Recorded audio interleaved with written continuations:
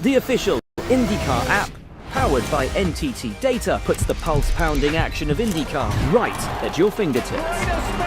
Never miss a lap with the latest news, highlights, and live race coverage. Track every move with real-time leaderboards, interactive maps, onboard cameras, and driver radio. Your all-access pass to every race, every moment, every day. Download the official IndyCar app now. We are racing! You're so focused on one thing. Win, win, win, win, win. It's kind of all coming together. There's been a lot of tough moments. Newgarden upside down. You okay? Everyone thinks it's their year. It just simply wears on you. Wow! It is the hardest thing to win in IndyCar. Championship game is on. Road to the IndyCar Championship, streaming August 31st on Fox Nation. Sign up at foxnation.com. Alex Palou's season for the ages continues. Incredible! As he looks to move one step closer to matching the single-season wins record in Milwaukee. Sunday at 2 Eastern on Fox. Welcome to the fastest racing on Earth. Welcome back to the Milwaukee Mile. We had hoped to be able to bring you coverage of the Miller Lite 225, but now it and the Dayton Indy Lite Series have been postponed. But to get the exact update on what the thinking of officials has been and will be, let's send you down to pitside and Gary Gerald. Well, what has been a long, long day for the chief steward, Kirk Russell, has now arrived at a decision. Can you update us here? Well, as you can see, darkness is approaching. If we could have had a dry track right now, we could be racing. There's still a little precipitation. The temperature's gone down. The track is really too damp to have any racing today. So we've called the activities for today.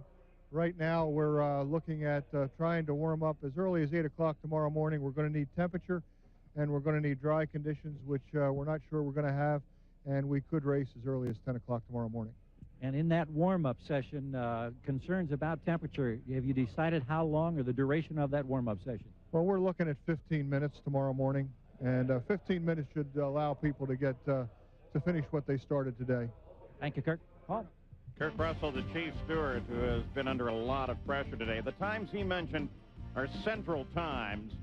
We will have coverage on ESPN2 of the Miller Lite 225 at 11 a.m. Eastern tomorrow. So join us then, and we will wait to hear also the schedule for the Indy Lights. So a long and very disappointing day, though the fans stuck it out to the absolute last minute. As a matter of fact, most of the drivers were hanging around the pit area as well. I think everybody hoping that they could get the race in today. Not to be, they have rescheduled it for Monday.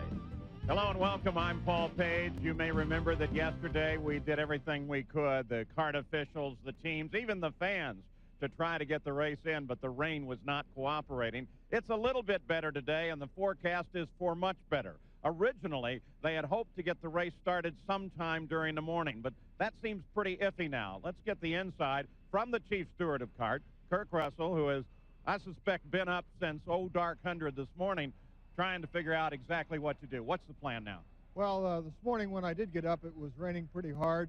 We had a pretty bright sky for a while. We've got some overcast now and some sprinkles, but we're still working on drying the racetrack. Our plan right now, if everything goes perfectly, would be to warm up at 11 to 11:15 and have a green flag at 12:05. And the warm-up is important because these cars need to be checked before they race. Well, yeah, we did check them under yellow flag conditions yesterday, but the track has changed considerably with all the moisture. All the rubber that was put down during practice and qualifying is gone, and drivers just didn't feel that they got a comfortable feel of the track yesterday under those conditions. All right, Kirk Russell, thanks for spending the time with us. I know you're real busy. He's got a lot of work to do. Well, the sun shines down on the historic Milwaukee Mile. We are ready for the Miller Lite 225, but again, we're going to have a slight delay. Not weather-related now. It's because Shinji Nakano had an incident with the wall. He lost it in 3, hit the wall in 4. They took him to the hospital here in the grounds, the medical center, but he has since been cleared to drive. As yet, though, we do not have a decision as to whether or not he will drive, though they brought the backup car to the pits. Jimmy Vasser only got 4 laps in the warm-up session just concluded. He had a fuel pressure problem. They took the car behind the wall. They worked on it. They have now decided they will start this race with the backup car. Paul Tracy, who qualified 6th, his crew diagnosed a throttle position sensor problem. They've got it changed. Looks like it's running okay now. So some of the practice speeds in this session, and remember, no one's necessarily trying to set the track on fire. They're just trying to make sure the car is ready. Has Mauricio Guzman as the quickest. And here is the way that they will line up based on qualifying with Juan Montoya, Toyota Power, on the pole. The question, of course, still will remain in the 10th row there, Shinji Nakano, and whether or not he will be able to start this race. The attraction of the Wisconsin State Fairgrounds is the 1 mile paved track. Green flag. And they're off. Look at White go! That's a lively one. Even automobile journalists admit that track racing of motor cars is dead. Milwaukee Journal, August 21st, 1905. 95 years later, these drivers proved that newspaper report wrong. For the 99th time in the 55th consecutive year, the Champ Cars battle on the Milwaukee Mile. 8 times the winner of the Indianapolis 500 went on to win the next race in Milwaukee. Today, Juan Montoya looks to add his name to that legendary list after he captured the 84th running of the Indy 500 a week ago. Milwaukee is home to some of the most competitive wheel-to-wheel racing. It's fast, it's flat, it's furious. Paved with history, the Milwaukee Mile is ready for the new millennium.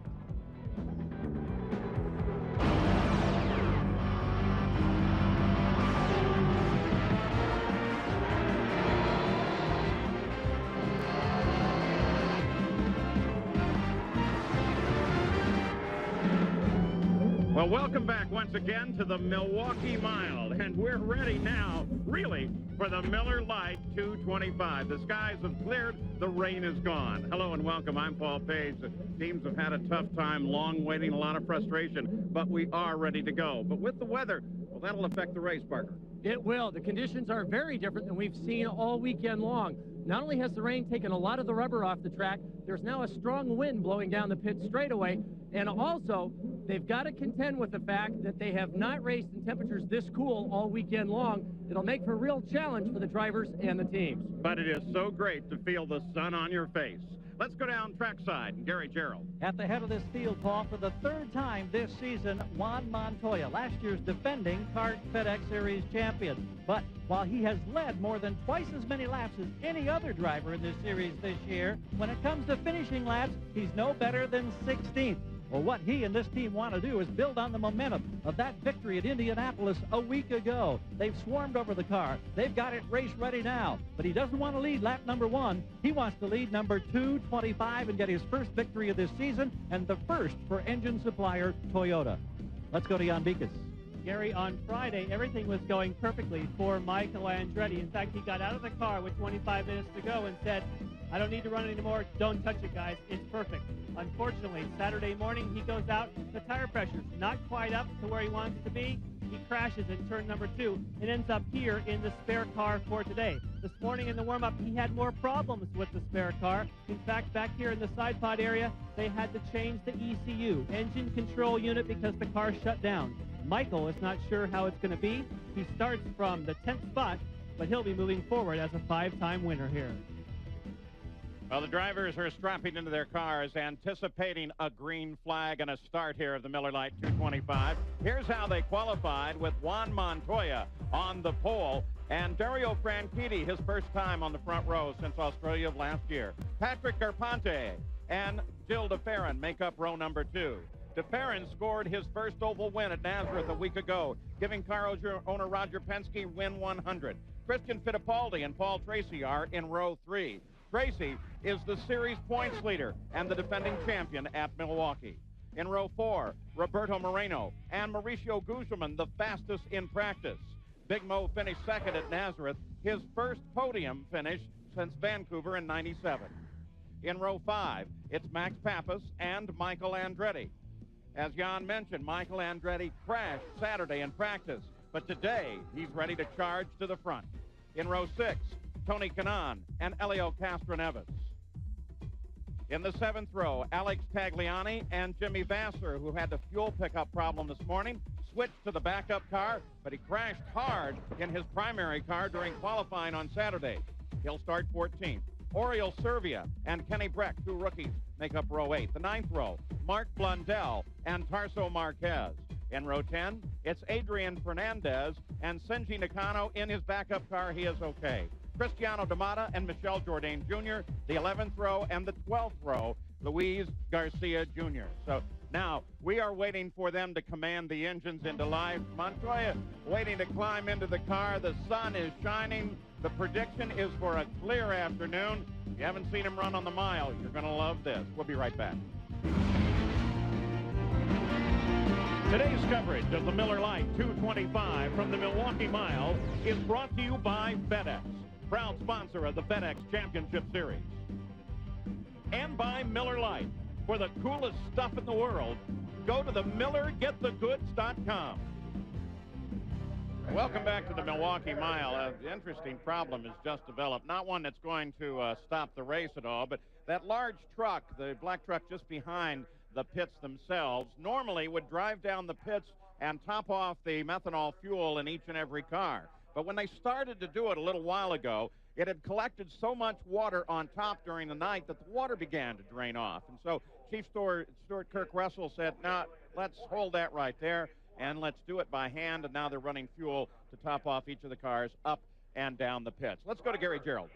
This has been a nightmarish type weekend for Jimmy Vasser, the teammate to Juan Montoya, who enjoyed such spectacular success, of course, in winning the Indy 500. Jimmy had a qualifying accident that really seriously damaged his primary car on Saturday afternoon. It also resulted in only 1 lap for time. He's going to be at mid-pack starting 14th. But in the warm-up session, he got only 3 laps in the car. They had a fuel pressure type problem. Had them take the car quickly back to the paddock, and a decision was then made as they brought it out. He got 1 lap at the checkered flag. It wasn't working right. The decision was made to go to the 1 remaining backup car, which is the backup car for his teammate Montoya. Vasser has not sat in this car this weekend. They've adjusted the pedals. They've got Jimmy's seat in it. They've got the number 12 now on it instead of the 1X. But Vasser is going to go out here and start this race without having run a lap in this car, and he's going to have to do it in the middle of the pack. It's a big load for Jimmy Vasser, and keep in mind one other thing. He didn't get the test here because of the practice time that was needed at Indianapolis. He got a lot of work ahead of him today. Jan? Shinji Nakano had an accident in this morning's warm-up, and thankfully he is okay. He has been to the medical center. They checked him out. I had a quick word with him before he got into this car, which is his backup car, and he said, unfortunately, it was cold. My tires were not up to temperature, and I got into the wall. But otherwise, I'm feeling okay. The Walker team has this car ready, and he's obviously going to be a bit tentative on the start, but at least he's able to go out and run. And that's good news for the Walker team. Yesterday, the crowd stayed here right through the final announcement. And then this morning, Monday, in Milwaukee, they came right back. We've got a healthy crowd here today, considering the 1-day delay. We'll be back right after this. In our first Toyota Spotlight from Milwaukee, we want to remind you that starts have been a problem this year. At Rio, Oriole Servia got in trouble. That wouldn't be the first time for Oriole. At Japan, right on the start, look up, top of the screen, caught the wall good as the green flag came out. And then a week ago, Nazareth, Pennsylvania, as they were starting, Cristiano D'Amata and Dario Franchitti. Dario spun, Cristiano went for cover. Cristiano was able to continue, but Dario Franchitti backed it into the wall, and his day was over. Well, there's Oriole Servia, Lite's champion, but a rookie in this series, and I'm sure he's given some serious thought to the start of this race. His teammate, Cristiano D'Amata, the sun shining down on the track. It's been shining some time now. That's going to change some things. Well, it's been good for the drivers because with this delay, the track temperature is coming up, so is the outside ambient temperature. They'll still have to contend with a green track with the rain that we've had for the last day and a half. There will be a lot of drivers complaining of chassis ills until they're able to make adjustments at that first round of pit stops. As the ceremonies now begin down trackside, and we're counting down to the start of this race. It's been a count that started over 24 hours ago. But these teams are ready to go racing, and I can tell you, I can't wait to get this race underway. We'll be back right after this.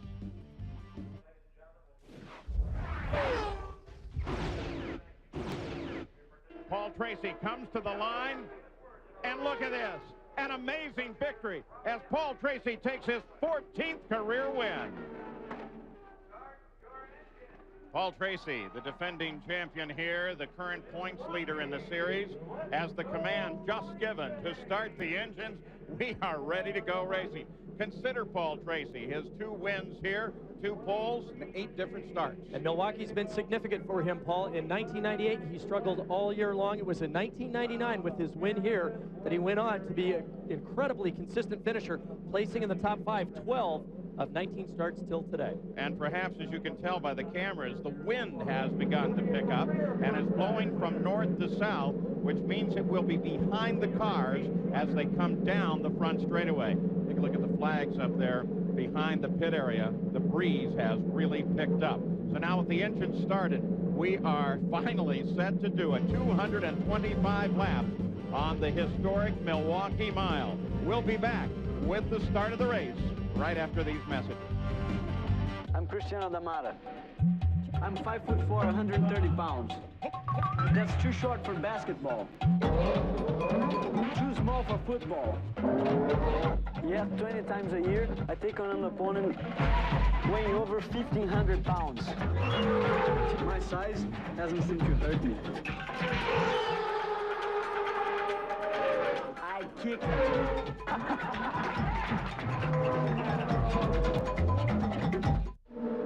Back with the Kart FedEx Championship Series, the Miller Lite 225. You look down from over the Milwaukee Mile from the Honda Helicam. The cars have started their engine, pulled out of the pits. We want to give you the full race analysis, which is the 225 laps here. The track now measures slightly more than a mile, and they expect speeds up near 194, 195 miles an hour. We've got some onboard cameras for you to help cover this field. Mark Blundell, he starts back in the field. There's Jimmy Vasser's onboard camera. They got it changed very quickly. Kudos to the camera crew for doing that. Now, Gary Gerald had a couple of things happen since the engine started. Yeah, for Juan Montoya, he was delayed getting started. Stahl got him back powered up, no problem. He's on the track. But in the warm-up less than an hour ago, Paul, he was not happy with the handling, and they had been experimenting this weekend. But during the break, while they were getting the final setup on the car, they totally rebuilt the front wing configuration. I asked Bill Pappas, I says, is this a gamble? He says, no, it's just something that we're more comfortable with, that we've been basically running throughout the season. So Montoya with a different setup than he had in the warm-up less than an hour ago to pace the field. Let's go to Jan. Well, Gary, for Paul Tracy, he had a similar situation to Michael Andretti, but of course he has a Honda power plan, and that is that he went out in the warm-up and said, guys, it just won't run. The engineers from Honda looked at it and they tracked it down to a sensor. They were able to change that sensor, and now it appears as though Paul Tracy's going to have all the power that he needs. And as the defending champ, Paul Tracy, one of those guys that you would think would be moving towards the front. Something to consider is that 6 times in the last 7 years, the pole winner has led the first lap. Rhonda Trammell, who you'll see racing in the Barber Dodge Series, is in the pace car, bringing the field around. The front row is on the backstretch going into turn 3. Rest of the field beginning to alignment, picking up well in the front rows. There they are. Juan Montoya is on the pole. Remember, his car and Jimmy Vasser's will appear a little more similar this race because of the last-minute change. Green flag, here we go. Clean start to this point. They head for turn 1 through 1 and 2. Oh, somebody got way high coming off of 1. Everything's still okay, seems to be Michael. Montoya down the backstretch. Franchitti drops in behind him. Carpentier battles.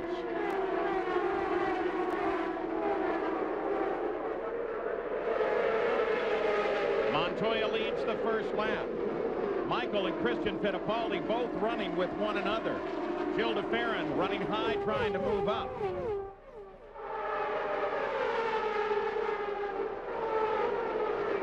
Boy, some good moves on the start for Gilles de Ferran. Now look at Michael Andretti, moved from 10th to 7th. That opening lap and a half. Now looking down the inside of Paul Tracy.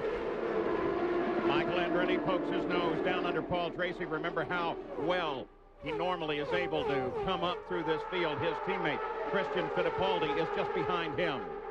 It's Montoya, Franchitti, Carpentier, and Gilles de Ferran at the front, with Gilles making a great start. You'll see Michael Andretti all day long go down the inside of turn number 1. He drives a much closer line to the inside than anybody else in the field. Gives him an advantage and carry a little bit more speed. He's in a little cleaner air, but then he's got to slow down a little bit mid-corner. Sometimes hurts him coming off the exit. Well, any apprehensions for the start are gone. They made a nice clean start. Came down nicely aligned, in fact.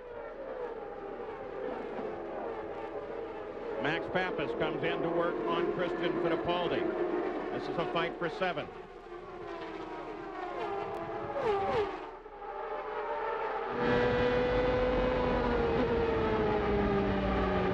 guess you can say that Max has Christian in his sights. Love it when they have that antenna, one of the transmission for voice communications. Of course, there are several on the car now, including not only voice, but data communications and the telemetry. Behind Max Pappas is Mauricio Guzman, who finished 2nd a week ago at Nazareth and was the fastest in the morning warm-up, though no one was really trying to go as fast as they could. They just want to make sure that the brakes in the car were working and nothing was leaking. Back at the front, there is Montoya. Franchitti is 7/10ths back. In the front 5, nothing changes. Montoya, Franchitti, Carpentier, DeFerrin, and Tracy.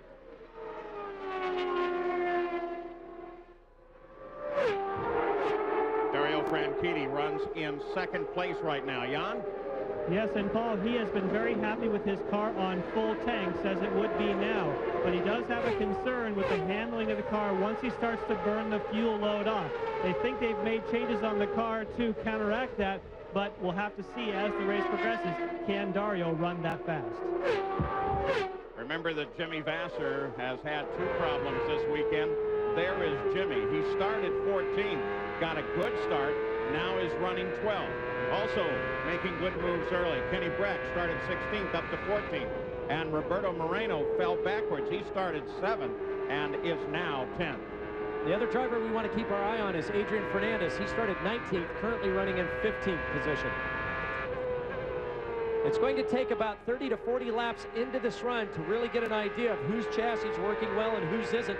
Jan mentioned that Dario's car was working well on full tanks. You've got to remember, 35 gallons of methanol, it's about 240 pounds of weight. As they burn that fuel off, it raises the rear ride height, shifts the center of pressure forward. They also get some tire wear, especially from the rear tires, to make these cars go from a benign understeer to a neutral handling car to a vicious oversteering car in just a few laps once they get to that critical fuel level. Kenny Breck chasing Tony Kanaan and Jimmy Vasser.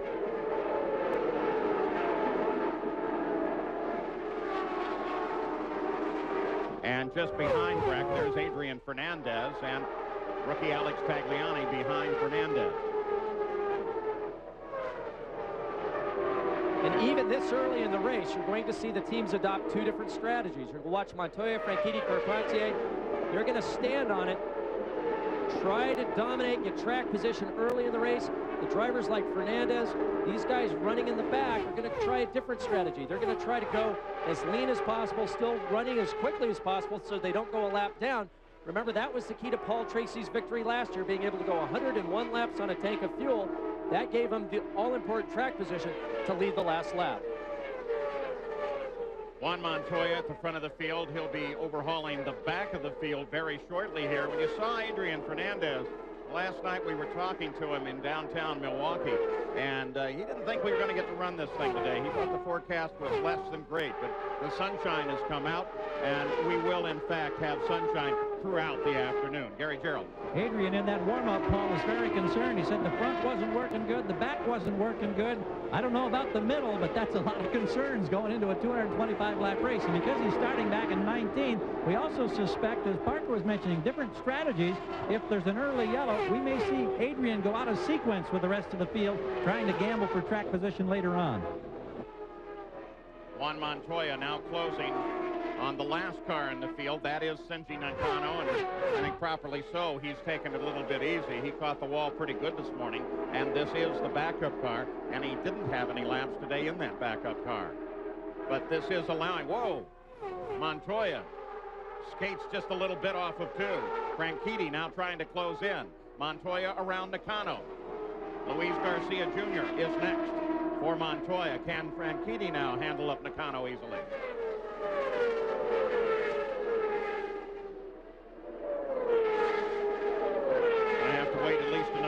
corners. Franchitti may be able to move on him on the backstretch. Remember, this year they're running a different downforce configuration than they did last year. Last year they ran the Superspeedway wings, which produced about 3,000 pounds at their top speed. This year, with the Hanford Mark II device and the front wings. Here's a move by Carpentier as he takes a hard look inside of Franchitti. This year they're up to 3,500 pounds, and Paul, the concern is last year with the smaller wings, the braking area was extended. They were going from higher speed to lower speed. This year they're afraid it's shortened that braking area up, which means the only opportunity that you'll get is on the outside of the corner if you get a better run down the straightaway on the entry, or just a last-minute dive bomb down the inside. Franchitti is trying to figure out his way around Shinji Nakano, 23rd in the field. Franchitti currently second. And that's allowed Carpentier to close, and at the same time is allowing Montoya to get away. Now as they come onto the straightaway, you look up track there, Gilles de Ferran is also closing in. So second place, third place, fourth place, all bottling up now behind Shinji Nakano.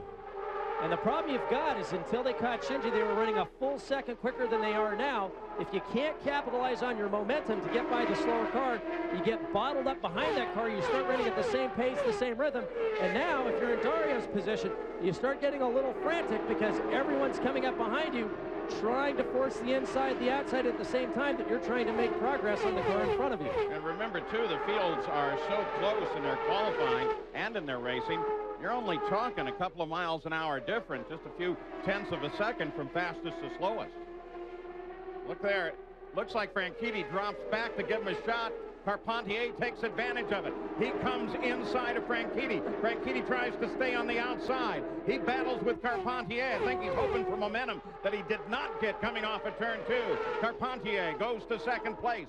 Franchitti drops back to third. De Ferran closes in. Right behind De Ferran now is Paul Tracy. And this is exactly what Montoya wants. He's been picking up about 7/10 of a second while they've been stuck behind Shinji.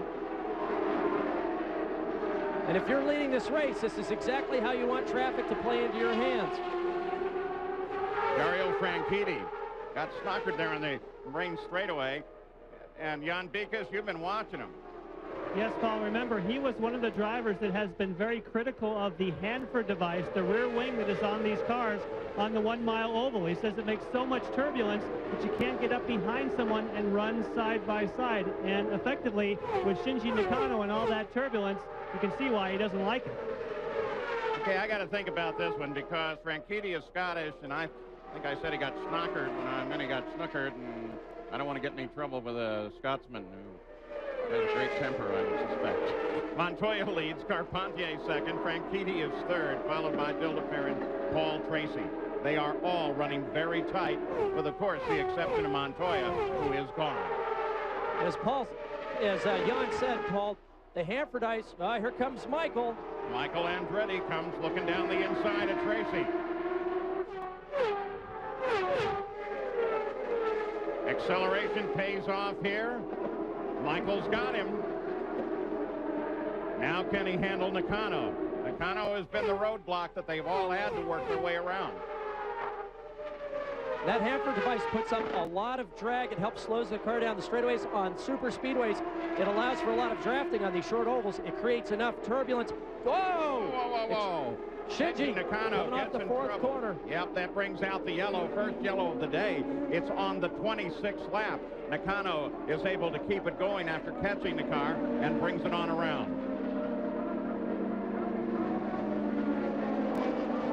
So Nakano, watch him up there, the blue and white car. Loses it right on the exit of the corner. He just sort of pitched the wheel down on the exit, and he was very, very fortunate there that he was able to get it straightened out and keep it from spinning towards the inside pit wall.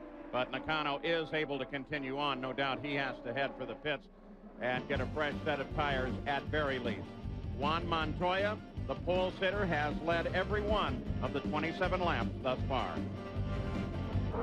Well, back on the Milwaukee Mile, we are still under yellow. Shinji Nakano spun, didn't touch anything coming off the 4, but a number of cars did decide to split the strategy and head into the pits. Montoya this season, laps completed, laps led. but as yet to convert any of those into a Kart FedEx Series win. Now, we had some of the cars into the pits and stops, and that will split the way the whole fuel strategy plays out in the race. They have plenty of fuel, but when and how they take it in, that's a whole different situation. That's exactly right, Paul. I mean, sometimes karts criticize.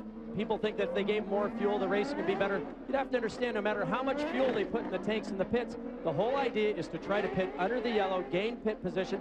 The less fuel you use, the less they have to put in the cars, the quicker the pit stop, the more you gain in the pit. So overall, you're always going to have those two strategies, going for broke and trying to extend it as far as possible, no matter how much fuel is available in the pit lane. All in all, 9 different cars came in to the pits, and in many cases, the teams split off. Like Jimmy Vasser came in, Montoya stayed out, Breck came in, Pappas stayed out. They did that also with Andretti. Ready to go green once again. Montoya acknowledges the green flag. They're back up to racing speed. Carpentier follows in second. Here comes Christian Fittipaldi battling with Paul Tracy.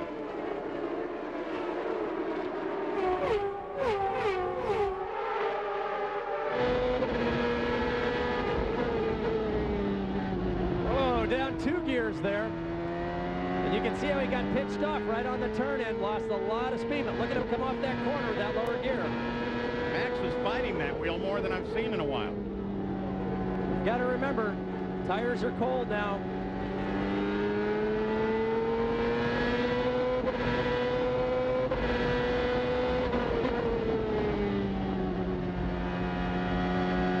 Shows you how green the track is. All weekend long, the drivers ran in 1 gear, just in top gear. But now with the reduced cornering speeds, the reduced race pace, with the increased fuel loads and these fresh tires, they're having to go down 1 or 2 gears. We've had a lot of testing accidents in the last couple of years with drivers downshifting on the ovals. Toyota, Ford, Honda, front 3 at the field. Montoya, Carpentier, Dario Franchitti.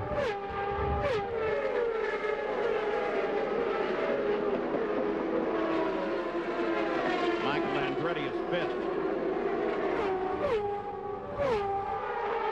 Those first fuel stops by 9 cars in the field were made on the 28th lap.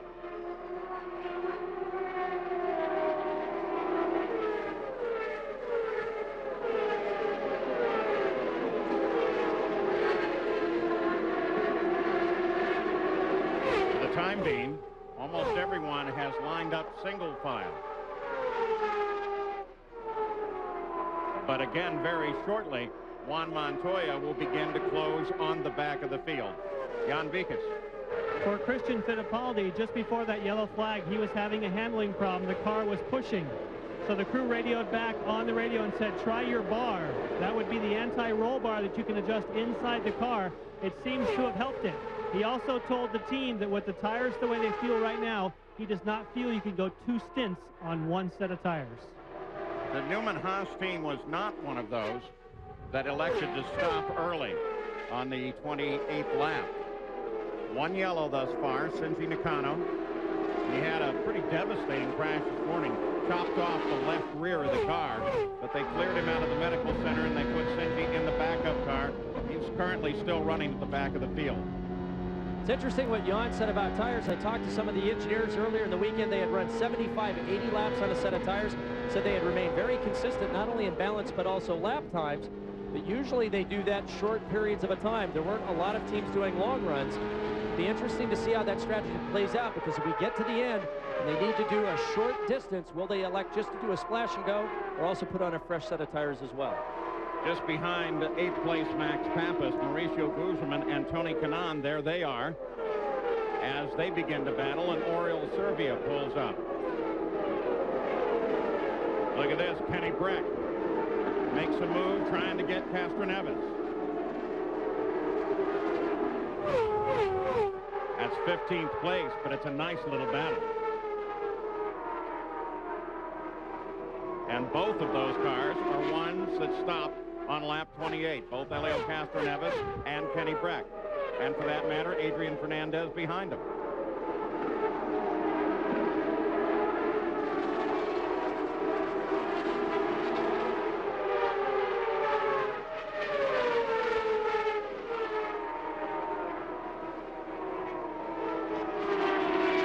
go to 14th place, Jimmy Vasser. Made good moves early.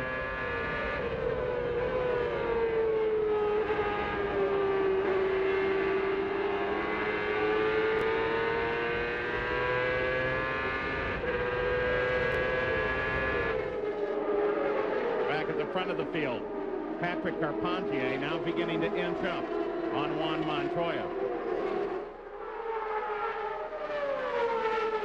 Carpentier is the track record holder here at 185 miles an hour, but that's since the alterations to the car to slow them down.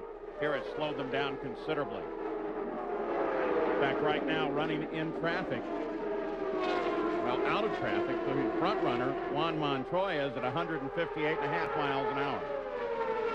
Well, we started to talk about it a little bit earlier when Carpentier set that track record. They were running about 4,000 pounds of downforce, did about a 22nd lap. Last year, they went to the Superspeedway wings and brought the downforce back to 3,000 pounds. This year, they're at 3,500 pounds. They're about a second slower than Carpentier's record lap back in 1998 in qualifying. Gilles de Ferran quickest last time around. Of course, a lot of that owes to traffic. Part of the traffic was Nakano, but this time the leaders were able to get past Nakano quite easily. Montoya, Carpentier, there's Dario Franchitti. Montoya quickest once he got around Shinji Nakano. Look at that down there. Tony Kanaan second quick on that lap. And a lot of that owes to traffic. It is such a short track.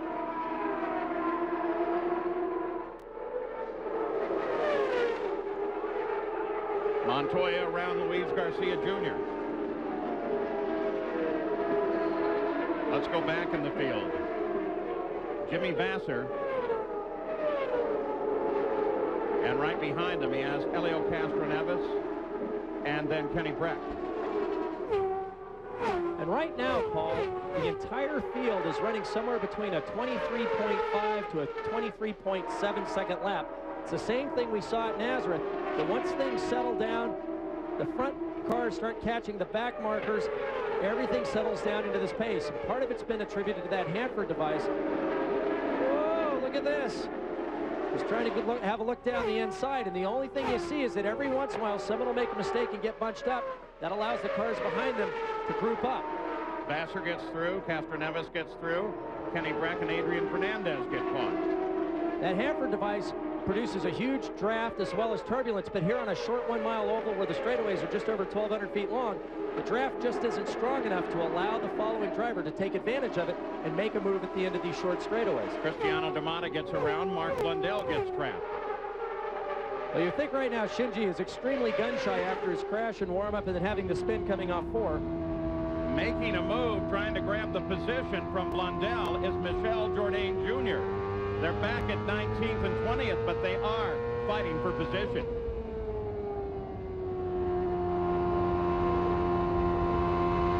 On board the Mercedes-powered machine of Mark Blundell. And you notice riding with Mark, he's not shifting at all versus Max that we saw a little earlier, who was going down 2 gears coming into turn 3.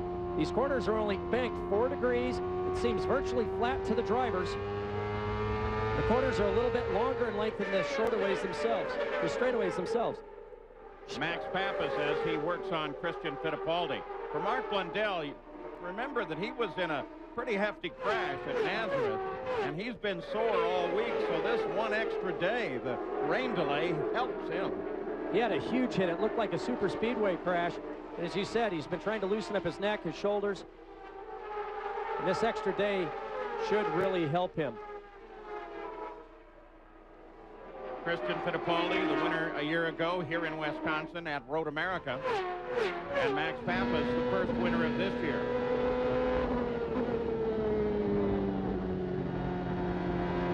"52 laps are complete. The leader is doing 156.5 miles an hour as a lap average. Montoya is followed by Patrick Carpentier, Dario Franchitti, Gilles de Ferran, and Michael Andretti is in fifth. 9 cars made the first round of stops already on the 28th lap. It's Toyota, Ford, Honda, the top 4. The Miller Lite 225 with 52 laps now complete. And Juan Montoya on the pole has led every one of those laps. And just a few laps ago, Montoya was 1.7 seconds ahead of Carpentier. Patrick has brought that down to just over a half a second now. He's closing. Looks like his car's working extremely well, especially on the entrance of turns 1 and 3. On the 28th lap, these are the cars that pitted. So they are now out of sequence with the front of the field. And the game is a play. 60 laps complete now. Not that much longer until the rest of the field should stop. Well, we saw the cars get extremely good fuel mileage at Nazareth, but we're thinking somewhere around lap 80. Of course, it's been extended now with the yellow flag, maybe as late as 85 to 90. These cars will start coming in. We'll get a better idea of what kind of mileage they're getting around Milwaukee. It is often said that when they go to yellow, they make a lot of mileage. It's not really that much of an increase, is it? The engines are essentially efficient at any speed.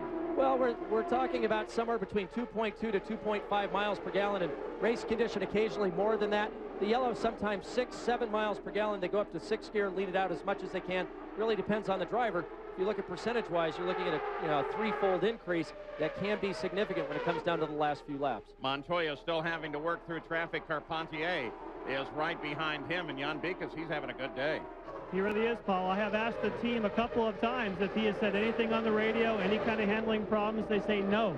They expect to make no changes during the pit stop. He's very happy. And considering that the conditions here have changed a lot since once they practiced, obviously they picked a pretty good setup. Well, Patrick Carpentier is going to be in the position of closing on the leader while the leader is closing on Carpentier's teammate, Alex Tagliani. He's just ahead as they come onto the front stretch, and Gary Gerald's watching tag. Interesting observation here. Tagliani's crew has told him that the leaders are getting out of turn 4 quicker than he is. They've suggested to the rookie driver Tagliani that he go up a little bit closer to the wall, take a higher line to go faster. Maybe, Parker, you can relate to what it's like on a flat track like Milwaukee to take it out closer to the wall and alter your driving style at mid-race. Well, and the big problem you've got coming off that 3rd and 4th corner, Gary, is that it's very difficult to get any visual references. Going down into 1 and 2, you've got the line that delineates the pit out. It's almost a classic road race, late apex around the corner. But here, coming into 3, all you see is white wall all the way around the outside, and there's nothing really to guide you out to the fence. During practice, it was really only Andretti and Kenny Breck that was using all of the road all of the time. And now, Paul and I were up here commenting, a lot of the guys are using like 6, 8 feet from the edge of the wall. Things happen so fast on the mile. Jill DeFerrin came up, closing on Franchitti. Now watch this. This is just 1 lap ago. At the time, Franchitti was in 2nd place. Look at DeFerrin come rocking it off that corner. He got a great exit coming off the corner, drafted up behind and tucked neatly down the inside of Dario. So battle for 3rd, changes the position.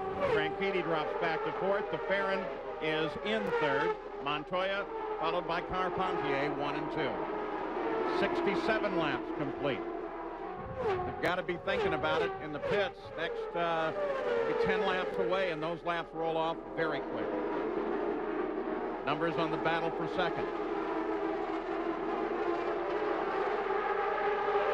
With that run that DeFerrin got to move around Franchitti and into 3rd. Look at him now close on Carpentier. And Carpentier's got to stay close enough behind Montoya that if he gets the right break in traffic, he can capitalize on the draft, on his momentum to get by. But now he's got another problem, and that's the closing Gilles DeFerrin. He's got one eye looking forward, the other eye looking back. You don't want to give Gilles any openings because he'll certainly take advantage of it. Gilles DeFerrin closes in now and definitely is on the rear wing of Patrick Carpentier. Remind you of who the team combinations are, while at the same time we show you how Gilles DeFerrin has been closing the leader through the past few laps. Jan Bikas. Shinji Nakano has been on pit road here for the last few laps. He said the car went extremely loose. Now they've gone to the backup car, or to the back of the car. It looks like they're going to make a spring change. That's something you don't see too often during a race.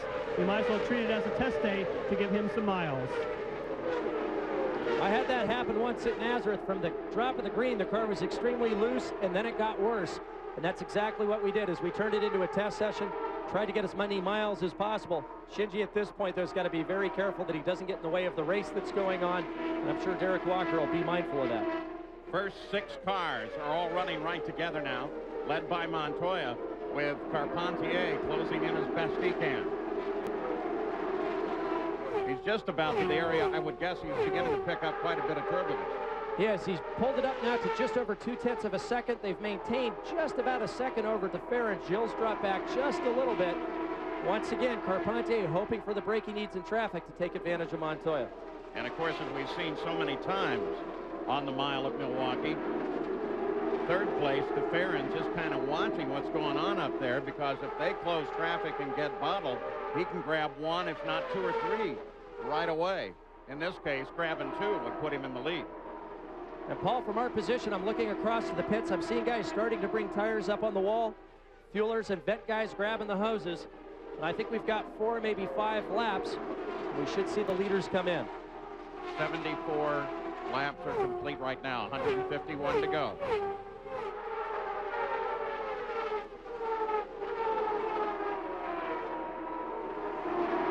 Carpentier now dropped back just a bit, but as you can see, there is traffic just ahead.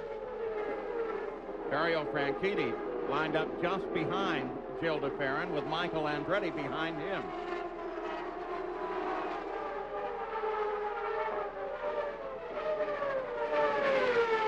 And Oriol Servia, who started 15th, is now 11th. He just got around Tony Kanaan. Now at the Penske team, they wait for Gilles de Ferran, who is on pit road. Jan? Yes, and this is a bit earlier than you would expect, but remember that big aggressive pass he made on Franchitti? Maybe he's been using the button and using more fuel when he's on the racetrack. I asked them, they said they did not expect to make any changes, so let's look closely and see if they do. Nothing on the front wing, waiting for fuel. He has to wait for Tony Kanaan, but about a 12.2 second stop for de Ferran. Oh, yeah, pitch it sideways coming out. De Ferran leaves the pits. Kanaan comes in, so does Michael Andretti. Michael, a change of 4, fuel going in. Haven't seen a touch of any of the aerodynamic surfaces, meaning they haven't changed the wings. And Michael Andretti heads back. Lap 78 for Michael.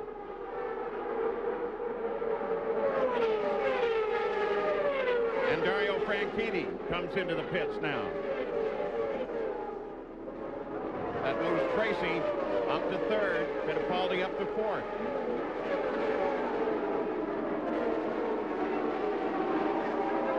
What should happen here is all of the front runners should just swap positions with those guys who stopped back on 28.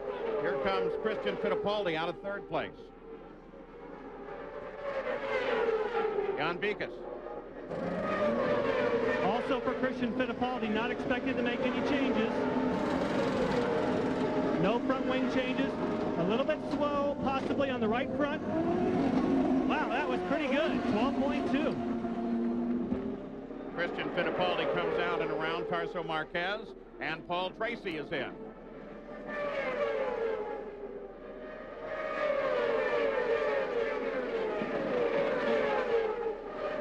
Routine for Tracy. Max Pappas comes in. Look at this. This is at the front of the field. Carpentier and Montoya. They keep at it. Neither one of them stop.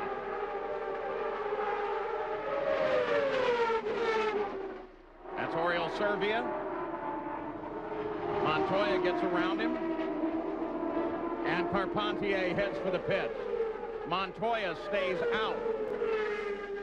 So Patrick Carpentier, who has been working hard on Montoya from 2nd place, heads for his pit. Jan? And he has a nice clear shot coming in here. That's what the drivers hope for. They don't like to have to weave around other people's tires. There's no one in front, no one behind. He's resetting the fuel meter on the steering wheel. Again, just waiting for fuel. Nice stop, 11.3 on my watch. So Carpentier comes back into the fight, but the leader, Montoya, you see his crew just started to lay out equipment for him, and This is telling us something about fuel mileage. The Toyota is going to go to at least the 84th lap. You know what's surprising, as you mentioned, Paul, we haven't seen any of the leaders make an aerodynamic adjustment to the front of their cars. Very, very surprising, considering the green condition of the track. So as the leader, Montoya, comes down in the pits, Gary Gerould waits for him. Paul, this series of pit stops that we've been watching is really something we haven't seen much of. These guys having to get green flag stops. At Nazareth, they were almost all under the yellow. Rob Hill on the right front is wearing a helmet cap. They're not expecting any aero changes. Tire changes are complete, waiting for the fuel. Clock ticking, 11 plus, 12 in a fraction for Montoya. Montoya is the last pit on the road, so he has a clear run onto the access road and then onto the track itself. And you can see Rob Hill, his right front tire guy, became a human wheel chalk there. I don't know if I'd do that. That's pretty amazing, though, because Juan Montoya was able to get significantly better mileage, almost 9 laps better than Gilles de Ferran, while leading the race. The best of that round of stops was Michael Andretti at 11.3 seconds. Montoya was in it at 12.1. So now with the stops occurring, here's your leader, Roberto Moreno, the 20 car out of the Patrick Racing stable. He was one of the cars that stopped earlier, so as we suggested, they will now have about almost a 40-lap advantage before they stop again. Unless, of course, the yellow flag comes out and then the game changes again. And, Paul, they are targeting lap 109 as a possible stopping point for Roberto Moreno. So the first 9 cars in the order now: Moreno, Vassar, Castroneves, Kenny Brack, Adrian Fernandez, Mark Blundell, Cristiano D'Amata, Michel Jourdain Jr., and Alex Tagliani. Those are the top 9. They are all the cars that pitted back on lap 28. Back at the Milwaukee Mile, the Miller Lite 225 on a day filled with sunshine, as you look down from the Honda Helicam as the battle between Jimmy Vassar, Elio Castroneves, Kenny Brack heads for turn 3. Now, we mentioned the differing strategies and how the first 9 cars all stopped on lap 28. Well, if you look down to 10th place, those are the cars that stopped later. And in that battle, Parker Andretti was the winner. He was a big winner within that group. He went from 5th place relatively to now leading Montoya. Although Montoya now is only 1.7 seconds behind him, so Montoya is closing the gap to Michael Andretti. Shinji Nakano's team pulls his car behind the wall. He is out of competition. Gary Gerould, let me ask you, the only team to stop both cars was the Patrick Racing team. They both stopped early. And that was a decision made by longtime veteran chief Jim McGee. McGee is just an absolute master, and he believes firmly, particularly on the mile ovals, if you've got an opportunity to pit under yellow, do it at that time. So on lap 28, he brought both Roberto Moreno and Adrian Fernandez in, even though they were separated by 9 positions or thereabouts at that time. We're expecting Moreno around lap 109. Fernandez, they've been tinkering with tire pressures. He's gone down about a half pound. He's reporting now that the car's not too bad. They may keep it there, but we expect that Moreno will be in that lead group to make the second pit stop of the day. And of course, this is already determined for them. It'll definitely be a 3-stop race. Well, Roberto Moreno had about a 5-second lead a few laps ago, and now has a 3-second lead, as again the leaders of the field are having to work their way past slower traffic. You saw Vassar come around, then Kenny Brack got bottled up. He got around. Now here comes Adrian Fernandez, Mark Blundell, and Cristiano D'Amata. It's going to play out to be an interesting strategy. I was just doing a little math here. If this stays green, those cars that are now currently leading will have to make 2 more stops. The cars that came in between lap 75 and 84, they only have to stop 1 more time if it remains green. That ride is with the Motorola Pac West car of Mark Blundell. Here is Roberto Moreno. And that's second place right there. That's Jimmy Vassar. There's third, Elio Castroneves. And he's followed by Kenny Brack. 100 laps complete. That used to be the halfway point here. But because that race got so short, The promoters decided that they would extend the distance to 225 laps.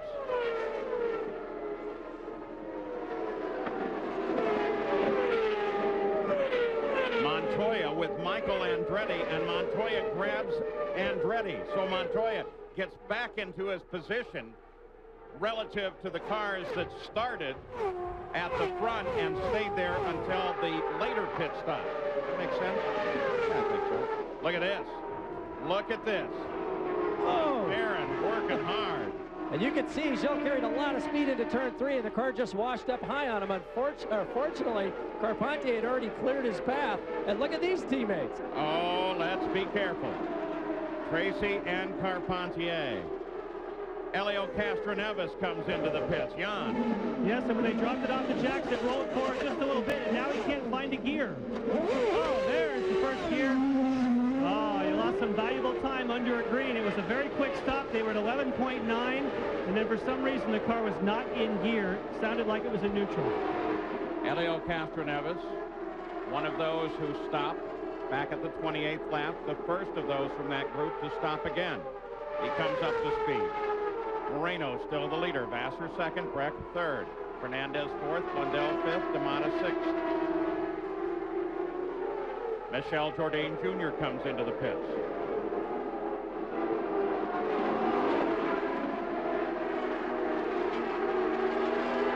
And now Jimmy Vassar slows on the front stretch and heads for the pit road.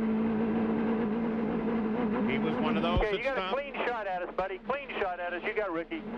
He stopped on lap 28, Gary Gerald. That was Tom Anderson, you heard, telling him he had a clean shot. Here comes Vassar. Remember what a job he's doing in a car that he hadn't sat in this weekend. Ricky is Ricky Davis on the right front.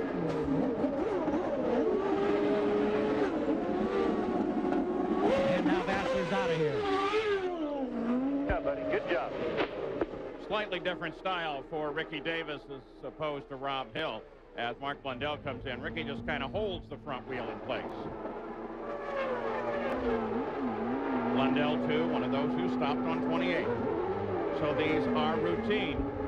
You just have 9 cars running out of sequence. And one of them is Roberto Moreno. But now he has, with those stops, Kenny Breck working right on the back end of his car, and Breck trying to move for the lead.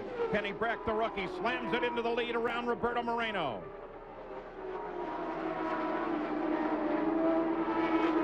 Adrian Fernandez, third place. Looking for second, takes it away from Moreno. So 2 passes on Roberto Moreno in just 1 lap. Kenny Breck had a disappointing qualifying. He was 5th overall in the combined practice. They just missed the balance on the qualifying run. And remember, he was so fast at Nazareth. He's been so quick on all the ovals. Roberto Moreno was the leader, fell to 3rd, now heads into the pits, and Gary. We watch along with Jim McGee, Pat Patrick, Ed Nathman, and the crew that's over the wall. Fire. Gary, there's a fire down here. Sorry, Gary. Alex Tagliani came in and started to pull away, and the fuel hose broke loose, and they're pouring water everywhere. Again, it's a methanol fire. You can't see the flames. Now we have the pit steward, Dennis Swan, saying the flames are out, no more water. They're trying to get him out of the car. And that is one of the safety aspects of methanol fuel. It does dissipate and dilute with water. Jan, you may not be able to see, but there appears to be one of the crew members down, now getting up. That was on a routine stop by Alex Tagliani. Jan Beek is right there, comes right on top of it, and will be able to get the full story as soon as they deal with the situation and make sure that everybody's okay. That puts some water out onto the pit road. Not enough to be a factor at this point. Kenny Breck, the leader, stays out. Adrian Fernandez, 2nd place in the pits. Gary? We talk about these drivers and the importance of hitting the marks. Adrian doing that. If you miss the marks, you may be too close to the wall, not enough room to work. If you're too far away, the fuel hose won't reach the car. That's why it's critical. Everything's routine for Adrian as he's gone. So there's the guy that stays out, Kenny Breck. Jan Beekes, now that it's calmed down a little, what happened? Well, a scary moment for Alex Tagliani. We saw the fire. What happened? Well, actually, I was on the clutch. I put it in first gear, and there's something's wrong because the car started to drag, and the fuel was still in the car. So that's why fuel came out, the hose came out, and the car started to burn. But everything is fine for me. So no burns for you. Any ill effects? Did you feel the heat? No, at no time. You know, the guys were pretty quick. Threw water on me, and I was out of the car. Well, guys, looks like everyone here is okay, thankfully. Thank you. Gary? And good news there. Kenny Breck getting service here, and this is taking longer than expected. Apparently has stalled. Something has gone wrong here. Now we hear the engine roar to life. We're partially screened, but it's just over a 20-second stop for Kenny Breck, who stayed out a very long time. Very costly when you're running the mile for Kenny Breck. Now, with all of the stops by the first 9, Montoya goes back into the lead, but because of his great pit stop when he was in and his good driving, Michael Andretti is in second place. Carpentier is in third. DeFerrin is fourth. Paul Tracy is fifth.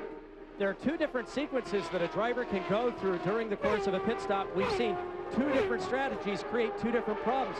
Castroneves came in, downshifted into neutral, make sure for a nice safe stop. He's up in the air. Generally, they won't grab first until the car is on the ground and they're just about ready to pull the fuel in the vent hose. Castroneves' problem is he couldn't find first gear. Tagliani, the other strategy, he leaves it in gear. The problem is the clutch can overheat and the car can start to creep.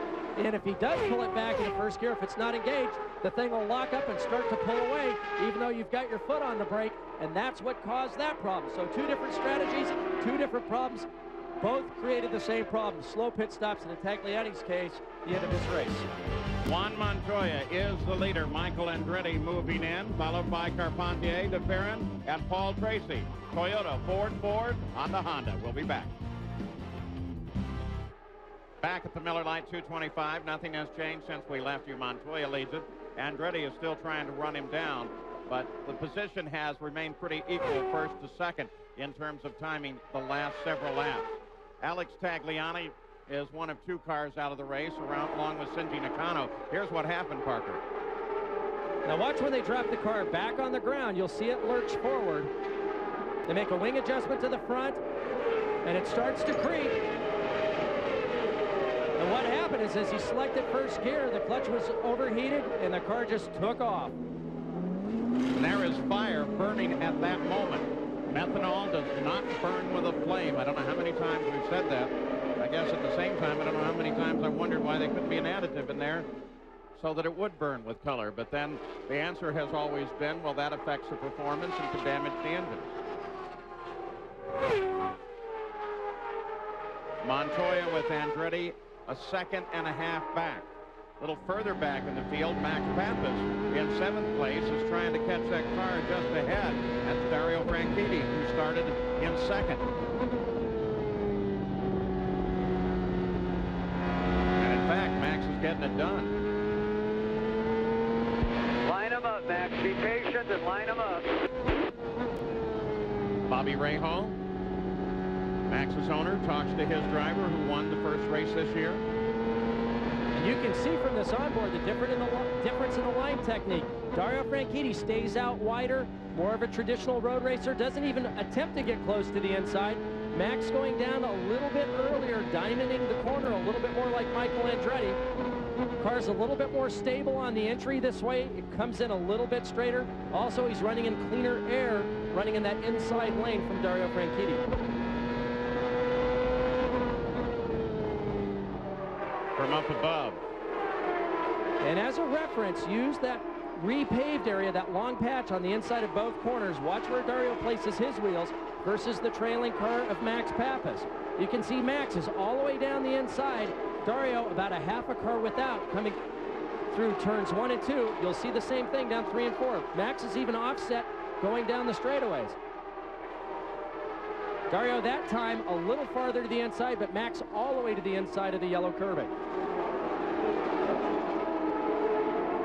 Further update now on the incident involving Alex Tagliani and the fire in the pits, Jan Beekes. Yes, Paul, I had said it appeared as though there were no injuries to the crew members. I just checked with team owner Jerry Forsythe, He said, in fact, that is the case, that everyone appears to be fine. And obviously that is great news. And I think it shows why the methanol fuel is used in this type of racing. And not only is it good news, but thanks for the confirmation, because the replay a little more frightening. We didn't see originally how bad the incident looked, and it's good to hear that everybody is okay. 133 complete. You're on board Max Pappas, Miller Lite car. Even though they repaved this track a number of years ago, it's starting to get bumpy again. As we rode along with Max, you could see there are several bumps down on the entry of turn 1, but it's coming off of turn 2. There's a large bump there that have caught a lot of drivers off guard over the years, and then another entry bump on the way into 3. In a fight for 10th, Oriol Servia now trying to hold off Adrian Fernandez. Right behind them is Tony Kanaan. These are the last 3 cars on the lead lap. Good run by Oriol Servia, last year's Indy Lights champion. Had problems with starts here the last few races. He got it right this last Nazareth race. Had a good run there, and he's running strong here again. Adrian Fernandez, one of our winners this year. Still looking for a repeat in that category. And even between these two drivers, Paul, you can see the difference in their lines. You can see Adrian going down earlier. He comes off the corner a little closer to the inside. Oriol, especially in the exit of turn 4, lets the steering out sooner, tries to use up a little bit more road, pick up the throttle probably a little sooner. Watch the difference as they come off the corner. Oriol out a bit wider, Adrian keeping a little bit more to the inside, looking for clean air. Juan Montoya picked up a point for taking the pole. He has now picked up another point in the championship for leading the most laps here.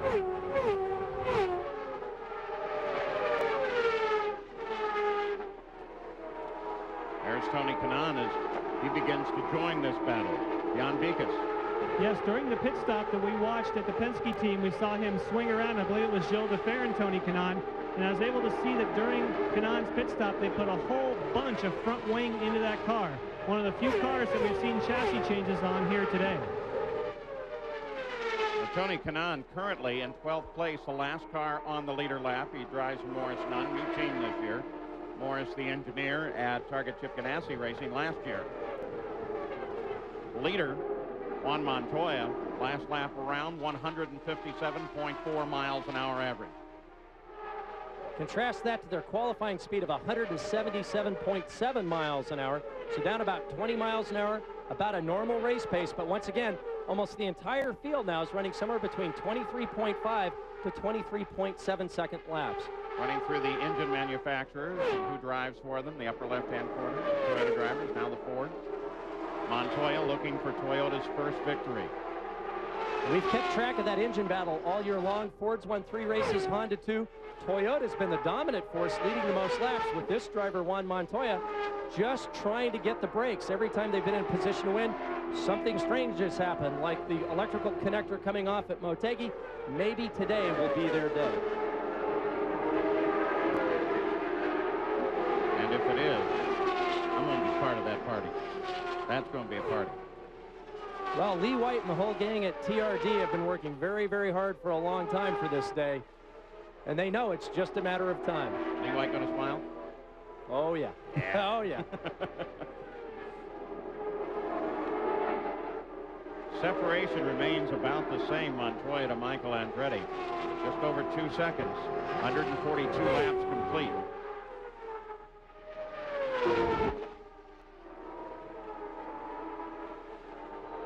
Carpentier runs in third. He's about 2 seconds back from Michael Andretti. You know, and as we watch Montoya, Paul, his car is so stable. Never moves over the bumps. It's not the usual aggressive driving style we see of Montoya. It looks like it's on railroad tracks as it comes off the second corner. Same thing through 3 and 4. The car is just very, very stable. Excellent chassis setup, and he's driving the car absolutely as consistently and as smoothly as he possibly can. And yet time and time again, you've heard people talk about how quick he is with his hands. Last year at St. Louis, Chip Ganassi gave me one of their computer telemetry tracings of his wheel position and his speed, and wheel slip as he just literally totally lost it in the second turn at St. Louis. He turned it full lock one side, full lock the other side, but the amazing thing was he caught it and he never lifted on the throttle. Just amazing. He's got that perfect blend of intelligence, skill, bravery, all the things that you want in a driver. And Ganassi, with their equipment, have given him confidence. And he came here confident, but certainly that's developed now to a new level. So he doesn't think he can do anything wrong. He knows he's got the crew and the equipment behind him to get races won and championships won. And that's the perfect combination that you're looking for between a driver and a team. Parker, there's a lot of talk among the crews about the rear wing configuration, especially, and the configuration that they are in this year for running ovals, and a lot of talk about potential future change as we're watching Servi and Fernandez, that battle for 10th again with Tony Kanaan back there in 12th place. Well, once again, I mean, CART has done its best to try to reduce speeds while still maintaining good racing action from weekend to weekend on the varied sorts of circuits that the CART Championship Series runs on. It's very difficult to find that balance.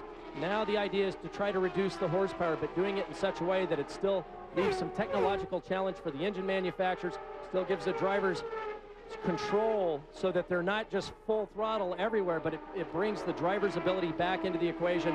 And there are some simple solutions, but I don't think any one solution is permanent. You've got to look at the big pictures between tires, chassis, and engine. And it's going to take more than just a few people on a weekend to come up with the right solution to that problem. Cup, you'll see mid-season changes, but the technology here is much different. It is, and that's what complicates the entire issue. All right, Jan Bikas, Michael Andretti, still about 2 seconds back from the leader. Yes, but he is going to be here on pit road in 2 to 3 laps. They have been telling him to turn the fuel up. It sounds to me like they have met their mileage where they want to be. Now they're telling him he can use more fuel. Shortly, he'll be making a pit stop. And if both Montoya and Andretti make green pit stops, that could be the deciding factor today. Michael Andretti due in. We don't know when Montoya is due in, but he went the furthest on his first stint of any cars. Now, including today, with apologies to the gang at Toyota because they are working hard at it. Here are the laps led and the wins. Toyota may be able to finally change that second column, and once again it just shows you how really competitive the entire series has become. Well, I don't think there are any apologies necessary. They've been extremely dominant. This is Lee White, who heads up that TRD group. The whole Toyota engine development group watches Montoya, their leader, and Michael has responded to an order to go ahead and run it hard because he just notched a couple of tenths, even though he is heading into the pit shortly. What you're really hoping, if you're one of the cars out of sequence, that as the leader's pit, that a yellow comes out sometime afterwards so you can regain track position on these guys. As predicted, Jan Bikas, here comes Michael. Yes, and they've been talking about that the car has been pushing. So look at the front of the car to see if they go for some front wing. I would imagine they might go for a half turn. That's a half turn on the front wing as expected. Just need the fuel. 12 flat for Michael Andretti, and after some of the pit problems they've had this year, that was a great one. Gilda Farron is in, now out. Tony Kanaan was in and out as well. They're now getting ready for Christian Fittipaldi. Montoya still is the leader. Of course, Carpentier came up to second with the stop by Michael. Tracy is third. Well, just a quick word regarding tire wear. Max Pappas has been told by Bobby Rahal that his tire wear is a little bit greater than they had expected, but he thinks everybody's having the same problem. We say that because as we look down into turn number 1, the angle of the sun, we can see a lot of marbles on the outside line. If you get anywhere off the line, you're getting into the marbles. And Paul Tracy, in fact, has radioed his crew saying he thinks that he picked some buildup from the marbles on his tires that could be impacting his handling. Jan? Cristiano D'Amata, Gary, has been in and out of pit road. He got 4 tires in fuel, and in 2 laps we expect to see Christian Fittipaldi here as well. D'Amata in and out in 12.5 seconds. That's measured, of course. Wheel stop to wheel start in the pits. Franchitti for his service. Again, this on schedule. we've talked about tire wear, where we just overheard Adrian Fernandez talking with his crew. They've been getting excellent tire wear. They're considering not making a tire change on their last stop. Remember, they're out of sequence. They're going to go at least 28 laps farther than these drivers who came in under green. As he leaves the pits, Dario Franchitti reaches up and pulls off one of the tearaways on his helmet to clear his vision. Montoya is still the leader, still out, 159 laps complete. Carpentier in second, 2.5 seconds back. Remember, Franchitti coming up to speed. And Christian Fittipaldi comes in. Jan? And he is pitted just past the break where Michael Andretti was. We give you a view from behind. And of course, the key here is once the tires are done, you'll go off the air jacks and just wait for the fuel and make sure, oh boy, that's a scary moment. My goodness, that fuel valve got loose and was flapping around. Does not appear as though there's any injuries. Boy, for Newman Haas, they must wonder what happens sometimes with these pit stops. Thankfully, no one looks injured, and it didn't seem to slow him down too much. The Action Center pits, Paul Tracy is in and out. So both of the Team Green cars have stopped. Max Pappas is also in. He was in fourth. Montoya remains out. I'm going to take you back and show you that. Christian Fittipaldi's pit is directly across from our broadcast booth. I looked up and saw the fuel nozzle pop out. Unfortunately, one of the Newman Haas guys reached up and caught it in midair. They'll drop it off the jacks. You can see the fueler looking for the signal.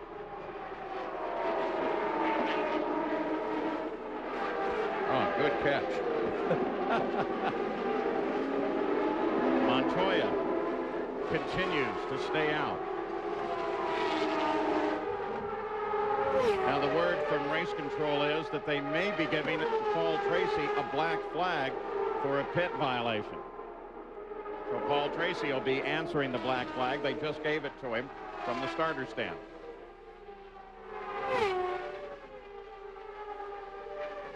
Jan Beekes, an update on Christian Fittipaldi.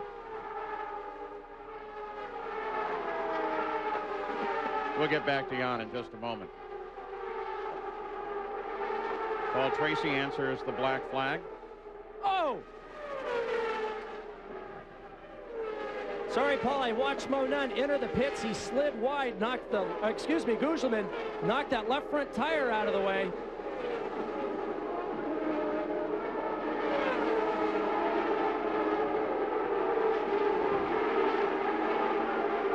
But pulls away without further incident.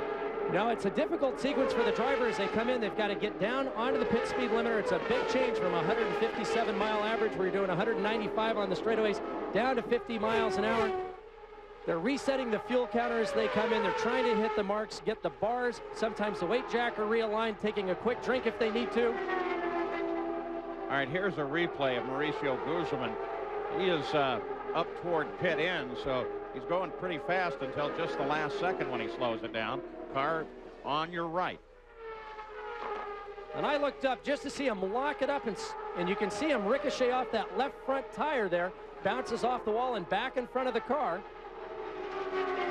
Finally, Patrick Carpentier comes out of second place and into the pits. Oriol Servia got high coming off the corner. There's your leader, Montoya. Patrick Carpentier. Away routine stop for Carpentier. Jan Beekes. Yes, Paul, sorry about that earlier, but I can tell you that for Christian Fittipaldi, it was a similar situation to what happened to Alex Tagliani. When he put it into gear, the car just jumped a little bit forward. When you have the revs up and you put it in gear, even though the clutch is in, it just rotated just a few inches. What that does is that gets the crew members off balance, and that's why they had difficulty with the pit equipment. Thankfully for Christian Fittipaldi, it didn't turn out to be a full-fledged fire like happened with Tagliani. Watching Oriol Servia, take a look at that. That's what happened a couple laps ago.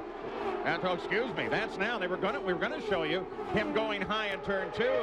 We said that tape was coming. Look at that. Unbelievable. Twice now he's gotten up there. Montoya now heading on the pit road. Gary Gerald? Exceptional fuel mileage. This is the best mileage, I would think, by far that this team has gotten this year. It has been a flawless ride thus far from Montoya. Watching Rob Hill, and again, no aero changes whatsoever. They totally rebuilt the front wing assembly before the start of this competition. After the warm-up, it has paid off handsomely. A 12.1 stop, and he's back on the track. Serbia, he's got all kinds of trouble out there. You saw the one situation live. We were just getting ready to show you this tape of 2 laps before that when he got up very close to the wall. Well, that was a nice catch. He got off the racing line, and then Cristiano D'Amata came up, and the same thing happened all over again, as though he's got a tire going down or some other significant problem. So Adrian Fernandez now picks up the lead of the race, followed by Jimmy Vasser. Montoya came out of the pits and into third. 172 laps are now complete. Back at the Milwaukee Mile, the Miller Lite 225. Adrian Fernandez, now the leader. Again, we have 2 different strategies, and Jim McGee, the manager for Patrick Racing, decided to stop both of their cars on the 28th lap, and that process has managed to give them the lead at this point. Vasser is second. His teammate Juan Montoya is third. But on his last stop, which was intended to be a time stop, Parker, there was a hesitation. There was. They only have 55 laps to go, so they don't need a full tank of fuel. Montoya comes in on the marks. You'll see Rob change this right front tire. Then watch when he looks up at the fueler. The fueler pulls, but it's the vent man that has a problem here, trying to get out. He's trying to pull him away. He can't get the lollipop for the air jack out of the way. 12.1 seconds isn't a bad stop, except they lost a couple of seconds on that, not having to take on a full load of fuel. Well, if it's a timed stop, you'd expect a full load to go in about 9 seconds this late in the race, so maybe they lost 3, as many as 4 seconds. Fernandez, easily the leader. 8 seconds back is Jimmy Vasser in second place. Elio Castroneves comes in.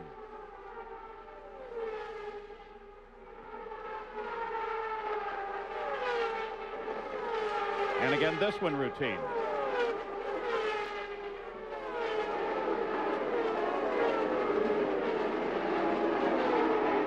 And we've shown you a couple of problems that Oriol Servia's had. He just went by at speed as Castroneves was pulling up to speed in the pits. Oh, somebody's white-walled.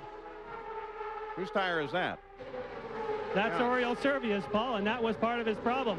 He got forced high by Michael Andretti on the racetrack. You can see the white paint from the wall, and that is damaged. Now, the same is true with the rear tire, but if we come over here, take a look. This is what happens if you get offline and you get into the marbles. This is all the spare rubber that was left on the racetrack. That's why when you get in the marbles, you're in big-time trouble. So a pretty nifty piece of driving, really, for Oriol Servia to keep it from a full-bore crash. Jimmy Vasser has made his stop. When he stopped, he was in second place, and that will bring Montoya up into second place behind this man, Adrian Fernandez. But Montoya is 12 seconds behind the leader. We really haven't had a problem with the marbles all year long. Paul Tracy's complained about it a few times already on the radio. The surface temperature of these tires, when they come in and check them, is about 185 degrees, and if you get off where this very soft rubber has rolled off the tires up off the racing line, it adheres to the tires. All of a sudden, the car feels like it's gotten in gravel or light snow conditions, and at 180 miles an hour, you don't want to do that. Tarso Marquez into the wall. The yellow comes out on the 183rd lap. He is over in turn 2. So what that will do, the fuel, for the most part, its strategy is completely played now, and Montoya will close up behind Fernandez as the rest of the field bunches up behind the pace car.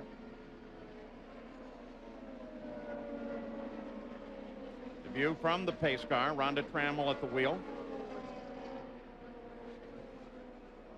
Adrian Fernandez is going to take advantage of this. He will come in and make his final fuel stop under the yellow. Well, what we'll see is those cars that pitted originally on lap 28 under that first yellow will now have to come in. They can't make it to lap 225, which means the drivers that came in under green during the first round of normally scheduled stops will then reassume their position at the front.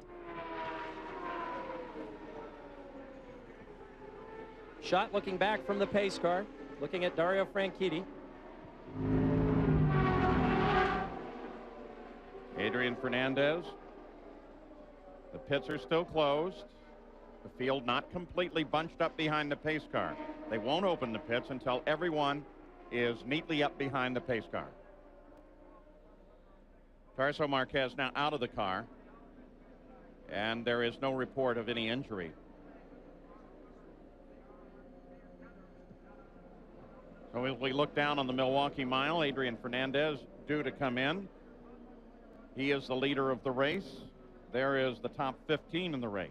Montoya will take over the lead. This was helpful in a way for both Fernandez and Montoya. While Fernandez will lose track position, he will make up the fuel that he would have lost under a green flag stop otherwise, and Montoya will move into the lead once again.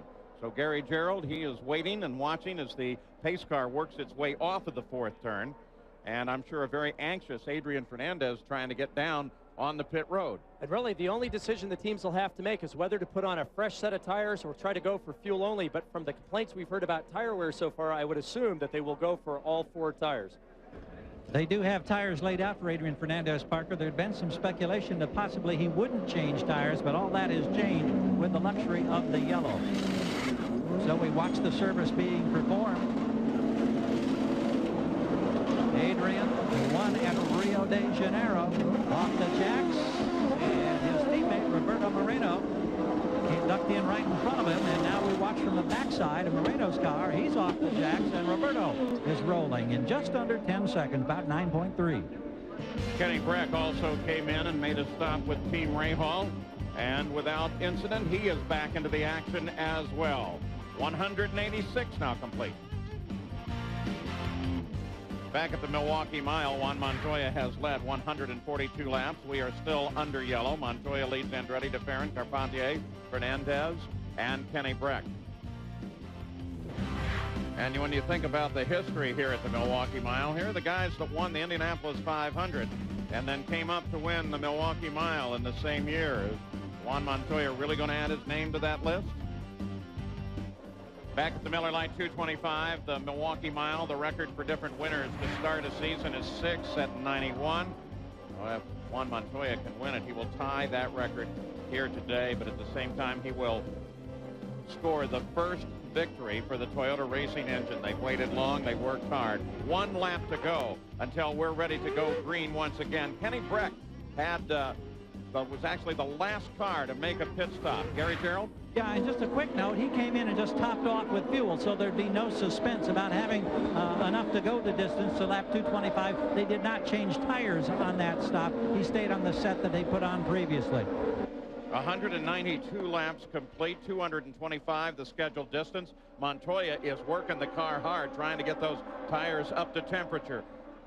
Parker, the entire fuel strategy is gone. There is 1 car separating first and second. Mauricio Guzman is down 1 lap. Michael Andretti is in second place just behind Guzman. Everybody's up to full power now, Paul. It's just a sprint to the end.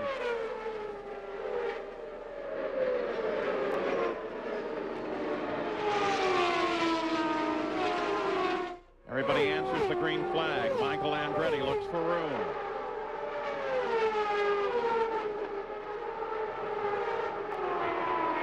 Carpentier moves as well.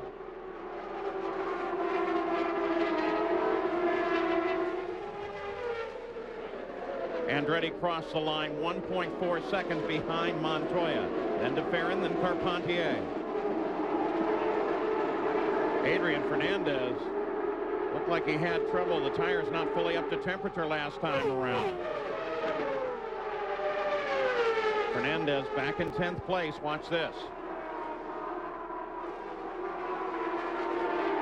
He's out of the groove up high. He's able to collect it, keep it off the fence, get it back up to speed, coming off the second corner. And loses 5 places in doing so. Back at the front, Montoya and Andretti continue to battle. Fernandez, that was very costly for him.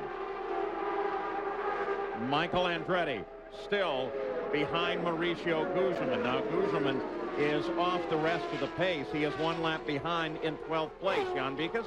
Yes, and they have called Michael on the radio and says you do not need to use the overtake button. In other words, they're already full rich. Doesn't do you any good to press the button on the steering wheel. They also told him, be sure you have your weight jacker where you want it to be, meaning that put the handling at the go fast setting and let's go for it. Kenny Breck, Roberto Moreno. They battle for 5th place. Moreno led early, so did Kenny Breck. Moreno for 23 laps, Breck for 7. Moreno's got a very quick car here. If he can run that close to Kenny Breck, he just has to come off the corner a little bit quicker, try to duck it, and then outbrake him at the end of this short straight. That's Dario Franchitti closing in just behind him. And Franchitti is part of that battle. Max Pappas closing as well. So now it's a battle of 5th back through 10th. On board with Max Pappas, 8th place. Nothing changes at the front.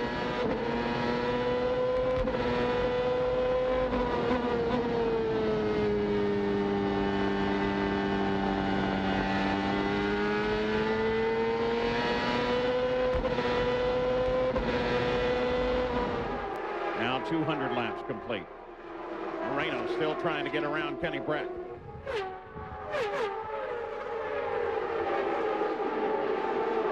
Franchitti closes in. Fernandez now trying to catch up to Max Pappas just behind him. There's Fernandez working hard on Pappas.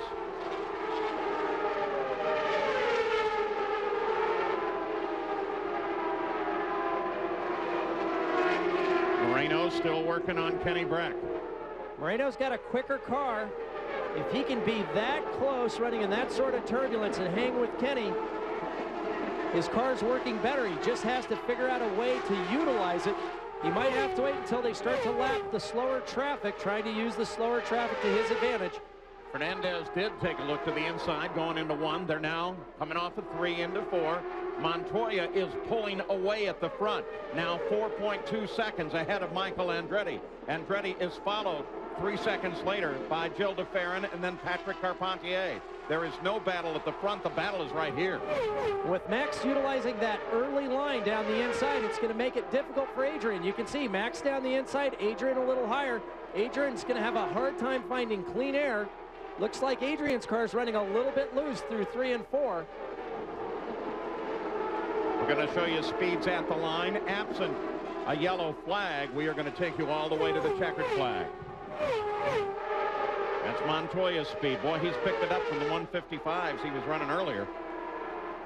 Yeah, there are only 2 cars right now in the 22-second bracket range, and that's Montoya and Carpentier.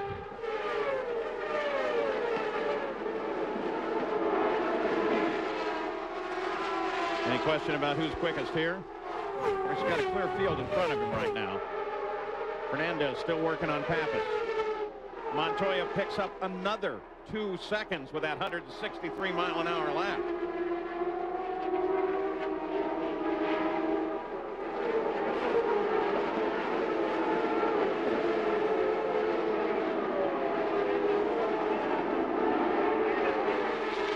Montoya still the leader. Guzman is still separating Montoya and Michael Andretti, though it's not like Montoya is really up in position, or not like Michael is really up in position to do anything about Guzman. He is well back off of Guzman. Now we're going to look up track and show you. There comes Guzman. Now watch for Michael. He's coming off the corner now. That's the interval, first to second. And steadily Montoya pulls away. Here is 3rd place, Gilles de Ferran. And Patrick Carpentier is now in 4th. Carpentier slowed down just a little bit. The other 2 cars to dip into the 22-second bracket. This car driven by Gilles de Ferran, and also the car that's running 2nd in position on the track, but down in 12th place is Mauricio Guzman. There's Carpentier as he crosses the line. Those 4 widely separated. Carpentier's run through this field from 3rd. Fell as far as 12th, now is in 4th. But Montoya continues to just accelerate away. 209 laps complete. We're going to now take a look back for Kenny Breck and Roberto Moreno. They are the battle and the closest battle on the track for 5th place as they come off the corner. Frankitti's in there as well.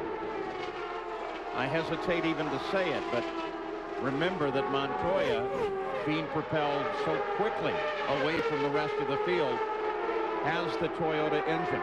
It has yet to win, and he has some real freaky problems with that engine. Albeit just simply at Motegi, the pop-off valve control wire coming off during a pit stop. Watch Kenny Breck as he comes off this corner. Kenny has consistently used more racetrack than anybody else all weekend long. He started 16th. He's currently in 5th. He had that problem stalling out of the pits 2 pit stops ago. Other than that, he probably would be one of the few cars that could give Montoya a real run. You can see him there coming off of turn 4, very, very close to the wall on the exit. Into the first turn, that battle for 5th. It's a 3-way fight right now. Max Pappas has fallen back a little bit from Dario Franchitti. We get a glimpse of him from time to time into 3. Montoya 4.7 ahead of Michael Andretti. Michael Andretti a second ahead of 3rd place Gil de Ferran. Now we're going to look up through the field and find Juan Montoya. Here he comes. Then Guzman, then Andretti. Chip Ganassi 1 week ago won the Indianapolis 500 again with his driver Montoya. And Paul, one thing that has thrown this team a curve today with a delay in the race by 24 hours, Juan Montoya was supposed to appear on Late Night with David Letterman tonight in New York City. Obviously, that's now gone on hold. They're trying to get rebooked for sometime next week. Well, you know, if Letterman pulls out one of those high-dollar corporate jets, they might still be able to make it. 11 to go for Juan Montoya. As we watch Montoya, Paul, remember how shocked we were when Ganassi announced at Fontana that he was switching not only from Honda engines, in which he had won the championship for so many years, but also from Renard chassis, who Ganassi first ran in 1994, had that initial win with Michael Andretti at Surfers Paradise, to Lola chassis. And everyone said, geez, what's Chip doing? Well, everything Chip touches seems to turn to gold. Could this be the day that he gets that first win for Toyota and another win for the Lola chassis? Chip Ganassi is showing some unbelievable foresight. Look at this. Gil de Ferran suddenly comes on the pit road. We had thought that there was no fuel issue with anyone, and suddenly here comes de Ferran. They say it will be for a splash and go. 216 laps complete. That cost 3rd place for de Ferran. Took him out of the battle with Michael Andretti. And Paul, it was literally a splash. It couldn't have been a much shorter stop for de Ferran, but boy, could that be crushing, especially because he was in such a great position to advance in the championship point standings dramatically. Montoya remains 3.5 seconds ahead of Andretti. With de Ferran out of there, Carpentier goes to 3rd. He is 6 seconds back from Andretti, so the top 3 are well spread out, but the battle with Kenny Breck and Roberto Moreno, it continues for 4th. That's why we talked about fuel strategy so early. De Ferran was one of the first to pit at lap 75. This driver, Juan Montoya, was able to go 9 additional laps. That's the difference between that splash and go and now being able to go to the checker. You know, there's kind of a tradition in race announcing where we get to about this point in the race and we talk about the driver hearing everything that's happening in the cockpit, and he amplifies sounds and worries about mechanically. But now with telemetry, can you imagine what all the engineers that are watching what this engine and this car is doing in the pits are doing? They got to be just glued to everything because they're on the verge of a historic first win for Toyota here. I think Juan is just concentrating on driving as hard as Juan Montoya knows how. I think he's singularly focused. I think the guys that are stressed are exactly those that you mentioned, the data acquisition guys down in the pits. I think they're probably on pins and needles right now. You know, Montoya does not seem to be bothered by much. He is extremely easy going. Now Michael Andretti on that last lap closed down. He's now 2.8 behind, so he picked up 2 full seconds.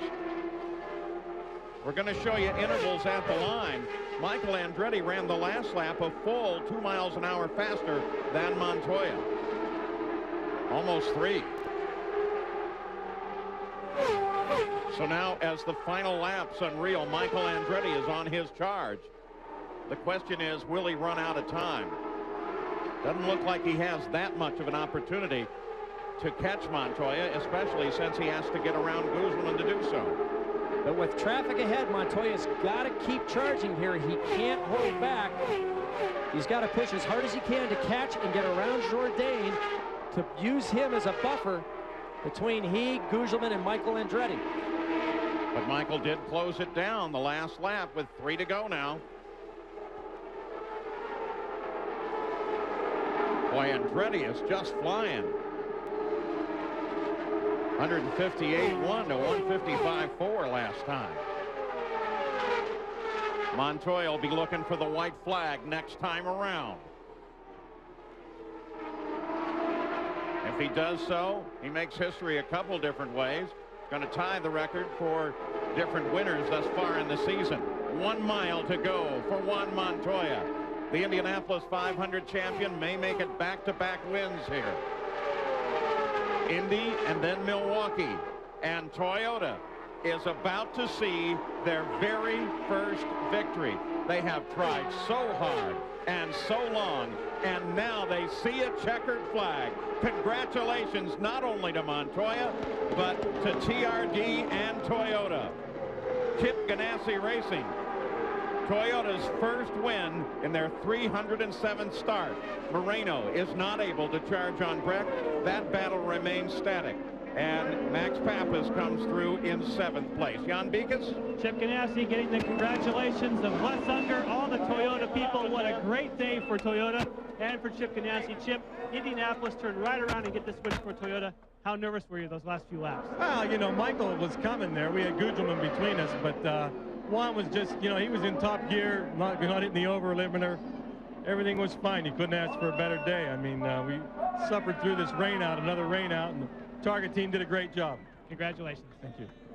6 races in the CART FedEx Championship Series as the Colombian flag flies for Juan Montoya.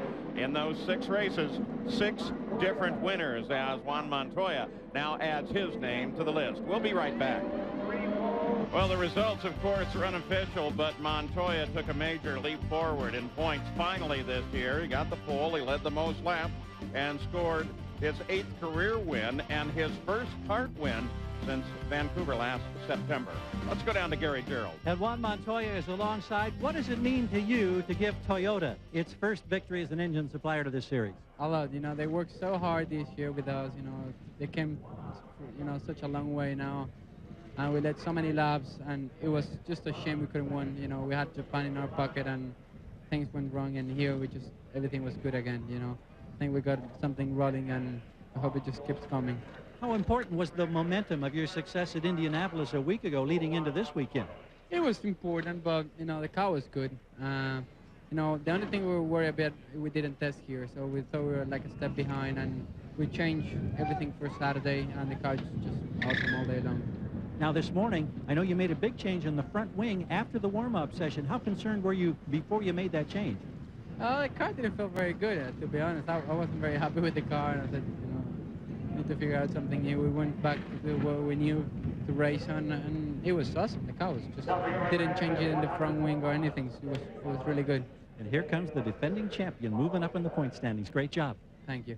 Oh, you can bet he is. This is Juan's 4th win on an oval. And here's a graphic to this point. Toyota engineers and everybody working on the engine hasn't liked all that much. But now they finally, after 307 tries, have put 1 notch in the win column. You're going to see a lot more than that. If we look at the points, now Paul Tracy, there's no change for him. Roberto Moreno dropped up 1 position, but look at Montoya. He suddenly jumped 6 positions up to 4th, to tie for 4th with Michael Andretti. Jan Beekes?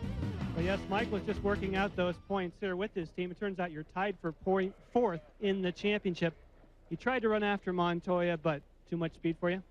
Yeah, we were close. You know, when he got caught in traffic there in the end, we were about 5 seconds behind. We got it down to 1 in the end, so basically ran out of laps. But, you know, we drove hard. You know, the big Kmart Texas Havlin team did a great job in the pits for me. I mean, we made up, I don't know how many spots the one time. I couldn't believe it. After everything shuffled out, next thing I was second. So I was like, wow, that guys did a great job. So, you know, we had a good day. You know, not perfect, but pretty good. I know you did a lot of pit stop practice here at Milwaukee, and it paid off. Thanks. Yep, thanks.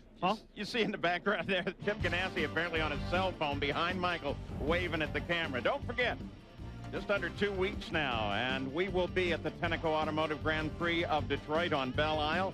Of course, we'll have coverage of qualifying, car today, and the race itself. The race will be on ESPN. Our final Toyota Spotlight of the day looks back on what turned out to be a historic day for Juan Montoya and for Toyota, as Montoya becomes the 9th man to win the Indy 500 and then come up to Milwaukee and win here as well. Paul Page, for Parker Johnstone, Jan Beekes, and Gary Gerald, thanks for joining us. See us in 2 weeks. This has been a presentation of ESPN, the worldwide leader in sports. For more, log on to ESPN.com. The official IndyCar app, powered by NTT Data, puts the pulse-pounding action of IndyCar right at your fingertips. Never miss a lap with the latest news, highlights, and live race coverage. Track every move with real-time leaderboards, interactive maps, onboard cameras, and driver radio. Your all-access pass to every race, every moment, every day. Download the official IndyCar app now. We are racing! You're so focused on one thing. Win, win, win, win, win. It is the hardest thing to win in IndyCar. Championship game is on. Road to the IndyCar Championship, streaming August 31st on Fox Nation. Sign up at foxnation.com. Alex Palou's season for the ages continues. Incredible! As he looks to move one step closer to matching the single-season wins record in Milwaukee. Sunday at 2 Eastern on Fox. Welcome to the fastest racing on Earth. Open wheel cars are not necessarily meant to go in circles all the time. Just because when they do hit the wall, the driver's in this teeny little small tub and bad things can happen. I was miserable last year. So was Bruno, pretty much. You know, we just had a terrible weekend. And obviously you're always scared that that thing is going to show up again. It's good to get back on an oval. We haven't really been on an oval in a long time. Done a test day around there, so I've got a bit of an idea what to expect, but it's completely different to road racing. We don't know the ovals, we don't know what it's made, we don't know what it is, so we're just trying to figure out where to go. It's my first time on an oval, so for me it's just a question of learning the ovals. The conditions are changing. You start the race, it's getting cold, and you finish it, it's damn cold. Usually, that's what it is in Milwaukee. If you just are thrown off by a little bit, just even the type of light it is, then once the race got going, you get all the oil on your visor from the cars, and the lights are right here. You can't see for a second because of the light, and it's difficult for sure. It changes it a lot, you know, definitely racing at night, but we get a couple practice sessions at night here, but it definitely changes it quite a bit at night. They've been racing at the Milwaukee Mile for more than 100 years. They even played the 1939 NFL Championship game here. The Mile has been the scene of some violent wrecks and some great drives to victory by the legendary big car stars of the 30s, the 40s, and the 1950s. When the 1960s dawned, rear-engine cars were in the game, and they had paved the track. A.J. Foyt scored many memorable wins here at the Milwaukee Mile. In the 1980s, Gordon Johncock and Mike Mosley were among the stars, and a year ago, Michel Jourdain scored his first ever Champ Car victory. Who will go to victory lane this year?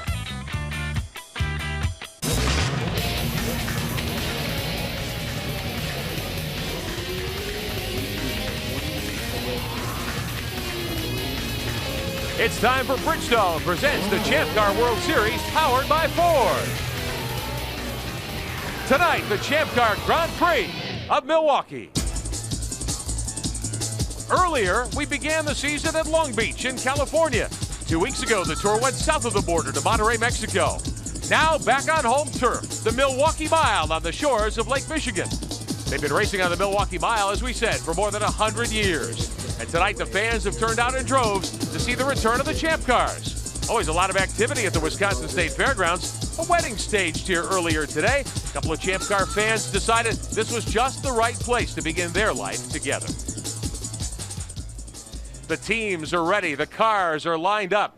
We're about set to put the field in motion tonight for 250 miles here at the Milwaukee 1 Mile racetrack. Gentlemen, start your engines.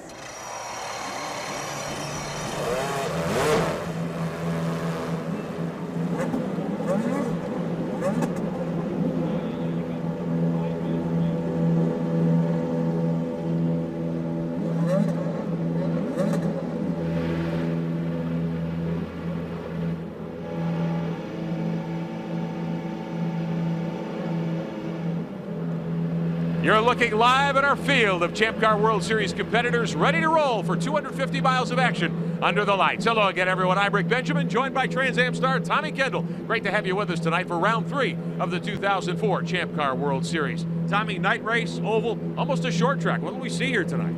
Well, the secret here is you cannot carry the car. You have to let the car do the work. Unlike all the road courses where the driver can really make adjustments midstream, you have to get it through your head, which is hard for a road racer, that you've got to let the car do the work. As the track changes, you've got to communicate that to the crew and make changes on your pit stops. Third race of the 16 race season. Let's show you how the season standings shape up. It's been a Newman Haas kind of year so far. It really has. It started in Long Beach. Sebastian Bourdais got good points there, but went to Monterrey, Mexico, and was dominant. Has him on top of the points. Paul Tracy, who won the season opener at Long Beach, sits third after an outing in Mexico that wasn't very strong. Carpentier and Dominguez next in line, and rookie Justin Wilson is 6th in points coming in here tonight. Tommy, how about our Bridgestone Tire keys to the race? The keys to the race, staying on top of the handling changes. Like I said, you cannot carry the car. So as the track changes, you're communicating with the crew will determine how well you come out on the end of those things. Pit stops, because of the reinstatement of the fuel windows, virtually all the leaders will be pitting on the same lap. So getting the car into the pit box is the driver's job. And then it's the crew's job to not make any mistakes, get them out trouble-free. Starts and restarts. By far the best chance to make up positions, but because of the low tire temp and pressure, it's also the riskiest. Add to that extra 50 horsepower from push to pass, and you've got a volatile cocktail. And the weather's a question mark tonight. We could see a race shortened here by rain. Now let's take a look at our starting lineup. 18 cars and drivers ready to do battle. Our starting grid is powered by Ford.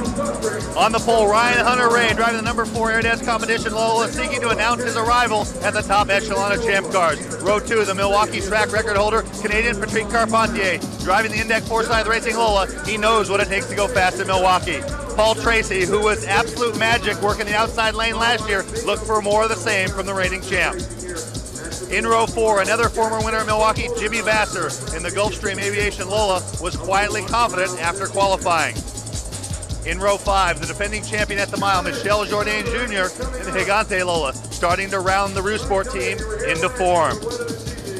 In row 6, Brit Justin Wilson, the highest placed rookie and F1 veteran, says he's not sure how hard to push this car because he's never done it before. Row 7, AJ Allmendinger, the blazing fast rookie, admitted he probably isn't getting the most out of that Lola because of the death grip he has on the steering wheel. On row 8, a Formula One refugee, Gaston Mazzacane, a guy you would think would be used to the high-speed oval, said, "This stuff is crazy." On the last row, Nelson Philippe, a 17-year-old rookie, received a polite scolding from Paul Tracy after almost putting the champ into the wall on Thursday night. He has to learn to race on an oval while keeping an eye in the mirror for the leaders coming up to lap. And we've got several different onboard looks for you tonight here at the Milwaukee Mile. We will ride with Alex Tagliani in car number 8. That's the Johnson Controls machine. He will start 4th row inside for Rocket Sports alongside American veteran Jimmy Vasser. We'll even have a helmet cam so you'll see Tagliani's view as he looks down into the corners here at the Milwaukee Mile. AJ will start, or Alex I should say, will start in 7th spot. Onboard views as well from Sebastian Bourdais, the series point leader. He was on the pole for a while last night, Tommy Kendall. He has to start alongside the pole sitter outside row number 1. And after his relationship with the Milwaukee Mile, a terrifying race here last year, saw his teammate crash big on the first lap, struggled all race, huge crash in testing. For him to be on the front row, I think that was way more than he expected. But now that he's there, he's got a whiff of the front. He's going to try to make something of it. Heading down the backstretch, AJ Allmendinger also carrying some of our onboard cameras tonight. He will start in 13th position in that car for the Rousport team. That's the yellow number 10 with help from Red Bull and, of course, the folks at BG Products, Berry Grant Fuel Systems. Ready to go racing. We're glad to have you with us tonight for the Champ Car Grand Prix of Milwaukee under the lights on the Milwaukee Mile. 250 miles of action. Ryan Hunter-Reay in the 4 car for Herdez is on the pole. Green flag is in the air, and here we go.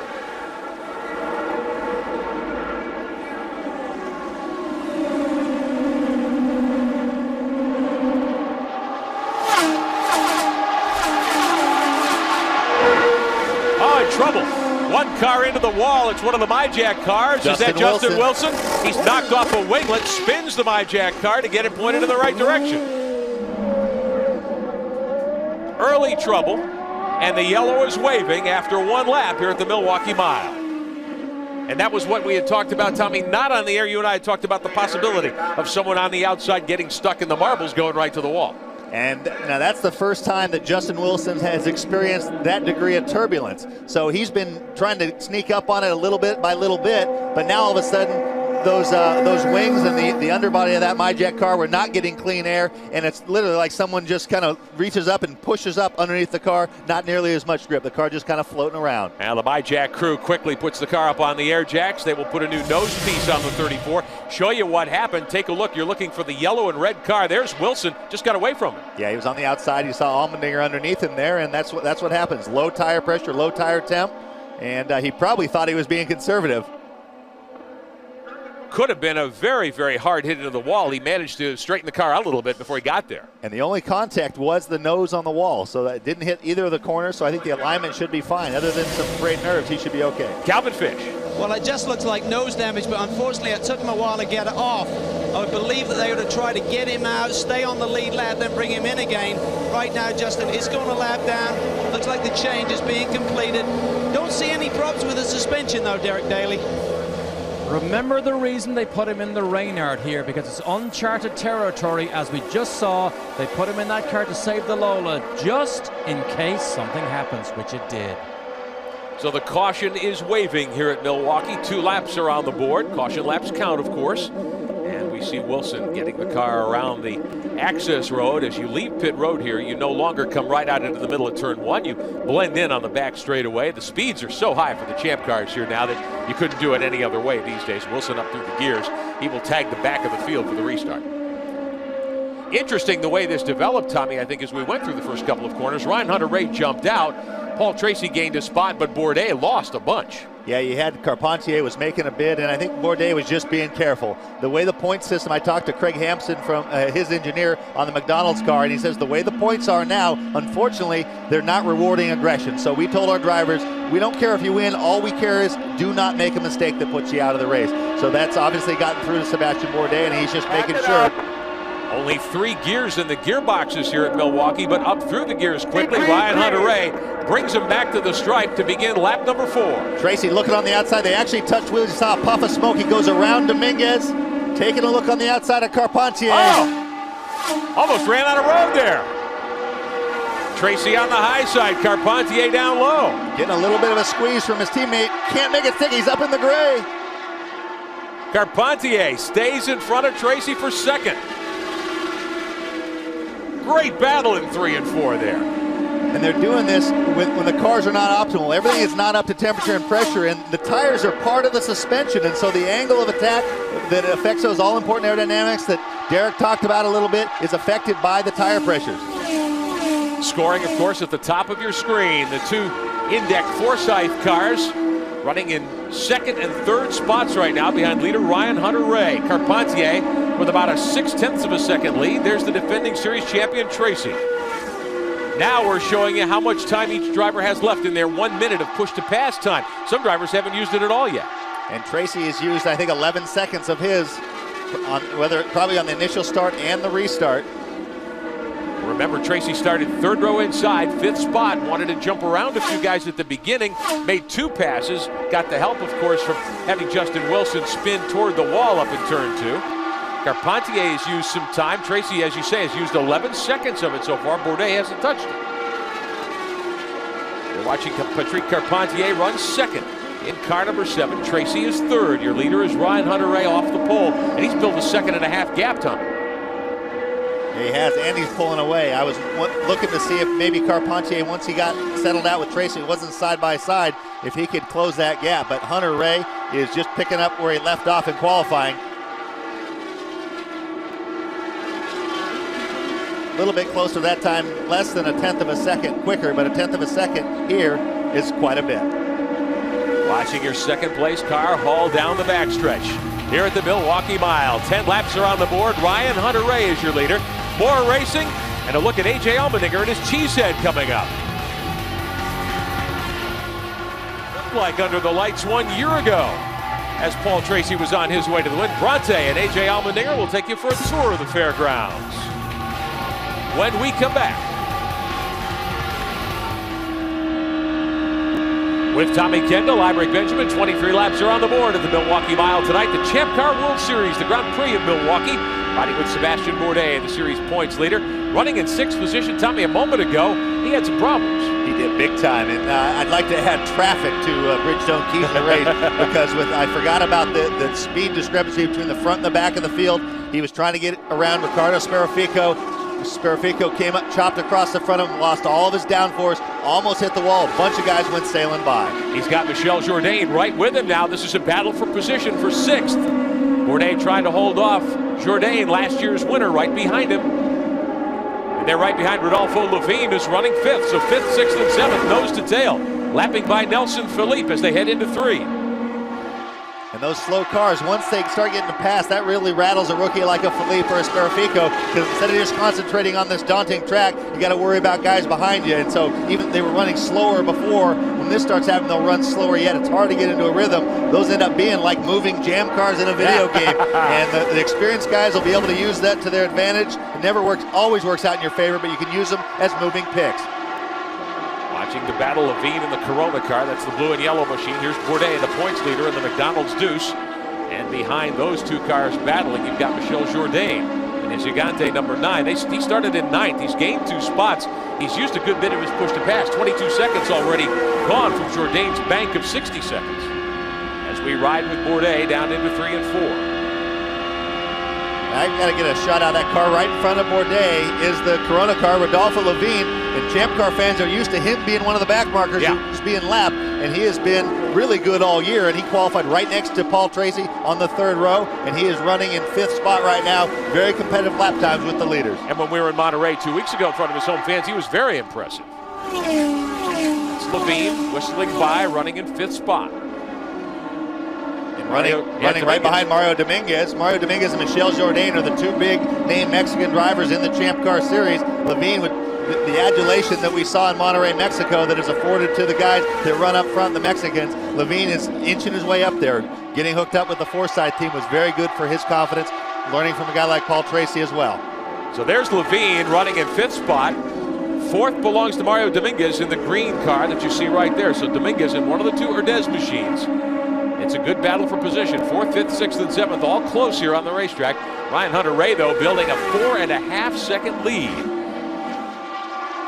Alex Tagliani not having a good night so far, Derek Daly. Rick hasn't had a good weekend, has struggled. After Mexico and the crash, they came here with a new tub built from a car Dario Franchitti once used. Well, that was tub number 31. Alex is a bit superstitious. He didn't like that number.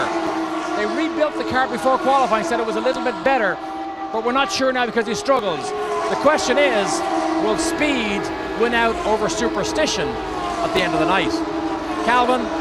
Well, down here at Quoncrest Racing, certainly Justin Wilson, one of the early casualties in terms of the spin and the damage. Eric Bachelot, car owner for the 34 machine. Eric, what is your strategy now, and what caught Justin out there on the first lap? Well, I mean, I think we're going to have probably a different strategy, you know, because we lost, so we're going to see what happens with the yellow. Probably when there is a yellow right now, we're going to stop for sure. It depends actually what the leader is going to do, but we're going to do something different than the leaders. Is it the turbulence from the pack of cars, slightly cold tires, or just too much getting a bit excited there in the early going?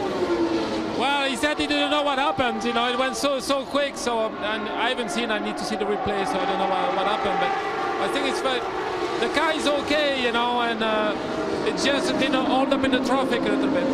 Okay, well, certainly in the early going here at Milwaukee, he complained of a very loose car when he got in traffic. But after qualifying last night, he had a big smile, Rick Benjamin. I'm sure that's changed. Yeah, definitely. I mean, he was loose on the outside of 2. That's what got him up to the wall, Tom. Well, that's what's so spooky about the rookies when they come here. They'll have one car in trouble. Looks like Tagliani off the pace, sorry. Wilson ducking inside it. Tagliani is backpedaled. He started 7th, back to 14th, and he is way off the pace. You can look at his hands. He's really fighting that thing. Well, and whether it's superstition or not, whatever it is, if you don't think the car is fast, it's not going to be. And on these... Derek Daly, what are you hearing down there from the Rocket Sports team? Phil Howard, the team manager, just told me big time loose. He's getting sideways, can't hang on. I don't think they're going to leave him out there much longer. He can't keep the car at the bottom of the track in the corners at all. And this is classic Milwaukee. For whatever reason, we didn't see it a lot last year with the cool temperature, but this is what happens at Milwaukee. You'll have guys at the front of the field streaking away, and all of a sudden, the cars go mysteriously loose, meaning the back of the car wants to slide, literally wants to spin itself out. A loose car at Milwaukee, there's two eventualities. You're going to crash soon, or you're going to crash later. So they will, even though they aren't in the fuel window, at some point they'll make the decision to get him in and try to make a change to make that car drivable. Watching Tagliani fight that 8 car down into the corner. Rodolfo Levine trying to lap him. Look at Tag, he's way high. He just can't wrestle that car to the bottom. He knows he's slow. He's trying to stay out of everybody else's way, I think. Rodolfo Levine up to 4th spot now. Sebastian Bourdais has moved to 5th. Michel Jourdain to 6th. Mario Dominguez is backed up to 7th. There's Bourdais in the McDonald's car swinging to the inside of Tagliani. Looking to put lap 40 on the board this time by. Musco temporary lighting makes this place as though it's daytime. But the drivers still know this is a whole different ball game at night. Tagliani staying out there, hoping for a caution. Yeah, well, you can see the car twitching there on the exit. This makes it a long day even longer. You see Ryan Hunter-Reay has already put a lap on his, or trying to put a lap on his teammate. Dominguez, who was running in front of Levine and Bourdais, has now fallen back. Whether it was traffic or his car has gone loose, it's hard to say. 7 cars remain on the lead lap as the 2 Urdez machines work the corner. That's Gaston Mazzacani in the 19 car, one of the 2 Dale Coyne machines. Mazzacani from Argentina, his first champ car start tonight at a place he'd never seen before this weekend. And he's raced in Formula 1, but he has not raced anything in 2 years.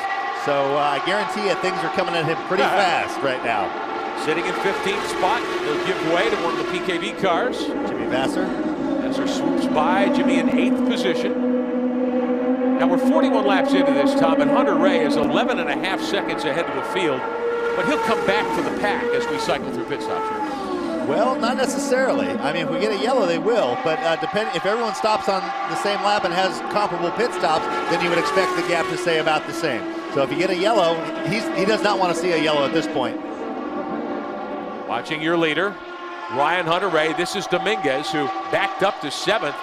He had been 4th earlier and lost 3 spots in 1 lap. Here's Levine swinging inside him, going down into turn 1. And it looked like Levine was quicker and was just waiting for an opportunity. Got a run coming off 4. And look, Dominguez pushed up. You see him up in the gray. Wow. And at that point, you're not worried about losing position. You're worried about keeping it off of the wall. That was Bourdais going by. Here comes Jourdain. And that's how quick it happens here at Milwaukee. And just like that, Mario Dominguez went from 4th to 7th spot. That was a few moments ago. Saw a little flash from the taillight, meaning Jourdain was on the push to pass button. Ryan Hunter-Reay, 12.5 seconds ahead of Patrick Carpentier, his teammate Tracy, Rodolfo Levine, and Sebastian Bourdais in Milwaukee. Champ Car points leader Sebastian Bourdais getting in trouble moments ago. Bridgestone presents the Champ Car World Series, powered by Ford.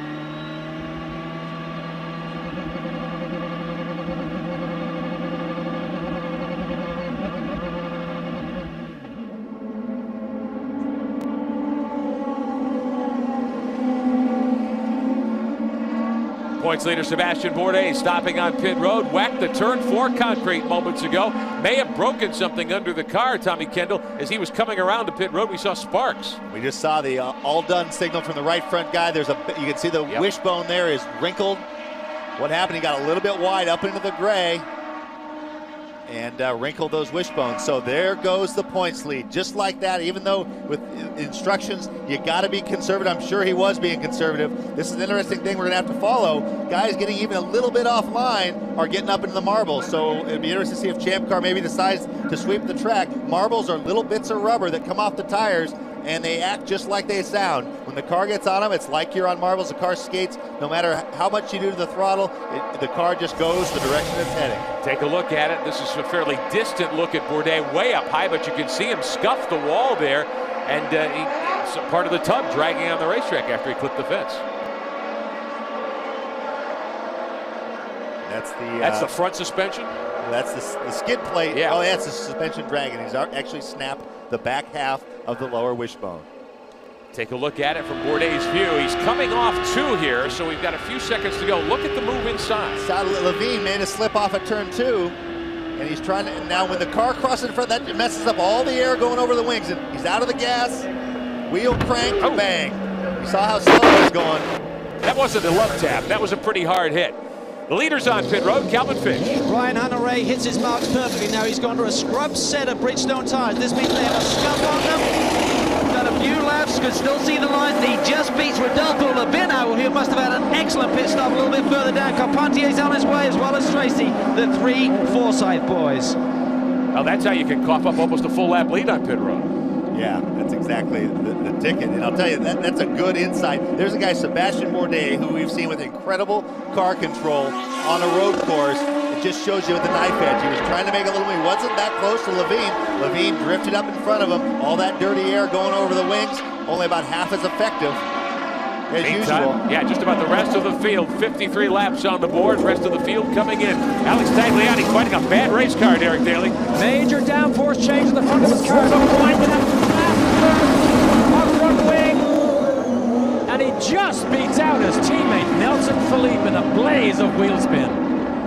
Jimmy Vasser down and away. The 2 Rocket Sports cars coming back out. Here comes the other Herdez machine of Mario Dominguez. AJ Allmendinger heading down pit road to rejoin the battle. There's Mario Haberfeld and Derek Walker's Cummins car. The N2 Holdings machine of Roberto Gonzalez.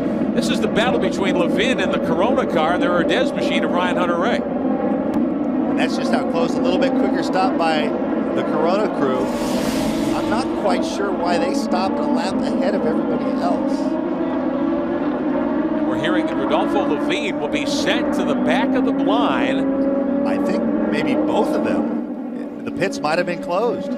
So they may have pitted at a time when they were not allowed to. We'll try to get a clarification on that from Champ Car officials. Bourdais, meantime, has lost 3 and now 5 laps, and they're pushing him back to the paddock. He's still in the car. Will they try to change the right front suspension, get him back out for points? That's the fact that he's staying in the car. That's exactly what they're trying to do. The point system's been adjusted this year to spread the points further back, so there's a bigger premium on finishing rather than winning. Ryan Hunter-Reay in the 4 car, the Herdez machine. He will remain the race leader. Patrick Carpentier will be second for the restart.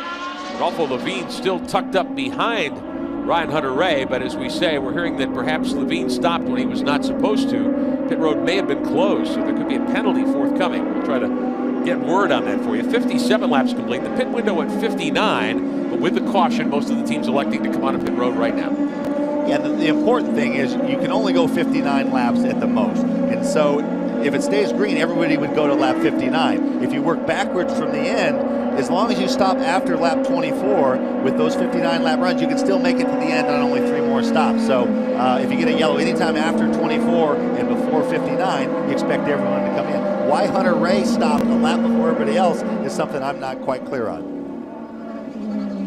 Race car out on the racetrack, leading the field around single file as we gear up for our second restart of the night. We're being told that Rodolfo Levine will be assessed a drive-through penalty, so that will cost him a good bit of track position for the restart. So apparently what happened there is Levine had just gotten lapped by Hunter-Reay, went and made a stop, whereas the lap cars are supposed to wait until the second time pass. Why second through everyone else that was still on the lead lap, the Patrick Carpentier, Paul Tracy, Michel Jourdain, why they didn't stop on that lap with Hunter-Reay is beyond me, because what that did is that just basically gave the Herdez team a freebie. They could have taken as long as they wanted, and they were still going to come out with the lead. And that's exactly what we see. So Rodolfo Levine showing 5th, 1 lap down, but he will lose a good bit of that situation. A lot of positions, a lot of time as he dives onto pit road. 1 lap to go until the restart. And here comes Levine for his drive-through penalty tonight at the Milwaukee Mile. But still a very impressive early stint in the race for this young driver. Yeah, and he must have gotten lapped right before Bourdais hit the wall, because he had not been lapped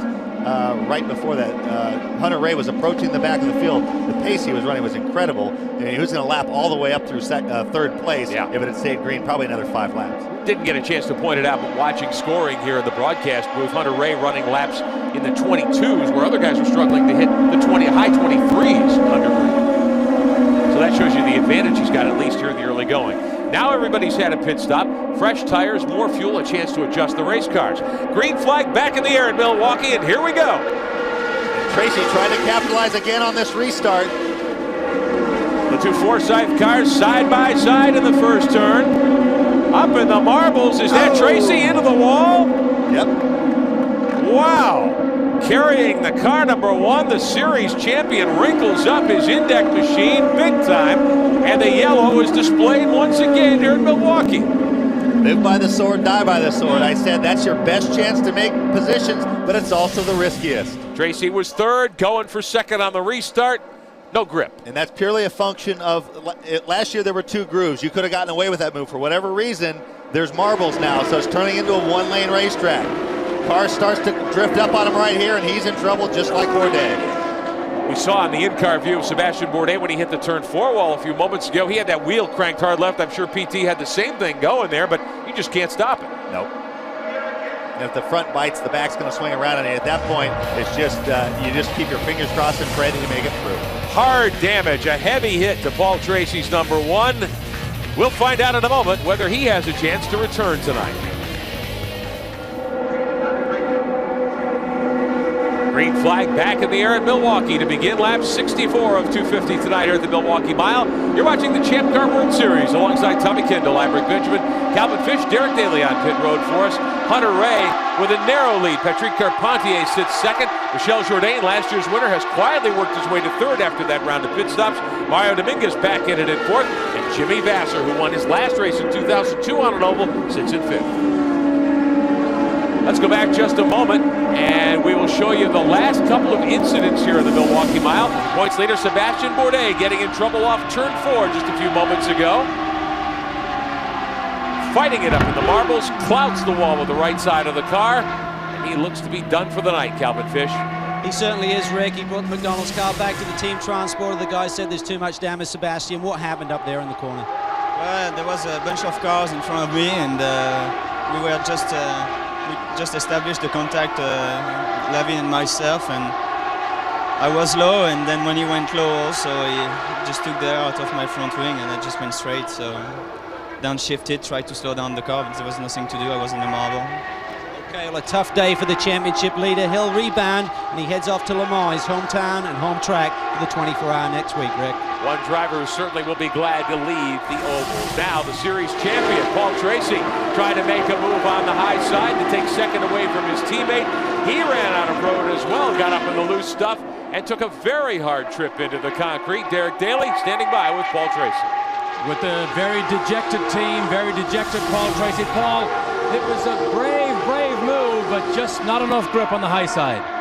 There's enough grip if your teammate leaves you room. I mean, he did the same thing to me on the first lap in turn 4. I was on the outside of him, and he just stuffed it in there so hard that he didn't give me any room and forced me to lift off. And then the same, I passed him around the outside, and he just drove it in so hard that he just, was either going to run into the side of me or if I didn't move out of the way. So, I know it's racing, but it's, we're teammates. It's disappointing. Thank you, Paul. Bad end to a day. Paul Tracy, remember, won here 3 different times. Not tonight. Won't get his 4th career win at Milwaukee here tonight, definitely. But Patrick Carpentier runs in second. Here's another look at the move. Tommy, obviously no team orders here. No, there's not. And, the replay there, Patrick was, I didn't see him slide up in the middle of the corner. He wasn't on the yellow line at the bottom, but he was towards the bottom. And I think, I thought he put much more of a squeeze on him on the opening lap. Looked like they had interlocked wheels on the back straightaway there, but that time, once he got up in the marbles, I think that's a bigger factor in this case than the teammate. Is that just a situation where Tracy's the defending series champion? He's widely considered to be the best driver on the tour right now. Does he just expect guys to move forward? Well, you can kind of scare guys out of your way a little bit when you develop that reputation, and people know he's not going to back off. And so Carpentier, I think, playing the odds, he knew he was on the low side. I didn't see a big move, forcing him up. It looked like the car just didn't stick. I think that's maybe earlier frustration coming from the first lap incident, which was a little bit more dicey. But you have a team. It's early in the season. They're both in the championship hunt. You're not going to have team orders. You don't want them banging into each other, but you got to let them race too. Riding with Alex Tagliani, wearing our helmet cam here tonight. He's been struggling tonight. 13th. Let's listen in.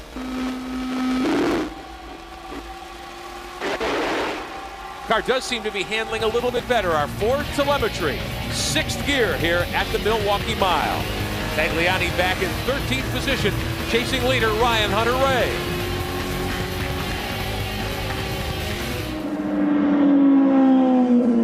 Lap 83 of 250 at the Milwaukee Mile. A lot of people wondered why Gaston Mazzacani would pick an oval to make his Champ Car debut. He's probably wondering the same thing, Tommy Kendall. Yeah, that's a good question, but I think he probably said an oval, how tough can it be? You know, from afar, if you haven't been exposed to it, that's kind of the thought. You're like, oh, it's an oval. You know, it's a slow one. Mile, well, slow, 180 miles an hour average speed is not slow. Things happen quick. A lot of drivers, as we said at the top of the broadcast, consider this a bull ring. You're lapping this place in 22 seconds. Mazzacani got caught out coming off turn 2. It's been the trouble point for several drivers, including champion Paul Tracy. He side slaps the wall in 2, knocks the back wing off Dale Coyne's AMR car. Nearly had that car take off. It stays nailed to the ground, though, and Mazzacani was able to hop out, and he appears to be okay. Derek Daly. Team owner is Dale Coyne. Dale, going through one of your best seasons so far. Any indication that he had trouble before you saw the incident? No, it looks like he just, the same thing happened to Tracy. If you get just a little bit high here, you catch the marbles and it's ice to the wall. You're lifted and you're holding your teeth and you're going slow and you still hit the wall. What about Servia? Any report on Servia, your second driver? He's doing all right. We didn't have the best pit stop. We lost a couple positions on that first pit stop, but he got him back, so he's doing a good job out there. So we'll keep going with him and try to get him up there. Good. Dale Coyne Racing qualified both cars in the top 10 for the first time in Mexico just a couple of weeks ago. Serbia on the podium here a year ago, Tom, and he's up to 8th right now. An interesting thing is he's been banking his push to pass stuff, so I think with all this frantic racing early, if he has a bunch in the bank and everybody else has it spent on the restarts late in the race, he might be able to make something happen. Ryan Hunter-Reay continues to show the way in the 4 car, the Erdez machine. He's led all the way from the pole here tonight. He certainly had the fastest race car in race trim, just as he did in qualifying. Yeah, and with all the problems that seem to be affecting everybody else are not seeming to affect him. His car is still a rocket ship. Now it looks as though Hunter-Reay and some of the other lead lap cars are thinking about making a stop here. We haven't even gone 30 laps from the last pit stop. Why would you stop now? Well, I'd have to do the math. It'd be 24 plus 59 would be where, so they are in the window, I think, to go to the end with just 2 more stops. Yeah, TK, that opened at lap 73. On 2 more stops, they can do it the rest of the way. So they're in their window. We expect the leaders to pit. As the safety crew, the Champ Car safety crew goes to work, very dedicated pros on the backstretch, cleaning up the mess from Dale Coyne's number 19, Gaston Mazzacani. More from pit road, Derek Daly. With Carl Russo. Carl, a young team, but you have 2 cars in the top 6. You got to be a proud man. Well, there's a long race left to go, Derek, but I think Michelle's showing you why he was a championship contender last year, and AJ's got a car that he's happy with, so they're coming to the front. AJ is a potential star of the future. Do you see the road as bright as everybody else seems to see it? I'd never tell him that, but no, I think we have 2 great drivers. Obviously, we took on Michelle with very, very late notice in Long Beach. The team has done an outstanding job putting 2 cars underneath these guys. It's going to take some time, but we're going to work our way to the front. They're both very talented guys. Thank you, Carl. Roossport running P3 and P6 right now. AJ Allmendinger has moved up from 13th to 6th. So far, though, no one's had anything for Ryan Hunter-Reay. 86 laps are complete at the Milwaukee Mile. Champ Car World Series, the Bridgestone Champ Car World Series, powered by Ford at the Milwaukee Mile. 94 laps complete, still under caution after a hard wreck off turn 2. Gaston Mazzacani spinning, whacking the wall a ton, knocked the back wing off the car, and the 19 of Dale Coyne's team has been removed now from the racetrack. We should be close to a restart. But Tommy, as we look off to turn 1, some of the blowers and safety trucks are off there. It looks as though they're trying to clean some of the marbles off the outside of turn 1 and 2. Yep, it looks like they've seen enough that it's turned into really a one-groove racetrack. And as Dale Coyne said, you don't have to get the whole car up there. If you just get 12 inches, 18 inches outside of the tire tracks that you're running in, you pick up those marbles, and all of a sudden your trajectory, instead of turning left, is straight ahead. And as chilly as it's gotten here tonight, temperatures in the 50s here now that the sun's gone down, they're not laying down as much rubber on the racetrack as they would have if it were a warm day. So there's not as much grip down there. There's not as much rubber laid down to stay in the groove with. As we watch Oriol Serbia. Now, Serbia's had a pretty good night so far. Yeah, he has. I mean, they got a lap down. The pace that Hunter Ray was running was just, you know, if the yellow had come out probably a few laps earlier, you'd probably have 5 more cars on the lead lap. As it stands now, there's only 3. So unless something happens to those top 3, the reality of coming a lap down is a bit of a long shot. Mario Dominguez coming back in, surprisingly still under caution. He had a loose right rear tire, we're told. So they were able to button that back up and send Dominguez back out. He was 4th. He'll cough up a couple of spots, though, for the restart. The better they found it out. Sometimes you don't know that. The first indication you have is when the wheels part company with the car. Had a chance to chat with Mario in Mexico, at Monterrey. He was down there, obviously, in his home turf. Very engaging guy, and hope we get a chance to introduce him to more of our fans as the season goes on. Really like the chance I had to chat with him and meet him down there. We talked off air last night, Tom, about the difference in this racetrack end to end. Now, if you look at it from the top, it looks like a paperclip. It looks perfectly symmetrical, but some of the guys are saying going into 1's a little tougher than 3. Well, actually, I think it's probably the other way. The visual cues are a lot different. Turn 1, you have a pretty good idea. There's a number of ways to tell you where you're at. Turn 3 and 4, it's like a wasteland. One lap till the restart here in Milwaukee. 98 laps complete. A long caution for the cleanup. Gaston Mazzacani. His first Champ Car start ends with a trip into the wall here at the Milwaukee Mile. They've removed the 19 car. Mazzacani okay. And several of the drivers and cars deciding to alter their pit strategies, change their pit windows, Tom, but 2 more stops ought to do it for just about everybody. Yeah, from here on out, it'll be 2 more stops. Now, Hunter Ray has been just picture perfect. He's the guy with only a year experience, had a big crash in practice last year. And now we see his teammate, Mario Dominguez. Once they made that stop, they were at the back of the line. What they're doing here, putting a little more fuel on board to give him a chance to maybe leap around some of these guys on a strategy move. But he's actually going to get caught close to a lap down. They didn't. I think the field got around quicker than the Herdez team was counting on. Green flag is back in the air on lap number 99.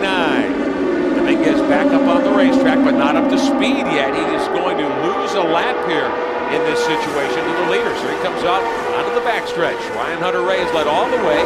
Carpentier with that bold move. How about A.J. Allmendinger? He was down in 6th position. He just dove to the inside going into 3. Getting by one of the lap cars that was in his line. There's Allmendinger in the Blue Sport number 10. Sitting behind Jimmy Vasser. I believe he got by Bruno Junqueira there. Ford telemetry in 5th gear. For Allmendinger, down into 3. Listen to his radio.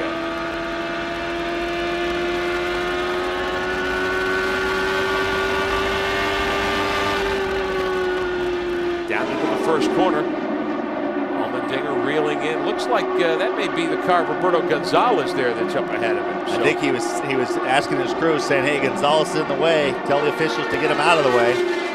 Gonzalez in the N2 Holdings car. Most everyone has been to pit road in that long caution period. We're closing in on halfway, just 22 laps short of halfway. I want you to listen to the beautiful sounds of Champ Car racing at the Milwaukee Mile. We call this one Full Throttle.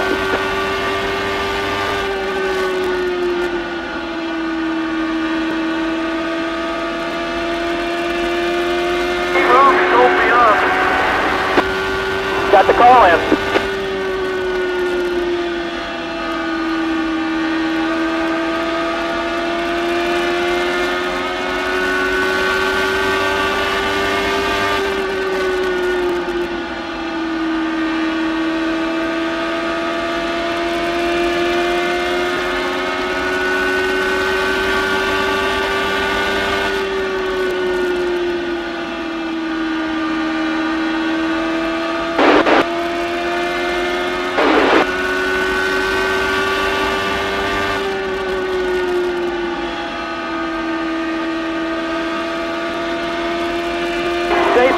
So you get up on him, he'll let you by, but you got to get up on him.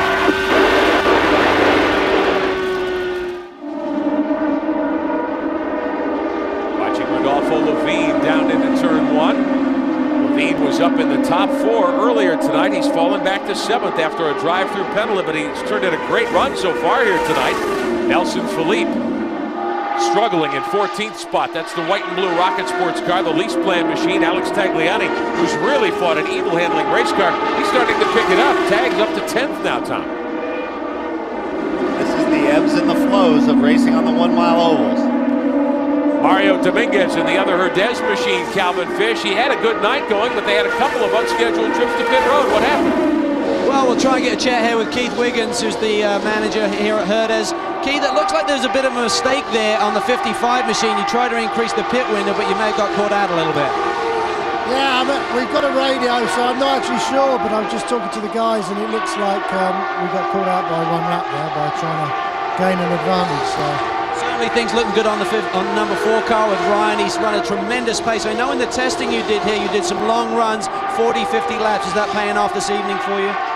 Yeah, I mean, at the moment, everything's in great shape. He's happy with the car, so keep our fingers crossed. We know the marbles are bad. We understand Ryan on the radio has said for you to remind him, don't turn in too late, keep it out of the grey stuff. Yeah, I mean, you know, it's a continual thing, so just so he doesn't forget and try and push it and push it. He asked us to remind him, so... Hey, they're certainly going to do that. He looks like he's in control, but he realizes the slightest slip, and he'll be in the wall along with the rest of them, guys. Meantime, we watch a battle moving by Ryan Hunter-Reay. Not much of a battle at all, moving by one of the MyJack machines. Ryan Hunter-Reay lapping this place at 23.6 in traffic. Not the quickest car the last couple of laps, but he's got such a big lead time. He's built it back to almost 6 seconds over Carpentier, who runs second. Well, and you have to always look to the inside. You cannot take a gamble. Usually, the quicker cars, you move up top, you go around the outside. You're not going to see Ryan Hunter-Reay going up top on anyone tonight. He had to wait till he had an opportunity down low. You saw him use a little push to path to get by Sparafico. But the fast line and what put him on the pole was the fact that he was able to really arc it in high into the corner, which helps it keep you from having to turn quite as much right in the center. Tonight, that's why they're asking to remind him. What worked so well in qualifying will just get him in trouble if he sticks with that tonight. Dozen laps away from halfway. Ryan Hunter-Reay has led all the way so far. Needs to be patient, I would say. Well, we have a moment here in Milwaukee. Time for our Bridgestone Passion for Excellence. Downstairs to Derek Daly. Indeed, here with Joe Barbieri, head of special projects for Bridgestone Tires. Joe, at the top of the show we talked about stagger, but there's a lot more that goes into oval track tires other than just stagger. Absolutely. As the teams change their cars to handle an oval, our engineers have to design the tires to handle an oval too, especially the right side compounding and the construction to handle the extra loading that you get on an oval. So it's a lot stiffer construction than you'd find on a street course. Joe, if you remember last year here, it was very 2 inches further around than the inside tire. When you get on the gas, that basically helps the car turn all by itself. You have to turn it to the right a little bit to get it go straight down the straightaway, but the idea is that it really kind of drives itself around the corner. Ryan Hunter-Reay has a 9-second lead, but the battle for second rages. This is Carpentier and the INDYCAR, the blue machine. Right behind him, Michel Jourdain, last year's winner here. Jourdain didn't qualify well, started back in the 5th row. He's advanced to 3rd, Tommy Kendall. He has reeled in the car that is in 2nd, the car of Carpentier, but he can't seem to get up on him and make a move. No, he can't. That's a function of when you get close, the turbulence behind a car in front makes it difficult. And you see Vassar closing up behind, I think that's Vassar closing up behind Jourdain. Jimmy's 4th. He's 4th a lap down, so even if he gets around Michel, he has to go another whole lap to catch up. But for Jourdain to be running like he is and Allmendinger to run the laps he's been running tells you how hard that team's worked. The test here a month ago, those guys were so far off the pace they had them scratching their heads. Everybody left when it was raining. Those guys stuck around, got a little bit of running at the end of the last day and made a bit of a breakthrough, and now Jourdain, one of the quicker cars. Jourdain, though, got close to Carpentier. Maybe Carpentier saw him in his mirror or heard about it from his spotter. Anyway, he's back on the gas, sitting in 2nd spot. Carpentier continues in 2nd spot, 1 lap short of halfway.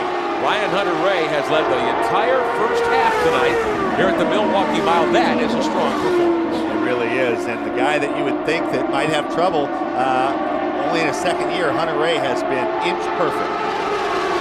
Carpentier, you saw there on the podium twice in his 4 previous starts here at the Milwaukee Mile. How about A.J. Allmendinger in the yellow number 10? Up to 6th position. He's kind of dropped anchor there. It took him a long time to get around the MyJack Conquest car.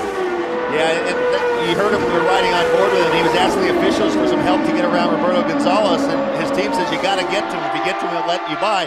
That's kind of a catch-22 because it looks like there's just clear space between them, but there's not clear air. And the best way to explain that is for the Utah Gun fans. I don't remember when Goose got in Maverick's jet wash, it ended up killing him. Here, it kills the downforce of the cars. When the wings bend the air so much to generate downforce on the car in front, it's right behind the car, it's tumbling with incredible violence, and so the car behind it that comes through there, it doesn't smooth over the side pods and under the underwing smoothly, and so it cuts the downforce dramatically. And so when you catch the guy, even if you're quicker, it's like an invisible force field, makes it hard to get closer. Watching the two MyJack Conquest cars of Eric Bachelard's team, Justin Wilson, the British rookie, ran Formula One and had some good success last year. He's in the 34th. Behind him his teammate Alex Palou in the 14th. Palou 15th right now. Now Justin Wilson brought up the first caution tonight. He got into the wall on the second lap. Lost 3 laps on pit road, but they put a new nose cone on that car. He's climbed back to 13th. That's, I think, pretty much perseverance. He's not exactly unlapping himself, but with the number of cars that, Paul Tracy, Sebastian Bourdais, guys getting in trouble, he's just by being patient and clicking off laps, he's moving up through the field. And if he had dropped out, even though running all this distance isn't going to get him a lot more points, it's going to gain invaluable experience for when they come back next year. Justin Wilson, very, very smooth. Everyone very impressed. He gained the most spots by far at Long Beach. Came from, 15th to 6th at Long Beach. Qualified 3rd at Monterey. Had a problem on a late pit stop and set him back to 6th at the finish. And he's learned a lot about how to drive here in Milwaukee. Justin Wilson, you see running behind his teammate Sparafico, and that running this close, when you have a spin like that as a driver, the worst thing is not knowing what caused it, and that's the leap that the guys have to get through. They have to say, you know what? Eventually, this aerodynamics is such a black art. Things happen. The car just gets away from you. Usually, when you crash on a road course, you have a pretty good idea what caused it. To be in a car that's going 170 miles an hour that turns around backwards on you and not have the foggiest idea what did it, needless to say, is a little disconcerting. To say the least. Ryan Hunter-Reay going to the inside. One of the MyJack cars, another lap down. That's Alex Palou, sitting in 15th position. Past halfway now, so the race is official tonight. Some dark clouds off to our north, but no sign of any inclement weather in the area at the moment. Ryan Hunter-Reay continues to dominate. He's led all the way here tonight after starting on the pole in the Erdez competition number 4. Dominant run so far. Big crowd as always tonight here at the Wisconsin State Fair, the Milwaukee Mile. More than 38,000 fans on hand to watch Champ Car. Bronte Tagliani may have the best view of all tonight. Let's hear from her. I'm up here on the spotter stand at the Milwaukee Mile, and you can hear the cars in the background. You can see the cars racing around out there. This is one of the best views, and it's even more beautiful because it's nighttime. Extra special because it's one of the only races, the only oval race, that you can stand up here and see the whole track at one time. The only place with a better view is with you at home in your living room. I would second that point of view. I would, and she said you get up here. You can't get up here. The spotters can get up there. In the grandstand, you can't see the whole course. Now, what a spotter does, a spotter is the driver's eyes and ears. And as the cockpit sides have gotten bigger, it's really hard for these guys to see even right next to them. So they have a team member up on top of the grandstand who's calling, like, as these guys go by. See Nelson Philippe, who got a little sideways with Paul Tracy earlier in the weekend. Now my engine builder from Rocket Sports is actually Nelson's spotter, and I rode down the elevator. He says it's going to be a busy night because the speed differential when people start lapping, you got to tell them, you have conversation like you've got a car low, you've got a car high. The important thing for a lap car is to hold your line and not deviate. The quicker guy will get around you if you either stay low or stay high. Watching Rodolfo Levine in the Corona car, one of the Forsythe team machines. Levine backed up to 7th after a penalty earlier. Behind him, the race leader, Alex Palou in that MyJack car, the 14. His first full season in Champ Car, ran 2 races last year. Now remember what happened to Palou. He had a problem on pit road at Monterey 2 weeks ago. In fact, when he came to a stop on pit road, well, he hit a couple of his crew members.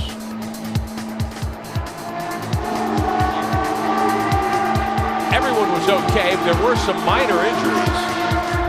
Sperfico put some tire marks on the wall there at Monterey. That's the scuff mark after he white-walled or yellow-walled his outside tires, Derek Daly.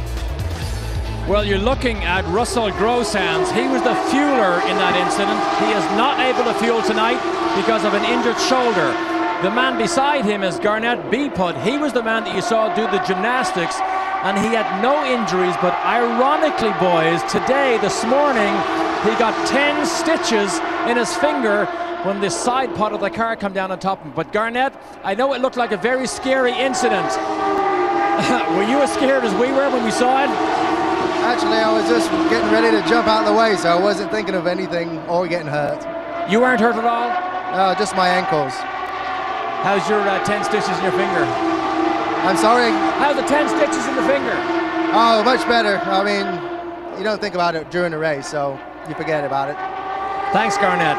It is not a story that we tell many times, but there is such a commitment from these crew members to go over the wall to service their drivers. They will do anything if they think they can help the situation. Well, you have to be dedicated. It is a team sport, Tommy Kendall. You do have to be dedicated, but that was a big risk, and you know you're going to be in harm's way a little bit. I went to the Newman Hospice after Monterey to congratulate them on the win. We started talking about the incident, and I talked to Sebastian's right front tire changer, and I said, what would you have done if that happened? He said, I'd have got up and smacked the driver in the head. So, you see a pretty close quarters there. Carpentier trying to swing inside Royal Serbia. Is that Jourdain? Jourdain trying to get by him. Michel Jourdain in third spot, so the battle rages for second. Mario Haberfeld moves over and lets A.J. Allmendinger move through. Allmendinger up to fifth now. Bruno Junqueira has been shuffled back to sixth. Jimmy Vasser rides fourth, a lap down. So A.J. Allmendinger, the big mover of the night, from 13th up to fifth spot. On lap 143, 107 miles of racing to go here tonight. I like Allmendinger. 2 championships in the last 2 years in the Barber Dodge Pro Series, then in Atlantics. He holds a nice steering wheel. Sure does. He had a death grip on it last night after qualifying, and he came over to see Paul Tracy, and he says, man, this stuff has just got me spooked. I'm holding on. I really don't feel comfortable. He had a big crash here in Atlantics. Was one of the few tracks he didn't do well at. So to have a good run like this and get his confidence back, the team's fortunes ebb and flow with the driver's confidence, and it's natural if you've been spooked to have it can turn into a horrible weekend. But they've obviously nailed the setup on those Rue Sports cars, because other than Hunter Ray, he and Jourdain are the quickest cars. This is for fourth spot. Vasser in the red and white PKV car, the Gulfstream entry. Right behind him is Allmendinger. Now, Carpentier hanging on to second. We've seen Jourdain do this before. Close in on Carpentier, and then Carpentier pulls away. Looks like he's done it again. Well, that's where the opportunities come on the 1 mile ovals. You have those jam cars, the lap traffic.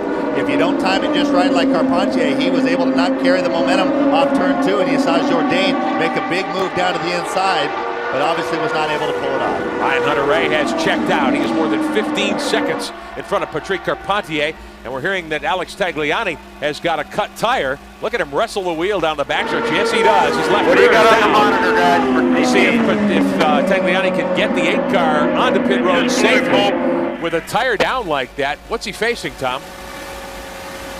Well, I think he's actually trying to diagnose it. He can't see what we can see. He's downshifting and heading to pit road, wrestling that thing, and here comes your leader, Ryan Hunter-Reay. To pit road, Calvin Fish. Ryan Hunter-Reay brings the car in. He had to go around Patrick Carpentier's tires, and then he actually clipped the left front that was sitting on the ground for him waiting. Tires are done like the fuel is prepared Derek Daly. Michel Jourdain is in. He takes a tear off from his visor. There are no changes on the car, which is a good sign. Here he goes.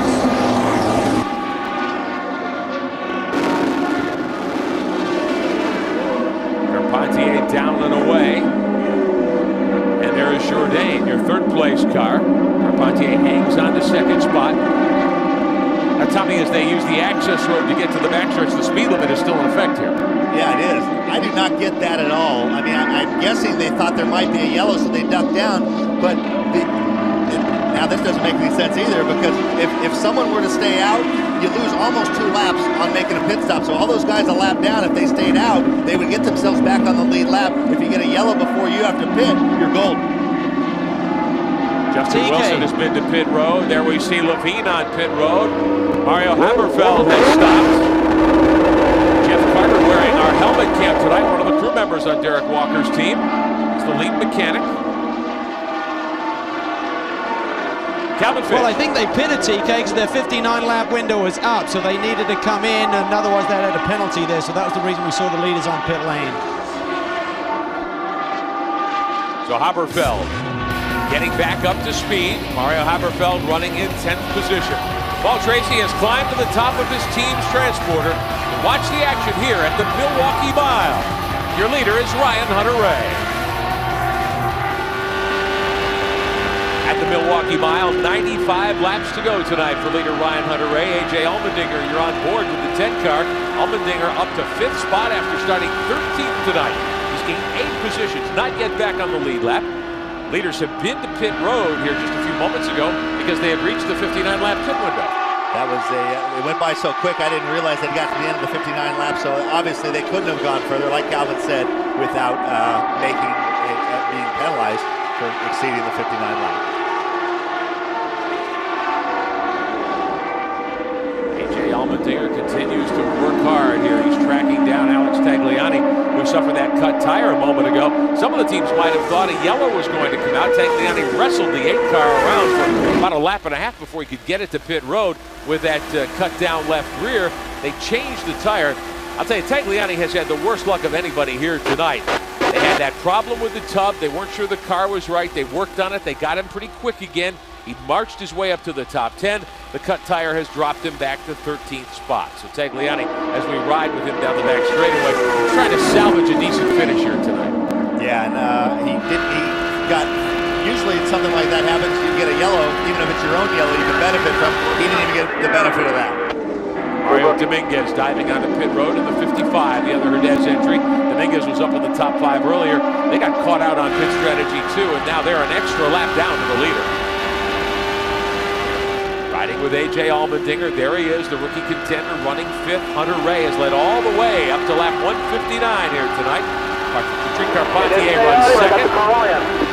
Michel Jourdain in 3rd, Jimmy Vasser and Allmendinger. And Tommy, we hear about spotters quite often, but on an oval track they're extremely important.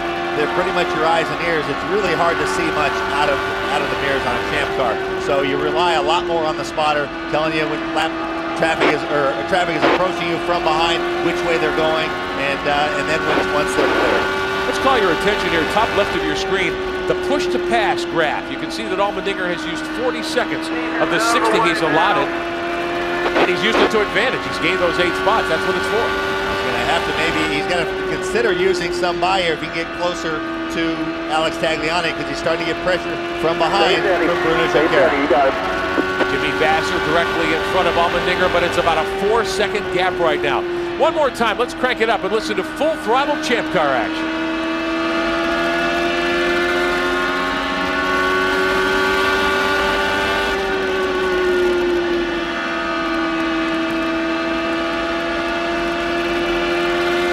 You gotta get some traffic in about 4 laps.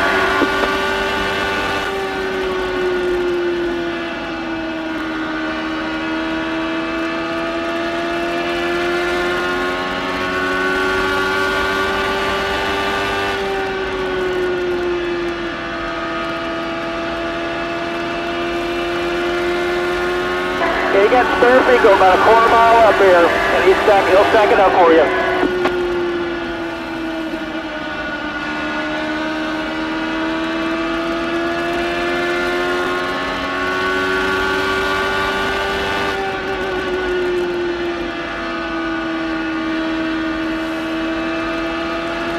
The beautiful sounds of this near 800 horsepower Ford Cosworth motor. Ryan Hunter-Reay putting some beautiful music together on the racetrack as well. From the pole, he's led all the way, 164 laps led. Guys down on pit road, it's been really a team effort tonight, Calvin Fish. There's some great stories I know on this Herdez team. There really is, and sometimes we fail to really report some of these human interest stories. This is Luis Pericapi, who's the right rear tire changer on Ryan Hunter-Reay's car, the race leader currently. And yesterday his wife was taken to the hospital with a medical emergency. He called her and she said, no, you stay there, you got to do your job, you got a race to win tomorrow, and that's what it's really all about. So these boys are putting their lives on the line and that's what it's all about. They want to win this race tonight, and the families are supporting them all the way. And that's what it takes. We talked about team efforts in Champ Car racing. The families certainly have to get involved in this because a driver alone can't do it. No, he can't. As we look at, there's a spotter stand up there, a couple of the guys from the Herdez team, and I think it's a couple of journalists up there taking notes. Best, like Bronte said, the best view you're going to have of the race. One of the beauties, of course, of oval track racing, you do indeed see the entire layout. You see all the action all the way around. And a mile racetrack is such a big part of the history of Champ Car racing. It's great to come here to the Milwaukee Mile. Ryan Hunter-Reay won his first career race a year ago at the season's finale down in Australia. And Tommy, you said that was a win that at least partly had to do with pit stop strategy. Yeah, he was not even close to the fastest car. He was well back in the field. He had made a stop earlier, and then in a very rare occurrence on a road course, they had to close the pits, which flips the strategy exactly upside down. He was the only car, the last car that had made a stop before the pits were closed. It immediately promoted him to the lead. He still had to hold on for the last few laps, but he didn't just outright take it by the scruff of the neck and win in dominant fashion like he's doing tonight. If he can win like this from pole, leading every lap, this will establish himself as a bona fide race winner. Looking at the stats from a year ago when Michel Jourdain scored his first career victory here, he led 234 of the 250 laps, and I thought, man, that's about as bad a whooping as you could put on one of these Champ Car fields. Ryan Hunter-Reay is on his way to maybe a stronger performance tonight. Watching Allmendinger down the backstretch, still sitting fifth. One lap down to the leader. But it's been a very good night for the Loose Boys. Good job. Jimmy's going under Nelson. By some of the lap cars, coming up on Nelson Philippe again. You saw him, oh, you heard him crack the throttle when Philippe pulled over in the dirty air in front of his car. Wow, that was quick hands, and his heart's probably in his throat right now. Allmendinger, a young gun in his early 20s, does it work on his mind to see the scuff marks on it too against the wall? Everything works on your mind here at the Oval. It works on it more is probably the big crash he had in Atlantic testing here a year ago. Lapping by Nelson Philippe up top, you see how much push to pass time the various drivers have here tonight. Roberto Gonzalez has used almost all of his. A.J. Allmendinger has used quite a bit as well to advance 8 positions, riding 5th in the Champ Car Grand Prix of Milwaukee.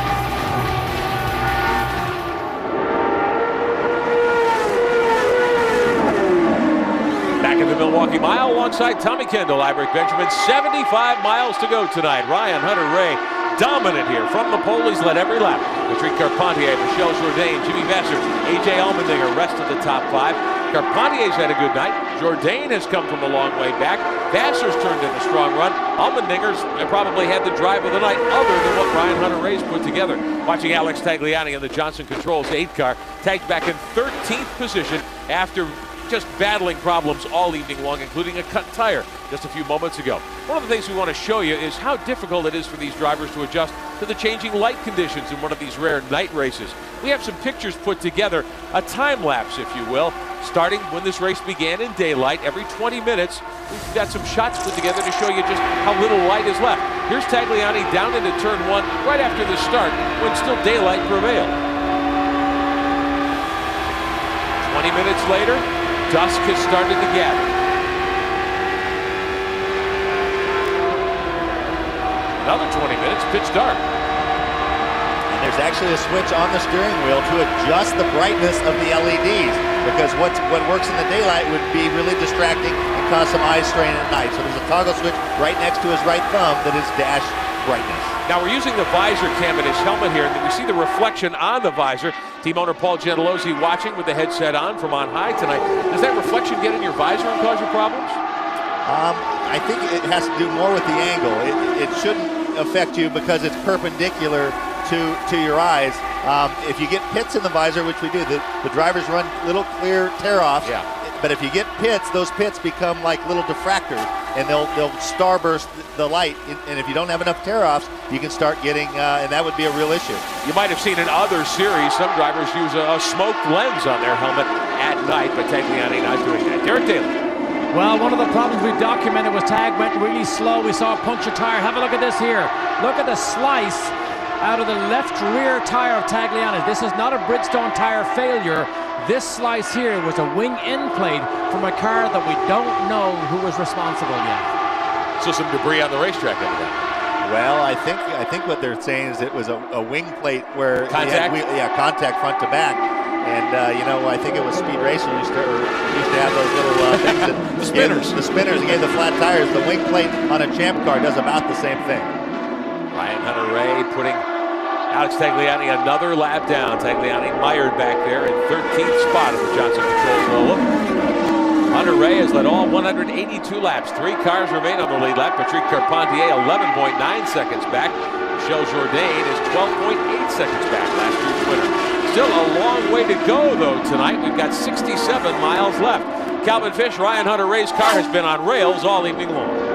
He's just going to talk to his father, Nick Hunter-Reay, and he doesn't want to talk. This family is really nervous. Lydia will not come down to the pit lane at all. We want to have a chat with Nick there, and he says, no, I'm too nervous. I can't talk. So the pressure's on the family. The pressure's on the boy. They followed him all the way through Atlantics, and now in Champ Car, they're looking for that his second victory. Obviously scored the big win down in Australia last year.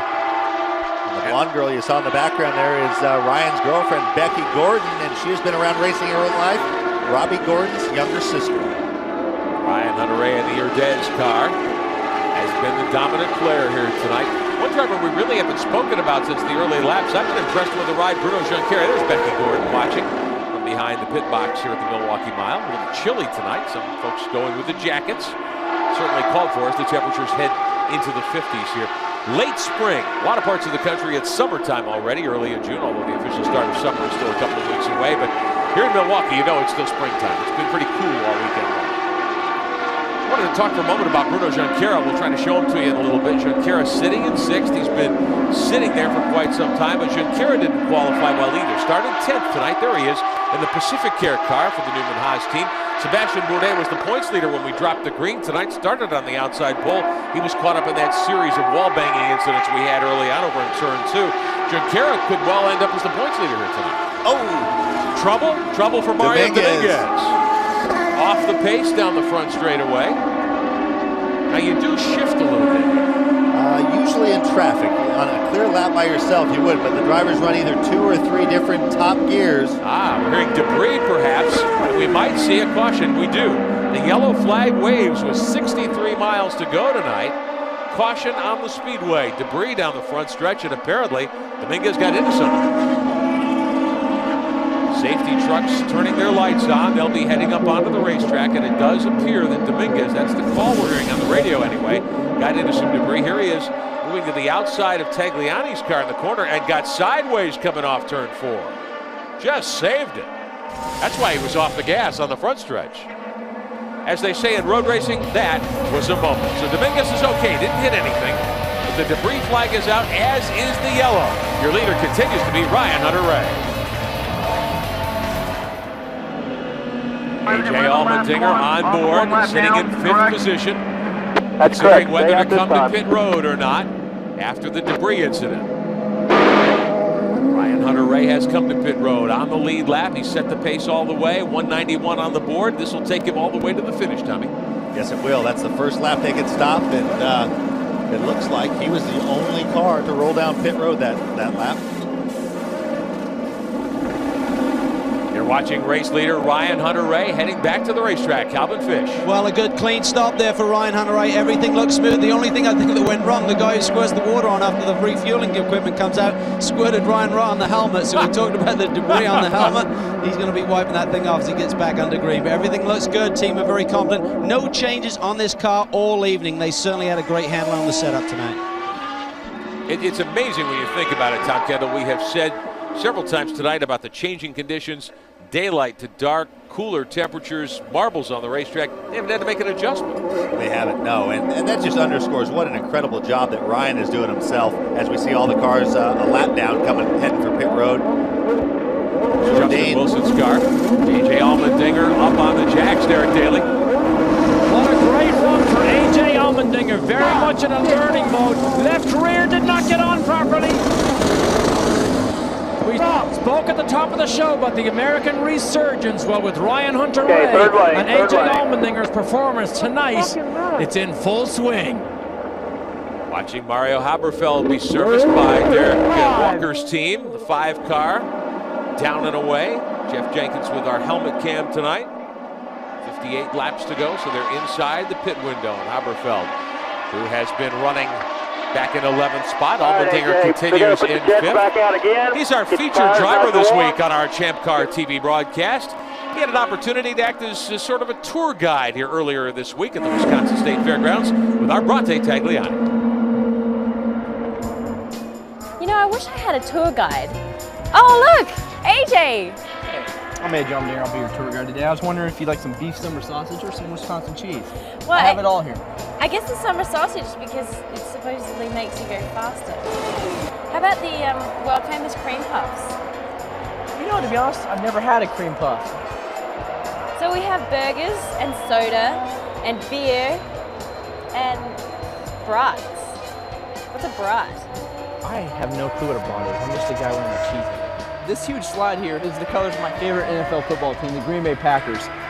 And all I'd love to know is if Brett Favre would come out and one day drive the two-seater with the Champ Car and, you know, have me be his personal driver because I absolutely love Brett Favre. So Brett, if you're watching, please come out and drive the two-seater either at Milwaukee or Road America. It'd be great to have you. Now, one problem is, though, where's Bronte?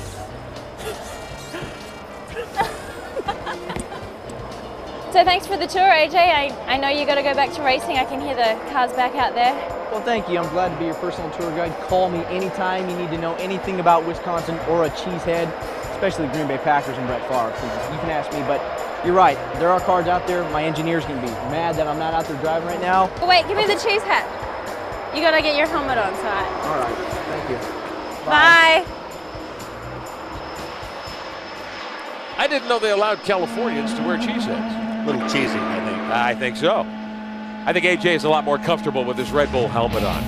Getting ready for the restart, Allmendinger will line up in 5th spot, 1 lap down to the leader, who continues to be Ryan Hunter-Reay. Carpentier and Jourdain also are on the lead lap in Milwaukee.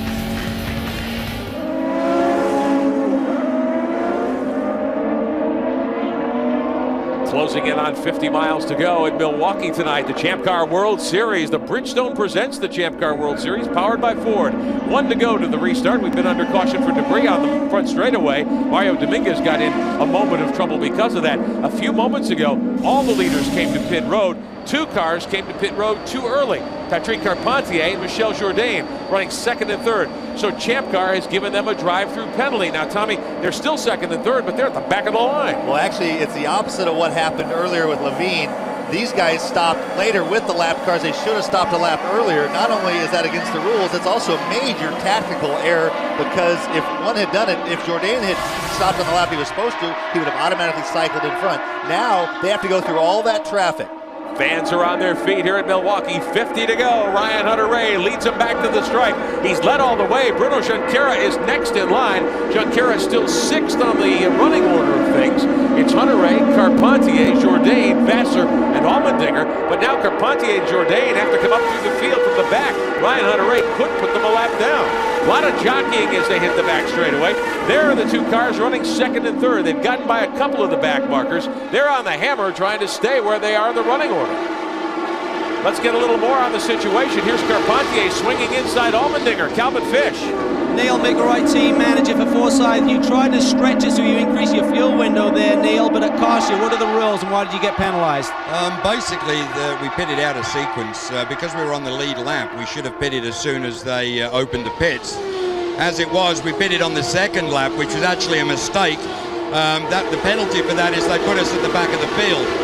Fortunately, the guy in 3rd place, Jourdain, they also made the same mistake. So basically, we're still in 2nd, we're still on the lead lap. Jourdain's still in 3rd on the lead lap. It's just that we've got a bit of traffic between us and the leader right now.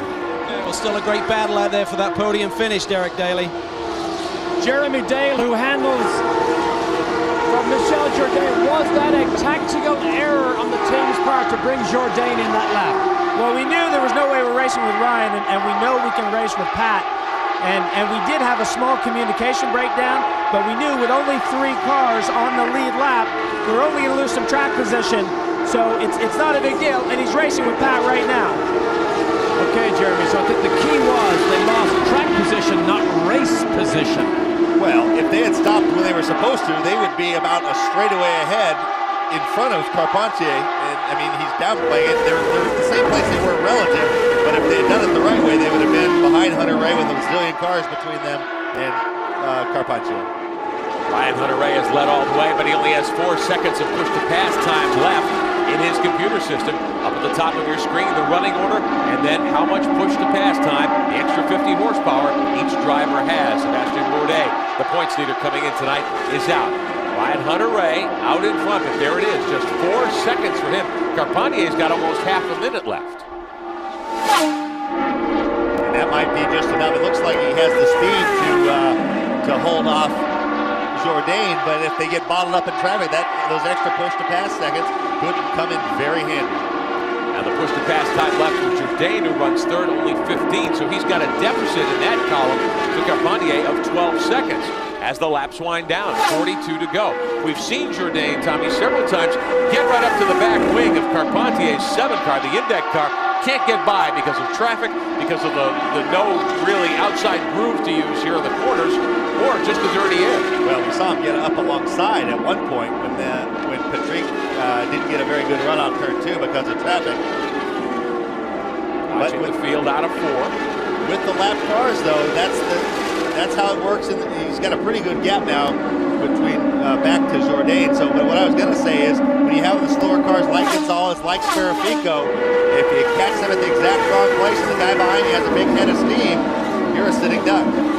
Carpentier has opened up a gap of about 2 seconds now over Jourdain as they fight for second. The error on the pit strategy of the drive-through penalty causing Carpentier and Jourdain to give up a ton of track position to race leader Ryan Hunter-Reay. Now Hunter-Reay's been the dominant story here tonight. He's led all 210 laps, 211 laps so far, but the other big story in the first 100 miles or so, crashes, especially coming out of turn 2. We'll show you what's happened here tonight on lap 1. British rookie Justin Wilson, his first oval start. He spun the MyJack car, knocked the nose wing off. They put a new nose cone on. Wilson's back in the hunt. He's back up to 12th spot. Lap 51, series point leader Sebastian Bourdais from the outside pole. Just had to get away from him, coming out of the front stretch, trying to wrestle it back in line. Clouts the wall with the right front corner. Broke pieces of the right front suspension. He was done for the night. 10 laps later, Paul Tracy tried to take second away from his teammate. On the outside into 1. And then, just close quarters, got up a little bit high. Paul thought that his teammate ran him up into the gray stuff, but the end result either way was he hit the marbles and hit the fence. Hardest hit of the night. This is rookie Gaston Mazzacani from Argentina. Hard hit at Dale Coyne's car off 2, knocked the back wing off the car. The car got airborne briefly. Mazzacani okay. His Champ Car debut lasts only 80 miles here tonight. Of all those drivers, as we mentioned, Justin Wilson, the very impressive first-year driver from England, the only driver still in competition, was 3 laps down. He's 5 down now, but he's not 18th anymore. He's up to 12th. That's what you have to do in the point system, rewards that. We talked about at the start that Craig Hampson has told his driver Sebastian Bourdais and their teammate in the Pacific Air car, Bruno Junqueira, because of the point system, we know this isn't very racy. There's Bruno Junqueira now in the Pacific Air car. If he's going to come out with the lead, if he can just finish this race, if he can get just a few points, he will move in front of Sebastian Bourdais. But again, the orders they gave to the team at the start of the year, they said it's not very racy. Caution flag on the speedway. Let me interrupt you for a second, Tommy Kendall. 35 to go. The debris flag out again, along with the caution. So again, debris being spotted on the surface here at the Milwaukee Mile, and we are back under caution with 34 laps to go. Ryan Hunter-Reay continues to dominate. He leads by 14 seconds over Patrick Carpentier. What does the late race caution do for Hunter-Reay? At this point, it gives him a chance to catch his breath. I don't think he's too worried. He's got a lot of cars between he and Carpentier and Jourdain. Even if they were right behind him, I think Ryan Hunter-Reay feels pretty good about things right now. Sure, you want the race to be over, because anything can go wrong at any time, and you start hearing noises like the old cliche goes. But the reality is, I think part of Ryan Hunter-Reay is probably, you don't get a car that's this dominant very often. So you probably, if he's smart, he'll enjoy this feeling, because they don't come along very often like this one. That is certainly true. Champ Car Racing lost one of its revered members of the motorsports family just a few days ago. Calvin Fish has that story. Yes, indeed. Earlier I was talking to Neil Mickelroy, of course, who's now with Forsyth Racing. He was, in fact, team manager back in the mid-'80s when Doug Shearson Racing had so much success. I also drove for Doug in the American Racing Series, and he's a true gentleman and a very shrewd businessman. And unfortunately, we lost Doug just a few days ago as he succumbed to the cancer disease. But to his family, Fern, his wife, Molly, Rebecca and Sarah, his daughters. Certainly we've lost a great friend, but they lost a great dad and husband. He will be much missed. Dutch Shearson only 62 when he passed away in Florida. That is very, very early to have that fate befall you. Ryan Hunter-Reay out in front, 33 to go. He's led all 217 miles so far. He has that one career win. Tommy Kendall talked about it earlier at Surfers Paradise. One of our Champ Car flashbacks to show you how he got the victory. A moment of success for American Spirit Racing, no longer on the tour, but Ryan Hunter-Reay had his pit stop strategy fall perfectly for him in that situation and scored the upset win at Surfers Paradise. Great way to start your career. And actually, that was the launching pad for his teammate, Mario Dominguez, one of the weirdest races we've ever seen in Champ Car races the year before, and then backed it up with a legit victory last year in Miami. Champ Car safety team getting quite a workout tonight at the Milwaukee Mile. Hunter-Reay leads Carpentier by almost 7.5 seconds. Lap 221 at the Milwaukee Mile. The green flag is back in the air. Ryan Hunter-Reay takes him down into turn 1. The MyJack cars side by side. Heavy traffic for a moment. A couple of cars get close there. One of the PKB cars. That's Roberto Gonzalez with Oriol Serbia on the high side of the black and yellow car. There goes Gonzalez swooping to the inside of I believe that's Spirifico getting passed. Right in front of those guys, I saw Jimmy Vasser make in light of what happened to Paul Tracy on the last restart, Jimmy Vasser went around the outside of a car on the restart. There's Jimmy right there. Jimmy's 4th a lap down. Good run tonight, though, for the veteran. Here comes Carpentier. Running in 2nd spot, 4.9 seconds behind the race leader. Less than 30 to go. Tell me, there was some discussion after the last round of pit stops that perhaps Ryan Hunter-Reay might run into problems fuel-wise, that stopping with 59 to go might not get him home, but you don't think that's the case? Well, that's what Jeremy Dale from Roosport was saying. He said he's right on the limit, but I was wondering if they were insinuating that it's hard to go a full 59-lap stint. I don't think it is. I think they were. I think they thought that Hunter-Reay had stopped maybe a lap too early. In hindsight, it turns out they were the ones that made the mistake. But I don't suspect that there's any concern in the Ardez pit on going 59 laps. Michel Jourdain shown momentarily there, running third. Here's Allmendinger, continues to sit 5th. Let's ride with AJ down the backstretch. All the caution laps we've had since then certainly should eliminate any concern about fuel economy. Yes, and the way the fuel windows are set is to make it so that if you have a full tank of fuel, you can always run comfortably more. The whole point being to get away from fuel consumption or conservation. Saw AJ's light flick in there with the push to pass button, trying to get by Wilson. But the idea was to make it so that there was no reason to save fuel to try to stretch your fuel window. They said you can't go longer than this, so don't save fuel. Pour full fuel to it all the time. Run flat out. We want to see these Champ cars at full chat and have the quickest guy win. 24 miles to go. A.J. Allmendinger with only 6 seconds of push to pass time left. But how about this? Jimmy Vasser's used up all of his 60 seconds, so Allmendinger chasing Vasser might have an opportunity. Downstairs quickly, Derek Daly. Well, boys, this is a light-hearted moment. This is the pit marshal here, Keith Mullenhocht, who lives in West Allis here. He stood by his post here all day. Now, Keith, what is the age limit for you to allow somebody into this pit lane? To be on pit lane, they must be 18 years of age, have credentials issued by the track or by the sanctioning body. So if there was somebody 17 years of age in the pit lane, what would you do? If they were 17 years of age, they would not be allowed on this side of the fence. What if I told you there was a 17-year-old out on the racetrack doing 200 miles an hour right now? What would you do? I know there's one out there. I give the kid a lot of credit. But you're not going to go get him? Nope. He doesn't have a credential. Oh, he's got credentials good enough for me. If CART wants to issue him credentials, that's fine for me. Good point. Good job all weekend. Thanks, Keith. That's the only guy in a red jacket all weekend I've met who is willing to compromise on the rules. We've been thrown out of everywhere. You can't ride scooters outside. Golf carts have to have a flashlight on them. They take their work very seriously here at the Milwaukee Mile. Nelson Philippe, rookie driver, running 14th for the Rocket Sports team. He's gained 3 spots tonight, but he is several laps down to race leader Ryan Hunter-Reay. 20 to go for Ryan Hunter-Reay in the 4 car, the Ardez machine. Watching A.J. Allmendinger swing to the bottom. Going down into 1, put another lap on Alex Spirifico's machine. Allmendinger up onto the backstretch. It's been a very, very good drive tonight, and you can really see what Carl Russo has seen in this young driver. Who won the Barber Dodge Pro Championship 2 years ago. dominated Toyota Atlantic a season back. Here he is in Champ Car. I think he's on his way to a great run, great year. Yeah, no question. And that team is finally starting to show some signs of life. I mean, it's a new team. The Russo team, Rusport team, moved up from Atlantic with Allmendinger. Carl Russo knew they had their work cut out for it. And then when Michel Jourdain was left without a ride, they added a second car as if it wasn't a big enough challenge to step up to the Champ Cars. But I finally see signs that they're starting to work themselves into shape. Got a lot of talented people on that team. I think everyone in the paddock realizes it's only a matter of time before they're competitive, and we're starting to see some signs of that. Now there is a bonus point at stake tonight, talking about the point standings in the Champ Car World Series. It looks as though Bruno Junqueira will walk away from West Allis with the points lead. Sebastian Bourdais, his teammate, was the leader coming in. After his victory in Monterey, Bourdais crashed out. And he was the first car out, in fact, at lap number 50 tonight. So Bourdais will get credit for 18th spot.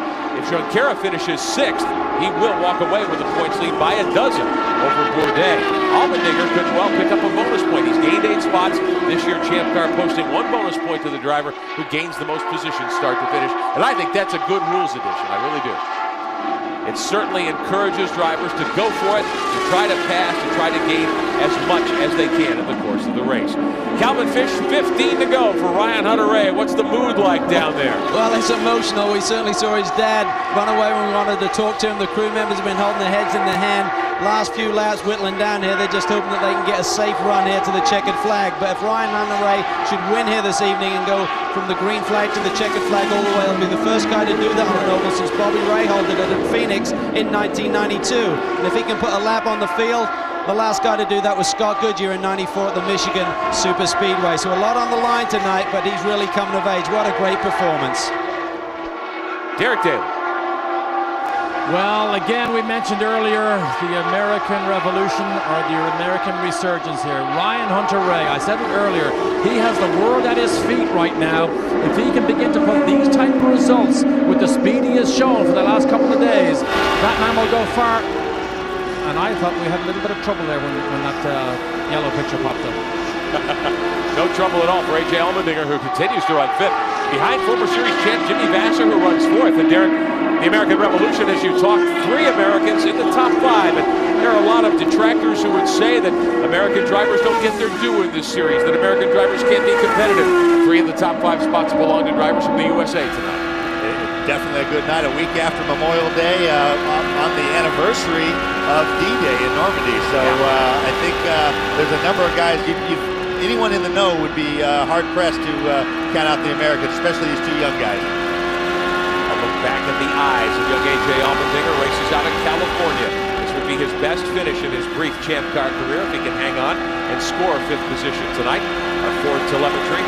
These engines winding up. We saw earlier that A.J. was up around 11,700, almost 800 RPM as he dives down into 1. And there you see his push to pass number. He has used all but 2 seconds of it trying to reel in Jimmy Vasser.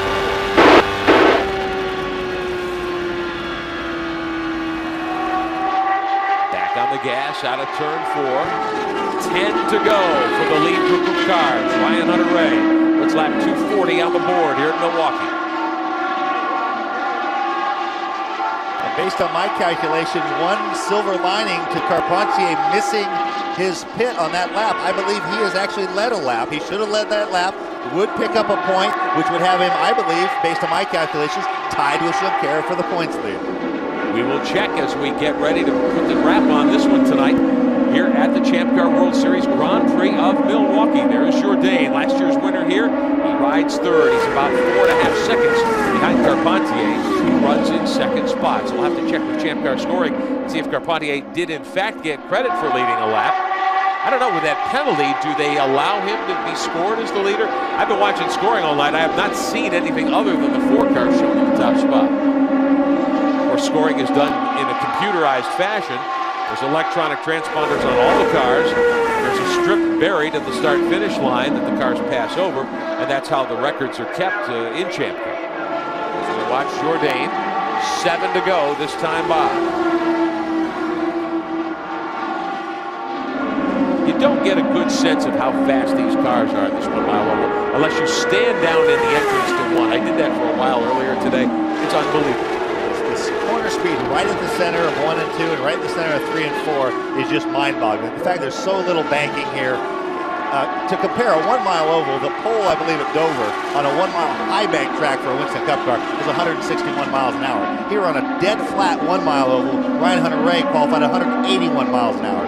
4 Gs, lateral acceleration, just absolutely an awesome machine. A really good example or a good place for a champ car to show exactly what they're capable of. I remember back in Monterey a couple of weeks ago, Tommy, there was a brief discussion and you keyed it about just are these drivers really athletes? And I agreed with you completely. I mean, there's no question.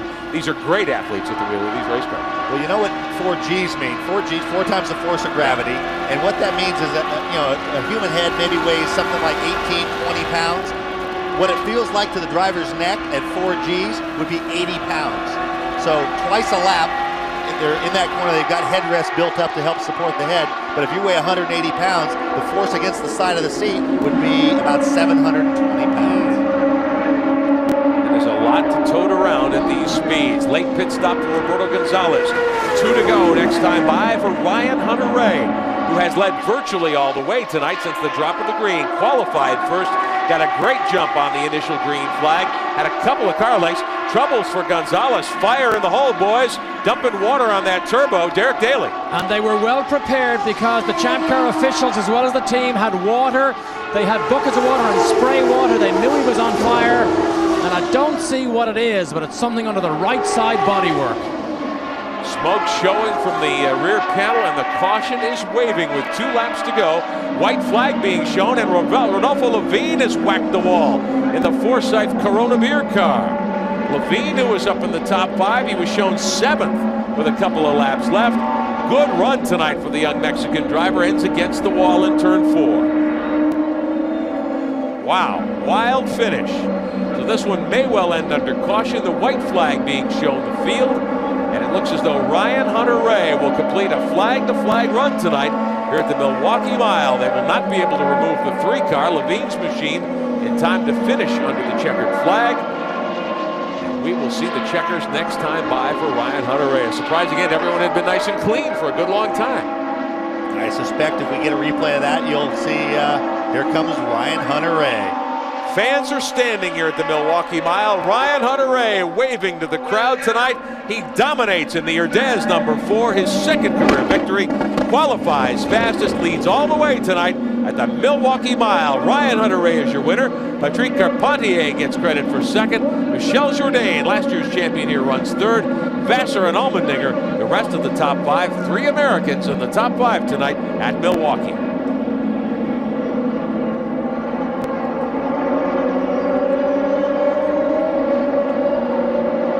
Very happy young driver. Ryan Hunter-Reay races out of Boca Raton, Florida. Keith Wiggins and the Urdez team congratulating one another on pit road. Great night for that team. Mario Dominguez as the fireworks go off here in Milwaukee. Dominguez had a good run, battled back from some adversity, and ends up getting credit for 8th spot tonight. So Dominguez able to salvage a top 10, even though he had a couple of unscheduled stops on pit road. Ryan Hunter-Reay flips the visor, waves to the fans, coasting down pit road. He will head to victory lane here at the Milwaukee Mile. We'll talk to the winner and bring you more of the stories of the Champ Car World Series.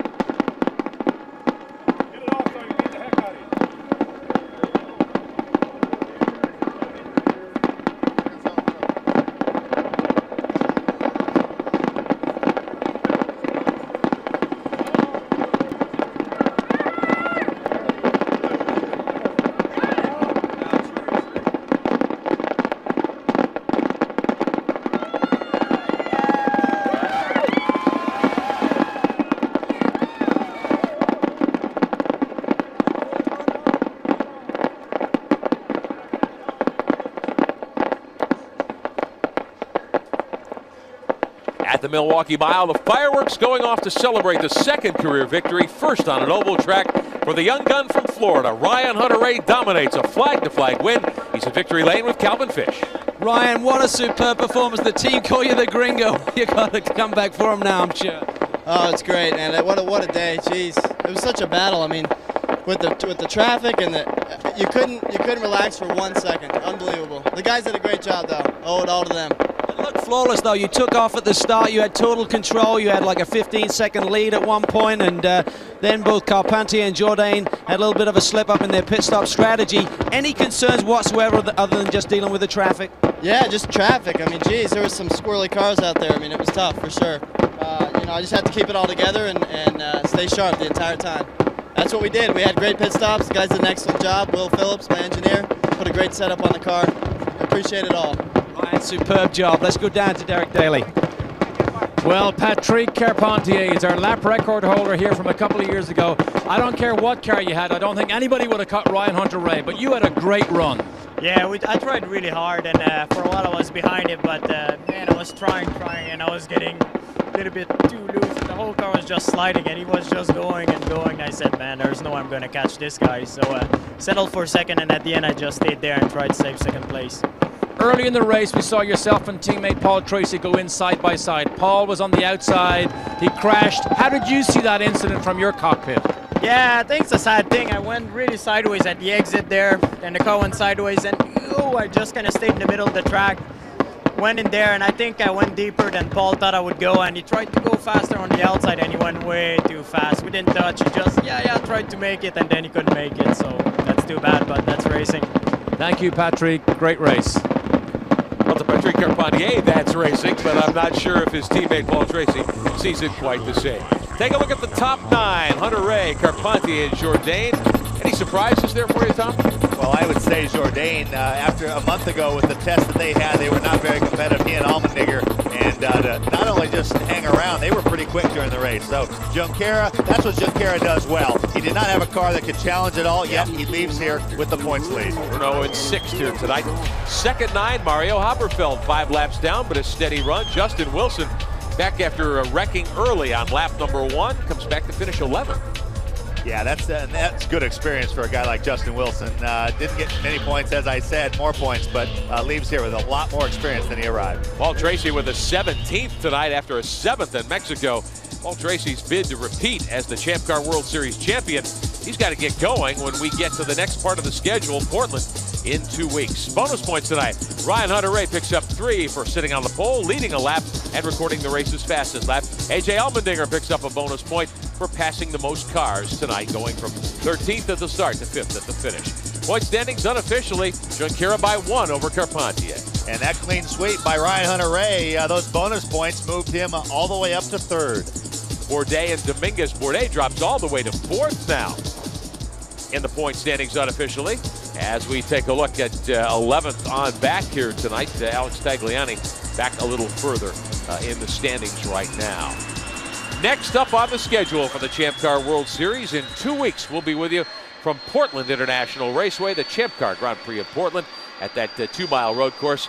Cleveland on the 4th of July weekend at Burke Lakefront Airport, and then the Molson Indy Toronto on July the 11th.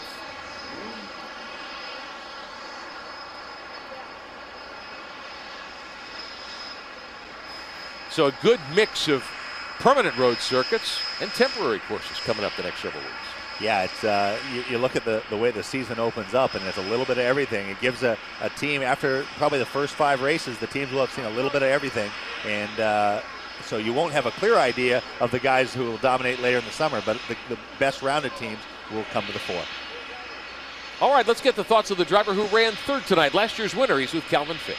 Well, one of the first things that Michel Jourdain did is come over and congratulate the Herdez team, but a great run for you and the Rousport team tonight. Podium finish has to feel good. It feels so good enough in the 3rd race to be in the podium.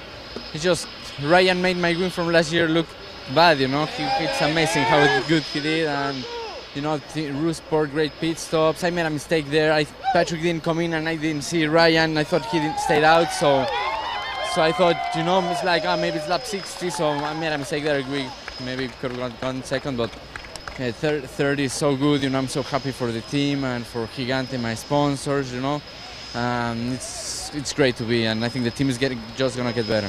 Where did you find the speed, Michelle? Because you came here, you weren't immediately quick, and then qualifying went much better, and then overnight race has really transformed. You were immediately quick right from the get-go. Well, we were just making changes, and you know, I think we just got better as the weekend went on. So I think it was just very good. Okay, well, congratulations, Michelle. Victory here last year, but a podium finish this year is something that he's been very happy with. Let's go down to Derek Daly with Jimmy Vasser. Indeed, Jimmy brings the Gulfstream car home in 4th place. Jimmy, I know you won back here in '98. Was it a struggle today, or are you reasonably happy? It was a struggle in the first half when we went down a lap early, and that was terrible, and before the first stop. And you know, I think we just probably missed the tire pressures. We worked on the car just with tire pressures all day, and at the end I thought it was pretty reasonable. And certainly nobody can touch Ryan. Congratulations to Ryan Hunter-Reay. He dominated all weekend. But I think after we got settled in, we ran with Pat Carpentier and Michel Jourdain, but we were just on a lap down, and they made a mistake, and you know, we got on the same lap, but we were all on the other side of the track. So, but a good day for PKV Racing for me in particular, for finishing my first race. And my teammate on his first oval had a good run going, and just wanted to say thanks to all the Champ Car fans that came out tonight. We had a good night here. Thanks, Jimmy. Great job. Well done. Back to you guys. Former series champion, one of my favorite guys in the Tour. Vasser at the moment moving up in the standings by running 4th here, a lap down tonight with Allmendinger in 5th spot. There's Junqueira in 6th, Servia, Mario Dominguez, Rodolfo Levine 4 laps down, but 9th. And we take a look at the second 9 here tonight. Haberfeld, Justin Wilson we talked about, Gonzalez. Nelson Philippe soldiered on tonight, gets 14. Got to give a nod to both Philippe and Sparafico. They stayed out of everyone's way. No incidents involving those two cars. A good bit down, but they also needed to get one under their belts. Gaston Mazzacani, I'm sure, will have some stories to tell after that trip into the wall. If you thought it was crazy before the race. And Paul Tracy, a very disappointing night for the 3-time Milwaukee winner. Whacked the wall trying to pass his teammate Carpentier on the outside, got into the second turn wall, and his night ended very early. Sebastian Bourdais came in the points leader, but clipped the wall coming off turn 4 tonight, and his night ended early. He gets credit for last, 18. Tommy Kendall, Rick Benjamin topside. Derek Daly, Calvin Fish down on the pit road for us here tonight. Next up at Portland in 2 weeks. Top 3 drivers, the podium finishers tonight, having a word amongst themselves. Ryan Hunter-Reay with his foot on the top step of the podium. He'll be climbing that to accept his honors in just a moment. Let's get more of the stories from pit road and the paddock area tonight to Calvin Fish. Down here with AJ Allmendinger, top 5 finish. That has to feel really good after qualifying yesterday. Yeah, I think anybody that saw my face after qualifying, you know, I was pretty disappointed. I mean, I just got to thank Rouge Sport, and especially David Brown and Chris Lurch. They gave me a great car for the race. You know, we went a lap down early in the first segment because I was in all the traffic, but after that, my car was fast after about 10 laps on every new tire run, and I could see the guys would fall back to me, and you know, the pit crew did a great job for only their 3rd race and really only their 2nd race pit stops, because I screwed up in Mexico and didn't give them a chance to do pit stops. But you know, I mean, everything was great. I can't be happier, and you know, I have to admit, it was fun passing Bruno every time on the restart. What are the biggest lessons you learned out there? I know it's a steep learning curve right now. Pit stops, tires, the way they come in, you know, and they go off throughout the stint. What did you learn tonight? I mean, these races are so long, especially this one.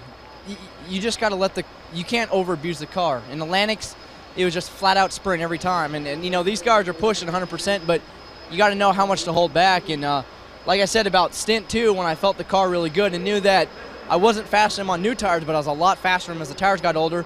It was just about pacing myself, and that was the whole race, was pacing myself, staying out of trouble. And you know, some guys made mistakes, and I got around others. And I mean, just thank God I got out of here alive and with the top 5. And you know, more importantly, Michelle with the podium and Gigante. I mean, they've been a great supporter since they come on board. And, you know, it's probably been difficult from them for the struggles we've been having. But you know, I think hopefully this is the turn, and we can go to Portland with some confidence and some energy. What's it been like behind the scenes? I mean, this team came in here as a championship winning team, but this is a whole new playground here. Has it been calm, or was there any panic? You knew you needed to recruit good people, and it's going to take time, I assume. Yeah, I mean, there's no panic on this team, but you know, we knew, especially when we picked up Michelle and Gigante with basically 2 weeks before Long Beach, that was a struggle, but everybody's done so well, and you know, it's been obviously frustrating to run mid-pack and run at the back, but we're literally a brand new team with brand new people that really have no champ car experience except a couple of the crew members that we brought on board to help Michelle's car. And other than that, we have no experience in the champ car, and I think how quickly we're learning. Hopefully by the end of the season we can keep doing this a lot. You have the cheesehead handy? Not here, but you know, we will be celebrating in Milwaukee. Look good, it suits you. I hate to say that. No, that looks good, you know. Cheesehead, Green Bay Packers, Brett Favre, still out to Brett Favre if he's watching. All right, mate. Great run tonight. Let's go down to Derek Daly with Bruno. Thanks, Calvin. Bruno Junqueira had a good run, finished 6th. At least you leave here, Bruno, leading the championship. That's at least a good thing to leave with. Yeah, I think that's the good thing of the weekend. Today the Pacific car wasn't the most competitive one, but I hang around, I keep the nose clean. The Pacific car did good, Creel did a good pit stops, and you were able to finish 6th. And you are leading the championship. That's important, and I think we're going to be ready for Portland. Yourself and AJ Allmendinger had quite a ding-dong going back and forth, particularly in the restarts. Do you enjoy those type of environments, those situations? I think AJ is a great driver who had a big battle throughout the race, but for sure he enjoyed more than me because he had a better car. And I was driving on the limit of my car all the time, but it was good. I think he's a great driver and they had a good car, but I'm okay with the 6th place, and let's see if we can do better in Portland. We're fastest on the test, and let's look forward for that. Bruno, we saw your teammate Sebastian Bourdais crash when he got high on the marbles. Was that the most difficult part of the racetrack tonight, to try and stay below that marble line? Yeah, especially because I think, especially when we're up to speed, we run a little bit higher. And on the race, we have to run much lower than the lines that we do in qualify. And I would say that Sebastian maybe had the same problem with me. I think the first 5 laps the car was okay, then started to lose a lot of grip, and it's a shame for him, but at least one of the Newman Haas cars today finished the race, and I think, as I said, in Portland, we're going to be strong again. Thank you, Bruno. Well done. Our championship leader, fellas. 6th position tonight for Bruno Junqueira. Finishes 2 laps down with the race winner, Ryan Hunter-Reay. And there he is, the youngster from Boca Raton, Florida, holding high the Champ Car World Series Grand Prix of Milwaukee trophy. Beautiful piece of glass that he is raising there. It'll hold a lot of champagne, and he's got the opportunity to fill it up maybe now, huh, Tom? He does, and I'll tell you, that smile says it all. I mean, he's been working his whole life, and granted he won in Surfers Paradise Australia, but this one, I mean, we haven't had a performance this dominant in a long time. Yeah. For a second-year guy, great American hope, there's a big weight lifted off his shoulders. He is really happy with how this Herdez team has come together, and Keith Wiggins said after qualifying, he says, this isn't a fluke, expect to see a lot more of this. They gave him a great race car tonight. That's a motorsports cliche, but really true here tonight. Well, on an oval, as I said at the open of the show, you cannot carry a bad race car on an oval, and you've got to let the car do the work, and his car was the Smarty Jones of the champ car field today. What we saw Smarty do today, I don't know. That may not have been a good... Smarty kind of ran out of gas toward the end there. Smarty at the Kentucky Derby, probably. And the Preakness. Yeah, there you go. Let's get more of the stories from the paddock area tonight. Justin Wilson had a difficult start to his night, Calvin Fish, but came back for a decent result. He did. Finished 11th. Justin, baptism of fire here on the 1 mile oval. Talk us through the first lap. What caused the spin? To be honest, I've no idea. I was just sat behind the car in front. I think it was Bruno, just constant going through the corner, and all of a sudden the back just went really light, spun around, just trying to keep it off the wall after that. So it's quite disappointing. It put us a lap down, and then we seemed to struggle in traffic after that. I was reasonably quick on my own. I could, start to open the thing up a little bit, push harder.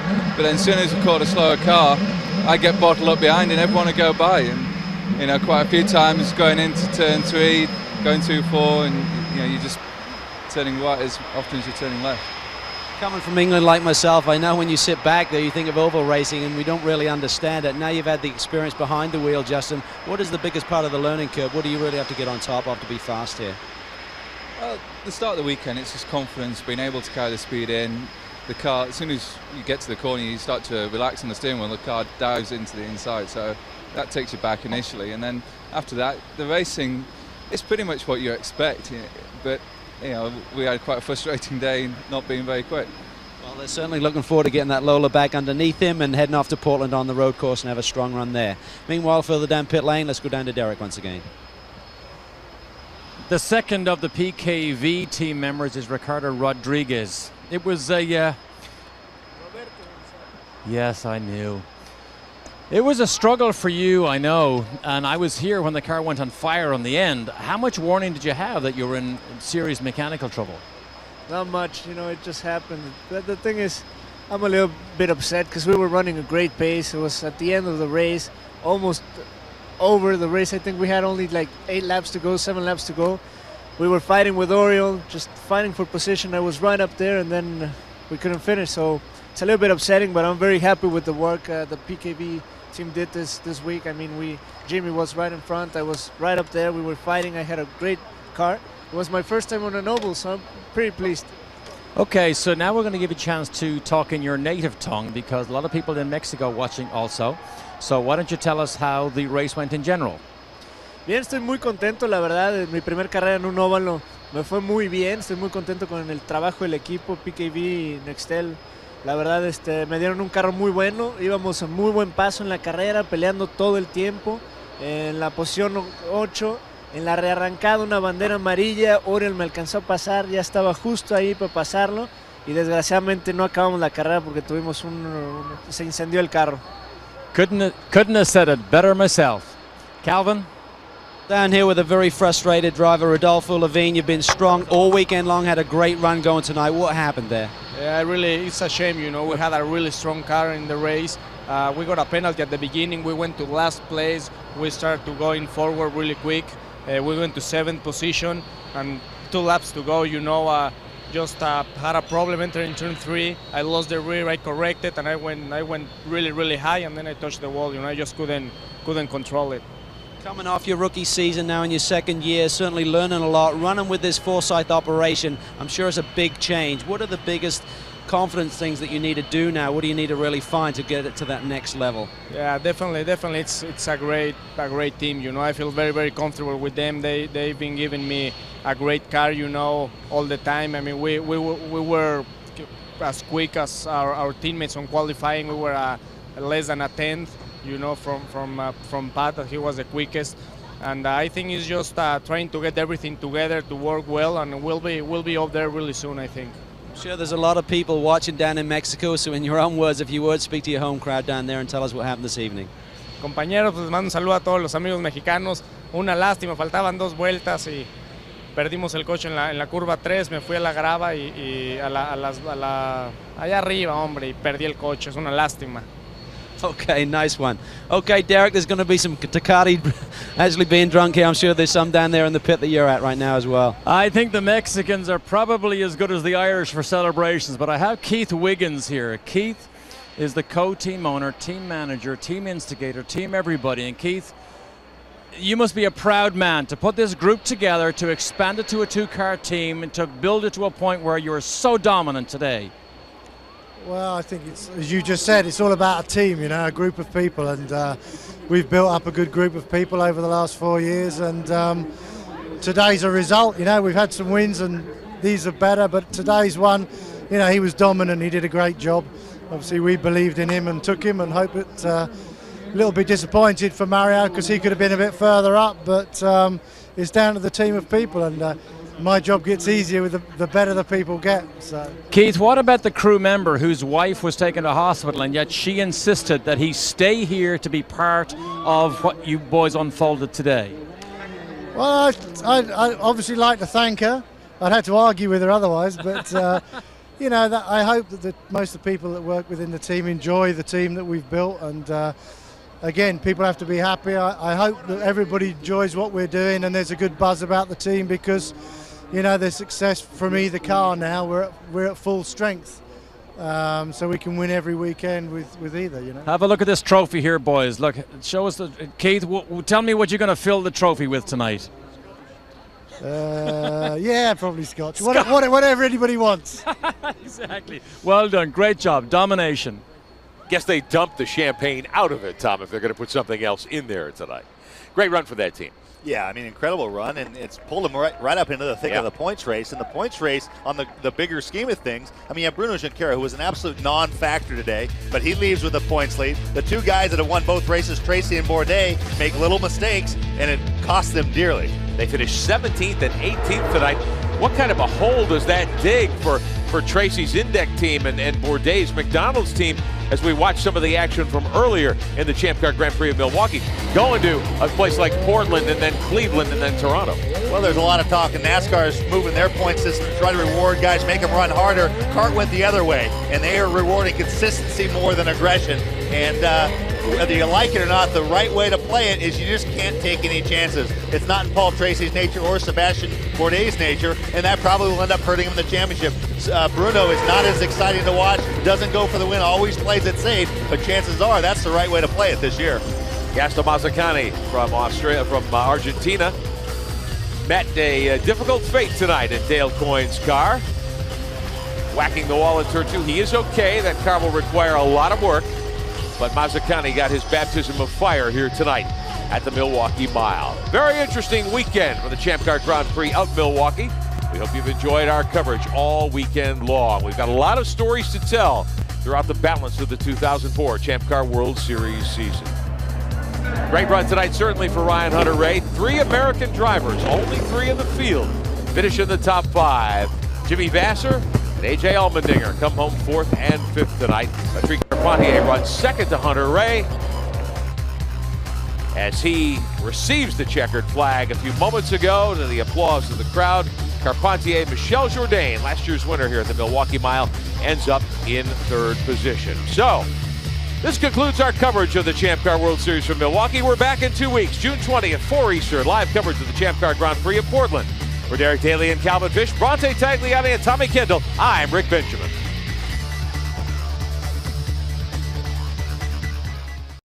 The official IndyCar app, powered by NTT Data, puts the pulse-pounding action of IndyCar right at your fingertips.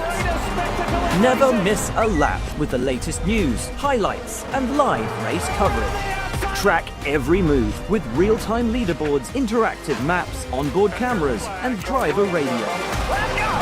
Your all-access pass to every race, every moment, every day. Download the official IndyCar app now. We are racing! You're so focused on one thing. Win, win, win, win, win. It is the hardest thing to win in IndyCar. Championship game is on. Road to the IndyCar Championship, streaming August 31st on Fox Nation. Sign up at foxnation.com. Alex Palou's season for the ages continues. Incredible! As he looks to move one step closer to matching his single-season wins record in Milwaukee. Sunday at 2 Eastern on Fox. Welcome to the fastest racing on Earth.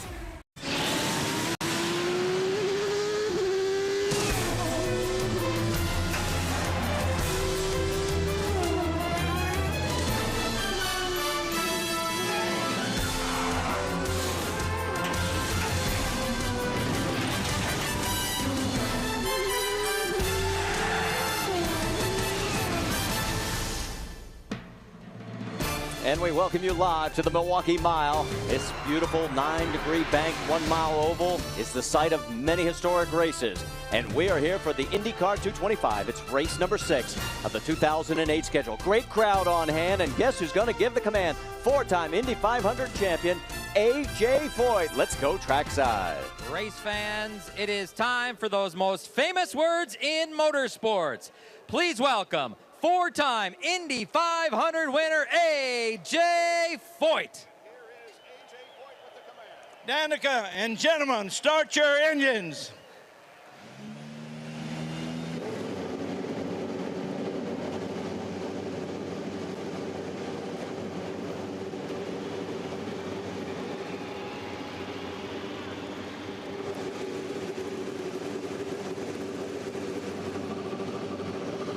Last time A.J. Foyt gave the command, it was boys and girls start your engine. So maybe Danica's gotten on A.J.'s A-list. He's always entertainment anyways, that's for sure. All right, along with Scott Goodyear, I'm Marty Reed here in the booth, down trackside, of course. You've already seen Jack Arute, Vince Welch, and Brian Pettigo. Glad that you're with us. Let's talk about our starting grid because you'll see some very familiar names at the top. It's Marco Andretti and Graham Rahal. 3 times Michael Andretti and Bobby Rahal lined up on the front row in their IndyCar careers. All 3 times Bobby Rahal ended up winning that race. Is that a... There is Marco Andretti and Rahal. And as we go a little deeper, you'll see, there's Michael. Get a chance to see him, and he out-qualified Bobby in 2 of those 3 front row starts, but as we said, Bobby finished ahead of him in all 3 matchups. All right, let's go back as we look through here. You'll see Enrique Bernoldi, a great run for the rookie there in row number 4. But row 6 and 7, we got a little bit of action because Ryan Briscoe is going to be right there in the inside of row 6. And then the inside of row 7 is Danica Patrick. And the joke was we were looking for a chrome bumper on the front of her car to see if she was going to come out there and take care of business for retaliation for last week. Well, drivers are always professional, but I have to tell you, you never forget what went on. Remember, it was only a week ago. A lot of emotions still running from Indianapolis, Marty. Let's take a look at the points as we're now getting back into championship chase mode after, of course, the month of May, where all we worry about really is the 500. And Scott Dixon now leads Elio by 15 markers. Dan Weldon, Tony Kanaan, and Marco Andretti. We've got a total of 6 onboard cameras for you, all of them in high definition, and all of them with our 360-degree capability. You saw the Delphi machine of Vitor Meira. He had a crash in qualifying. We just got you dizzy right there with Tony Kanaan as we went a full 360. And there is Ed Carpenter and the Menards car. Let's get the updates and the final reports from pit road. And up first, it's Jack Arute. You might want to call the front row here the young guns. 1 week ago, 19-year-old Graham Rahal found himself finishing last in his second open-wheel oval race in the Indy 500. Finds himself on the outside of this row. He, guys, has an opportunity to do something his father never did, and that's win a Milwaukee race here in an IndyCar. Brianne Pettigo? Jack, pit stops today gonna be a little bit tricky. The pit stalls are much smaller than what drivers are typically used to. In fact, we're down from 47 feet last week in Indy to just 36 feet here today. And Marco Andretti can tell you firsthand what kind of problems that can cause. He damaged his car yesterday after running over one of Danica Patrick's tires. Guys, in case you're keeping track right now, I'm standing in Danica's pit, but just 3 stops that way, you'll find Ryan Briscoe. And of course, as we get ready to go heading down the backstretch, the pace car has already pulled off. The field has formed up into turns 3 and 4. And the 2 young guns, as Jack called them, on the front row come out of turn number 4. And the race number 6 of the 08 schedule, the IndyCar 225, is green. And look at Dixon. He's going to try and split them. No.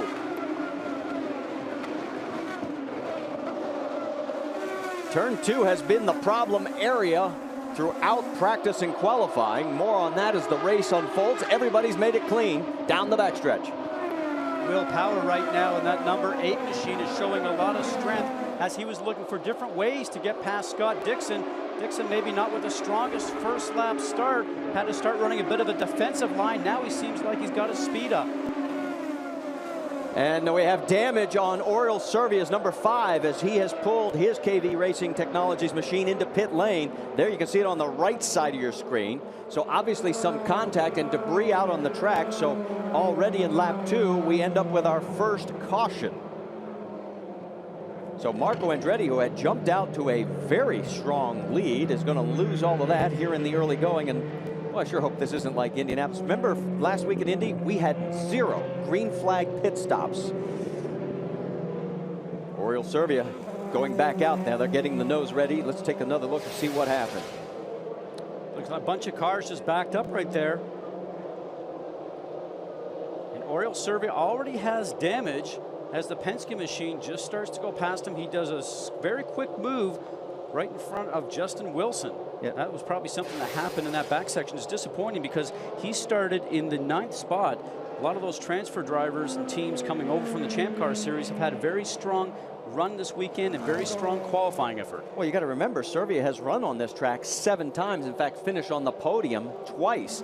So, I mean, this facility is not strange to these guys. Now, he went in there, and you can still see the damages on the car. He went in there. They did not, probably not ready to have the change of wing. He wanted to get back out of pit lane so he could go out in front of the pace car and not go down a lap. So he's now sped around. He'll try to get in, get some service work done on the car, and follow in behind the group here. Remember, the pits are closed, and as long as he can continue on the track, once that yellow comes out, only if you have a flat tire then can you come in.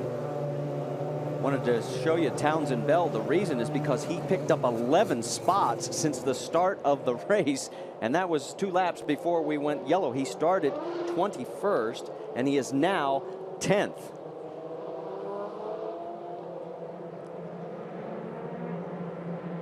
also moving up. AJ Foyt, the 4th. Take a look at Danica as she has gone back. She is in actually 12th position, started 13th. She picked up 1 spot as we are continuing under yellow here. And let's go back and see what happened here from her viewpoint. A lot of slicing and dicing at the start of these races. The start and restarts are just great times to be able to make a pass. See, she had actually lost some ground. And there's Enrique Bernoldi, Jack.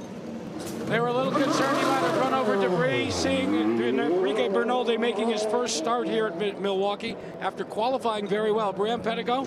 Oriol Servia right now being serviced from that contact early on. They came in on that after that first lap to survey the car. The wing was not ready. They sent him back out, made that repair, and sent him out on the track.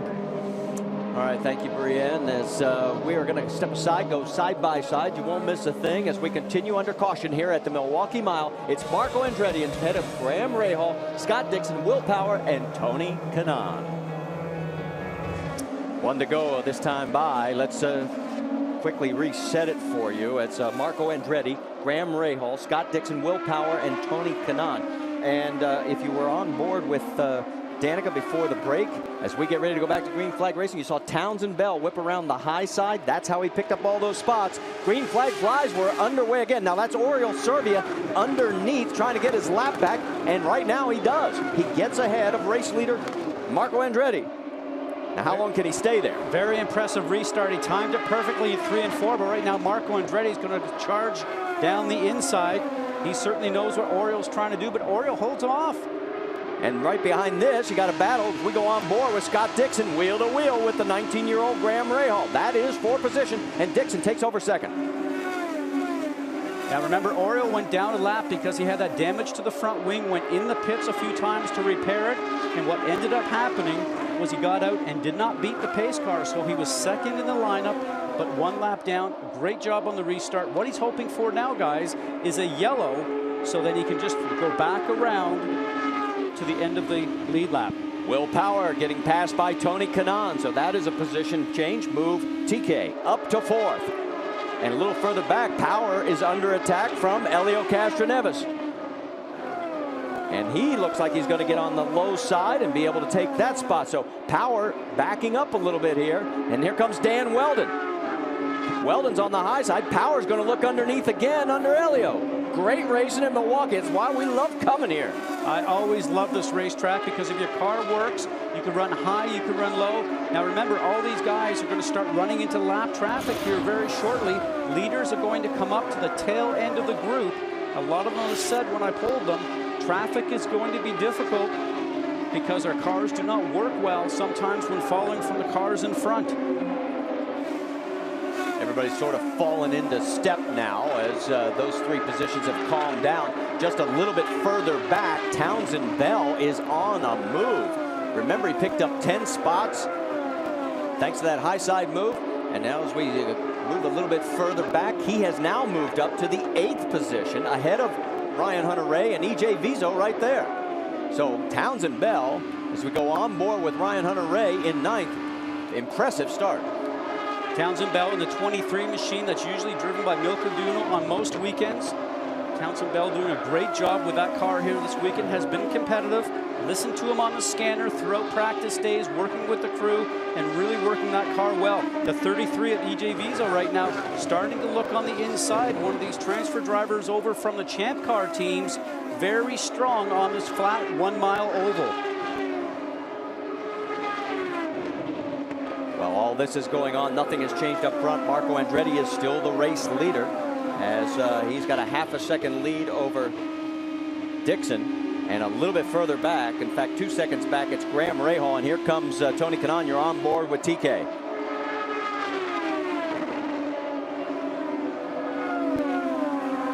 The laps fly by here at the Milwaukee Mile at about 23 seconds.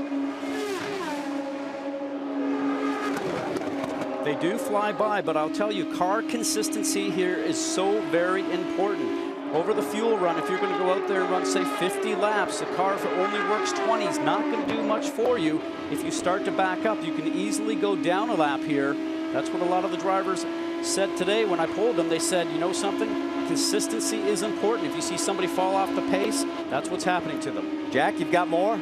Well, when you talk about consistency, having some additional practice adds to that. That was the case for all of the rookies here in the IndyCar Series. They were allocated 2 extra sets of tires and a rare Friday night practice session. And Graham Rahal was one of the teams that was allowed to do that as Tony Kanaan goes to the inside of Rahal. He accomplishes the pass. Let me finish the story. But one of the things that had some of the other rookies grousing was the fact that Newman Haas Lanigan Racing has such a long history of racing here. In fact, guys, remember, this is a team that's based in Chicago, Illinois. Guess where they used to go to shake their cars down? Right here to the Milwaukee Mile. Yeah, and some of their names that have won here. You can try softer on your front bar, too. That was Rahal's radio.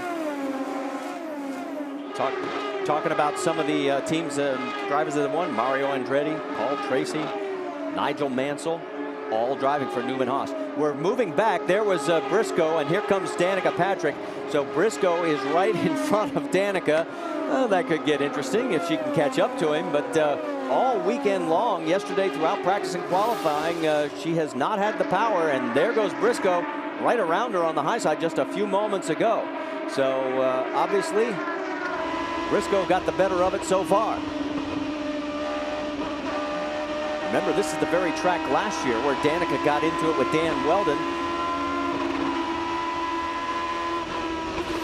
Of course, as we are working lap 24 of 225. So there she is, no stranger to controversy. As we mentioned last year, she got into it with Dan Weldon. And let's take you back to that as we go side by side. There is Danica. Oh, and she's in trouble. Hang on to it. Weldon hit me. Weldon came down. Maybe it's a little bit of inexperience on her part. I'd like to brake check Weldon right now. Just rip his front wing off. Did she shove you? She's just being Danica. He was being stubborn. She's messing with the wrong person if she wants to get feisty, that's for sure, because I'm a lot tougher than she is on track.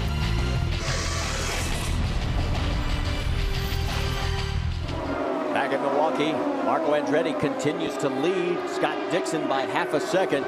Let's talk a little horsepower of a different kind as we work lap 31. It's Saturday on ABC as Big Brown looks to make history at the 140th running of the Belmont Stakes.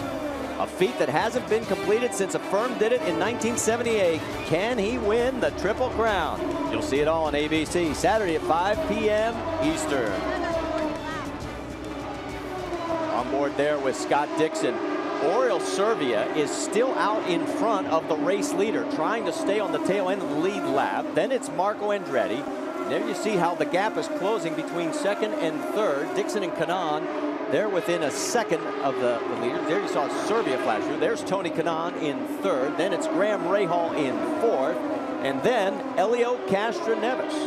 And let's get a little more on Elio Castroneves and a drought for Team Penske. Vince Welch.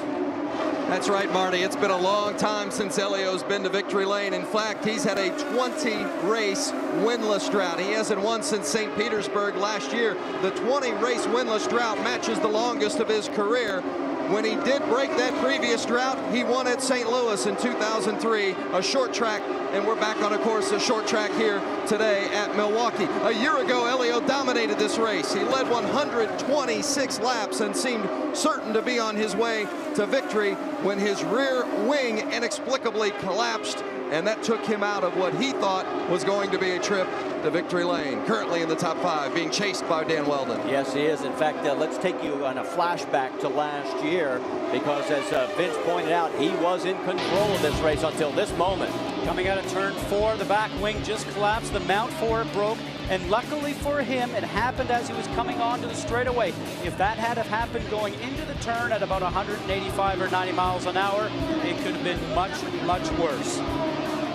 So that was last year. Right now, Elio, 5th place, 1.8 seconds behind our race leader, Marco Andretti. And there you see Tony Kanaan under attack from Graham Rahal. So again, the action is really good here at Milwaukee. It doesn't take long for somebody, one little bobble, and the guy behind you is right on top of you. Well, traffic is certainly coming into play, but also that consistency that we spoke about. It looks like Graham's car is starting to get a little stronger as the run goes on, as the fuel burns off and the tires start to wear, and maybe Kanaan is sort of maxed his speed.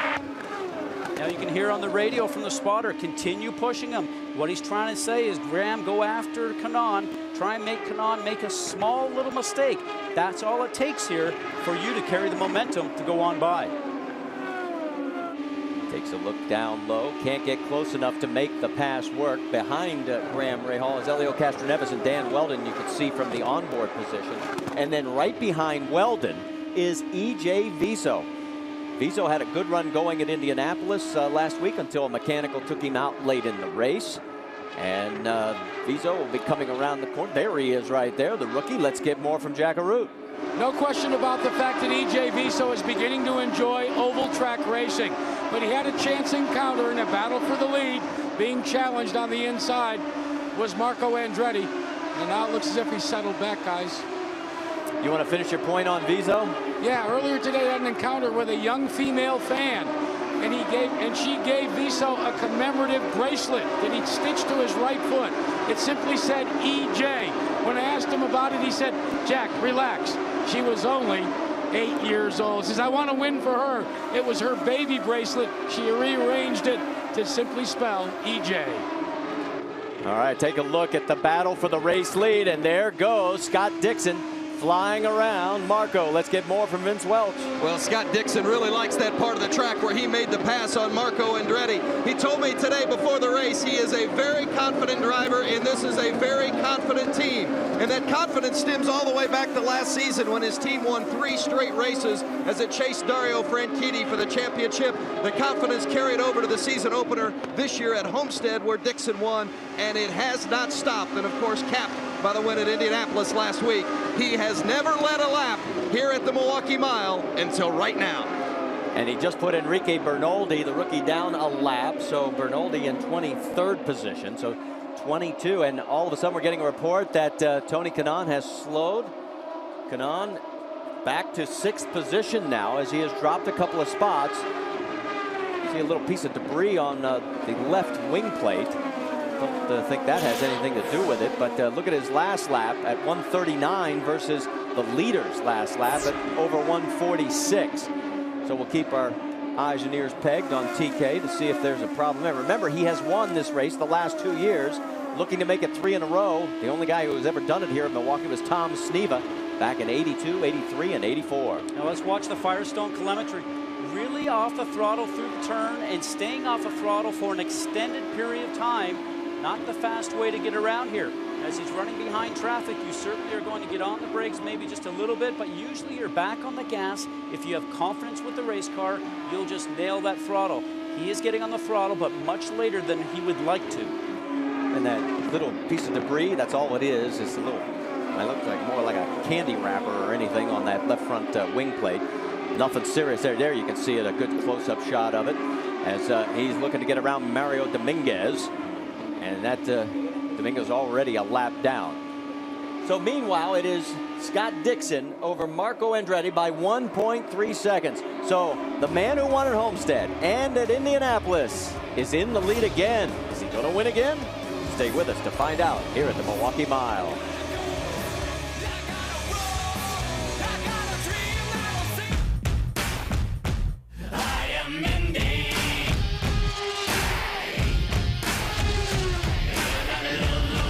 Scott Dixon with a win at the Indianapolis 500. And he's picked up right where he left off. He's putting Vitor Meira, the man who finished 2nd last week, a lap down. Meira started last. He had a qualifying crash, and he started at the rear of the field, had moved his way up to 19th, but then all the lap traffic and the fact that they had to do a lot of work on that car, he's now a lap down. Another guy that is dropping like a stone is Marco Andretti. He is now back to 6th position. And there is down the backstretch, the number 9 of Scott Dixon. And a total of 6.5 seconds back is Marco Andretti, and there he is. And there's a battle behind him with EJ Viso and Ryan Briscoe going on. So while we watch this, let's get an update from Brianne Pettigo. Marty, the problem with Marco Andretti is he has zero grip on the racetrack. In fact, he just had a moment just a few laps ago where he got extremely loose. Expect him to take a half a turn of front wing on their next stop. It'll be in about 10 laps. Vince? Well, and right behind Marco Andretti was a battle between EJ Viso and Ryan Briscoe. You see Briscoe has let Viso go, but he pressured him for 2 solid laps. Briscoe has 3 DNFs in 5 races. He desperately needs to finish, so while he'd like to get by EJ Viso, he's not going to put his car at risk to do so. And while you were finishing up, Viso got around Marco Andretti, and here comes Briscoe underneath Marco. So Marco needs a caution badly. Well, we talked about car consistency. I have had it here before where you go 20, 25 laps with a great car. You think, I'm going to have a great day. And in the end result, the car starts to go off a little bit. You think, I can live with it. And then 10 laps later, it gets almost undrivable, and you're just waiting for the first yellow to make some changes during the next pit stop. All these drivers out here now, Marty, will communicate with their team, tell them what's going on with the car. They'll make some wing adjustments, tire pressure adjustments to improve the car to track conditions. Well, right now, as we are checking out, he's 7.5 seconds in 8th place behind the race leader of Scott Dixon. Everybody's lap times have fallen off. The fast race laps were at 22.7. Right now, Scott Dixon is at 24.4. So the tires are going away as the fuel load continues to go off. One of the guys we wanted to update, obviously the man who finished second at the Indianapolis 500, Vitor Meira. He is the first car a lap down in 20th position. Now here's what happened to him yesterday in qualifying. Remember, it's 4-lap average, just like they do at the Speedway. And here's what happened to Vitor yesterday in turn number 2, which has been everybody's bugaboo. Car just starts to go out from underneath him on the back. It's oversteer, it gets loose, hits the outside retaining wall, and then pushes the car in towards the inside wall. Had some damage on the car. They changed the engine, the bell housing, the transmission from their spare car, and he's back into his car here today without any practice laps. I'm sure they're going to be struggling just a little bit with that car here today. Jack Arute? Scott, that's the same car that he finished the Indy 500 with in second place. David Cripps and Vitor Meira told me this morning that he just plain stepped out. They worked until 12 midnight, and they made a change on the car, opting not for speed, but for durability today. So in essence, they knew that they had given up their hopes of challenging for a win today. All right, and as you finish up, Jack, we move back up towards a battle between Tony Kanaan in the 7-Eleven. He's 5th place, and right behind him is Ryan Briscoe in 6th. A little further back is EJ Viso. The battle has cooled momentarily. You heard Vince emphasize, and we've got a yellow on the track here. And there is debris on the track, and boy, Briscoe had to pull down sharply because he almost ran up behind of Tony Kanaan. So our second caution comes out on lap 63, and we were just about to the pit window. Very timely. You can expect everybody in during this caution period for fuel and tires and adjustments. You're looking at race leader Scott Dixon. He's now led in every race this year except St. Petersburg, and he's led for over 450 laps in 5 races. Can you say domination? Gets a tear off, gives it a pitch right back towards Graham Rahal. Graham will say thank you very much. Pits are still closed at this point, so everybody will form up behind the pace car. Those that really made the move, I mean, Townsend Bell moved forward for a while, fell back now to 13th. Remember, he had gotten as high as 8th after the first caution. Others that have been moving up, Justin Wilson, who started way back in 22nd, will tell you he's picked up 6 spots. Still no threat to move into the lead, but it's good to give the guys that have been working their way up from the back of the pack. There's Justin in the McDonald's 02. And there is your race leader with Graham Rahal in 2nd, Elio Castroneves 3rd, Dan Weldon 4th, and Tony Kanaan in 5th. You can see a lot of lap cars in between our top 5. Ryan Briscoe is in 6th, EJ Viso 7th, Will Power 8th, Hideki Muto 9th, And Marco Andretti had dropped all the way back to 10th position. Boy, did he need this pit stop. Jack Arute, you're up first. Well, Graham Rahal will hit the pits first. They had debated whether to make a wing change. Instead, they're going to make a pressure change on the right rear. And guess who called it off? Graham Rahal said, I don't want a wing change. Meanwhile, up front, Scott Dixon's in his pit. Vince? Elio Castroneves and Scott Dixon in the pits. Castroneves, no changes. Dixon wants a little front wing adjustment, and he is off. First one off pit lane. Good stop for Elio. Dixon in that first pit stop, they took a little bit longer, and the race off pit road, so far, everybody seems to have gotten off clean. So Dixon, Castroneves picked up a spot. Rahal loses a spot. Buddy Rice, we can't tell you, missed his pit, so that's going to cost that team. Stay with us.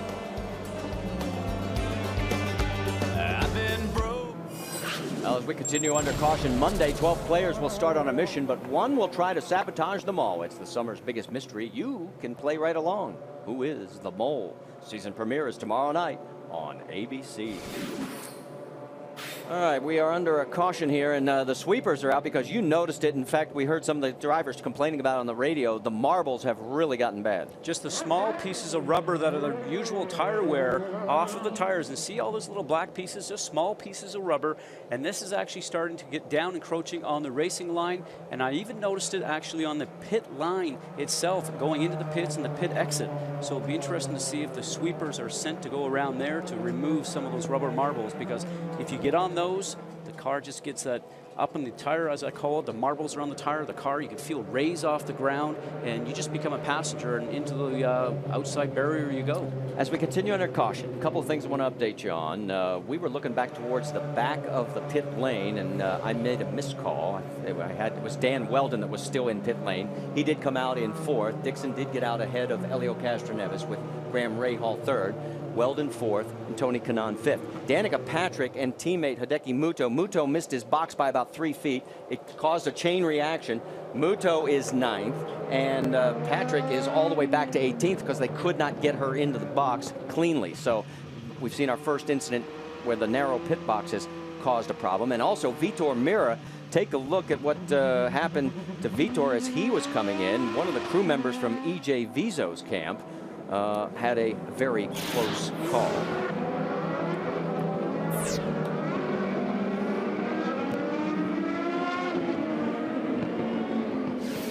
Here's the video as he comes in. That's how close it is. 36 feet. A pit stall is here versus the 47 that we had at Indianapolis. So much tighter here, although it's a wide pit lane. Very small pit stalls. Jack, half a lap to green. What do you have? Well, it got Vitor Mira's attention. He, in fact, as he pulled in and they were making the exchange, he was already on the radio saying, you've got to tell those guys to give me more room. Let's see what room they give him at the green flag. Coming out of turn 4. Here we go. And look at this. We got 3 going to try for turn 1. It sorts itself out. Dixon stays in front of Castroneves with Graham Rahal 3rd. Down the backstretch, and it is a huge traffic jam all the way back through the middle section of this field. That's Will Power in the number 8 trying to make a march towards the front. Power's got Ryan Hunter-Reay on the outside, the lap vehicle of Vitor Mira, and Ryan Hunter-Reay goes around Will Power, Jack. And guys, Ryan Hunter-Reay told Scott Remke that this is an evil car right now. He said, I'm just holding on. Remke very calmly said, I understand. We'll try and chase it down. Just try to hold on to the lead draft. It's early in the race. But Ryan Hunter-Reay is working that ethanol car for all she's got. Well, remember, Ryan Hunter-Reay was Rookie of the Year at the Indianapolis Motor Speedway, finishing in 6th position. Had a great run just 1 week ago at the Speedway, as we show you what happened as he was slicing and dicing whenever he had the opportunity, and this was his best move all the way down to the wall, getting around Mario Marias and Danica Patrick. And of course, this is one of those drivers that, yes, he's had some experience. As boy, look at Will Power getting a little racy with him as well, as they're side by side through the corner, coming out of 2. Ryan Hunter-Reay gets back ahead of Power. But Ryan has actually won here in a Champ Car race when Champ Car was running in Milwaukee. In fact, he led every lap. In fact, lapped the entire field except for 2nd and 3rd place. leading all 250 laps in 04. Boy, that's when the driver just feels so in tune with the race car. Great to experience that. That means the car is working perfectly. Driver and car all feel like one. Brianne, you got an update on Will Power? Marty, he is just about as happy as he's been since the whole unification started. He said that this track is just amazing for him. He's been confident and consistent all week long, and that's exactly what they believe it will take to win here in Milwaukee. Well, he's coming off a 13th place run at the Indianapolis Motor Speedway. It was a good day for Will. And right now he wants to make today just a little bit better if he can get around and figure out how to get past Ryan Hunter-Reay for 7th. And here he goes. Gets the momentum through the bottom portion of the turn 3 and 4. Will he get it done between turn 1 and 2? Number 2 has been where all of our big incidents have occurred throughout the 2-day race weekend. Seems strange saying 2-day race weekend after spending a whole month of May at Indianapolis. It certainly does, not only for us, but also for these drivers. But what Will Power will be looking for is that when they get up to traffic, will he be able to take advantage of getting through some of that traffic and maybe time it right to be able to get past the cars that are in front. When you don't have the speed, sometimes you have to do it by outsmarting the drivers up in front. So far, while we're watching all this, we'll let you know nothing's changed up front. Dixon is leading Helio Castroneves by 2.9 seconds. Graham Rahal is 3rd, Weldon is 4th, and Tony Kanaan is 5th. Let's check in on the battle for 2nd between Castroneves and Graham Rahal. There they are.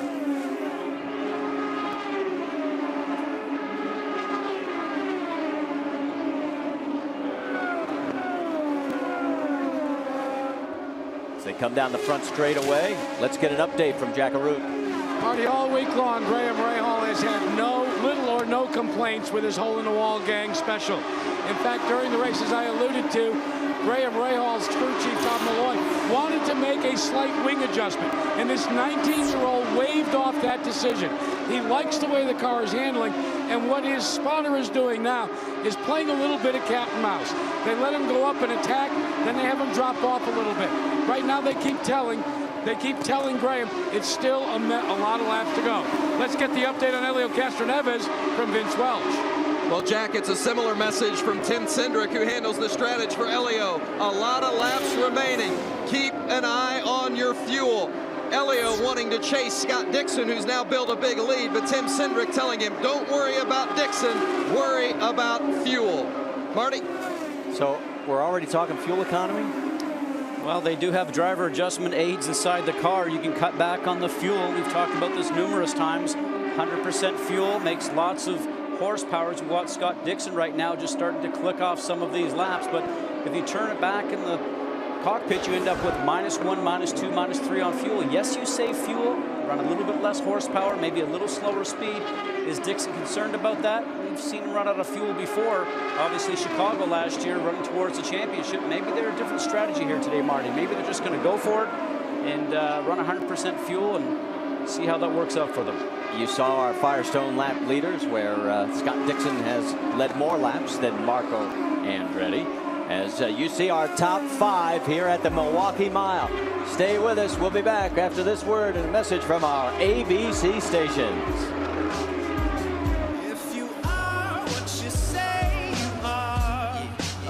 Back here at the Milwaukee Mile, Marty Reed along with Scott Goodyear, Jack Arute, Vince Welch, Brianne Pettigo. You're riding on board with Vitor Meira, who unfortunately for Vitor and his fans is a lap down. That's Ryan Hunter-Reay right behind him.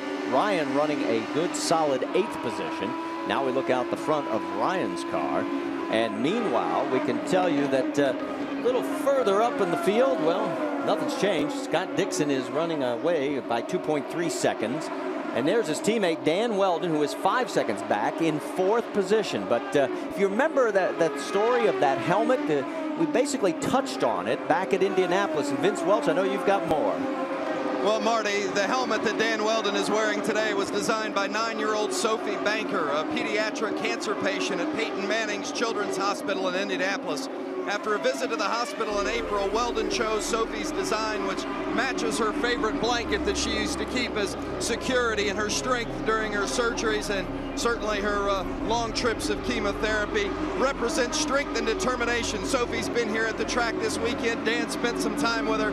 Says he can't imagine the trials and challenges this child has been through. He says Sophie deserves to feel special today. and how special it would be if Weldon would somehow manage to make it to victory lane wearing Sophie's design on his helmet. I hope she does feel special because she's obviously a shy young lady, but a great design. And take a look as Dan Weldon, and look now as we got a regular old traffic jam going into turn 3. The 20 car of Ed Carpenter, the 02 underneath him, that's Justin Wilson. That's a battle for 10th. And boy, I'll tell you what, Justin Wilson has been working his way up through the field. And you know what's neat about this is your race car sometimes will work in high and low situations like Dixon seems to do right now. But there's a group of drivers out now that like the high line, there's some that like the low line, and that's what they're fighting for. They're fighting for real estate right now. You're trying to get on the low side, you're trying to get back on the gas and dispatch the car that's on the outside of you. And if you can do that without the back end spinning around, that's what's important. It's just a teeter-totter game on the throttle pedal. Make sure the car doesn't slide out from underneath you. Well, Justin Wilson has picked up 11 positions, Jackaroot. And he may want to thank his teammate Graham Rahal for that. After qualifying, Justin Wilson did not like the way his McDonald's car was performing. So he huddled with his crew, and they decided to put Graham Wilson's setup, Graham Rahal's setup on the McDonald's car. And it seems to be working. Vince Welch. Well, and Jack, as you see these drivers fight through traffic with 26 cars in the field today, it's certainly going to be something you're going to deal with all day long. But Brian Barnhart in the drivers' meeting today talked about comers and goers all day long. As we now are 40 laps in since that last fuel stop, you're going to have cars who are drivers whose cars are going away throughout the course of a run, and some whose cars may be getting a little better. So while some drivers are going to the front, others are fading. The comers and goers that these guys will be dealing with all day long. Well, the goers right now are Marco Andretti and Danica Patrick. They're 14th and 15th respectively, and they are about to be lapped by the race leader. And there is Oriol Servia. As Servia is on the lead lap in 11th position. He managed to stay up there and did a great job, Brienne. Marty, this is an impressive run for KV Racing. Oriol Servia has picked up 15 positions on the track since that incident early in the race. He is on a tear, so happy with this car, in fact, that they're already talking strategy. They've begun to conserve fuel on this stint, seeing if that plays to get them into victory lane.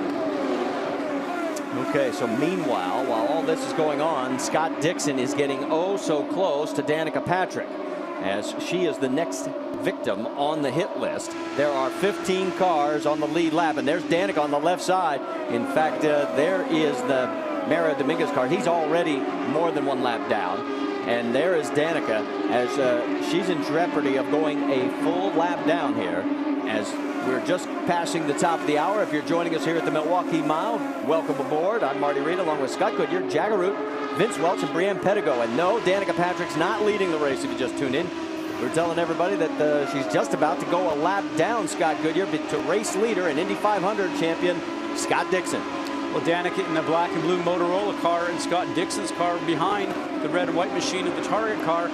What he's trying to do, obviously, put her a lap down. She knows the leader's behind her. She sees it in her mirror. She hears it on the radio from the spotters. The spotters are up on top of the stands. They see the whole circuit, and they relay information to the driver. She looks like she's now picked up the pace just a little bit because she was about 3 miles an hour off the pace previous to this, and now she's starting to run just a little bit faster. She's gained about 1.5 miles, almost 2 miles an hour. She does not want to go a lap down. You're going to push as hard as you possibly can to prevent that. And next on the hit list is our pole sitter, Marco Andretti. He is in 14th position, just 1 more second ahead of Danica. So 2 Andretti Green Racing Team members in jeopardy of going a lap down. Although right now, as you pointed out, Danica able to hold position in 15th with Scott Dixon closing ever so slightly. We'll go side by side. We'll see you if it happens. Back here at the Milwaukee Mile, we're approaching the halfway mark. Remember last week at the Indianapolis Motor Speedway, the halfway mark was led by Tony Kanaan, and we said, oh, only 3 times in 20 years has the guy leading at halfway went on to win, and shortly thereafter, TK was out of the race. Here it's just the opposite. 16 times since 1980, the halfway leader has gone on. Let's go back to last week and talk about what happened with Tony Kanaan. Marco Andretti is now a driver on the move. Tony Kanaan out in front. Oh, and we've got a big problem. Tony Kanaan lost it, got a pie in the marbles, kind of glanced off the wall that collected Sarah Fisher. Here comes Marco. Marco makes a move very late going into 3 and leaves no room for Tony. He's gone. So much for teamwork. Tell him I'm sorry. You better be. I think it was a very stupid move, especially on the teammate. Should Marco been there? I don't know. It's a tough call. The way I saw it, I had an awesome run, and I just got to the inside. I felt so bad at the time, but I got to focus on the task at hand, and that was to try to win the race. That was 1 week ago. Right now, Tony Kanaan is trying so desperately to win 3 years in a row here. And we talked to Tony, of course, this week about moving forward after last week's incident. Reality is we lost the 500. Not just me, not just Marco. As a team, we have races to win, we have a championship to win, so let's stop creating problems when we can't solve them. It doesn't really matter right now if it was my fault, his fault. As long as we learn that we got to move forward from this, and to be able to win races to represent our team well, we can't be against each other. So there is no choice, really. It's either we get along or we get along. And Tony, always the class act. We put the question right up to him because the rumors have already started. He's in the last year of his contract. He cannot officially talk to any other team until August. He said he's not particularly looking to leave. He knows about the rumors about moving potentially to Roger Penske's operation, but he says that is something that he hasn't even addressed.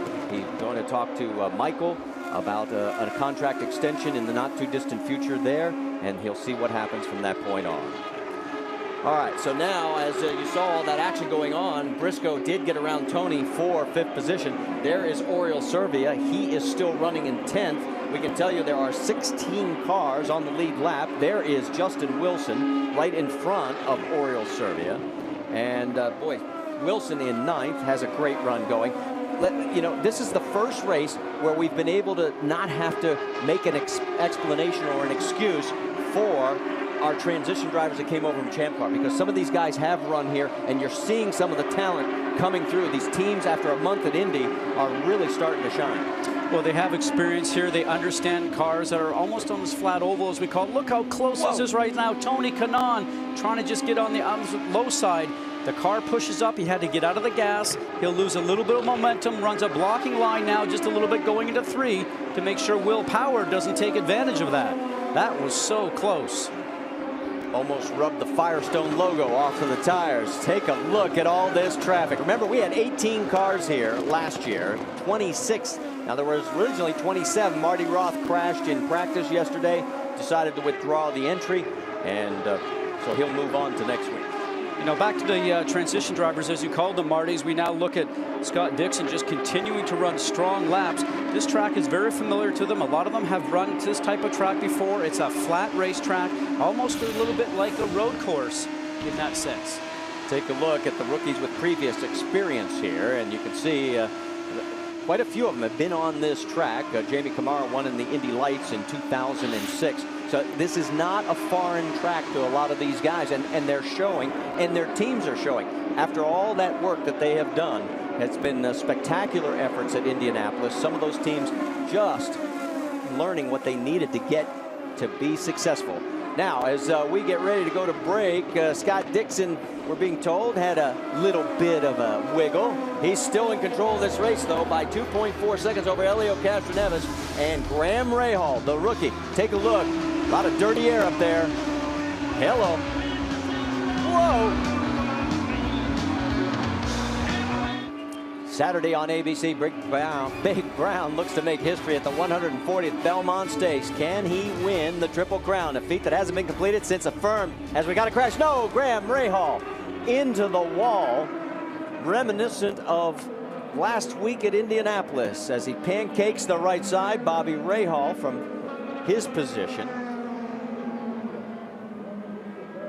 Unfortunately for Graham at the Indy, of course, it happened earlier in the race. He ended up 33rd. Here it happens past the halfway mark at lap 130 in our third caution, and I don't know exactly what caused this. He was running very strong in the 3rd position. and coming up to a lot of traffic at that point in time. We talked about the spotters, and that's all the spotters up there, and Bobby Rahal is up in that spotter's position also watching. The 06, the McDonald's car of Graham Rahal right now on the high side, Marty. That's not going to work, especially when Darren Manning has nowhere to go to try to get around Buddy Rice in the 15 machine. And the odd man out on that is Rahal. Yeah, and Manning and Rice were both lap vehicles, and he was trying to get around him, and reaction of the team as they realized their rookie made an error, got up in the marbles, and that's another one. We talked about it in Indy. He'll notch this one in his memory banks. You got to remember, he's 19 years old, but you know, he's going to make those mistakes. And patience around here, especially when you have a track that's putting out a lot of marbles on the high line, very difficult. 2 lines you can get away with, a third one is not going to work. So you saw him climb out of the car. He'll take the trip to get checked out to make sure everything's okay. Let's get an update from pit lane. Jack Root. Marty, you were talking about the fact that this is not a new track for unification drivers, but it is indeed for this man, Graham Rahal. Remember, he did not run at this race when the last time the Champ car was here. He had never even run a support series race here. So that type of mistake that you saw, well, sometimes you have to expect it first time out. A tough break, as you can see, we're under our 3rd caution as the pit lane is going to be open, and again we're going to be seeing pit stops under yellow. And right about the perfect time, 65 laps since the last pit time, so perfect as far as the time is concerned for fuel. We have a total of 14 cars on the lead lap, and Scott Dixon will lead them down, and I hear from our producer it's going to be all Vince all the time. So Vince, they're coming your way. Well, guys, it's been a very successful run for Helio Castroneves and particularly Ryan Briscoe, who was a very disappointing 19th in points. Briscoe comes to this pit stop in 3rd place. You see him at the bottom of your screen. No changes for Team Penske, either car. There'll be a half a turn of front wing for Scott Dixon. They're encouraging him to save his tires on this next stint. Again, several cars get up. Whoa, it gets awfully narrow there. You saw Tony Kanaan trying to squeeze on through. And you can see off of pit road, Ed Carpenter picked up 3 positions. We'll check in with his camp. He moves up to a couple of spots courtesy of a fast pit stop. So as we'll step aside, this will be one of our station breaks. We'll return after this message from our ABC stations as again they try and get rid of the marbles here in Milwaukee. Great crowd here at Milwaukee, at the Milwaukee Mile, as we're under our 3rd caution of this event. Let's talk about tonight on ABC, because all your Sunday favorites are here in one place, starting at 7, 6 Central, with America's Funniest Home Videos, followed by Extreme Makeover Home Edition. Then it's Always Summer with the Desperate Housewives, followed by Brothers and Sisters. All your Sunday favorites tonight, starting at 7, 6 Central, only on ABC. So we are still cleaning up. As you can see, the sweeper's trying to get all the marbles up. Jack, what's going on? You got something on the mirrors? Yeah, you know, one of the things that the Indy Racing League constantly tries to do is to get some cost containment. You see the mirrors on Vitor Mirrors National Guard car? Well, you know, there's been a choice of mirrors that teams can use, Superspeedway, short track, depending on what they want to do with car balance and grip.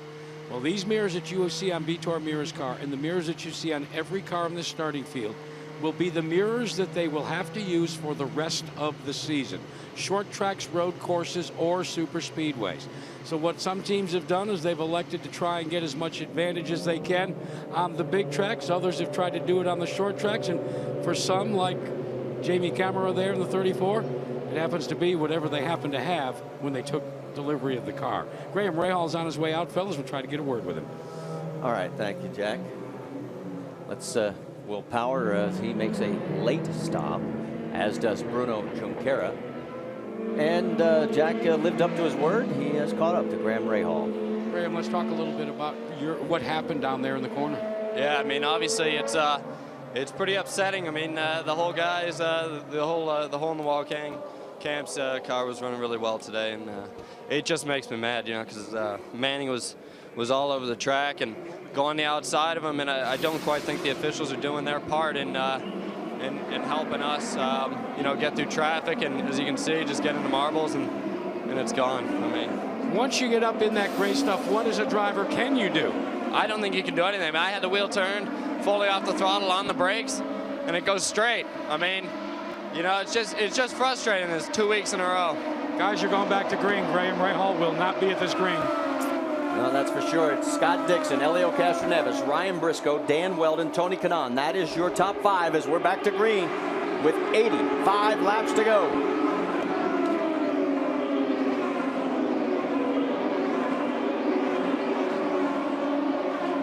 Boy, Dixon has a good car. This team is in a groove right now. Take a look a little bit further back. That's EJ Vizo in the 33, looking on the high side of the 20 as we go on board. Where'd Vizo go? He went to the low side. He went high-low on him, and he's got the position if he can hold on to it. Oh, this could get dicey. All the way through to 6 now.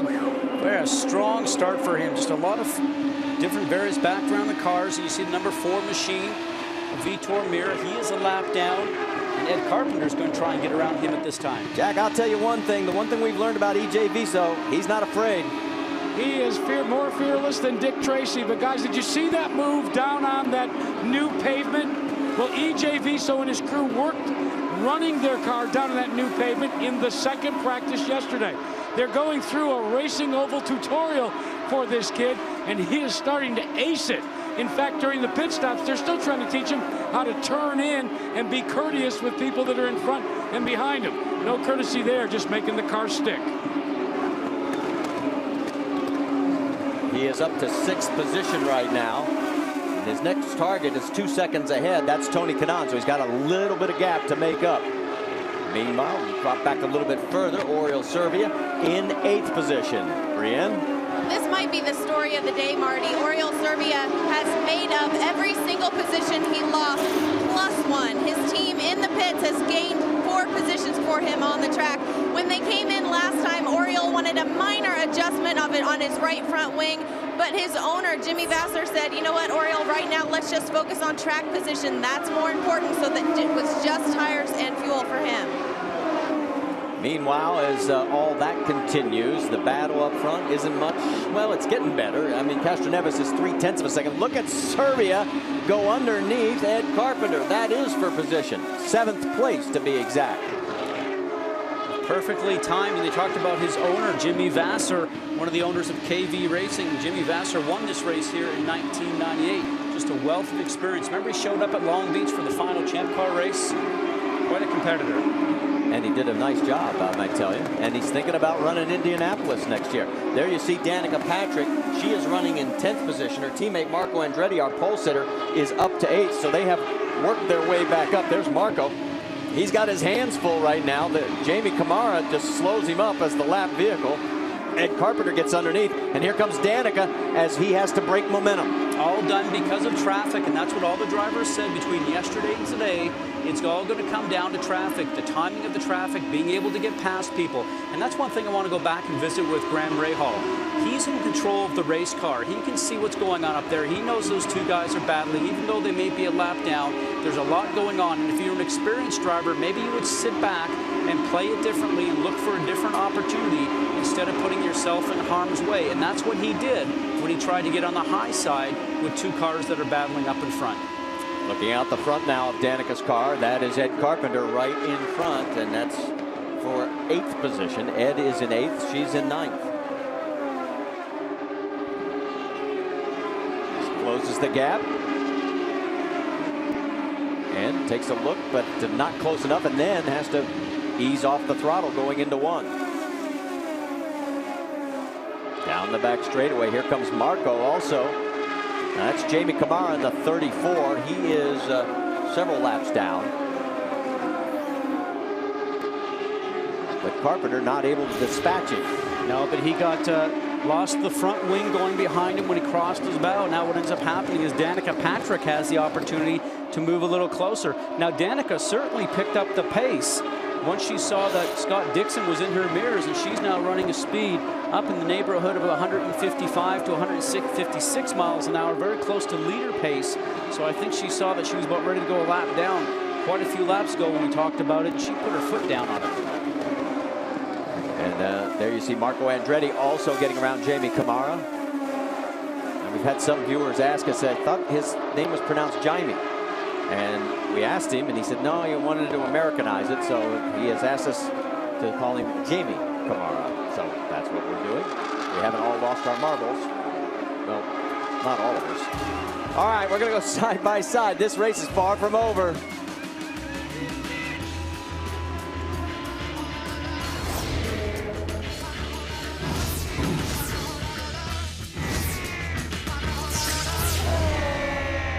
Don't forget, next Saturday on ESPN2, NASCAR Countdown begins at 7 p.m. Eastern. It'll be followed by the NASCAR Nationwide Series at Nashville, presented by Craftsman. Then more IndyCar racing action comes your way. The Bombardier Learjet IndyCar 550, that's at Texas. It's all Saturday on ESPN2. And as we come back here to the Milwaukee Mile, we can tell you that Ryan Briscoe has gotten around Helio Castroneves. That is for second place now. So Briscoe desperately needs to have a good run. Is under attack. There's Helio under attack from Dan Weldon. So Briscoe gets around his teammate. He is 2.5 seconds behind our leader, Scott Dixon. Right now, Castroneves has his hands full with Dan Weldon, and Castroneves' car may be falling off a little bit here as we have about 29 laps into this run on tires and fuel. And Weldon is giving him all he can. Takes another look inside. Can't get it done down on that low line, Scott. Castroneves prefers a high line 3 and 4, although he's starting to run a little bit lower line going into 1 and 2 where he's headed right now. Seems to run a little bit tighter line on the entrance just to make sure he takes any advantage away or any opportunity for Weldon to have a shot in 1, but it slows him coming out of 2, and that's where Weldon seems to get just a bit of a run like he did the previous lap. This is all down to timing. Dan's a smart enough driver. He'll sit back and look. He sees that traffic is coming, and he'll pick and choose to make sure he doesn't put himself at risk. I think he's pretty much resigned to the point that it's not going to happen until Helio makes a mistake. That's Mario Moraes going around. That's the 19 car. He is several laps out. This was the pass as Ryan Briscoe goes around his teammate a few laps ago down the backstretch heading into 3. Helio makes it easy. And let's get an update on Ryan Briscoe, who so desperately needs to finish this race. Jackaroo. Well, that's an understatement, but a good indicator of just how good the car is running. The Team Penske operation has made 0 changes on that car since the start of the race, fellas. Remember, he has had 3 crashes in races, a 4th at the Speedway in a practice session. And you know, it's not good when you're in Team Penske equipment to be racking it up against the wall. That's why everybody's been focusing so much on this run today to see if he can rebound, especially after all the focus that last week's got with Danica. His car is working very well for him right now. You watch the car go from the concrete over onto the pavement itself, and although transition, the car does not seem to bobble. He seems to be able to drive it without any fanfare whatsoever. It shows you, it tells me that the car is working very well for Ryan. Well, and you see the gap that he's opened up over his teammate Helio Castroneves in just a number of laps after making the pass. So Briscoe, as you said, has a good car right now, and Helio has his hands full. Meanwhile, let's talk about the first season with Team Penske, because some similarities here. As you can see, Helio Castroneves in his first 5 races, nothing really to write home about except for the second event. And Ryan, of course, a 9th and a 7th.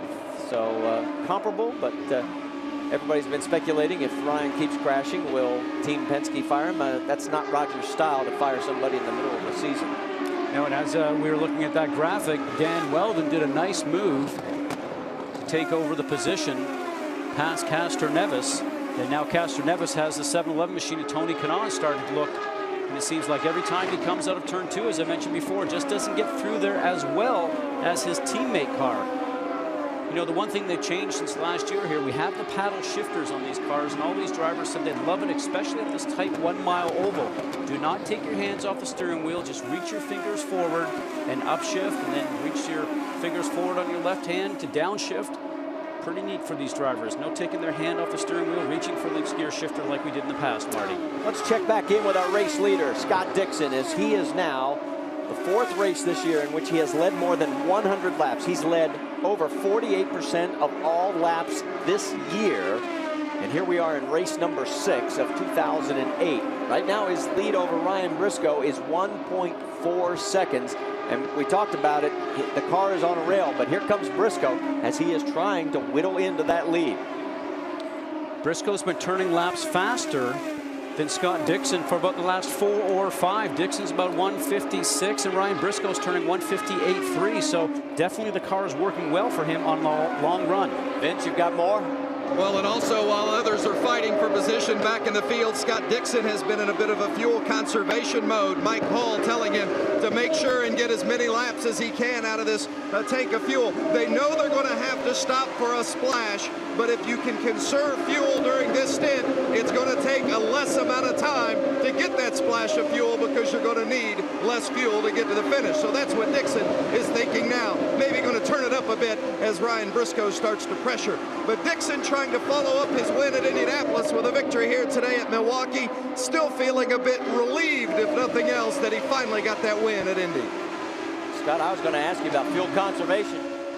It was amazing. You know, I think it's all that you think it's going to be and more. And you know, it's just all the, you know, the ceremonial things. You know, all those famous pictures you see of, you know, the person drinking the milk and you're actually doing it. It felt surreal and like a movie. And you know, even till the next day, I still, you know, you had to wake up, check the paper, and make sure we'd actually done it. It was it was strange. You know, everything was going on so much, and then you're in the media. Like, I didn't leave the track till 12:30 that night. You know, after we were done. So it was fun but crazy. And take a look at the battle for the race lead down the front straightaway. Briscoe underneath, and he does go ahead of Scott Dixon. So with 49 laps to go, we have a new race leader, and it's Ryan Briscoe. Wilson, next car, clear by 4. Use your head to traffic. Tell you what, in a matter of 10 laps, he went from a 2.2-second deficit, Jack Arute, to taking the race lead.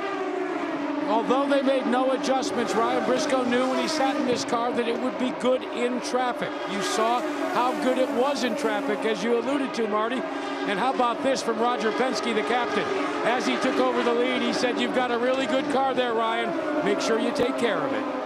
There you see Roger Penske on the right side of your screen, and that is Justin Wilson. Wilson has just been put a lap down.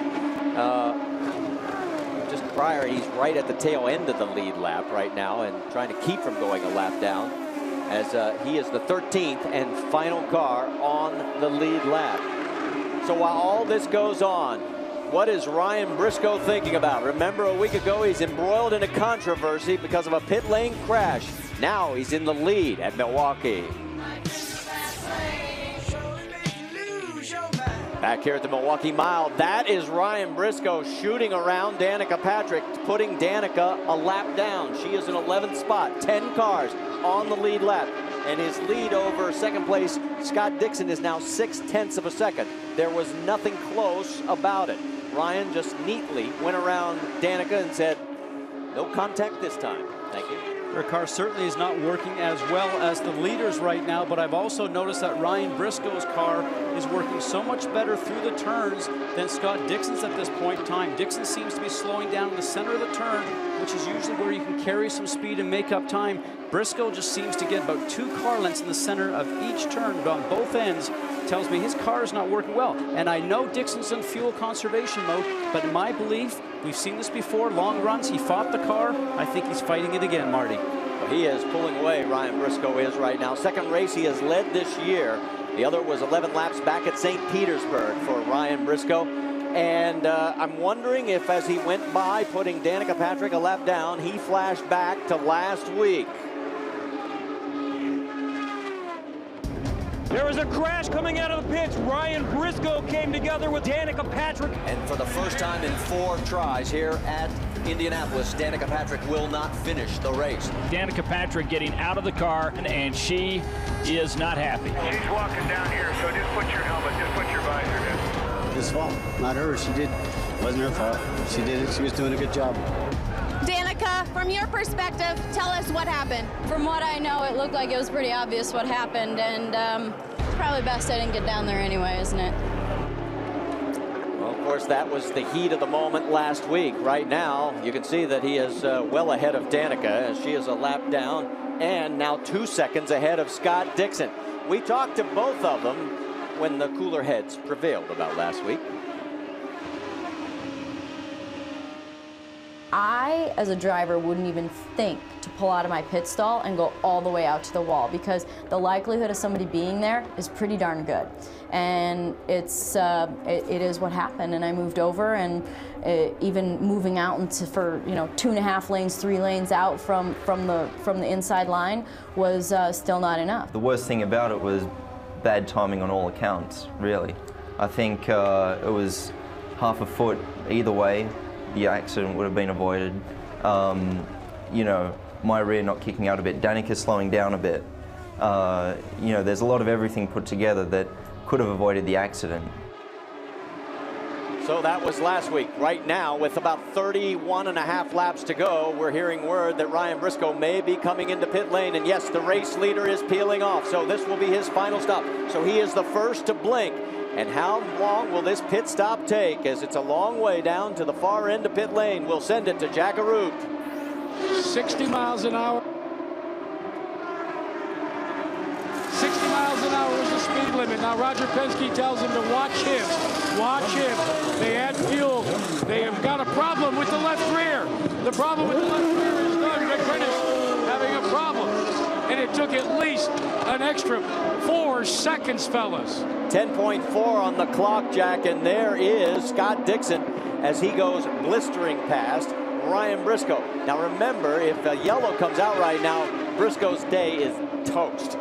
So he is hoping that this thing stays green, and there is Dixon coming up on Danica Patrick. So Danica technically now back on the lead lap.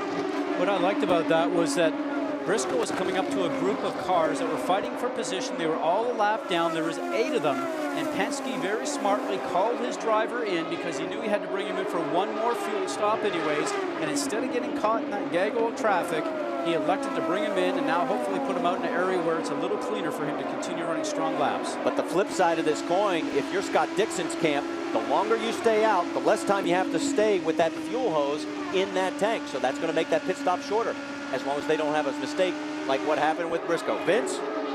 That's exactly right, Marty. And remember how we talked about Scott Dixon wanting to conserve so he'd have to fill less at the end. They're going to come in 7 laps for their last splash of fuel. They believe, or they're hoping, oh, they're going to get a yellow as we get contact. No yellow yet. Vizo got very close to the wall. He has slowed, regained speed. He's losing some more positions. But right now, there is no yellow. So we're staying mean, lean, and green. And that is good news for Scott Dixon. 26 laps to go this time by. It is Dixon, Dan Weldon, 7 seconds behind. Then it's Elio Castroneves third, 8 seconds behind the leader. Tony Kanaan in fourth. Marco Andretti has fought his way back up to fifth, but remember, he is now 19 seconds behind the race leader. You're looking at Dan Weldon right now, and he is in second place, with Castroneves and Kanaan not too far behind. In fact, that is Briscoe trying to get his lap back. Remember, he's got fresher tires, so theoretically, if he can do it, that would help his progress.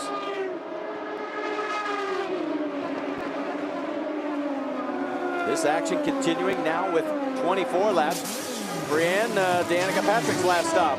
Danica Patrick having a bit of trouble in the pit stall. It seems like there was a trouble with the right rear tire. They re-lifted the car, got it back on, and she's out winning. And she's lost precious time in the pits, guys. Well, she had no chance of winning this race today. And there, Briscoe does get back on the lead lap now as you finish up. But you're right, it still hurts as she falls further back because of the bad pit stop. Right now, we're keeping tabs on Scott Dixon. A couple of times this year, he has lost races on the fuel economy run. Right now, it may be his fuel savings may be the big difference. Here comes his teammate, Dan Weldon, into the pits. So it'll be 22 laps to go this time by. Jack, let's send it to you. Sure goes to work on Dan Weldon. It's going to be a monetary stop of just taking on as little fuel as possible. They've exchanged the tires, and he is off on his way. Watch for Elio Castroneves to hit pit road next, guys.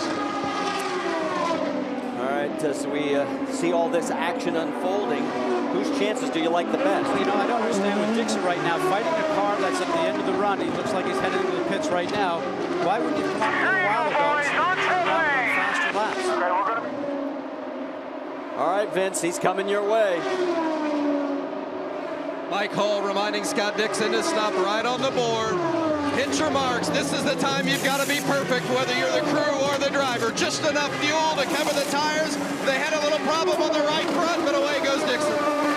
And 4 seconds better than Ryan Briscoe's stop. So Dixon back out onto the racetrack after making his final stop. And now we'll have to wait and see how it all sorts out. Helio Castroneves is your race leader. Meanwhile, Tony Kanaan has peeled off for his final pit stop. Castroneves still has to make his final pit stop. We can tell you Briscoe is in front of Dixon right now on the track. And that's where I was going a second ago. With the speed that Dixon had, he was down to 150 miles an hour because he was struggling with his car late in the run. Would you not bring him in a little earlier to help him improve the car with the new tires? Let's send it to Jackaroo. Helio Castroneves having a nominal stop because he could pull right in front using his teammates' pit stall to make a straight in. A problem on the left front. A problem with Helio Castroneves' pit stop. Guys, it was not as costly. The problem was the gun hit the center lug just like on the left rear with his teammate, and it didn't spin, but they kept their poise and got him back out. All right, so it still cycles through with Ryan Briscoe now shown again as the race leader. So Briscoe out in front of this race. And this goes back, and your point was well taken. Now, Dixon runs better when he's got fresh tires on. Is he going to be stronger now than Ryan Briscoe? Could be. A lot of traffic up front. That's Bruno Junqueira in the 18. Briscoe's trying to go underneath him. Right behind him is Scott Dixon. Oh, this is going to be good with 17 laps to go here at the Milwaukee Mile. Handling looks a little bit better on Dixon's car. And Junqueira got way up high, got close to the wall. No yellow, so we're staying green. It's Ryan Hunter-Ray, lap traffic. Briscoe goes underneath and Dixon to follow. This is when your heart rate goes up, your foot's on the gas as long as you possibly can be, and you're looking for traffic. And Ryan made out with that situation there. Now he's trying to time the traffic up ahead. And he says, I hope the cars up ahead have their spotters telling me the leader is coming. Look how wide he was on turn 4, carrying the speed as much as he possibly could go. His last speed there, 2 miles an hour faster than what we've seen recently, over 158 miles an hour. As our Firestone lap leader, Scott Dixon has led the most, but right now he's not up front. It is Ryan Briscoe, but here comes Dixon. He's on the charge again. Looks like Dixon can drive the car deeper into the turn than Ryan can. Ryan seems to be able to run that high line. It looks like Dixon's better through 1 and 2. Briscoe's better through 3 and 4. And it's a compromise when you set the race car up here. You cannot have a perfect car at both ends of the racetrack. This time by, it'll be 13 laps. There's 3, 4, 5 cars in front that could play a factor in this race as we head down to the final laps here at the Milwaukee Mile. And what's happening right now is the spotters for both Briscoe and Dixon are going to the spotters of the cars are up in front and say, hey guys, give us a break. Let your drivers know that we're coming through. We're in a battle for the lead. Roger Penske anxiously looking on. Ryan Briscoe. There's Mike Hall, the man who steers the number 9 car for Scott Dixon. Jack, you've got an update on Briscoe? Like a good coach, Roger Penske keeps saying to his driver, be nice and smooth, nice and smooth. Getting through traffic is going to be the key here. Roger Penske checking the action because he looks down the long straightaway. And boy, you can tell butterflies have become bullets in the captain's belly right now. 11 laps to go. Mike Hall never changes his expression much at all. Very, very level-headed. Doesn't get on the emotional high or the emotional low, but boy, what a strategist. It is fun watching these two do battle. Well, obviously with Dixon winning last weekend and getting so close in the points championship last year, now leading the points championship this year, second would be points towards the championship. He wants to win, absolutely, but this is about Ryan Briscoe right now. This is redemption. He cannot make a mistake. He wants to win this race because It's on pins and needles right now over there at Team Penske for the past performance that he's had here for many races. That is Hideki Muto in front of our race leader, Ryan Briscoe. Muto, the last car on the lead lap, in 9th position. Well, we've got a quick moment. When, where, and where did family members sweep the podium in our GoDaddy.com trivia for the only time in open wheel history? Do you know when and where? Nope. The answer is 1991, right here in Milwaukee. The Andretti family, Michael, John, and Mario finished 1, 2, 3. Meanwhile, back to the race action as it is Briscoe now with about a half a second lead over Scott Dixon. But again, he's still got lap traffic in front of him. Take a look at all the cars that could come into play. Jack, what's the latest from Briscoe's camp? Roger Penske sees that traffic as well. He just told his driver, lots of traffic. You've got to maintain your focus and your smoothness. Let's see. Here comes Dixon. He's going to take a look inside, says, nope, can't do it. Vince, what's the latest from Dixon's camp? Mike Hull being very calm as he just gives Scott the number of laps remaining, but it's his spotter, Packy Wheeler, that's really communicating with Dixon the most, alerting Dixon to the traffic ahead of Briscoe, getting him prepared for the opportunity to make the move by knowing which drivers the leader is having to deal with. This is rush hour at 150 miles an hour and down into turn 3. Briscoe gets underneath and around Hideki Muto, and Muto quickly lets Dixon come through as well. Dixon's going to try the high side. Briscoe goes low. Briscoe will hold on to the position through 1 and 2. So Dixon almost had a run on him, and Briscoe made the move to the inside. Now here comes Dixon again. Down into 3. This time by it'll be 4 laps to go here at Milwaukee.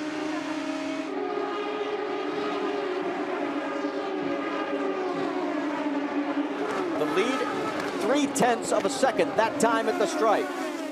Oh, a little wiggle from Briscoe. He's driving the wheels off that thing a little higher in turns 1 and 2 than I'd like to see because the marbles are up there, but he's just trying to keep the speed up going through the turn. That is Vitor Meira, 2 cars up. Lap traffic for the race leaders. 3 laps to go here at Milwaukee. Fuel's not an issue. Oh no, and a crash as Marco Andretti and Carpenter come together. Oh, and a car gets up in the air. It's Meira. More cars involved further back. And was Ryan Briscoe ever lucky to get through that?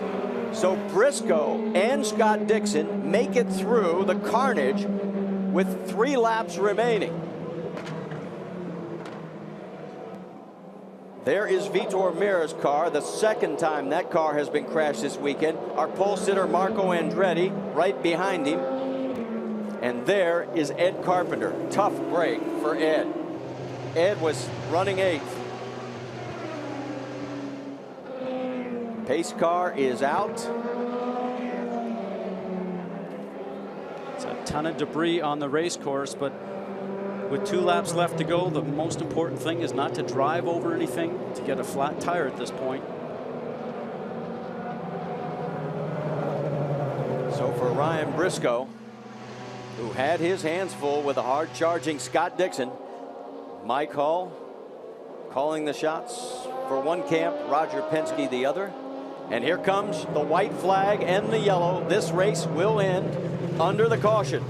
So Ryan Briscoe will win this event and become the 15th driver to win an IndyCar race for Roger Penske.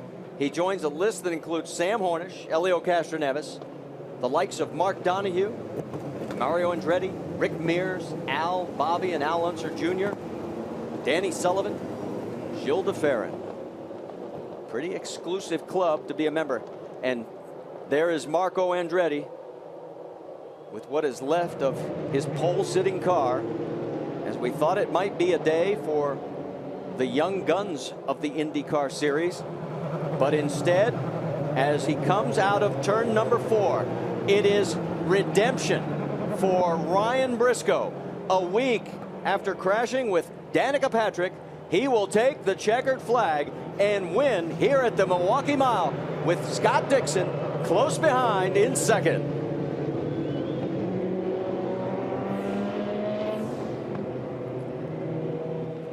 Celebration for Roger Penske and his crew. Let's go back and see what happened in this crash with about 3 laps remaining.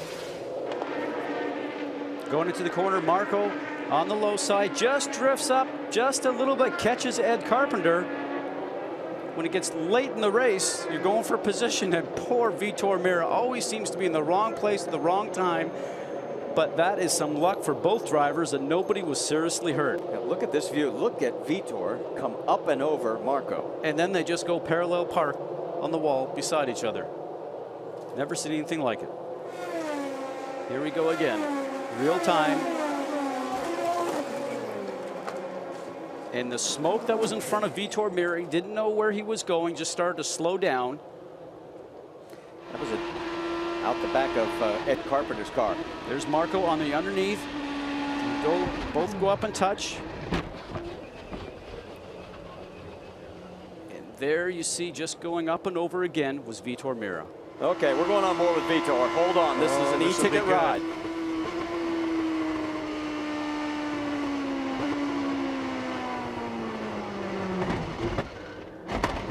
Ouch. That's like jumping a dirt bike. Oh my goodness.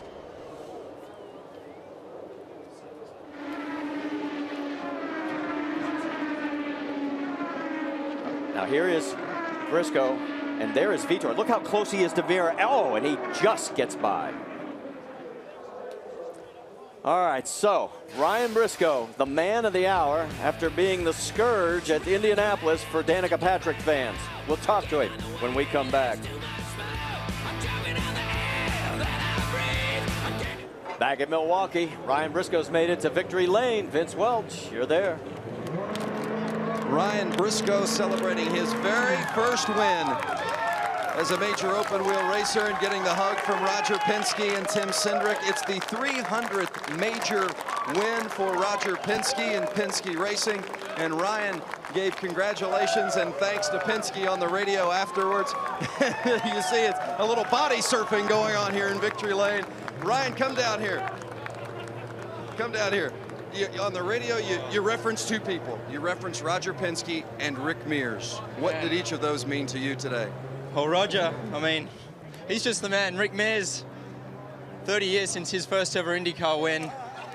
And I can't tell you how special this is to win my first IndyCar win on his 30th anniversary. So he's been so good to me all year long, and I wouldn't have won it without his advice here. So thanks to Rick Mears, thanks to everyone at Team Penske. It's awesome.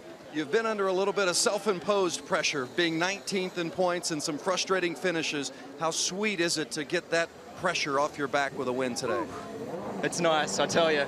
I couldn't believe it, but the car was just magic today, and we just came through the field, and it felt so good. So this will help in the points, and hopefully we can just keep getting some front-running position for the rest of the championship. A sweet victory for Ryan Briscoe today. Marty? That reference to Rick Mears, Roger Penske won his first race here at Milwaukee 30 years ago. See you next Saturday night on ESPN2 at 10 p.m. Eastern for the Bombardier Learjet IndyCar 550 at Texas. Be sure to tune in Thursday night for Game 1 in the NBA Finals. That's 8:30 Eastern on ABC. And coming up next, it's ABC's World News or your local news except on the West Coast. Congratulations to Ryan Briscoe. For our entire staff, I'm Marty Reed. We'll see you next week from Texas. It's going to be a dandy. Till we meet again.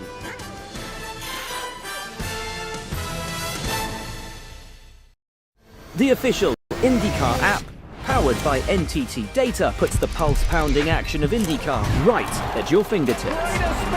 Never miss a lap with the latest news, highlights, and live race coverage. Track every move with real-time leaderboards, interactive maps, onboard cameras, and driver radio. Your all-access pass to every race, every moment, every day. Download the official IndyCar app now. We are racing! You're so focused on one thing, win, win, win, win, win. It is the hardest thing to win in IndyCar. Championship game is on. Road to the IndyCar Championship, streaming August 31st on Fox Nation. Sign up at foxnation.com. Alex Palou's season for the ages continues. Incredible! As he looks to move one step closer to matching the single-season wins record in Milwaukee. Sunday at 2 Eastern on Fox. Welcome to the fastest racing on Earth.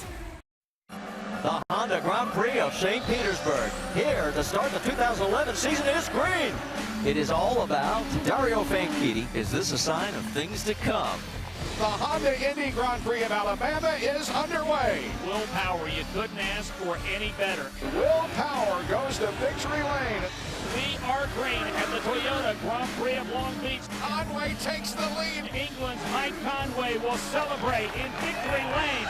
Here we go from Brazil. Will Power showing the way once again. You simply cannot beat power. Will Power wins.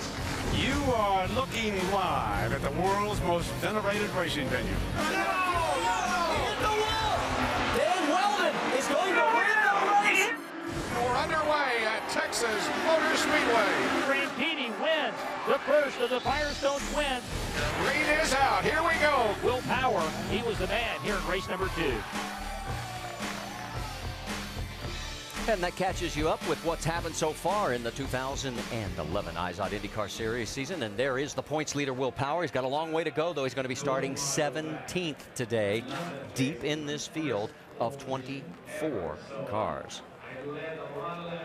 The man he's chasing will be the pole sitter, as he's got the points lead, but Dario wants it back, and Dario will be out there after that 170-mile-an-hour run. Here is the two teams, the Ganassi-Penske duels. They have 5 wins, 602 laps led. Everybody else just 2 wins and 156 laps led.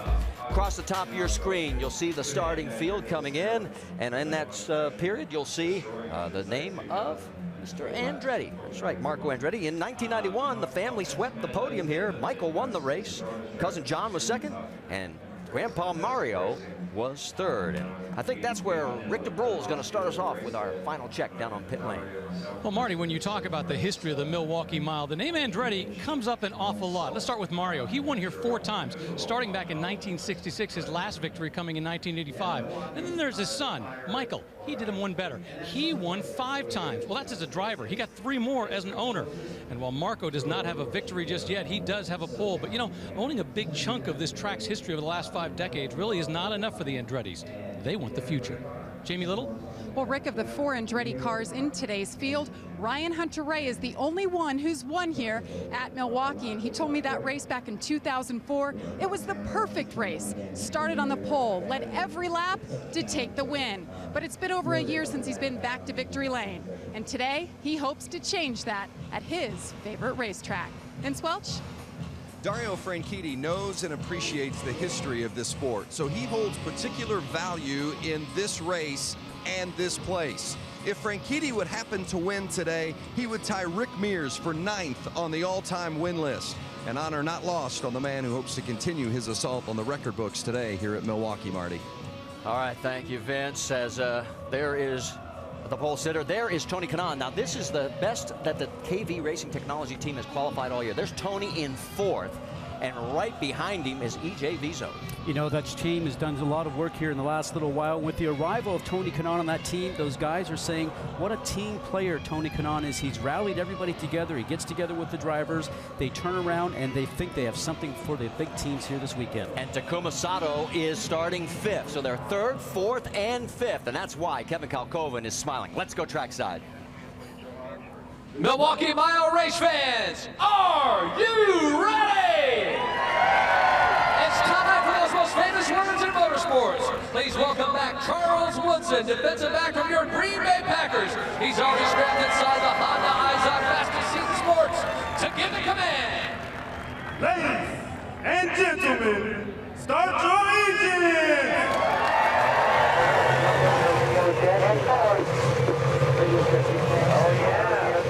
Okay, go ahead. Right here, check train.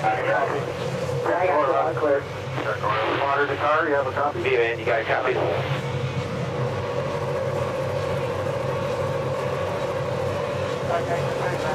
Okay, Tag, make sure you got your tools where you want them.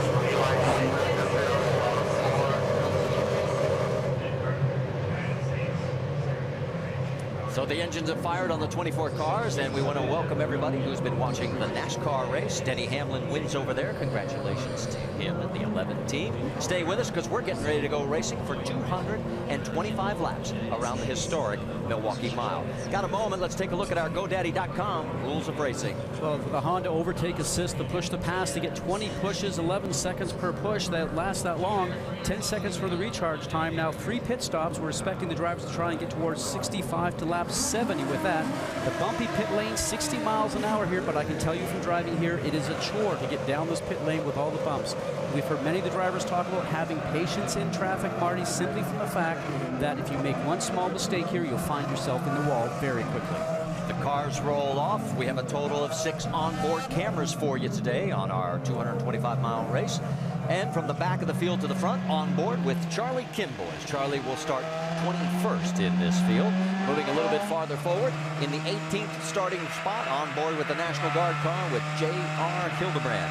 And then we'll move up to the 15th starting position with Danica Patrick, GoDaddy.com number 7. And then also in the number 6 of Ryan Briscoe, as he will be starting in the 8th position. He's in a bit different color, a little blue and black combination, so we'll keep you in tune with that.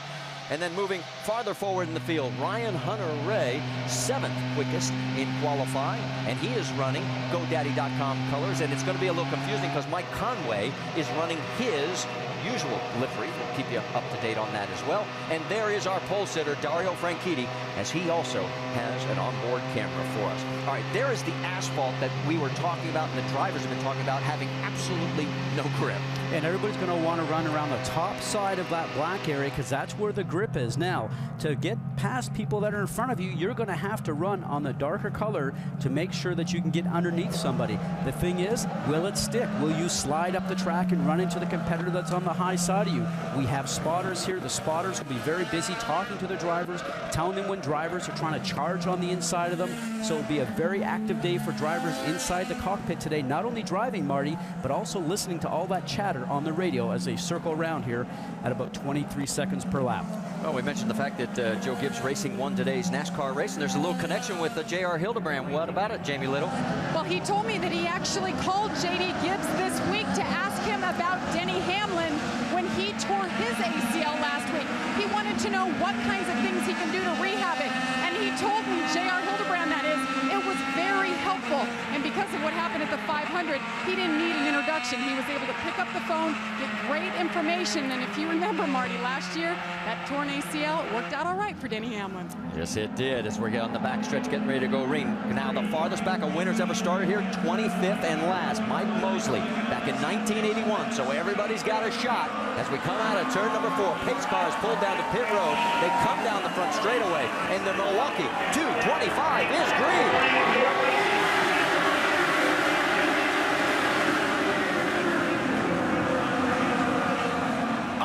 In turn number 2, car into the wall, and it looks like Ryan Hunter-Reay. Ryan Hunter-Reay. We mentioned the fact he was in the 2nd GoDaddy livery, and he doesn't even make it through turn number 1. And Marty, right now, as a driver, you're sitting inside that cockpit. When you don't get one lap underneath your belt, you look at that and you go, what a waste of a weekend. You can see he's on the inside of the turn. The car just comes around from underneath him. That's what we call a loose race car, when the back end of the car wants to come around. Now we're going to ride on board with him. He sees all this activity up front.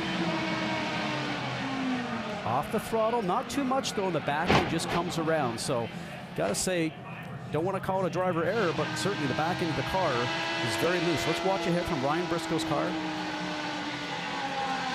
Wow, Briscoe does a nice job just to get around. There were 2 USAC races here last night. They ran Hoosier tires, but we had a heavy rainstorm this morning that washed everything off. You can see that Ryan Hunter-Reay is okay. So a green racetrack has bid its first victim. There's Michael Andretti, a 5-time winner here as a driver. He's looking to get San Marco to victory lane today.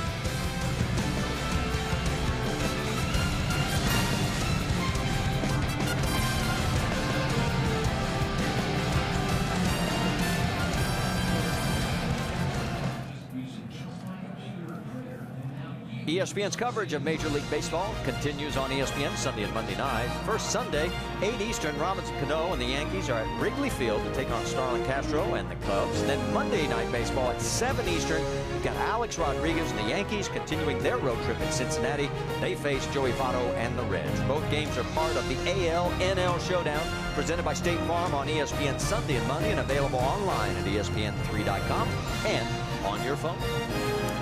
Ryan Hunter-Reay on the flatbed has that's the damage that is left from our turn 1 lap 1 crash.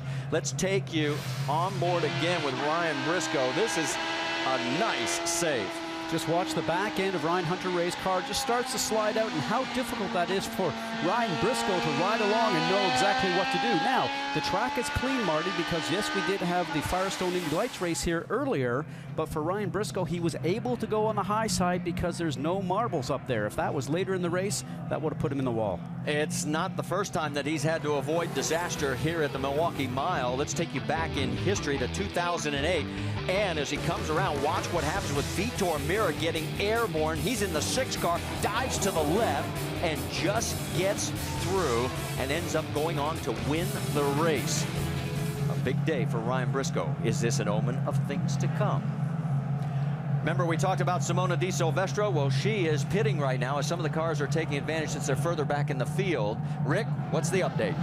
Well, let's talk about the weekend. You mentioned in the pre-race show about the accident she had during qualifying. She went to the hospital for observation. She was okay. But I have to tell you, well, last year somebody started calling her the Swiss Miss, which she didn't like. This year they started calling her the Swiss Missile. I'm going to call her the Iron Maiden. She's been through the accident she's had this year. I'm going to tell you that she hit very hard, almost hurt her back. She's out there racing again, and she has stitches in her leg from hitting the steering wheel, and she's still in the car. I don't know what drives this lady, but whatever it is, I don't want to get in the way of it. Well, I hope the rock band Iron Maiden doesn't mind, because I think that's a great nickname too. Good job, because here's what happened, and here's what we're talking about. That was a hard hit, and the second one, no safer barrier on the inside. And that's the one that you probably felt the most, because it's directly back onto the gearbox of the car. The force of that impact is hitting all the way through the car. You can see it hits on the corner of that time. The second run was actually direct. It was very difficult.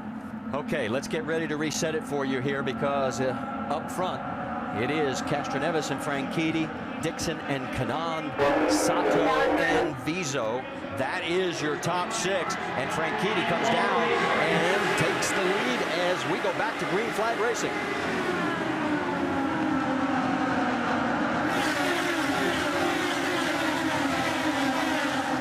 Boy, he has got a rocket ship under him. He pulled away on the first start. There you see Takuma Sato. He's down underneath his teammate. That's Tony Kanaan in the 82, and they're side by side. And there's EJ Vizo right behind him in the 59. Smart of Takuma Sato in the number 5 to let the 82 Tony Kanaan move ahead. Remember, their teammates. There's no sense at this time in the race, at the very beginning, to be side by side on a green racetrack. Kanaan told me yesterday, he says, we have a great relationship. He says he's so technically oriented. He's like my data computer, and I'm teaching him about Indy cars. He's teaching me about the data that he learned from Formula One racing, and it seems to be working for both of them right now as they continue now in 4th and 5th place.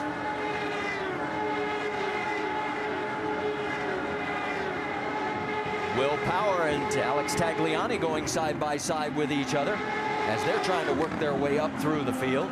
That is 18th and 19th positions. And for Will Power, the number 12 Verizon car using the lower line. Remember, they talk about not having as much grip there. Got to be careful the car does not slide and you end up getting into the high side and taking out Alex Tagliani. Oh, he actually made it work there through the low line. Vince, give us more on Will Power. Well, when you see that Will Power started 17th, you have the tendency, if you weren't following throughout the course of the weekend, to think it's been a bad weekend for Power.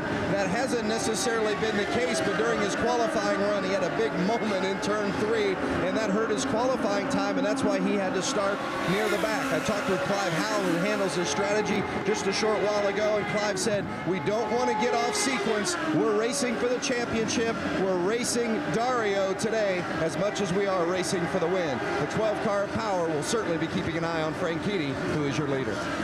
As we move a little bit farther forward, that's Ryan Briscoe and Justin Wilson, as that is 9th and 10th on the racetrack. And Briscoe starting to open up just a little bit of ground.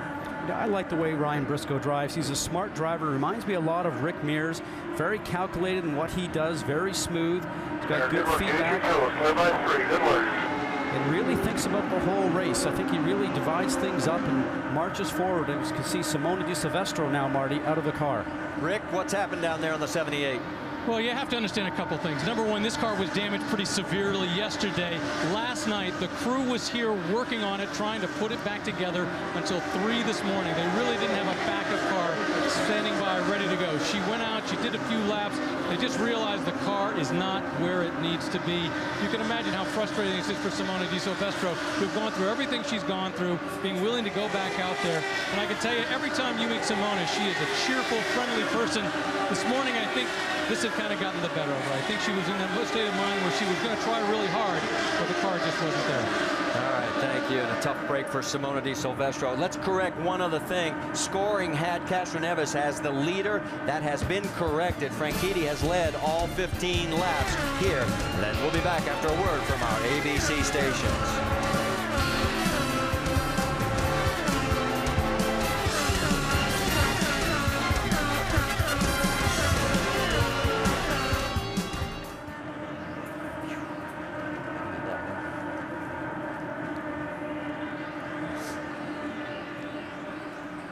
I don't need any more right now.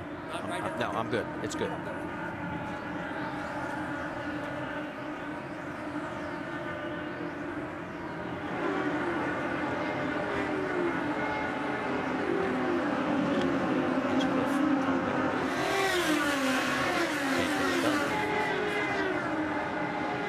That's with J.R. Hilton right now.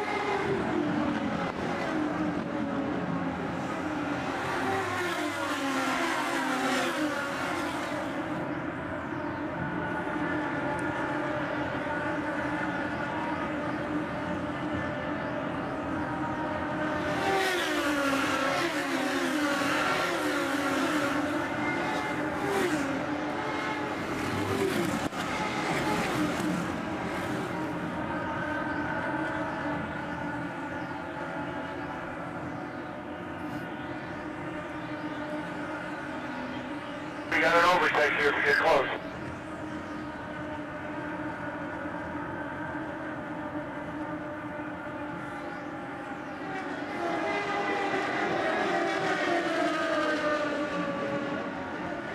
Kanon's got himself a car.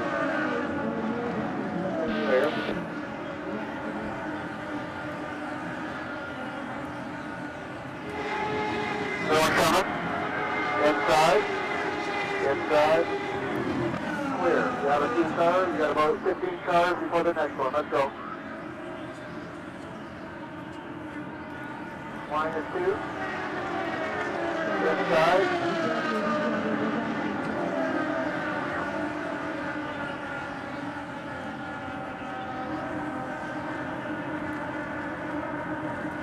Back here at the Milwaukee Mile, Alex Tagliani has problems. The pole sitter at Indianapolis, he is slow and he is already a lap down in 24th. What's going on, Vince? The big problem for Tagliani has just been the car that he's had to work with this weekend. Their best car, which is their best oval car, they're saving for Iowa next week because of a shortage of parts. So Alex is driving a car that has been used only for a brief test at Sebring. It is not good. It hasn't been good all weekend, and Alex hasn't been happy about it either. You can see he is getting freight train as there are 3 cars in the last 4 seconds that have gone by. And watch his steering wheel. You saw that just a moment ago. The thing is just walking itself around, and I can tell you I've had cars like that in the past, and at this place here, there is no place to hide on this 1 mile track. You come up to the turns every about 8 or 9 seconds. That is a loose race car, a nervous race car, and what he's trying to do is just keep the thing on the track. Now it looks like he's decided, and the team has told him, why don't you come in? You're going to crash the thing against the wall. Let's go in, put a new set of tires on it, make a change. Maybe we can see if something's broken on the car, but that is a difficult race car he's driving right now, Marty. There is on the right side of your screen, that is Dario Franchitti as he is continuing to put cars a lap down. That's Vitor Mira. He went a lap down. They're in a backup car in that AJ Foyt machine as on the first day of practice. he ended up crashing that primary car. Vince, let's send it to you. Yeah, they just cannot find a comfortable balance for Alex Tagliani. As you guys have noted, they're going to take 2 turns out of front wing and put 4 fresh Firestone tires for Alex Tagliani and hope it helps. Well, for Alex, Vince, it may help for about 10 or 15 laps, but he wants it to make go sure it goes about 55 or 60. That's what he's looking at. Dario Franchitti, a 1.2-second lead over Helio Castroneves. Tony Kanaan has moved up to 3rd. Sato has moved up to 4th, and Dixon has dropped to 5th. But Jamie Little has caught up with a very disappointed Ryan Hunter-Reay. Well, he was our first caution in the day on lap 1. Ryan, what happened with you or your race car that ended up getting you in the wall? I'm not sure what happened. It's you just lost the rear of the car. You know, it went into turn 1, and I went in there somewhat cautious too, and the rear just kept coming around. So it's unfortunate. It happens. I think that's the first time I've ever crashed out of an oval on the first lap. It's unfortunate. The guys gave me a great car this weekend. We qualified 7th, which is our highest oval qualifying position together as a team. So we were heading in the right direction. Unfortunately, it wasn't meant to be, and we'll have to take it to Iowa. We're really looking to represent Sundrop DHL and GoDaddy here this weekend in a great way, but it wasn't meant to be. We'll keep our heads down and keep working on it. And we just got finished saying that this is his favorite racetrack. Marty, Ryan Hunter-Reay's day is over. And while you were talking to Ryan, we were watching the battle for 2nd, 3rd, and 4th. There is Helio Castroneves with a determined Tony Kanaan and Takuma Sato in the 5 right behind him. So the Hy-Vee Racing Technology duo really making their presence known. Dixon 5th and EJ Vizo is in 6th. Let's get an update. Vince Welch. The one thing about Tony Kanaan, a 2-time winner here at Milwaukee, is he made the comment to me earlier today that you just never know what you're going to get out of Milwaukee, and he loves that fact. He says it doesn't matter if you're a former winner here or if you're here for the very first time. This place is a handful, and it can be a surprise. So far, it's not so much of a handful for Tony Kanaan, but the one thing that guy knows, it takes 225 laps, not just 31, to get where you want to go at the end of the day. And you mentioned it, we're working lap number 31, and they are coming up on some slower traffic. That's Sebastian Zavedra and Alex Tagliani, and there goes Helio down low. He's going to be on that slippery asphalt. Well, right now, Helio knows from his spotters and also from looking in the mirror that the guys are climbing up behind him, so he's trying to take advantage of the traffic. He does not want to get pinched out. Needs to make this move. Remember, he's on the low side where there's less grip, and he just cannot get it done. Foot back on the power, but hopefully gets the drive off of it, but it looks like Kanaan might have a better run. Still going to try, as Zavedra does not give him any room on the concrete. He has to back off because he learned the last time, as you pointed out, that asphalt just does not have any grip. So the battle continues now, as there is Tony Kanaan right behind him. While all this is going on, Dario Franchitti is now built a 5-second lead. It's the 4th race this year that he has led. He's in control as we go side by side in the Milwaukee 225. Let's check the motorsports calendar for the upcoming week. The NASCAR Nationwide Series, as we're here at Milwaukee. And the Nationwide Series Bucyrus 200 will be at Road America Saturday, 5 o'clock Eastern on ESPN. And then the next stop for the Hy-Vee IndyCar Series will be at Iowa Saturday at 8 o'clock Eastern over on Versus. And NASCAR Now, presented by Shell Nitrogen, the Roundtable Monday, 5 Eastern on ESPN2. That battle for 2nd place you're looking at right there, Helio Castroneves and Tony Kanaan. They've cut 2 seconds off of race leader Dario Franchitti's margin. And they have got a good battle going with right behind them by a few more seconds, Takuma Sato. Well, what Helio Castroneves has to be careful of, and now he's going to go down the inside of James Jakes, the number 18 machine. He gets cleared. He wants to make sure he gets that pass done nice and cleanly, but he didn't want to try something that would not work because Tony Kanaan would have been able to take advantage of that. Now it's up to Tony to try to get underneath. The spotter would have told James Jakes in the 18 machine that you got a car hard underneath you. Now those guys have to go off pursuit of Dario Franchitti, who has run the fastest lap of the race so far, Marty, at 163.3 miles an hour. Next best one to that's just around 161 for Castroneves. So is Dario just in cruise mode right now? We'll have to wait and see. Checking in on Ryan Briscoe, as he has got 9th place right there in the number 6. And then Rahal, Graham right behind him there in the 38, as those two working their way around the far end of the racetrack. those are new colors, obviously, for Ryan Briscoe, and that transitions adaptive lenses machine. So we're still getting used to the new colors this weekend already. There's a good shot of the blue and black combination. Right in front of them, you saw Marco Andretti. He is running in the 8th spot. Right now, Marco pretty much doing the job that he needs to do. But one guy who's not doing the job is Will Power.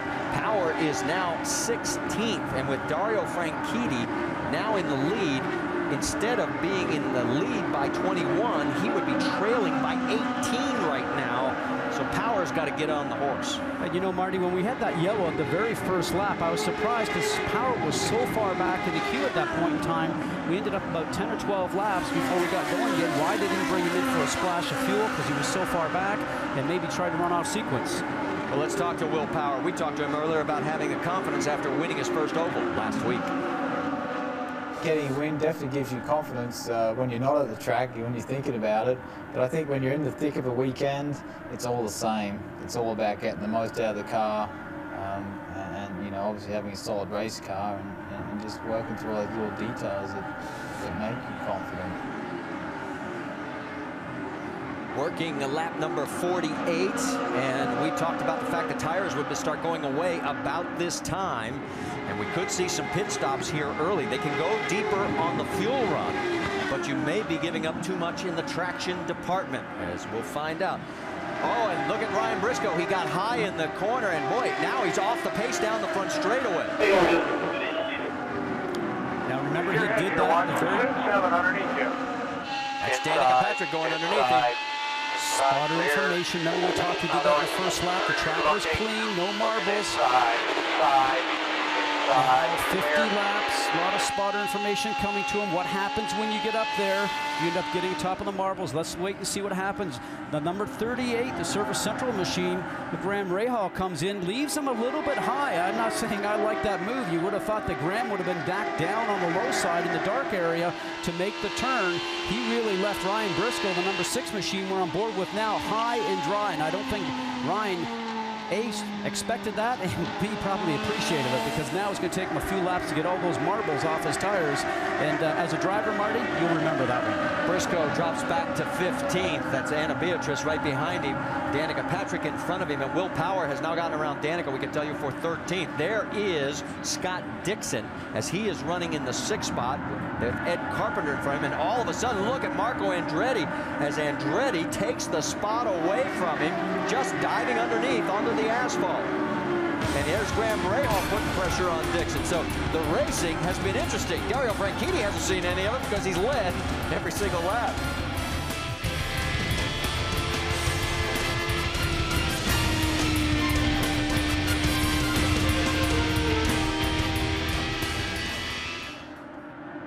Serbia up to 5th.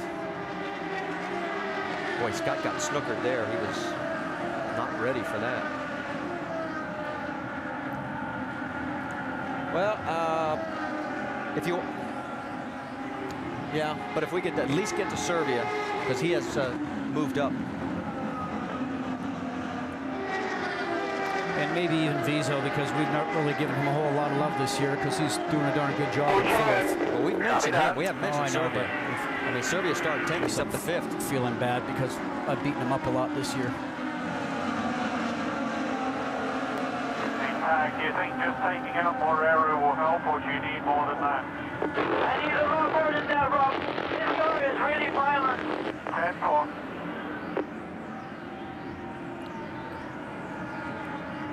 Okay, so we're going to play that.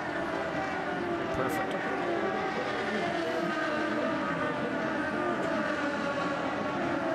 Outside clear.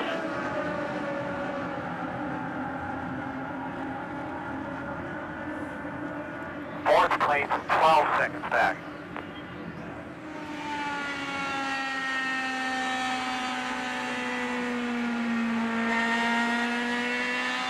Clear, clear.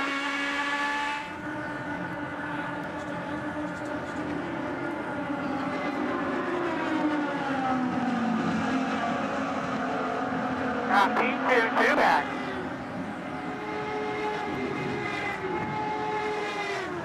P2, up looking on the outside. Outside, outside, outside.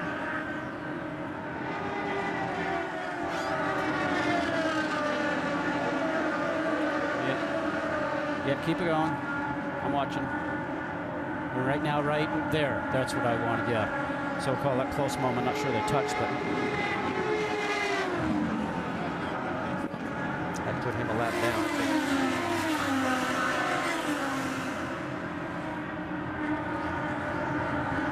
Back here at the Milwaukee Mile, where Dario Franchitti's lead has been cut. I mean, his lead over Helio Castroneves is 1.1 seconds. Tony Kanaan is running third, 3.2 back, and then it's a big drop to EJ Vizo back to fourth. Now, a good reason why that lead could have been cut happened just a moment ago. Watch this, comes upon traffic. He knows he's got a faster car, is able to get back on the gas faster, and the National Guard machine with J.R. Hildebrand comes over and tails gets into his lane.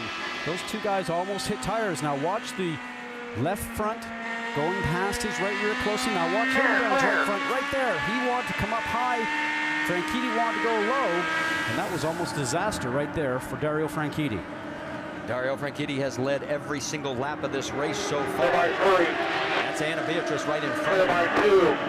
She is in 16th spot, the last car on the lead lap. One of the guys that's really put on a move since the start of the race. There's Oriol Servia for Newman Haas Racing, as they're in their 27th start here as a team. And he has started 10th, moved all the way up to the 5th position. He is closing on EJ Vizo for 4th. Jamie, you've got more? And I spoke to Oriol Servia yesterday. He said the car wasn't exactly where we wanted it. He said they had a lot of drag in it, but just now on the radio, he said the car is where we want it. They weren't happy with where they qualified, but they are moving forward. And Marty, he told me if he can run in the top 5, he can win this race. Well, he's doing a fine job right now, as he has been steady all week long here at the mile. Let's go back to the race lead, because Dario Franchitti's margin is down to 0.2 of a second. And there you see Helio Castroneves right side of your screen. Hey, Vince, you've got more on Dario's situation? Well, I think, Marty, when you look at guys like Dario and Helio and Tony Kanaan, Oriol Servia, some of those drivers that are making some solid moves here in the late stages of this fuel stint, give you an indication of how well balanced their cars are, because when the tires started going off at lap 25, a lot of cars started going backwards, and that's where we saw the cream rise to the top. We're certainly seeing that from Helio here, who's starting to put a challenge on Dario, but their cars have been good throughout this fuel stint, especially late in the stint. That's an indication that the balance of their cars has been good. The fastest lap of the race was 22.37 seconds by Franchitti early. That last lap for Dario, 24.2. That backs up what Vince was talking about, the tires going off. There is Castroneves, third place Tony Kanaan right behind him. A good three-way battle here at the Milwaukee Mile. Anna Beatrice doing everything she can to stay on the lead lap. And we have got to be getting ready for pit stops, as we are now working lap 66. But remember, we had 6 laps of caution. That's why they can extend this fuel window. Franchitti takes a look, gets down on that asphalt. We'll be back with more action from Milwaukee after a word from our ABC station. No, wait a minute, we're going to stay here as the caution has just come out. We had contact with the wall.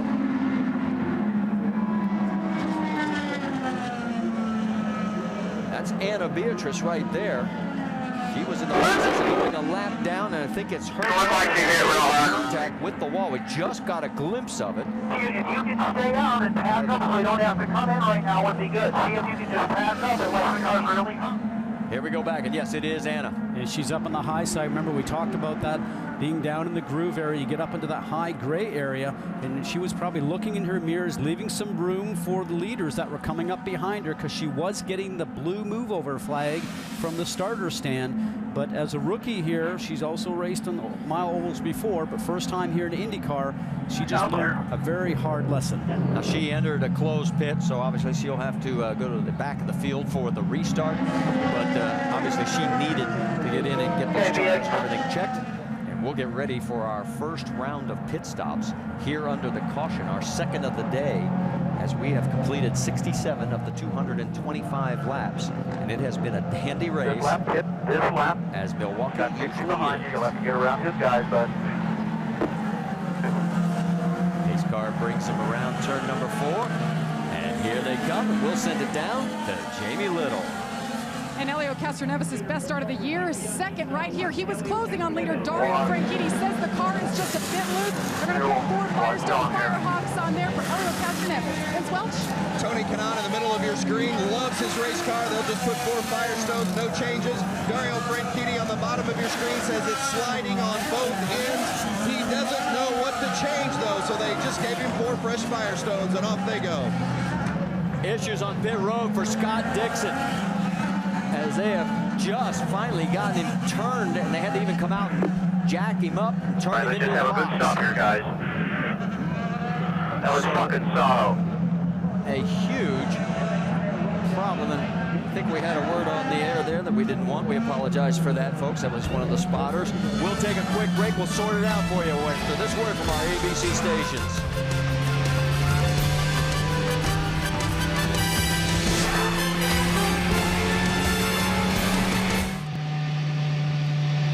We're back under our second caution, and a lot has changed because of what happened on pit road. Takuma Sato ends up coming out in 14th spot. He actually missed his box. Now here's a couple of angles of what happened. That is a tire that's come off of Sato's area. There's Tony Kanaan coming out. And let's give you a wider view of it, and this shows you a lot better what happens. Now, we're not clear if it's a wheel and tire from, you can see right now with Dario Franchitti trying to get into his pit lane, and Sato was directly behind him, so it seems like there was a mix-up there at that point in time. It looks like one of those wheels and tire combinations ended up getting hit. Now, this scenario here was Sato, as he finally finds his correct pit box, ends up hitting his crew member, and that delayed his stop and put him way back in the queue. So that's what hung up Dixon. He's now shown in 13th position. Sato back to 14th. Briscoe also was involved because of the jockeying of position. He's dropped to 15th. And Dario Franchitti, again, doesn't know what all the exciting action he's missing behind him because he's still in the race lead. Hey, it's summer's wildest new game show. You answer trivia questions to win big cash, but you get them wrong and you're ejected in the most extreme way ever seen.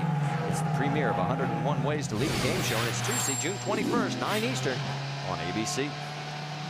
On board with Charlie Kimball, as Kimball at the tail end of the lead lap right now, shown in 18th position.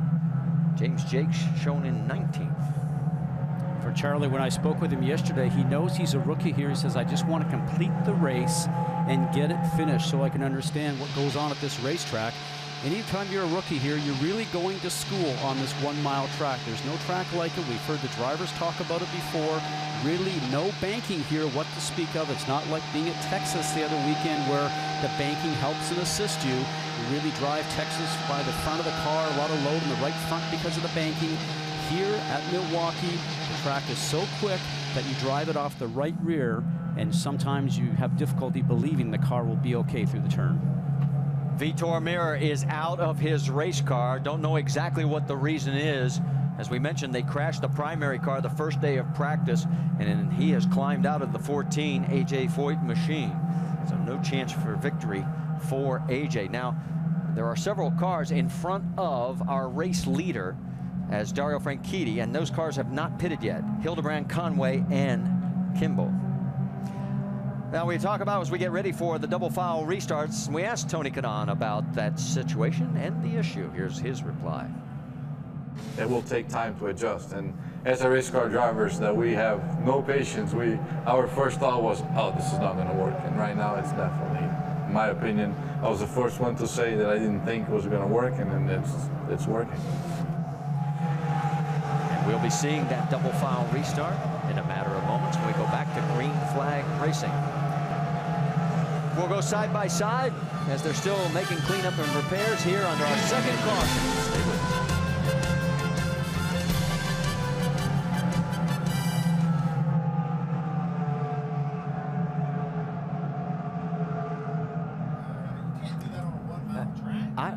I just don't understand. They can't pit if they take the wave around. They can't pit until we go green. They're going to go a lap down anyway. That's exactly right. But all four, it's funny, all four are laid out.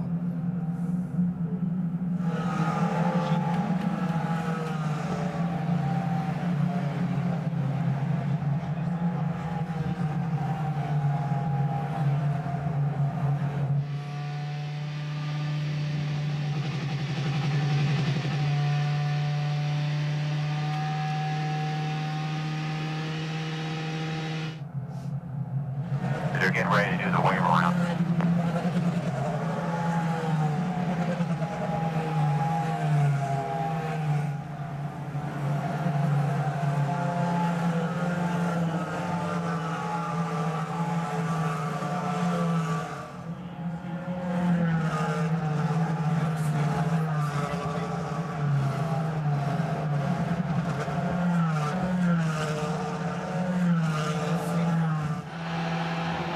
Still got to do the wave around. Sweeper just turned off on the backstretch.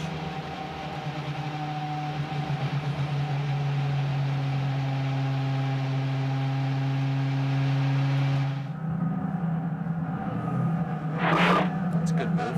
Yeah. Top her off. She's 1 lap down, 3 laps down. Sorry. Just got to start at the back anyway. Okay, wave around. Hildebrand, Conway, Kimball, Jakes. Whatever you do, stay out of those things with your passing guys.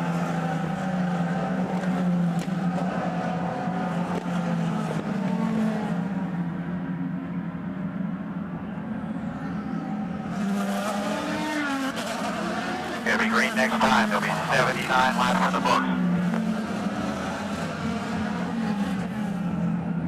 See, they're coming in. They can't do that. Oh, it's legal now. You can do that. On the wave around, you just definitely. Well, they're going to go green and they're going to go out there. Yep.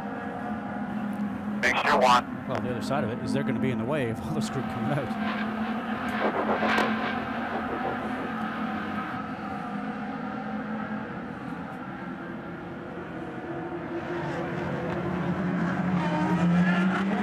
We're just going back to green flag racing here as we're working lap number 80 at the Milwaukee Mile. It was Franchitti, Castroneves, Kanan, Serbia, Vizo. That's your top 5. The 4 wave around cars are coming back out on the track in a crash. The 19 of Alex Lloyd and Sebastian Saavedra as they make contact down in turn 2. And our 3rd caution of the day quickly comes out. Alex, are you all right? No response, but it looks like both drivers are moving. And the Hamaltro safety crew on the scene. The 4 cars that took the wave around were Hildebrand, Conway, Kimball, and Jakes. We'll see where they shake out when the yellow came out. Let's go back and show you exactly what happened to these 2 that brought out our 3rd caution. Looks like the 19 of Alex Lloyd just starts to come around, Marty, and then unfortunately for Sebastian Saavedra, the number 34, just a little bit of a loose race car, very close to what we saw with Ryan Hunter-Reay at the beginning of the race on lap 1. So very difficult for both these drivers because one has a car that steps out from underneath them, the 19, the Boy Scout of America car with Alex Lloyd. The 34, Sebastian Saavedra, gets taken out just because he happens to be a victim.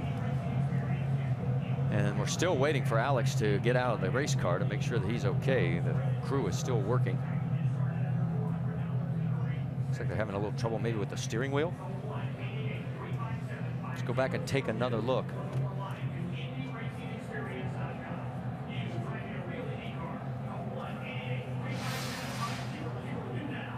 Very active racetrack right now, and you can see there again, he's very close to the 67 machine, the yellow car that was just in front of him, who might have been tightening up his line just a little bit, and that was Ed Carpenter driving the direct supply machine.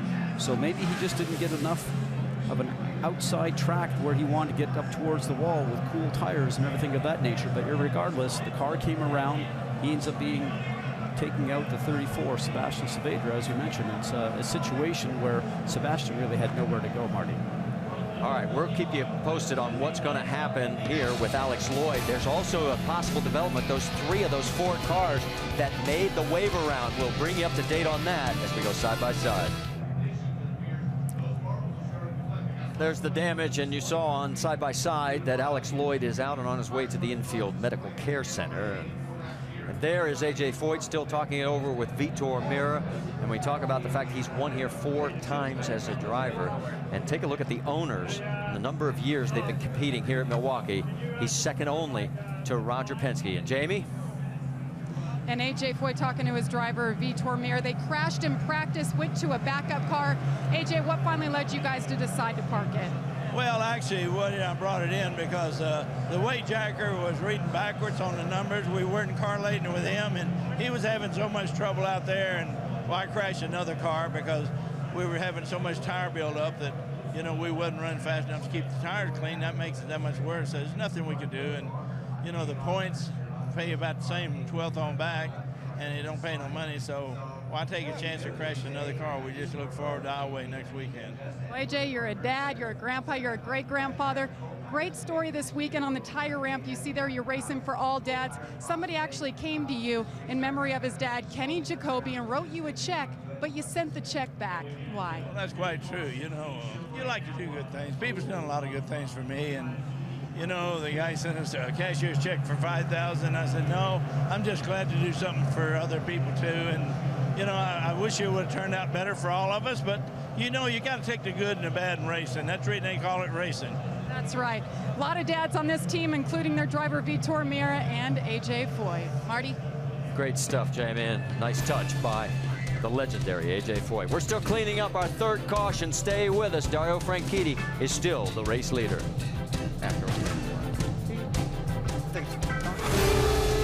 ESPN's coverage of the IZOD IndyCar Series at Milwaukee on ABC. Brought to you by GoDaddy.com. Domains, websites, and everything in between.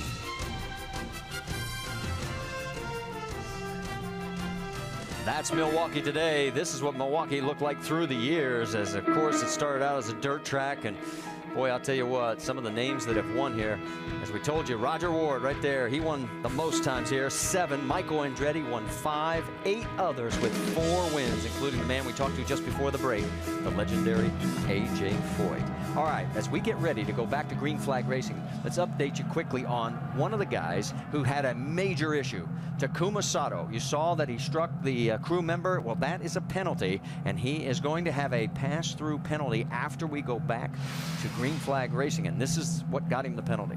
You watch on the left-hand side, he takes the crewman out. The crewman lands. Obviously, a lot of safety going on now because they have a helmet on. And Vince Welsh, you have more?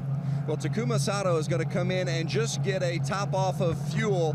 Then he will go back out, and when the green flag waves, that's when he must serve his drive-through penalty for striking Ryan Sandlin. Sandlin, the outside tire carrier, you saw him being struck. He is okay, no injury from that. It's been a difficult week all the way around for Takuma Sato. Of course, it's Father's Day here in the U.S., and it brings a heavy heart for Sato, whose father passed away on Wednesday at the young age of 62. In fact, Takuma wearing a black armband today in honor and memory of his dad. So racing with a heavy heart, and certainly the weekend of racing hasn't gone all that well for him here today at Milwaukee. And we send our condolences as well to Takuma Sato and his family. Now there is Mike Conway. Now he is taking advantage. Now he is one of the 4 that took the wave around before this third caution came out, and he was the only one lucky enough to be in front of race leader Dario Franchitti when this third caution came out. So he is back on the lead lap. Hildebrand, Kimball, and James Jakes are still 1 lap down. As we get ready to go green flag racing, it'll be Franchitti and Castroneves. Franchitti down on the low side, then Kanaan, Servia, Andretti, Viso. That's your top 6. You heard it. We're back to green flag racing here at Milwaukee. Another great restart for Franchitti. Boy, he just opens up a big margin. When he's got fresh tires, look out. Able to put what we call power down, put his foot on the gas, no tire spin, and accelerate away down the turn. A couple of lap cars that everybody's dealing with up the front there. You see a lot of guys that are not on the lead lap, sort of in the mix of things. Top side of your screen right now, the number 4, J.R. Hildebrand. That was Charlie Kimball as he was almost came down on the 82. And here comes Takuma Sato. We'll tell you he is serving his pass-through penalty as we speak. You heard him say he's going to have to hustle. He's just exited pit lane. Okay, bud, get going. Dario's coming by me now. You got to have to hustle. Let's hustle. He says hustle. He does not want to go down a lap. There's Danica Patrick trying to get underneath her teammate. We can tell you it looks like Sato is going to be successful on staying on the lead lap. which here at the Milwaukee Mile is pretty impressive. Danica's got her hands full right now with James Hinchcliffe, and that is a battle for 8th position. Boy, and he's on the outside, and he takes it. You know, he had a car that he was not trusting earlier in this week. When I spoke to him, he said, you know what, I'm just going to put my teammate's setup on, and that's what he went out and qualified with. He was just now getting used to the car because he said, I was going in the wrong direction. I don't have the experience here. We talked about rookies really going to school at this track, and now he thinks that he has something that he can at least finish and be comfortable with his teammate, Oriol Servia, up there in 3rd. That's right, it's Franchitti, Kanan, Servia, Castroneves, and E.J. Vizo running in 5th place right now. There you see Vizo. He's got his mirrors full of the 38 of Graham Rahal. This is the best battle we've got going, and it is for that 5th spot. You're clear. 2 different lines you can see being utilized right there. And for Rahal, he ended up getting a little bit of dirty air coming off the turn. Maybe he had to get out of the throttle just a little bit. It allows the opportunity for Marco Andretti in the Venom Energy machine to have a look at it. Right now, he's trying to make that pass. Rahal now opens up a little bit more margin there and retains that position. Vizo, of course, coming off his best weekend of the year last weekend at Texas. Talked to Jimmy Vasser earlier in the week, a co-owner of the team. He said the best part about that whole deal, every car went back on the trailer in one piece. They've had a lot of crash damage. Here goes a pass by Graham Rahal underneath. Now he's on that very slick asphalt. Whoa, he runs up. Look out! What a save by Vizo. I thought he was going to the wall. But, you know, Vizo made a mistake coming out of 2 and allowed Rahal to have that run, and that's where Vizo's got to think, okay, it's not the last lap of the race. I made a mistake. Let him get past, and I'll collect myself and go on past and try and catch back up to him. Now he came a little bit low coming out of 2 to try and stop the run of Marco Andretti in the 26 machine. Marco pays the price for it right now. And right behind him, he's got James Hinchcliffe. This is Hinchcliffe's best run. He is doing a fine job right now. He is the best running rookie in the field.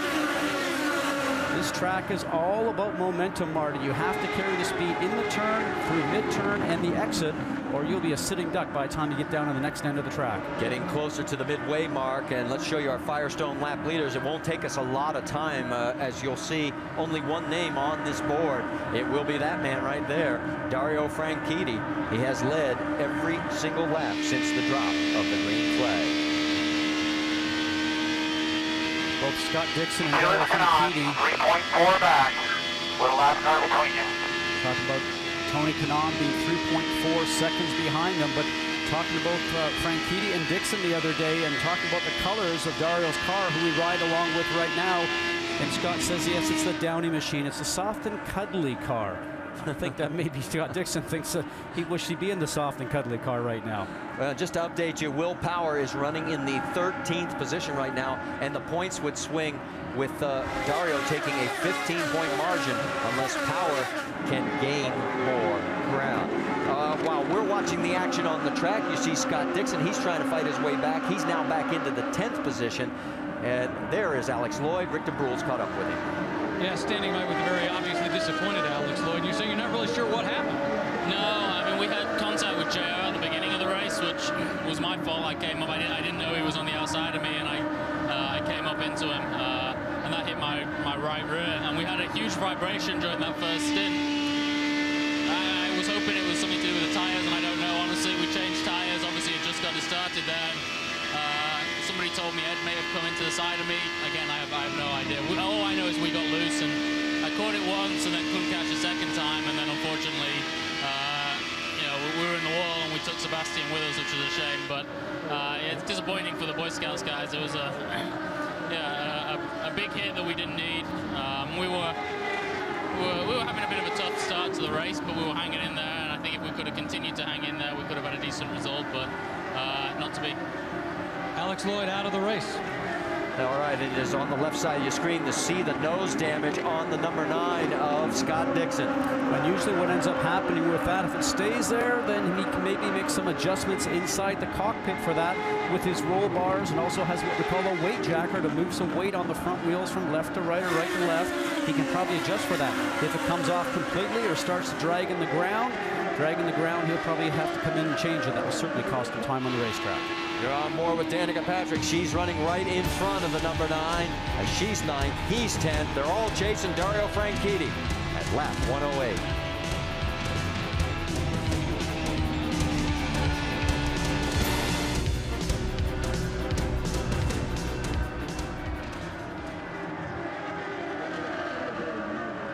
They just fixed it.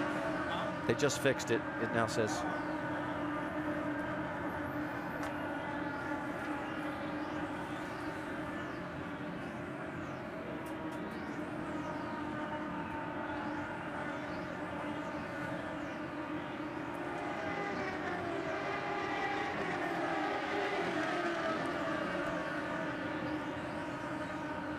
Vince with TK. Fathers in the field. So, unfortunately, Viso. Okay. I'll do that part and then send it to Vince.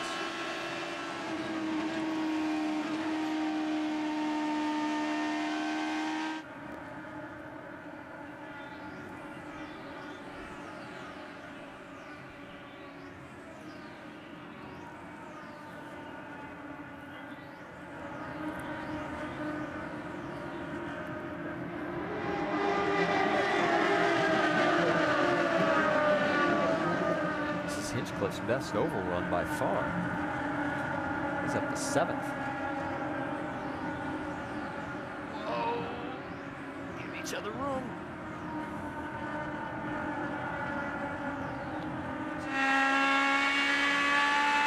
Yeah, we're side by side.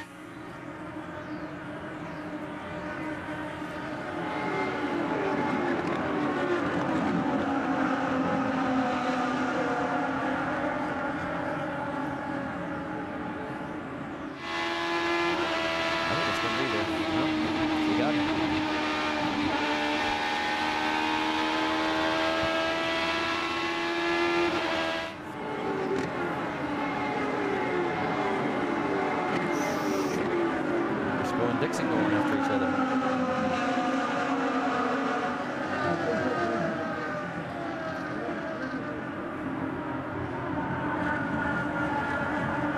Back here at the Milwaukee Mile, 7th race in the 2011 IZOD IndyCar Series. You see, that was Scott Dixon trying to get around the lap traffic of J.R. Hildebrand. His teammate up front, Dario Franchitti, leads by 7/10 of a second.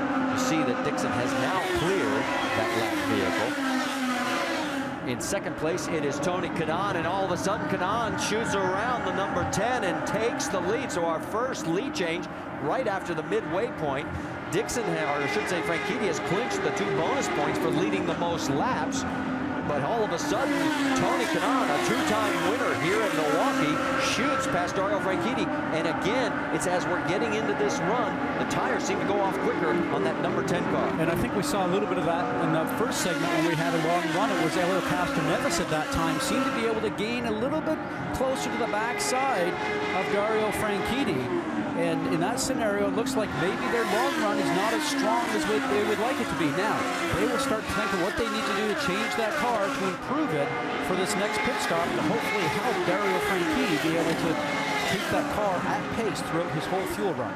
You saw the 82 go around Takuma Sato as that puts Sato a lap down. 14 cars now on the lead lap. Let's go on board with Franchitti. See what happened here. You hear the throttle. He's off of the throttle, Dario Franchitti. You're riding on board with him right now. Had to go down gear. Clear by 1. Looking inside. He's inside. Inside. All clear behind the Canadian. Boy, he made it stick on the asphalt, too. And great information from the spotter, too. But you can really see how slow Franchitti was coming out of 2. Down a gear, off the throttle. And that really allowed Tony Kanaan to really surge forward. Remember when the 27 of Mike Conway got that lap back by the wave around and was able to stay there before the 3rd caution came out? Well, he just went a lap down again. So now Will Power is next in line in 13th position to go 1 lap down. Wow, who would have ever thought that you'd be telling me that right there? You know, when I talked to Will the other day, he said the thing that they are having a little bit of difficulty with in his mind is consistency. Consistency at all the racetracks, consistency from all the different style of tracks that they have, and he said, you know, if anything's going to hurt us, that's going to hurt us. For Tony Kanan's second consecutive race that he has led, he only led 3 races all of last year, and of course that was when he was driving for Andretti Autosport, and he talked to us about the changeover to KV Racing Technology, his new team. Sometimes you don't realize, but we all need a fresh start. I think it was healthy for the team, for Michael's team, and it was healthy for me. Although it broke my heart when we had to go apart, and I know it was tough on them too. Well, he has opened up a 1.9-second lead over Franchitti. Serbia is third, 3.5 seconds behind the front runner. Then it's Castroneves and Rahal rounding out the top 5. As the fathers in the field now, a couple of them are already out of this race, Vitor Meira and Alex Lloyd, but why don't we do a Father's Day up to field? And let's start off with the man who's running up front, Vince. Well, Tony Kanaan, a proud father of son Leonardo, 4 years old, lives in Brazil. They're going to be hooking up in Toronto soon, but let's go back to Marty. We got a crash. And in turn number 4 of Milwaukee, is this deja vu for J.R. Hildebrand or what? Now, Marty, he was obviously having Tony Kanaan go past him. Was it one of those scenarios where he ended up being just on the high side, getting those right side wheels into the marbles we talked about before? You can see team owner, chief operating officer, John Barnes, a little disappointed, headset off, and he knows the day is done. JR was 2 laps down at the time, running in 19th. Let's go back, take another look. You can see on your left-hand side, the 82 machine, Tony Kanaan has just gone past the National Guard car, and he's just a little bit high up on the, now watch here, on board with J.R. Hildebrand. Just turns in a little bit too late. That right side gets into the light gray area, and bam. No opportunity. As I always say, you become a passenger at that point in time. It seems like eternity when you're sitting in the car. Happens very quickly. Had that happen in my career. An ugly feeling. Not to bring up a sore subject, you drove for John Barnes. What's his reaction going to be? John wants results, and John is very tough to drive for, and we won races with John. We had a good run, and not to say that you know, I did not have battles with him. I know other drivers that I've driven for him have had battles with him before, and it will be interesting to see how long this can continue right now for J.R. Hildebrand, because John is not one that puts up with cars crashing or drivers not giving results for very long. When we sat and walked into the trailer, Marty, the other day, if you can recall, he was sitting there with his engineer, and JR was just sort of trying to figure out what to do with the car. With the exception of Indianapolis, he's not really been up there in contention of winning, and even on the road courses, which he has a background on, they have been off pace, with the exception of Indianapolis. It's going to be tough. Our 4th caution is a huge break for points leader Will Power. Remember, we told you he was in 13th. He was about to go 1 lap down, and now the caution cam comes out, and so we'll have a round of pit stops here with 125 laps complete. So as they come on down, let's go to Rick DeBrew. Danica Patrick bings it in. She's got the advantage of having the very first pit stall. No problem getting in, but she will have to worry about Justin Wilson's car to get out. She's been working hard smoothly to take care of her tires. She's very happy with it. Jamie? Oriol Serbia in the number 2 car, fill it up, 4 tires, much more progressive this time.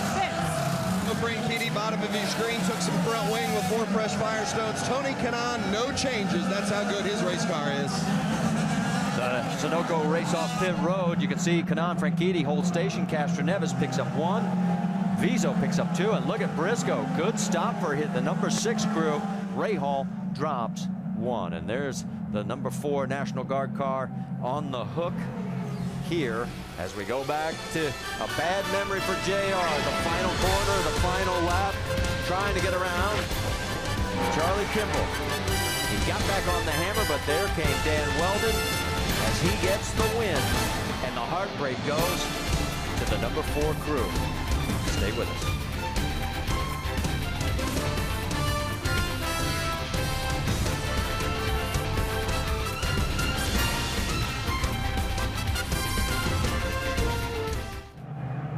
back here at the Milwaukee Mile, there is Oriol Servia. Remember, he was in 3rd place coming in. He is in 12th place, and here's the reason why. Now watch, the left front tire changer will be the right front to us. The tire is going to come off. He'll put the new wheel on. Then he goes to with his wheel gun and puts the wheel gun back on. Watch him hit the button though. When the car goes back down, back up, he'll hit the button. That's a two-way gun, and I only suspect that maybe he didn't hit the button when he took the first wheel off. It's something the wheelman has to do, so the gun will go in the opposite direction to put the wheel nut back on. Cost him 9 positions, and he's going to have to fight his way back. He'll line up right alongside Scott Dixon. Now, Dario Franchitti, who has led the most laps, let's go back to his pit stop. He had a close call. Threading the needle, as we talk about this all the time, and yes, he hit a piece of equipment. So the question is now, will the IRL officials decide that will be a penalty, or was the tires sitting out there too far out into Will Power's pit lane? This is the shortest pit box that we race on all year, 36 feet. What are you hearing, Vince? Well, it was interesting to see the crewmen, you'd think that the crewmen would be upset with one another because of that situation, could damage the car of Franchitti and obviously could harm the Team Penske crew member, but the crews got together afterwards, talked it over, patted one another on the back, and went forward. So no harm, no foul, at least as far as the crew members are concerned. All right, well, we're still waiting to see what is going to be the determination from race officials, as this could be extremely costly for Dario Franchitti, who's shown in 2nd position behind Tony Kanaan. While we're still under our 4th caution, let's get you updated on the motorsports calendar, because the NASCAR Nationwide Series Bucyrus 200 comes from Road America next Saturday, 5 o'clock Eastern on ESPN. Then the IZOD IndyCar Series at Iowa, that's Saturday night, 8 o'clock Eastern, with our friends over on Versus. And NASCAR Now, presented by Shell Nitrogen. Roundtable is Monday, 5 Eastern on ESPN2. So a tough break for Oriol Servia. There you see him coming through, as Newman Haas has 7 wins here at Milwaukee in their 26 previous starts. And he's going to have to fight his way back. Let's get an update from pit road. Jamie Little. Well, somebody to keep an eye on is EJ Viso. After struggling this year, 3 DNFs, he's having his best weekend so far, coming off 2 top 10 finishes at Texas. This team is fired up. They put off some great times today during their pit stops. EJ has a great car. They think they can get the job done. These KV cars are something to watch today, Marty. All right, and we have just been told from race officials there will be no penalty to the 10 car. No penalty. So Dario Franchitti dodges a bullet. He stays in that number 2 position. You can see everybody forming up now for the restart, as it'll be Tony Kanaan on the inside. The 6th race that Kanaan has led at Milwaukee ties him with Helio Castroneves as the most among the active drivers here at the mile. Make sure 1. Little gamemanship going on here. Tony try to keep him wide going into 3. As we get ready to go back to green flag racing, it's time for the IZOD Speed Zone. Green, green, green, green, green.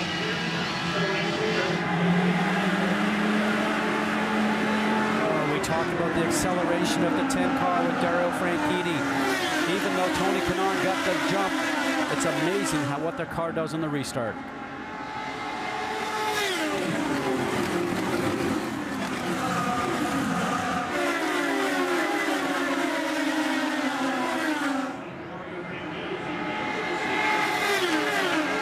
So it is Franchitti, Kanaan, Castroneves, Viso, and Rahal now in 5th, and Will Power and Dixon going after each other. That is 11th place on the racetrack. The battle for 6th. Marco Andretti going around Ryan Briscoe. So move Marco up a spot. Danica Patrick trying to get around James Hinchcliffe. That is for the 8th position. Remember, Danica started 15th. Here we go again with Power and Dixon. That is for 11th on the track. Oh, ran him high on the exit of 4. Power didn't like it. He's going to come back and charge on the inside. Oh, and he does it. Whoa, what a couple of corners for these guys. We talked about rivalry, and here comes Dixon. He's going to come back. This is brewing up this season, guys. Penske against Ganassi. It's so close. Man, drove it. I thought thought the wheels were going to touch on that one for sure. This is going to get better, guys. I tell you, as it goes right now. Serbia right in front of him. All he can do is glance in his mirrors and say, thank goodness I'm not in that mess. He's trying to pull away from him, but here comes the 12 of Will Power. If you're wondering about the points championship, Power came in with the lead. If he doesn't move up farther, he could be as much as 13 points back as it stands right now. Looking now at the fourth place battle.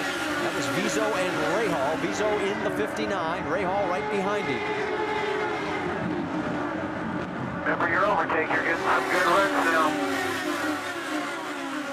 You hear his team telling him about the overtake. Remember that Marco, kill this tire. You're not up front anymore. Let's focus on Vizo. Clear by 15. You heard him talk about the overtakes. Let's talk about that again. The Honda Overtake Assist, a button that the driver pushes on his steering wheel to give him an extra 200 RPMs and about 10 horsepower. Now they get 20 pushes of that button. It lasts for 11 seconds, and it takes another 10 seconds to recharge. But what I like to say about that, it's like a debit card. You continue using it early on, and you will not have anything left in the bank by the end of the race. And I've noticed that the top drivers right now have only used it a few times. Franchitti has 14 pushes left, Kanaan 13, Castroneves 17. So you're going to want some of those for the end of the event because you know your competitor will certainly have some left in the bank.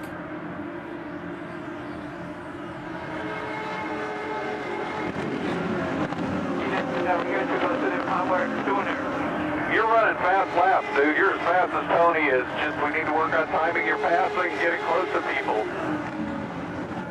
Interesting comment from the team there. He's got the speed, but he's just got to do a little better job sizing up his competition. Absolutely. Timing the pass. It doesn't matter if you're driving Indy cars or Firestone Indy Light cars or go-karts. You have to set them up in turns 1 and 2 to be able to get them in 3 and 4.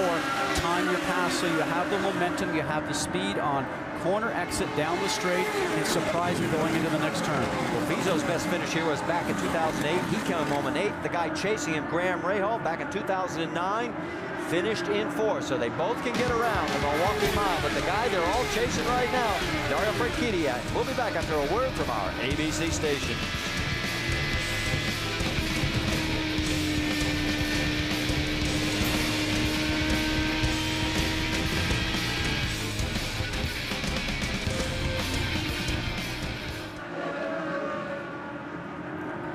Here at the Milwaukee Mile, where it is Dario Franchitti leading Tony Kanaan. And we've got a moment. Let's talk about ABC Tuesday, June 21st. A new drama series takes you to the most dangerous place on earth. Life on the edge means doing things you never thought possible. It's ABC's Combat Hospital, and the series premieres Tuesday, June 21st, 10/9 Central on ABC. 74 laps to go, and we're trying to do our Father's Day up to speed. We'll start off with second place Tony Kanaan once again, and here's Vince. We'll see if we can get a little further through it this time, but we had mentioned before that Tony does have a son, Leonardo, lives in Brazil. They look forward to being together again in Toronto, and maybe they'll have a victory to celebrate because Tony Kanaan certainly has been good and continues to stalk Dario Franchitti here today. Jamie? And right behind him, Castroneves. His weekend got off to a great start. His best start of the year is second, and this morning it got even better. While signing some autographs, his girlfriend brought their 17-month-old daughter, Michaela, to surprise her daddy, Helio Castroneves. He had a big smile on his face. He's told us there's a change for a lead. Wow, a three-way battle as they go around Ed Carpenter, who is a few laps down, and we have a new leader, guys. And we'll get back to that Father's Day up to speed. Somebody out there just doesn't want us to be able to get through all the dads today that are out racing on the track. But Tony doesn't mind. He's a dad, and he's got the lead again. Well, and you know, we talked before about as the run goes on, it seems like Tony's car gets a little stronger. Dario's maybe falls off just a little bit. All right, as he continues to pull away, and let's go back to Vince with Scott Dixon in 9th. See Scott Dixon in that 9 car currently running 12th. Dixon with a daughter named Poppy, and his wife Emma is pregnant with a second child due in October, also a daughter. And maybe this is a scoop, guys, because Emma just told me that they promised that they would go for a third since they've had 2 girls. They're still trying for that boy. So somewhere down the road, hopefully Scott Dixon will get that son he's looking for. Rick? Well, Justin Wilson right now is in 13th place on the track. He's had a weekend where he could kind of devote it to racing, and maybe Father's Day, but his two kids are back in Colorado with his wife. I did talk about his dad, though, before we started the race, and he was saying his dad has a company sort of similar to Safety Clean, deals with solvents, and it was an important part of his life, of course, in getting him into the car and his whole family into racing. Vince? At Takuma Sato, we've addressed some of the issues that Sato has had throughout the course of the day. When in, certainly on pit road, his car has actually been good out on the racetrack, but he struggled on pit lane. Sato with a son and a daughter, they make their home in Denver, where the Satos live. Takuma hoping that he has a better finish than what the first half of the race has been. And of course, we also mentioned earlier, Takuma lost his father earlier this week. Ed Carpenter also in the mix. Carpenter has had a very tough weekend. The car has been a handful throughout. They've been chasing it throughout the course of the weekend. He has two kids, and his son Ryder actually fell at the track on Friday and suffered a cut on his forehead, had to have 10 stitches. So it's been a tough week all the way around. Ryder's up in the grandstand watching his dad get after it here today. And since we're giving race results, tip of the hat to Vince Welch on Father's Day. His son Dylan yesterday sat on pole for the midget race here. His first time on the mile. He ended up finishing 6th. Congratulations to everything. And whoa, as the action continues out on the track, that is Ryan Briscoe as he goes flying around Graham Rahal. And Briscoe has fought his way back into the top 5 now. So as we are working lap number 160 of 225, we're going to take you side by side. It's Tony Kanaan in front by 0.3 of a second.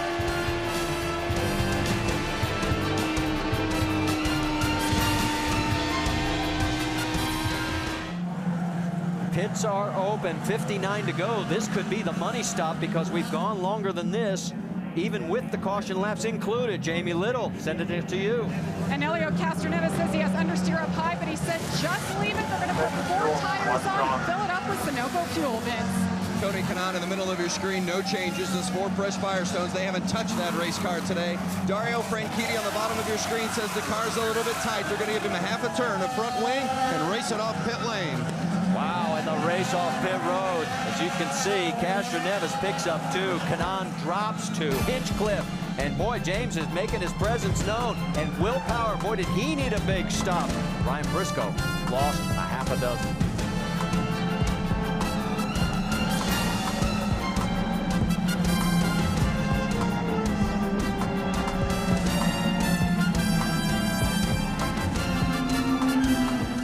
ESPN's coverage of Major League Baseball continues on ESPN Sunday and Monday night. First, on Sunday Night Baseball, 8 Eastern, we've got the Yankees at Wrigley Field to take on the Cubs. And then Monday Night Baseball at 7 Eastern, the Yankees continue the road trip into Cincinnati. They go up against the Reds. Both games are part of the AL-NL Showdown presented by State Farm on ESPN Sunday and Monday.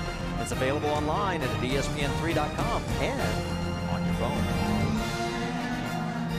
We're checking in on Ryan Briscoe because he lost a half a dozen spots on the track during that pit stop. It's easy for me to say, and it wasn't easy for the crew, and we'll show you exactly what happened.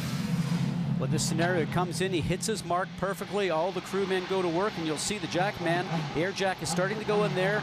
That is going to be stuck by the time they get the service work done, and he wants to leave. You can see that the car is still up in the air. They're fighting with it. He finally gets it down, and then he's able to engage gear and then leave pit lane. But the damage is done. He's lost a lot of time, Marty. He's going to restart in the 10th position as he'll be right alongside Scott Dixon. Up front, it is Elio Castroneves, our 3rd different leader, and 4 lead changes. And it'll be Dario Franchitti right alongside, then Tony Kanaan 3rd, and James Hinchcliffe, the rookie, in 4th position. Now, he has raced once here in the Indy Lite Series. There he is in the 06 car going through your screen. He started in 2009, finished 7th in that race. Well, you know, and aboard that Sprott IndyCar machine right now, I'll tell you, I spoke to him the other day, and he goes, Indy Lights car is one thing around here. He says, driving an Indy car, boy, this racetrack goes past you a lot quicker than it ever has before. He finished 4th, his best of the year, back at Long Beach. And Elio Castroneves, our new race leader, let's listen in on the radio. Here's what we picked up. Josef, thank you. Anything? I'm still catching my breath. I'm sorry. That was good. Good job, guys. All right, we'll go to the end. That's Tim Cindric sitting there saying, not even a thank you for that great stuff. Oh, well, while they're all smiles right now, one guy who is not is EJ Vizo. How about it, Jamie Little? Yes, and actually we caught up with JR Hildebrand too. Both are here. Actually, JR is on his way to the medical center to get a drug test right now. I see your knees all wrapped up though. Your day ended early. What happened? Yeah, I mean, the knee was fine. Yeah, we were really struggling out there, to be honest, for a little while to start with. I think right before the pit stop, we started having an issue with our weight jacker, which just got worse as the race was going on. So was kind of just trying to hang on to it at that stage. And, you know, was trying to be sort of courteous to leaders going by. But, you know, that high line is just a tough groove to make it work on. TK came around in front of me and just ended up having to use a little bit more road than, you know, I think I was sort of expecting, and I kind of had nowhere to go but up into the marbles, and, you know, that was that. So just, you know, really bummed for the Panther Racing guys. They've worked really hard, and for the National Guard here this weekend. Hill handling race car all day, claims JR Hildebrand. And EJ, one of the best races we've seen from start all the way till the way it ended. What happened? It was, well, I'm very, very depressed. It's very hard for us. We thought that everything was coming together. We definitely had a very fast car. I didn't have the pace of Tony and Dario, but we had a good car to finish in the top 3, top 4, to keep the pace that we were having. Carpenter just pit very last minute, and I just brushed his front tire, and sent me to the wall. I mean, I'm not blaming him or anything. It was just I wanted to be as close as possible to him because the marbles, and it was a tough one. I just brushed him and sent me to the wall. We're back to Green Flag Racing. Marty? And boy, are they slicing and dicing as you finish up, Jamie Little. That's Charlie Kimball coming back out onto the racetrack. He got the wave around along with James Jakes, but what a battle. Castro Neves on the high side. And that affected Dario Franchi's thinking, because he had a run going. He was going to go on the inside of Elio Castro Neves down at the 3, but with the car coming out of 83, what ended up happening? He couldn't run down the inside with Charlie Kimball being there. That's a shame. So it drops Franchitti all the way back to 3rd. Kanaan has now moved up to 2nd. Look at this action going on a little bit further back. That's Hinchcliffe with the 12 of Willpower on board with Danica. And here comes Serbia. Remember, he is trying to fight his way back up. He was as high as 3rd earlier in this race. Serbia, another one of those cars that's really good on new tires. That's what happens with Dario Franchitti. Side by side. Are they going to try and make it 3 wide? Danica goes down onto that very, oh, it's so slippery down there. She holds onto it, but can't make the pass. So Hinchcliffe holds on to 7, Danica 8th, and Marco Andretti in 9th. Take a look up front, because you've got Elio Castro Neves, Tony Kanaan, as they continue to battle for the race lead. And there's your top 3. Throw a blanket over it. Looked like Tony was trying to have a look on the inside, but knew he couldn't make it stick, and Castro Neves had the preferred line around the top side there. Now it'll be interesting to see what all these cars have to offer. As you said, it's the money stop. It's coming down to the end here. You don't want to abuse your tires too much with about 45 laps left to go. The overtake to get away from them. All right, you heard him talk about the overtake, and Elio has 15. Tony Kanaan only has 9 overtakes left. That push to pass button. Franchitti has 12, and a little bit further back, Graham Rahal has 11.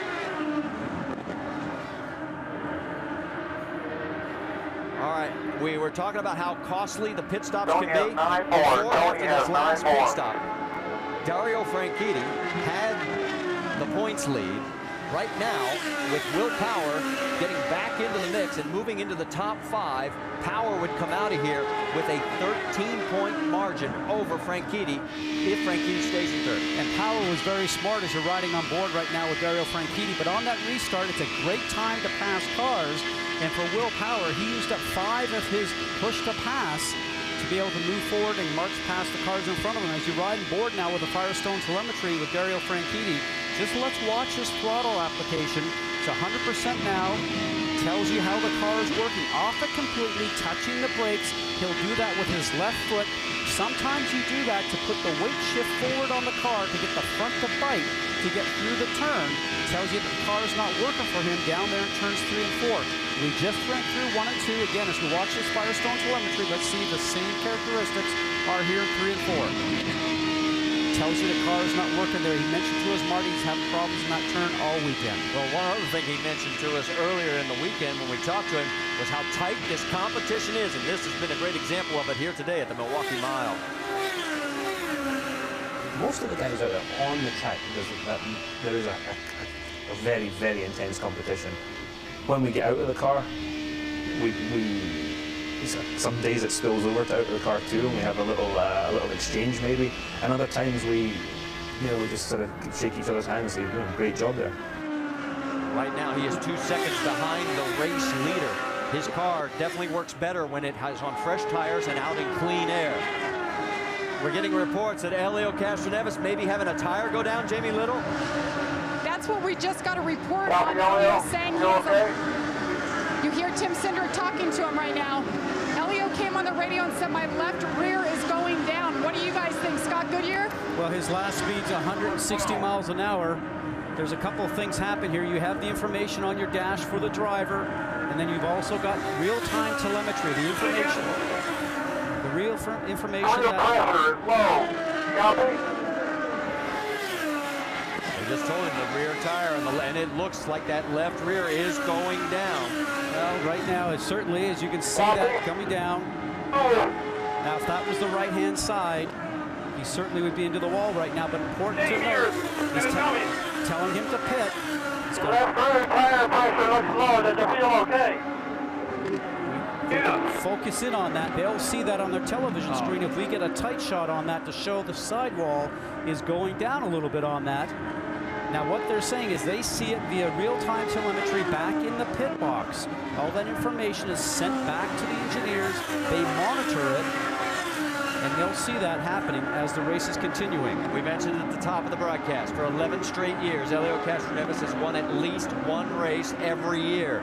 Right now he's in the race lead, but that is in a very precarious situation. Tim Cindric's got to make a call here soon, because there is definitely a tire going down on that left rear for the 3 car. Now, Marty, he would certainly feel it, as I mentioned before, if it was on the right-hand side of the car, where the car is subject to all the G-forces. You're seeing over 4 Gs in these turns each and every time. The inside has not worked as hard as the outside, but with 35 laps left to go, the question is, will it just sit at the pressure it's at, or will he be able to make it to the end? Looking at the Firestone telemetry, you can see exactly what is happening, and you talked about the G loading. That'll be the one on the right side. You see how many Gs, and you're right, 3.4 on the outside of that car. I'm not sure that tire would still be functioning at all. Well, right now he's turned 156 miles an hour, continuously losing about a half a mile an hour per lap. Is that just because the tires overall are just starting to wear a little bit and the car is naturally going slower, or is that really making a difference to him? Now, as for Helio, depending how much it's going down, he would certainly feel that characteristic of the car would change. Well, Helio Castroneves is no stranger to having a late result that goes south on him. Let's take you back to 2007, when all of a sudden, as he is just flying out of turn number 4, the wing just folds and he goes sailing into the wall. We're going to go side by side. We'll keep you posted with that, and you'll see if Helio takes a pit stop.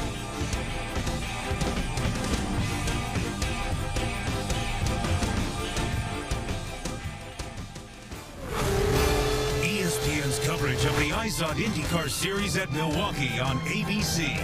Brought to you by IZOD.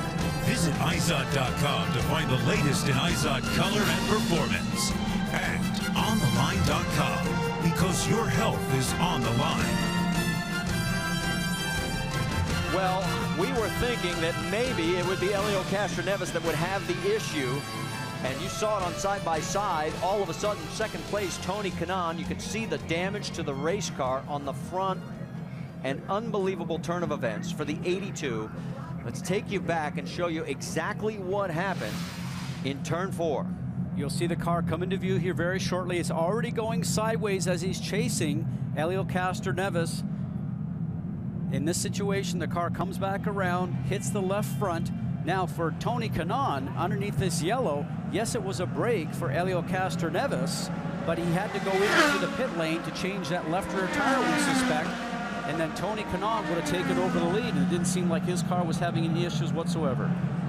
Well, and we don't know if something broke on the car that sent it around, because the last time I can remember Tony spinning on his own is like the first 2 years we went to Iowa. He had no luck getting through turn 2 at that racetrack, and we're waiting to see exactly what happens when we get a chance to talk to him.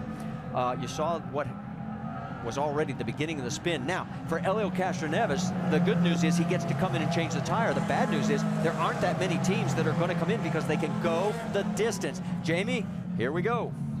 And Helio Castroneves had no idea the pressure was going down in the left rear. When the caution dropped, he said, now what's going on?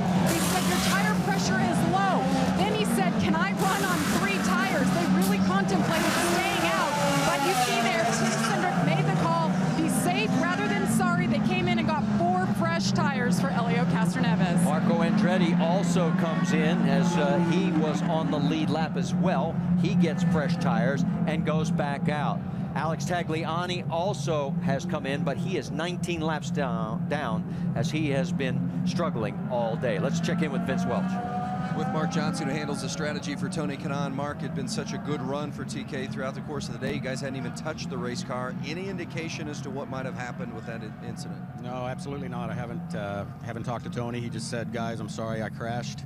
And just watching a replay of it, it didn't look like there was any indicator there that was anything wrong. So just one of those racing things, I guess. Thanks, Mark. Certainly a disappointing finish. 2 of their 3 cars now out for KV Racing Technologies. And you're right, Vince. I mean, this day started with such promise. They qualified 4th, 5th, and 6th, the best ever for KV Racing Technologies since they joined the series. And now they're down to 1 bullet left. That's Takuma Sato in 7th position. Dario's, as we mentioned, clinched the 2 bonus points for leading the most laps. Here are the Firestone lap leaders. As you can see, a huge margin over 2nd place Tony Kanaan, 3rd place Helio Castroneves. And Franchitti now finds himself back in the race lead. And guess who is in 2nd place? Graham Rahal, through all this happening. And 3rd place is Will Power. Now remember, in the first half of this race, I mean, Will Power looked like he couldn't get out of his own way. He couldn't get higher than 13th. And here he is with 25 to go, and he's in 3rd. But when I spoke to him earlier today, he said we just went too far in qualifying for the car. It was too loose. It means the back end wants to come around. I think I have a good race car. We just hopefully will have some good luck. But all in this, we have to look at the push to pass that we have left. Franchitti has 11, Rahal has 8, and Will Power has 8. And for Will Power, he's going to say, come on, Graham, get up there, get underneath Dario Franchitti on this restart. Give me a shot at getting past you guys up front. It's going to be an interesting play to see who gets the jump here on the restart. We mentioned at the beginning of the broadcast the rivalry that is brewing between these two. We talked to Will Power about it. It's a friendly rivalry. You know, we actually haven't had any wars of words or anything like that, you know, in the media. It's, you know, I keep the racing on the track, you know.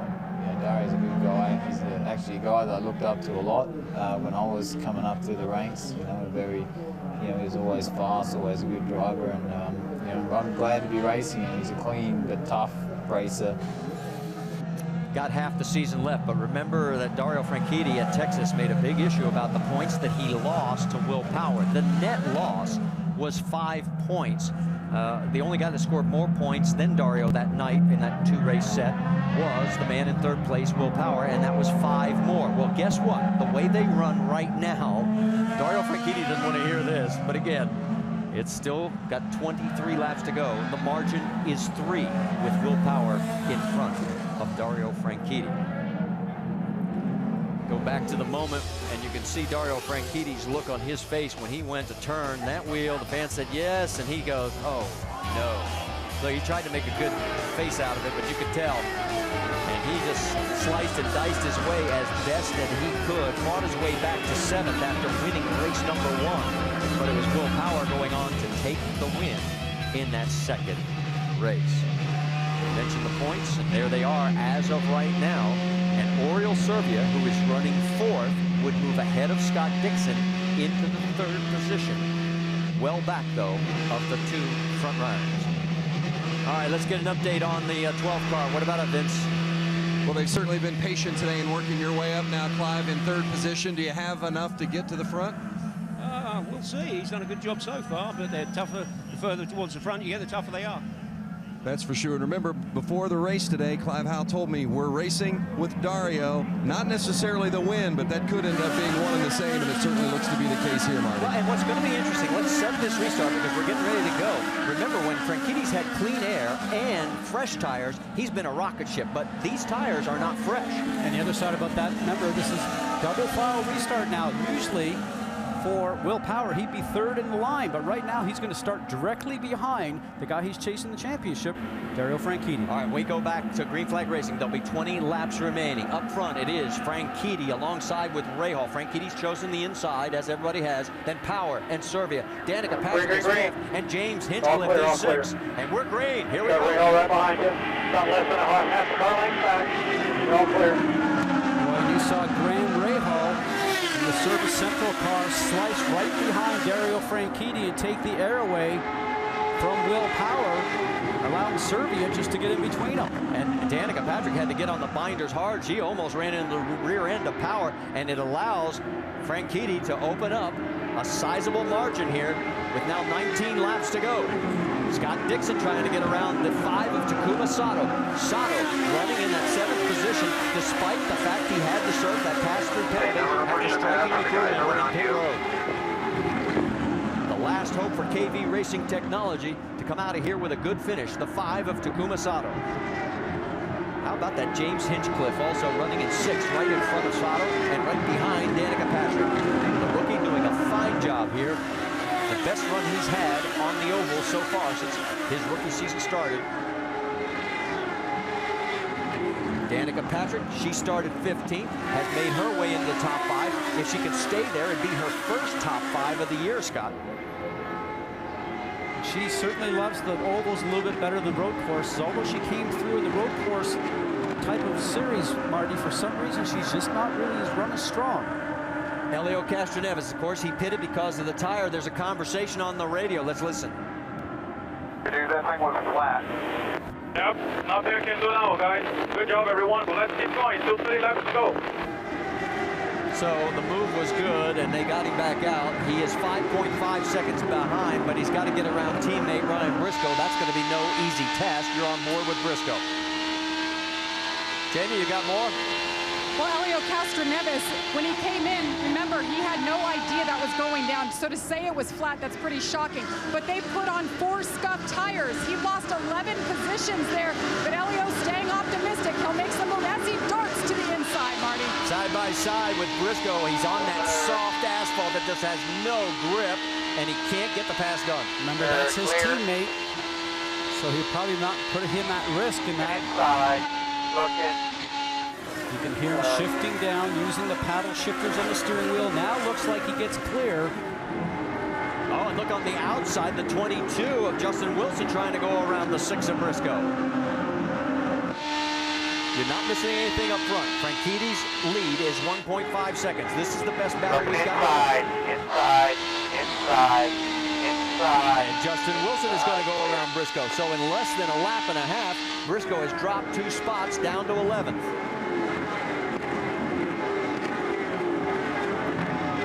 Marty, just to touch on the Tony Kanaan accident, we're getting a report that he's now saying it was actually his fault that the back end of the car came around, that he was just pushing too hard to try to catch Helio. And like I said, that's the first time I can remember that happening to him since the first 2 years we went to Iowa. Back up front, there is your race leader, Dario Franchitti, with now 12 laps remaining. And a chance for him right now, the way they're running, Power in 4th, Franchitti in 1st, we would be tied 271 apiece. You know, and I spoke to Dario's father the other day, George, and we were talking about him coming up through the ranks, and George told me a story about when they were running karts back in Scotland. He said, you know something, we used to take it ourselves, we hook it up behind the car, and he said one morning we left early, I put the trailer on, we went down the hill to come to the stop sign. He said I didn't latch the hitch, and the trailer came off. He said, I came to the stop sign, and the trailer went right on behind me, and he looked over and he goes, that's our trailer, that's our carts. Said it ground to a stop, they went and picked it up, put it back on the back of the car, went to the racetrack, and they won that day. Great story as we're now down to 10 laps remaining, and Dario Franchitti now at 1.7 second lead. That is Alex Tagliani, and a good job by the spotter letting him know he's pitting. Also an experienced driver like Alex Tagliani right down by the yellow line, allowing as much room for Dario to go past. You saw on that shot down the front straightaway, Rahal in second, Serbia in third. Power is now 3.3 seconds behind. There is Graham, there's Serbia, there's Will. So they're a straightaway apart between the two men battling for the top 2 spots in the championship. Next time by, 8 laps remaining here at the Milwaukee Mile. And that last time by, Dario Franchitti, 156 miles an hour. Everybody else is in the 155 range, so it looks like the tires are staying underneath him, the car is staying underneath him. He has no traffic in front necessarily to ruin his aerodynamics. Here's the closest battle we've got going on the racetrack now. Elio Castroneves in 9th with Justin Wilson in 10th. Castroneves was closing on Sato there, right in front of him. Takuma running in that number 5 Lotus as he is in the 8th position. 7 laps remaining here at the Milwaukee Mile.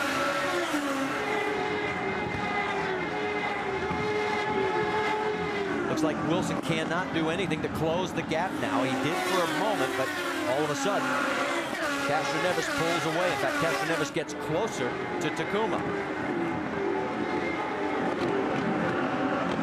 6 laps remaining here at the Milwaukee Mile. The lead is still 1.6 seconds up front. Marty, with these cars, once you get close to the car in front of you, catching them is one thing, but being able to make the move and pass is generally the other. As we talked about before, setting up the car in turns 3 and 4 to get past it in 1 and 2. 5 to go, 5 to go. 5 more miles here at the famous Milwaukee Mile. And there is your race leader, Dario Franchitti, 1.7 seconds ahead of Graham Rahal. And as we mentioned, the points as of now, they would be tied. And with 4 laps to go, the second half of the championship campaign is going to be extremely exciting to watch. And also a great run for Rahal. Remember, a sister team to Dario Franchitti's car. 4 cars running out of that camp now with the Ganassi Racing team. This is a great run because there has been some frustration with Graham Rahal that he's not got the speed out of his cars that his target teammate cars have had. Well, he finished 2nd back at Brazil, so this would match his season best. He finished 3rd, of course, at the Indianapolis 500, his best finish ever there. Then he was 9th at the first race at Texas, 30th in the 2nd race. And now, coming down for 2 laps remaining. This one's not in doubt unless something happens with the number 10 of Dario Franchitti. His lead, a 1.5 seconds.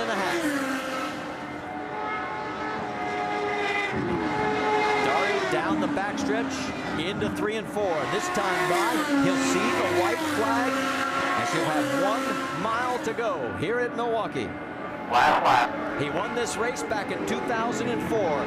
This could be and will be his 2nd win if he can negotiate the last 2 corners. Clear by 10, bring it home. Down the backstretch, through the corner, and here he comes. It'll be his 3rd win of the year to go with his win at Texas and St. Petersburg. And his 29th of his career. Great job. 2nd place, Rahal.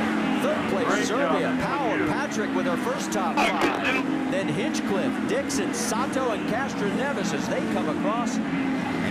There is Briscoe Conway and Marco Andretti. Those are the 13 cars on the lead lap. Let's check in with Vince Welch. Well, Chip Ganassi just giving congratulations to his driver, Dario Franchitti. And Chip, how big is this win in the scope of the championship and on the heels of what happened at Texas last week? Yeah, it's big, Vince. You know, I mean, but tell you what, there were some fast cars out there today, and I think we got a little lucky. But Dario did a great job, and you know, you can't say enough about the Target team. When it's time to get to get it up, they do. Well done. Congratulations, Chip. Marty? The 29th win of Dario's career moves him into a tie for 9th on the all-time win list with guess who? Rick Mears. That's a pretty good company to be with.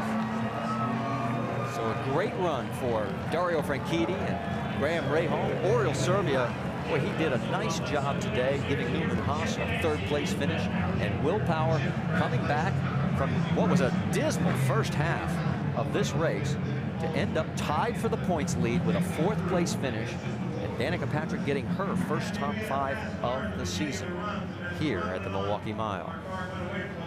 So Dario on the cool-down lap and enjoying the salute of the crowd here, and gives us a quick moment to give a tip of the hat to all the promoters here. It's hard enough to start a new race, but it's even 3 times harder when you're trying to resurrect a race. And congratulations to all of them with what has turned out to be a great day of racing. Let's check in with that man who finished second. How about it, Jamie Little? Well, it's his best finish of the year. Graham Rahal finishes second. Not bad against your teammate, but you're running the same race car every single week. What does this mean for your team? Well, it means a lot for the Service Central team. My boys did a great job. Yet again, qualifying seems to be our weak link, but we're proving time and time again that when we get in the race, we can compete with these guys. And I can promise you, I really wanted to give Dario a run there at the end. I just didn't have quite enough, but really proud of the Service Central boys. They did a fantastic job, and you know, to come home second is our 3rd podium of the year. Like I said, we're proving we can compete with these guys, and one of these days we're going to win one. Graham Rahal second today. His dad, Bobby Rahal, here at the track watching his son. He started 12th, came home in second, so he does a very nice job in getting all the congratulations that go with it for his team. For Oriol Servia, who finished 3rd, his best finish since his Champ Car 2007 season finale, back in Mexico when he finished 3rd there. Let's talk to the man who finished in 4th. How about it, Vince? Will Power, what a run today. Finished 4th after starting 17th, gained 13 spots on the track. You gotta believe in the big picture, you're pretty happy. Yeah, very happy with that. Guys did a great job in the pits, and yeah, I mean, a couple of those double file restarts were good for me. A couple were bad, but very happy to get the Verizon car up there, and I guess we're equal on points now. So good job by Dario. You know, he came back after Texas to teach us a lesson. So we gotta be quick at Iowa. You weren't surprised at that, were you? No, he's a fire man. If you're beating that guy, you're beating the best, I tell you. Will Power got his first oval win last week and a solid run here today at Milwaukee, Marty. And still over half the season remaining as we go down to the Honda victory lane, because the man of the hour has made it there, and there he is with his dad on Father's Day, giving him a big kiss. Dad George, our winner, Dario Franchitti. Rick? As he was driving down pit lane, he said, not bad for an old guy. I think it's the greatest Father's Day present he could have, both for his father and for all the rest of the crew. He said, happy Father's Day as he was coming in. Yeah, it's the 29th victory. Yeah, it's the 80th time he's been on a podium. But more importantly, according to everybody's math down here, you're now tied with Will Power, and that has to mean a lot coming out of this race. Not as much as winning this race does. The championship will take care of itself if you can keep winning races, and that's why we do this. But, oh, man. Great job by this Target team again today. This Downey car was fast. We keep changing the colors, but it's been quick the whole time. So yeah, really happy, man. That was a tough race. I was going to say, you led at the beginning, looked like you were going to dominate, and then things started to fall off. Why? Well, then Canan showed up, didn't he? I mean, Tony was really strong. Typical racing with Tony, though, man. You can race with him inches apart. He gives you room, I gave him room, a lot of respect, typical. And then you race with Elio, and you know, you'd think after last year's penalty, the guy would quit the block and stuff, but pushes one way down against the wall. I go around his outside, he pushes me up into marbles. I don't know what it would take for this guy to understand that blocking is not allowed, but anyway, on the good stuff, I'm so happy to have won here, come back to the mile, man. This is hard work. They said, what do you want to fix in the car? I said, well, we're losing the front here, we're losing the rear. You fix one, we're going to screw up the other even worse, so I'll just hang on to it. And no, great feeling, man, and happy Father's Day to everybody out there. I had to win this because I forgot to buy my dad a present. I think he's got the best present he could ask for today. Dario Franchitti winning here at the Milwaukee Mile. And he can give him the trophy for a Father's Day present. Final thought? Marty, I love the 1 mile tracks. I can't wait until our next race at Loudon on ABC on August 14th. It will be just like this one. In fact, you just did what I'm supposed to do. That is our next stop on ABC. It's New Hampshire, it's Loudon, and it's Sunday, August 14th. Mark your calendar because this was just as exciting as it's going to be there. Up next, ABC World News, or your local news, except on the West Coast. Dario Franchitti, our winner today in Milwaukee. And on Father's Day, I hope you're having as happy a day as those two are. I'm Marty Reed for our entire ESPN and ABC crew. Till we meet again.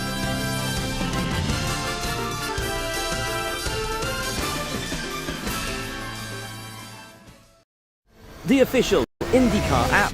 powered by NTT data, puts the pulse-pounding action of IndyCar right at your fingertips. Never miss a lap with the latest news, highlights, and live race coverage. Track every move with real-time leaderboards, interactive maps, onboard cameras, and driver radio. Your all-access pass to every race, every moment, every day. Download the official IndyCar app now.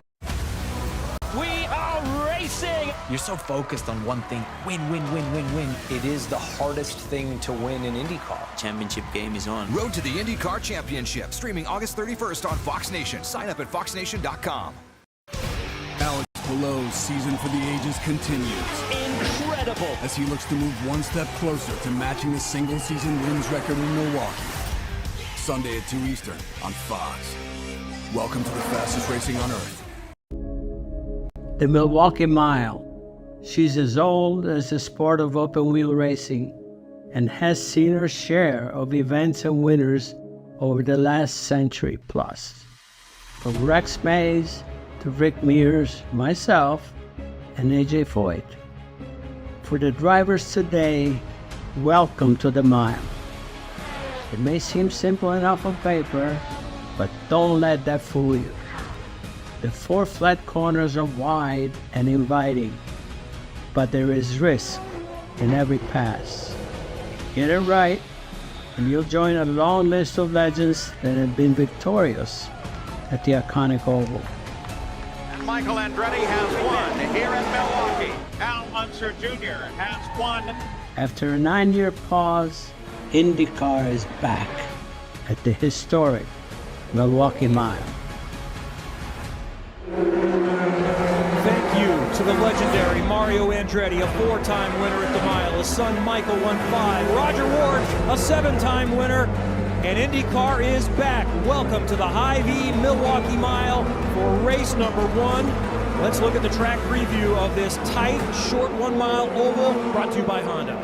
And Kevin, what's unique this year is that dark patch down low does not have grip like you would normally expect. In fact, the older pavement up high is the grippier surface. That's what's thrown a curveball to everybody this weekend, and that's why we can't wait to see how the race plays out. IndyCar fans have asked for more oval racing. The championship will be decided with 3 ovals to finish the season. They've wanted to come back to Milwaukee. We're here 2 times this weekend. The Milwaukee Mile hosting IndyCar for the first time in over a decade, and we will not go. This time, too slow on the start for the 27 assembled IndyCar machines, and they will pace for 1 more mile. Not often you see that issue. Kind of been a hot topic after the Gateway restart, but I thought the field looked good. I'm surprised it was thrown off. But because it was technically a yellow flag throw and the lap count has started. You got to think McLaughlin's saying exactly what you were just thinking as well, James, which is how is that not acceptable after what happened at Gateway, but they'll stack them and rack them one more time. Indy cars have been racing here since 1939. Cars since 1903. The track dates to 1876. This is where Indy cars belong. The Milwaukee Mile is back. Let's go! Green. And it's McLaughlin with the early jump.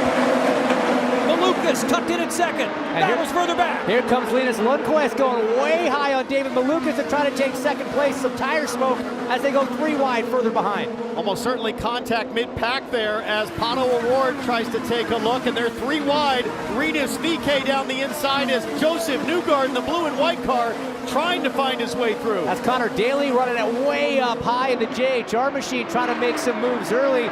Josef Newgarden got better of it, got out of that third lane, topped in line as we see Herta now making moves on the outside.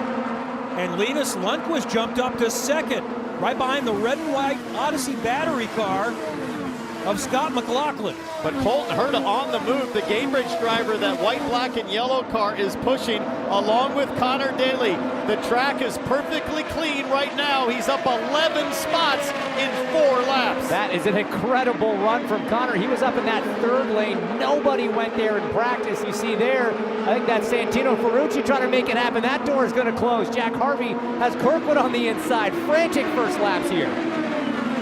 Ferrucci is driving like this is a restart with 5 to go. It's getting nuts. Tried the slide job there on Jack Harvey, made it stick. Caught the dirty air from Kirkwood, slid up the racetrack, and up front now, Rossi losing position. Started P3, that's Power going by, down to 7th for the number 7. And Alex Palou, championship leader, is in 13th, and Connor Daly is trying to get him next. Daly is plus 12. Absolutely unbelievable start from Connor Daly. Had that engine penalty.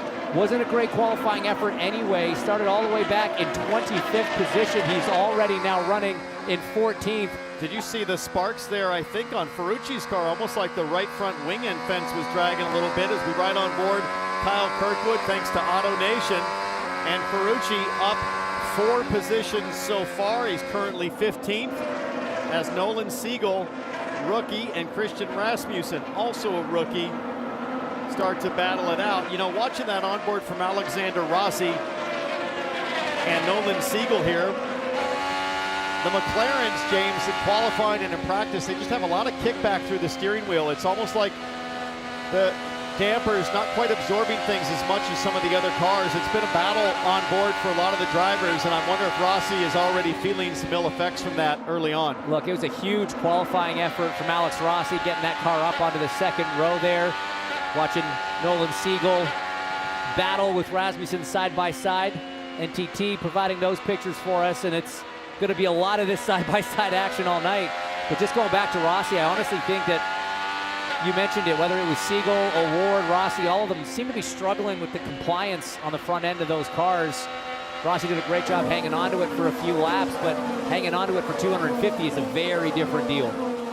Rasmussen making just his 2nd oval start, did very well at the Indianapolis 500, tested well. So we see Catherine Legg chasing him, and then look at McLaughlin back up front by just over a second. But Ed Carpenter said Rasmussen gives us a better chance. We're going to let him finish out the season. And McLaughlin is settled in quite nicely now. Not long until Scott will catch the back end of the field. It's Christian Lundgaard and Pietro Fittipaldi running 26th and 27th, and they are circulating about a full second slower.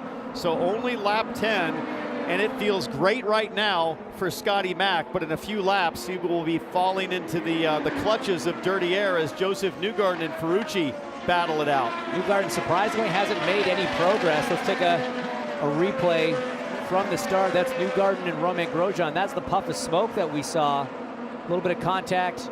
Newgarden up high in the blue and white machine. I wonder if there was some damage done, because normally Newgarden's making moves at this part of a race when starting that far back. As Grosjean just sort of fading up a little bit. Further back, you see Daly going about 4 wide on the high side. That's how he picked up so many spots. On board with Newgarden now. I think Newgarden really holding position, and Grosjean just kind of sliding up, probably with some dirty air on the nose as we take a look at Connor Daly. Watch this. 3 wide. Wow. 2, 3. That might be the preferred line all day long if there's that much grip available. He's not done yet, guys. He comes into turn 3 and he just flat sends it. Bye, Kyle. Bye, Jack. He's just absolutely on a different planet right there on those restarts. That momentum that you can carry just covers you the whole lap. Great, great early moves from Connor Daly now, who's settled into the 15th place. That's because Ferrucci got by him, so Ferrucci is +6. Daly still the biggest mover, 10 spots forward. Colton Herta is still in the championship. He's moved up 5 spots and is running 5th.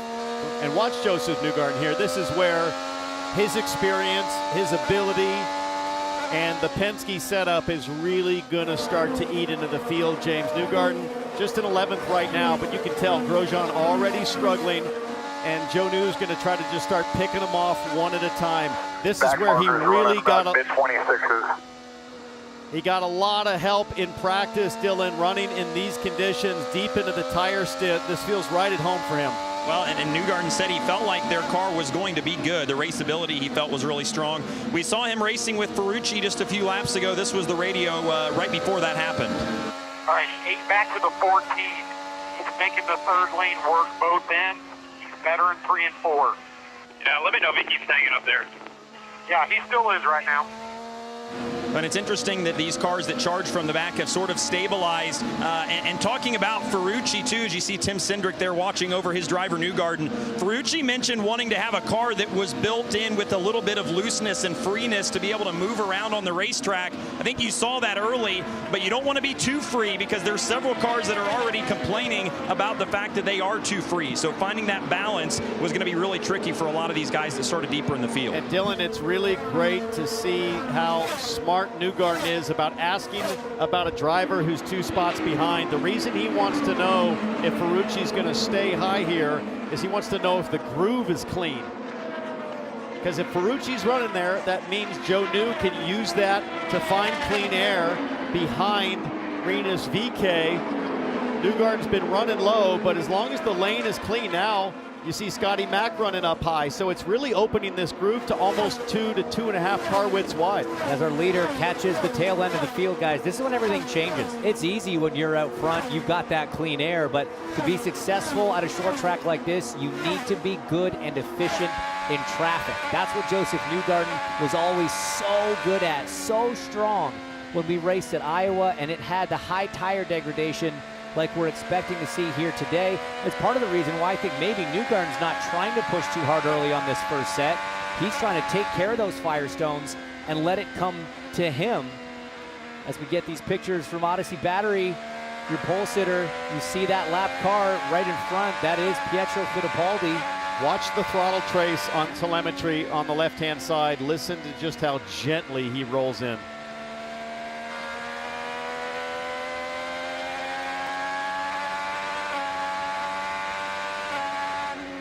It's squeeze and breathe on the pedals. It's no stomping, it's no stabbing. It is like a dimmer switch, and you got to treat it with huge respect. Georgia?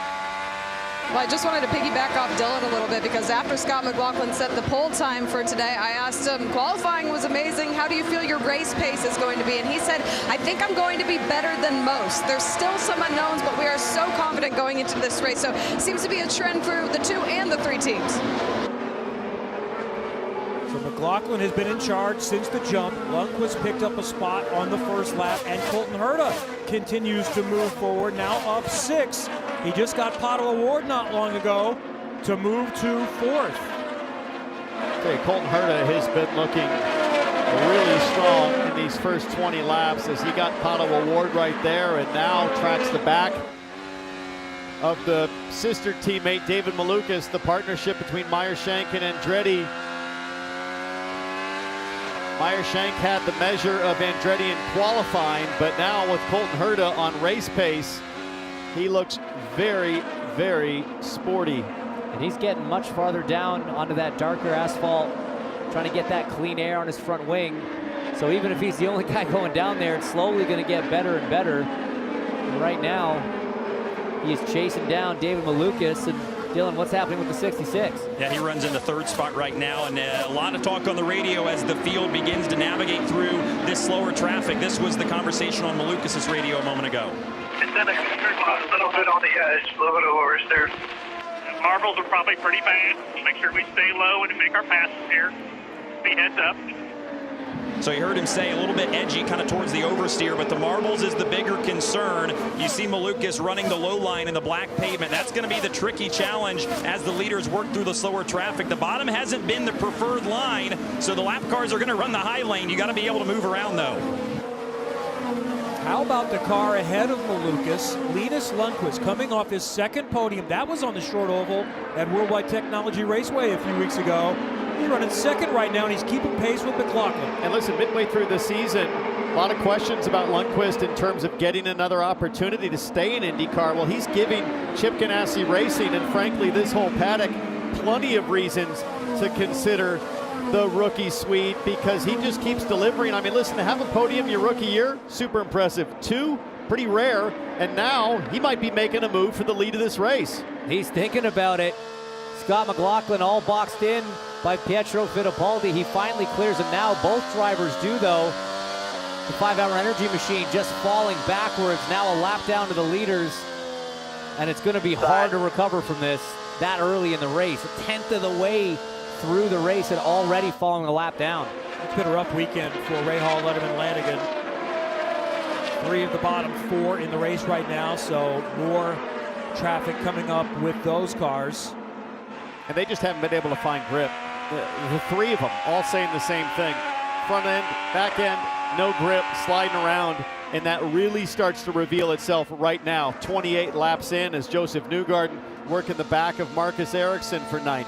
Just being slow and methodical with these passes, taking care of those tires. But look how careful he's got to be on the throttle when he crosses the dirty air of Ericsson in front.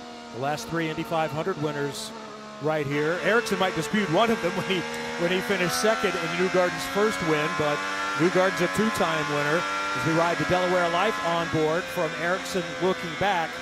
But this is nothing like the Indianapolis 500 or the Indianapolis Motor Speedway other than the banking. Both are listed at about 9 degrees. That's right. It's funny, it seems like a pretty banked corner at Indy when you're in oval, you know, in Speedway spec. Here at the mile, you've got the full road course wings, the road course downforce, and it feels incredibly flat by comparison. Kind of a similar banking to what we saw in turns 3 and 4 at Gateway a few weeks ago. Looking out the back of the Hy-Vee camera there, Christian Lundgaard as Scotty Mack and the Team Penske number 3 start to try to put Lundgaard a lap down. And this battle with Ericsson getting closer, I think Ericsson might want to consider peeling down a little lower and making it a little harder. Joe Du's left with some beautiful, fresh Wisconsin air on his front wing. That's going to give him a chance to potentially get a run. And with all these cars having to there look, he goes. Look yeah, at Ericsson, just adjusted his line. Yeah, but does that give Newgarden clean air on the preferred line? Maybe he can get that momentum going off the top. You got to be careful. It's so tough when you're in the position Marcus Ericsson's in, because essentially you're trying to drive and hang on to your car.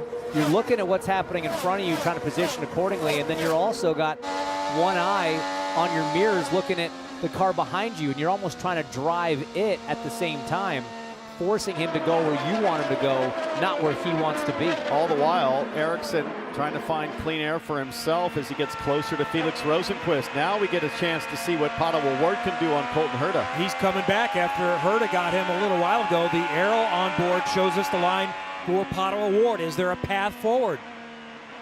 I like that cross-up that he did in 1 and 2. Kind of started a bit higher than Herta, crossed the dirty air, ended up below him in clean air, but just could not get the drive off the corner.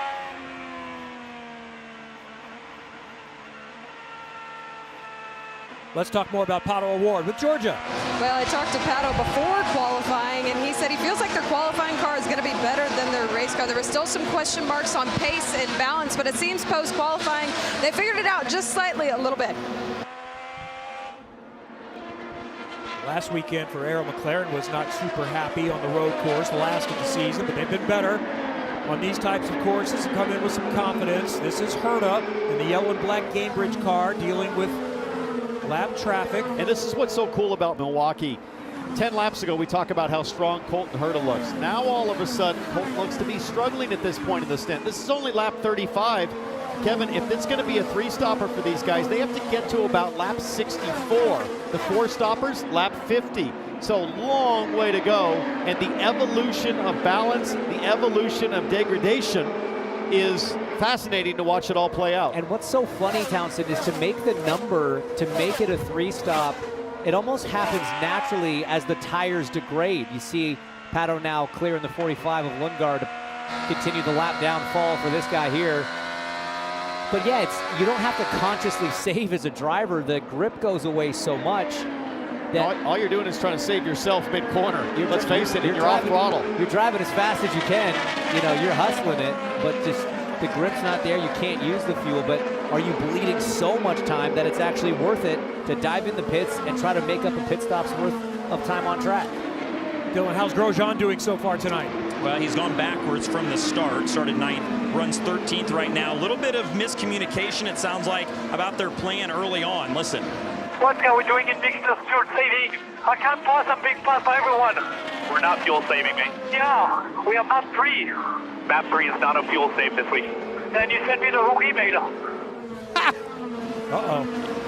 That sounds like a call with an airline customer service or something. I mean, Grosjean, it's too early to start having a meltdown here. You're fine, just hang in there, settle into the balance. But, I mean, how they would have an email that wasn't discussed pre-race is a little bit strange. This is where race teams can get a little too smart for their own good. Normally, as Newgarden here taking a look at Rosenquist, he is making ground on these drivers as these stints go on and the tires wear out.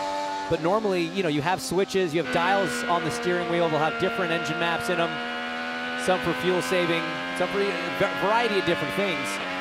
You can either leave them consistent across the season so the driver knows roughly what's in each position, but teams monitor other teams' radios. And so to try to avoid having people knowing what map you're in or what kind of strategy you're on, they will rotate those positions on the wheel. And yeah, you'll have to get an updated document each week and know where it is. I never liked that. I always wanted just the same stuff.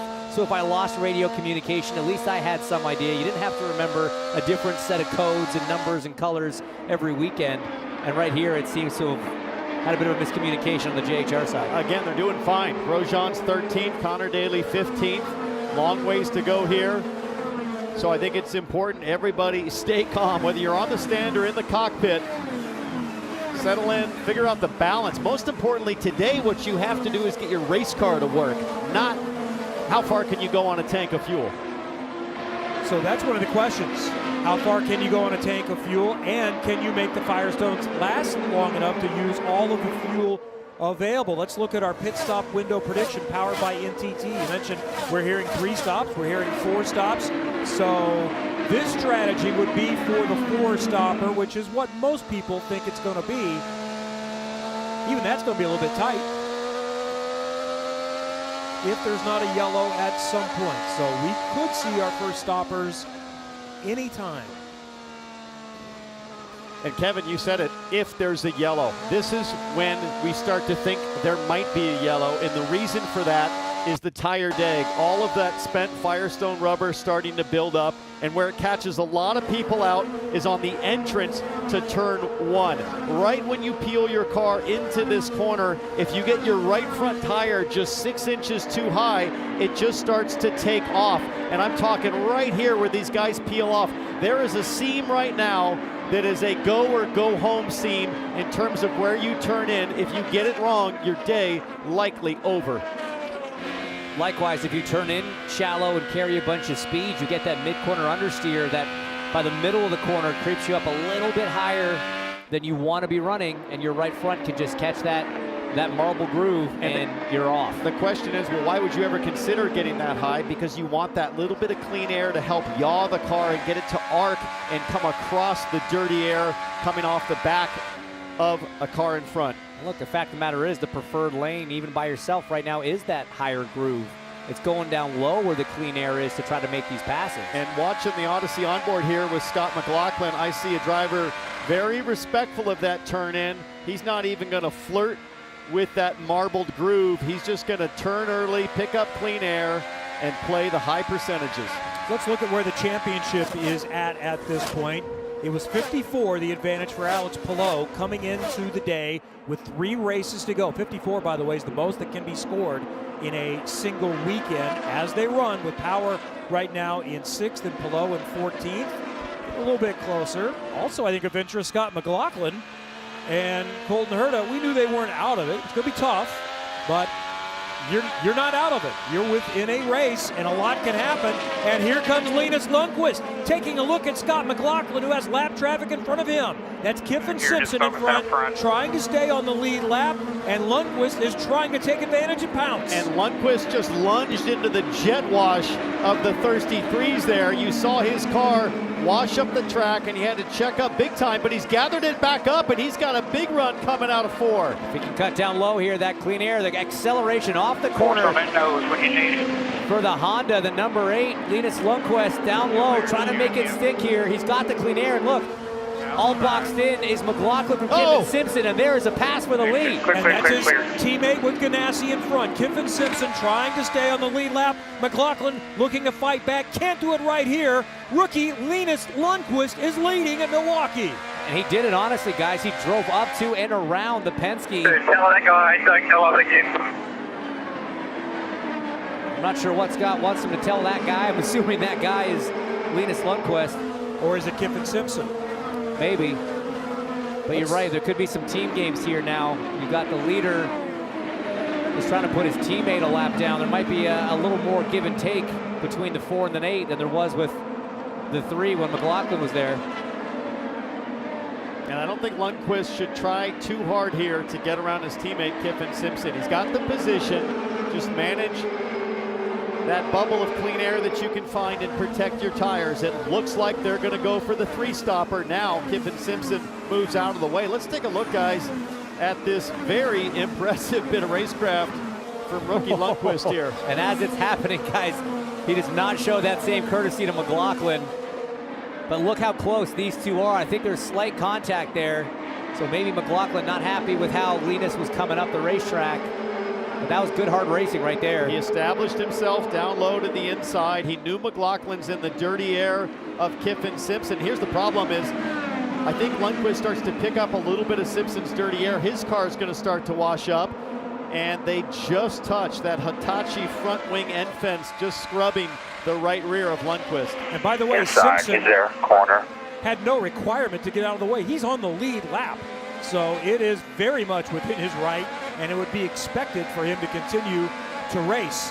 Little surprise, James, that nobody is on pit lane yet that might be a dumpster diver to gamble by diving in early.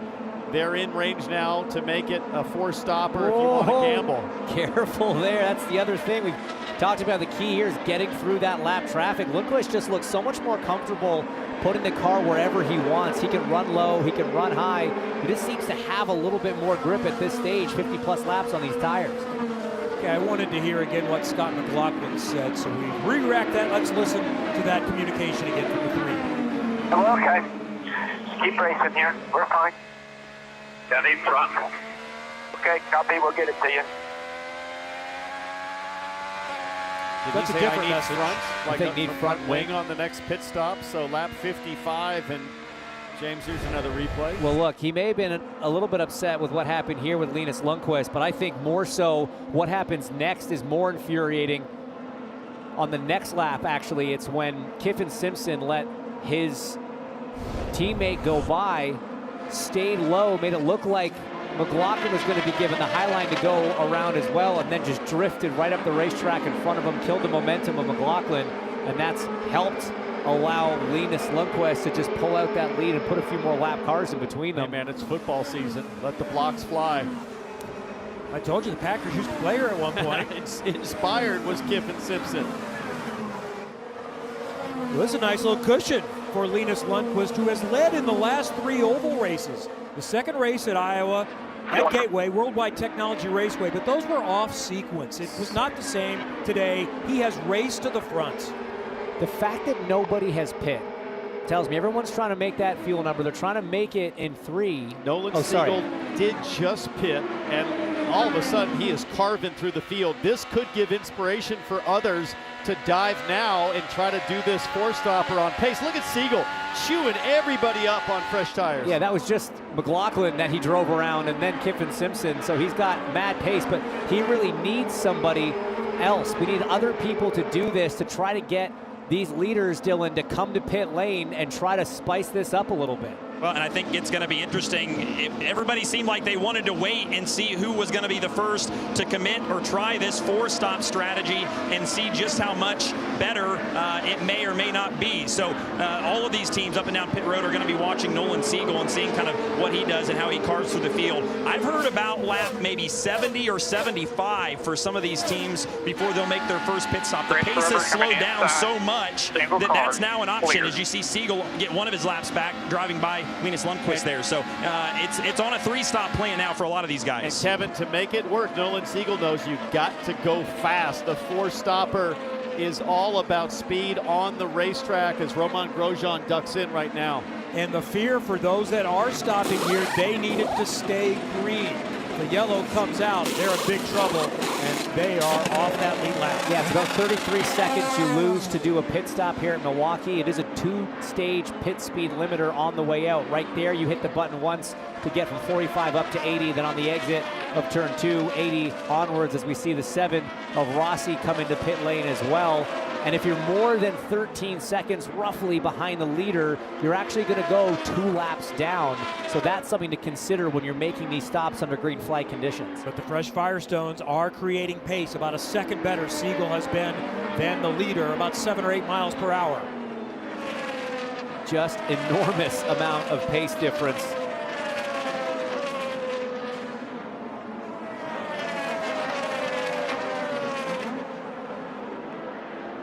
Paul Ward coming to pit lane here.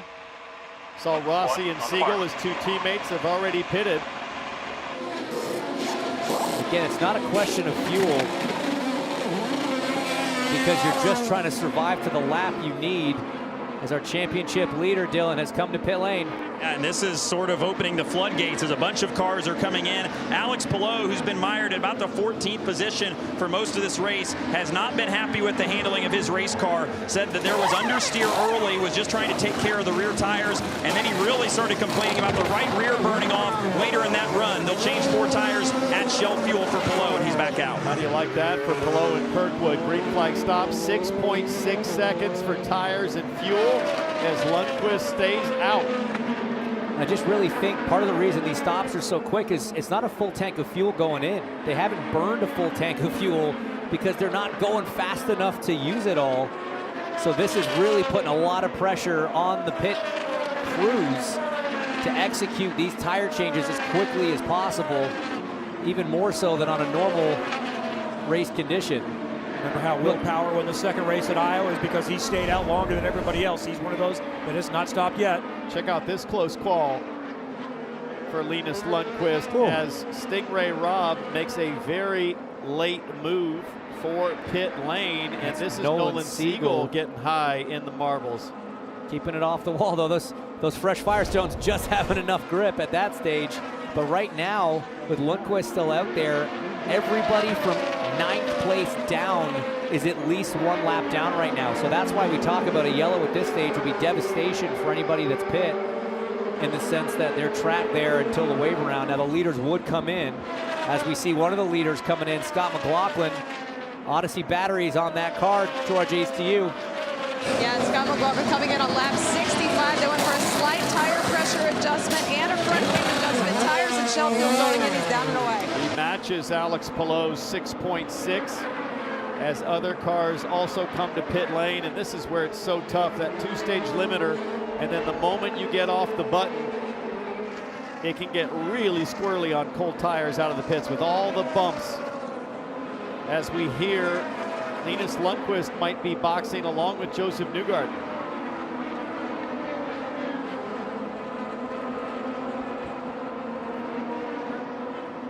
Cars making their way onto pit road. Josef Newgarden at the bottom of the screen will hit his marks. Has been fairly happy with his race car. Doesn't look like any major changes on the 2. Here's the race leader, Linus Lundqvist, in. They asked him, do you want any changes? He said no front wing, but they were slow on the right rear. That'll cost the 8 some time.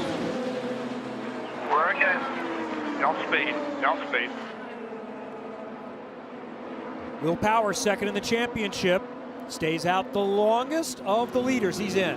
And he is loose. That's been his most recent report to Ron Rzuski on the strategy stand there. They'll change 4 tires. You see the couple twists of front wing for Power. Hopefully that helps him. 6.6 second stop for the best team statistically this year. Okay, so Lundqvist out of the pits, and Scott McLaughlin has retaken the point there, just getting by.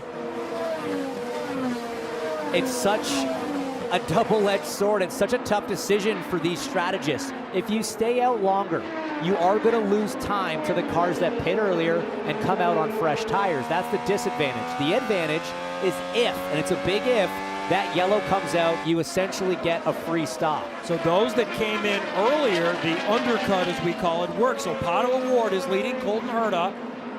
Marcus Armstrong has not stopped yet. So Armstrong is the only one who has not stopped, so he's going to cycle back. McLaughlin did jump Lundqvist. And here's McLaughlin going around Armstrong on the older Firestones. Lundqvist will come with him, so we should see Armstrong come in just a moment. We'll see how that helps him move forward. He was quick, by the way. Armstrong is going to start third in race 2 tomorrow, but he's one of those that an engine penalty that to start further back. I don't understand why Armstrong and his team would hang out this long. These guys, the top 4 cars have all made a 33-second pit stop and still come out and been able to pass Marcus Armstrong. So you're not going to do this thing, I don't think, on 2 stops.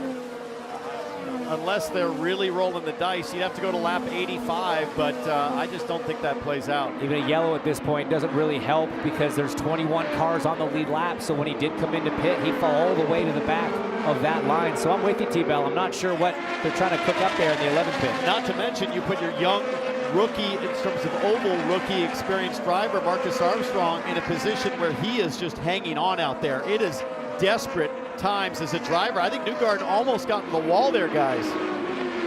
Definitely lost some momentum. Graham Rahal going around him there, just getting collected and composed. He's going to immediately try to fight back and get that track position back from Graham in the 15. Somebody jacked the toe of this thing. Might have jacked the toe, so he probably got into the fence at the exit of turn 2. Question is it front toe or rear toe? Rear toe a lot more powerful on the oval. I don't know, he looks to be going just fine right now. Let's take another look at what Newgarden's talking about. Whoa. Wow. Oh, big save. Big slide, big save, but a pretty square hit on the wall, and that's usually the kind of hit you can get away with. It's the right rear toe. So the question is, did it toe out or toe in? If it towed out, car's going to be really loose. If it towed in, it's going to lock down that rear end too much, and he'll be fighting understeer. Dylan, the driver, the number 11, Marcus Armstrong, looks to be hanging on. Well, they are trying to do this in 2 stops. So, as you guys said, about lap 85, I think that math tracks and would make sense. So, I don't think they wanted to fall down this far, but that's their plan. So, they got to do something different. Knew they were going to, starting where they did. So, see what happens here for Armstrong. This is danger zone stuff, because if a faster car packs him high, he's going to really have a hard time keeping it out of the fence. So, Pato O'Ward has shifted to the front of this race. We have limited commercial interruptions in this exclusive Peacock broadcast tonight with NBC Sports. You're watching NBC Sports coverage of IndyCar, brought to you by Liberty Mutual Insurance. Only pay for what you need. Hy-Vee, this racing season, help Hy-Vee reach their goal of 100 million meals by visiting Hy-Vee.com. And by Elf, the beauty company that stands with everyone. Every eye, lip, and face. We've had a lead change here at the Milwaukee Mile. Thanks for joining us, Kevin Lee, Townsend Bell, James Hinchcliffe, Georgia Henneberry, and Dylan Welch. Colton Herdig is now in front, and here's how he got there on Pato O'Ward just moments ago. All about the traffic. We've said it from the beginning of the show. Pato O'Ward trying to get around Rinus VeeKay, gets checked up a little bit in the middle of 1 and 2, and then Colton just firing it in. And that slow-moving Armstrong, before he came to pit lane, running up high, slows down Pato O'Ward, but on track, guys, we have a caution. On the backstretch. Looks like Catherine Legg off of 2. Still moving. I wonder if Josef Newgarden did. You're all good. It does look like it's crabbing, though. You made contact at all, Cass? I did not. I kept it up a little. Wow. Huh. It looked like it was crabbing a Copy little that. bit. Nice job. Thought the right rear looked impacted, but clearly not, as Catherine says, no, everything's all right. So this is... If the car's okay. Car looks good, guys. You don't have to set up. Car looks okay. Well, so she had just pitted on lap 65 as Kiffin Simpson. They're working on something. Is that the radio? He's been there a while. He's 8 laps down now. I don't know why I'm saying this. It's got an electronics feel to me. Yes. Strong low voltage vibe. Something not gone right there, but Catherine Legg trying to emulate what Josef Newgarden did at Gateway, going for that spin and win. So here we are off of 2. Yeah, just get on the power. I mean, this is exactly what we saw happen to Newgarden. You're down low, you get on the power, and you got so much power in these Indy cars. When the grip's low like that, you can spin up the rear tires. Easy to do. Sweepers are out, Kevin. They'll get this thing tricked out, cleaned up, and ready to go. So we only have just a few breaks throughout the broadcast. So we will sneak one in here, and we'll go green again in a moment at the Milwaukee Mile.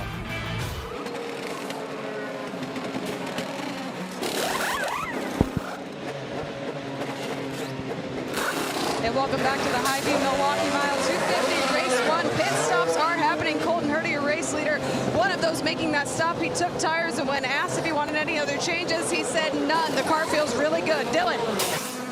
Linus Lundqvist did come into his pit box. They told him just do whatever the leaders do. Been really happy with his race car. Scott McLaughlin stayed on the racetrack, so he'll cycle to the front of the field.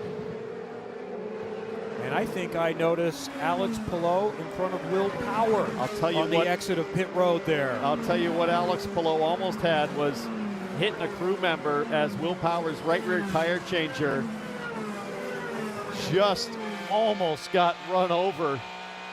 It is so tight, especially in oval configuration. It's always dicey leaving your box, but man, there was not but a half an inch between Palou's left side tires and this guy's right rear tire changer, but they got out ahead.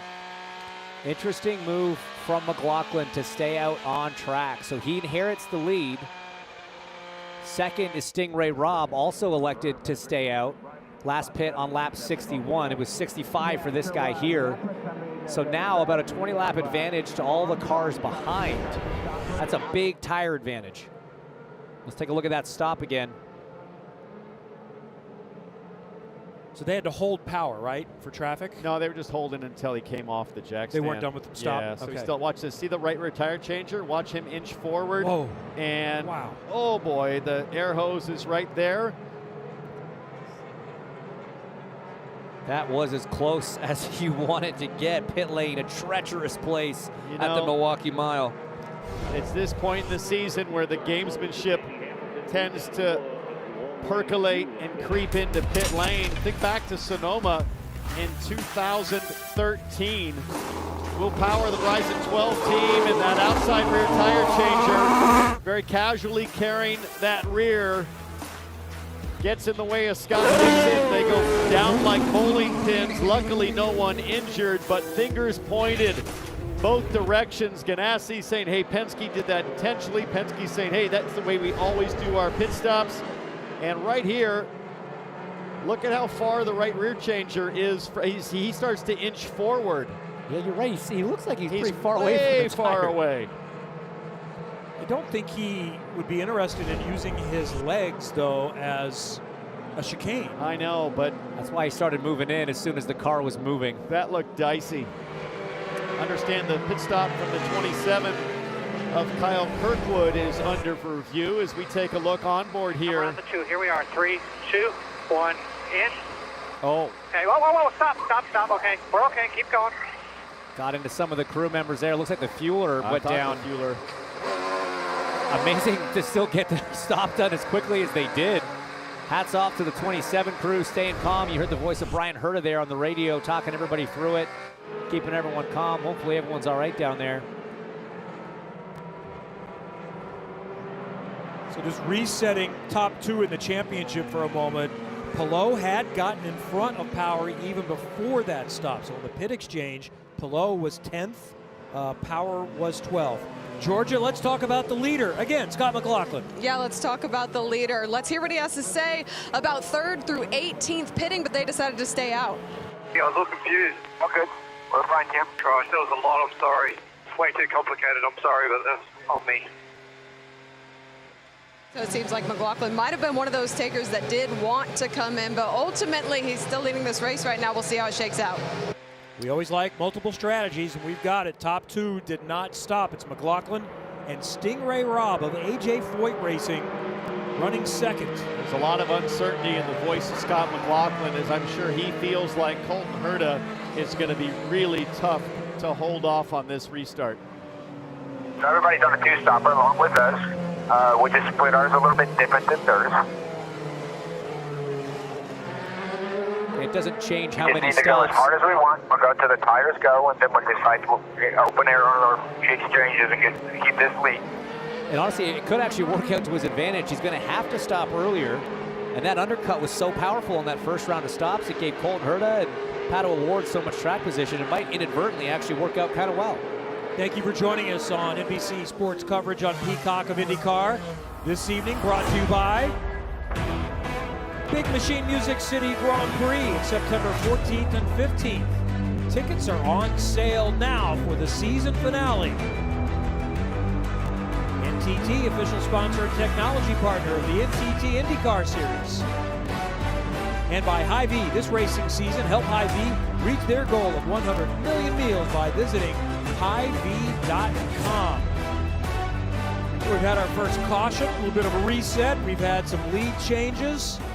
Scott McLaughlin from pole got the jump. Linus Lundqvist in traffic got by him. McLaughlin is back in front now, but he did not stop with the others. And it's great to see not only racing at the Milwaukee Mile, but you know it's a process. The hope is if you build it, they will come, but it takes a little while to get the word out. So for year one, the crowd looks good. We've got another one coming up tomorrow.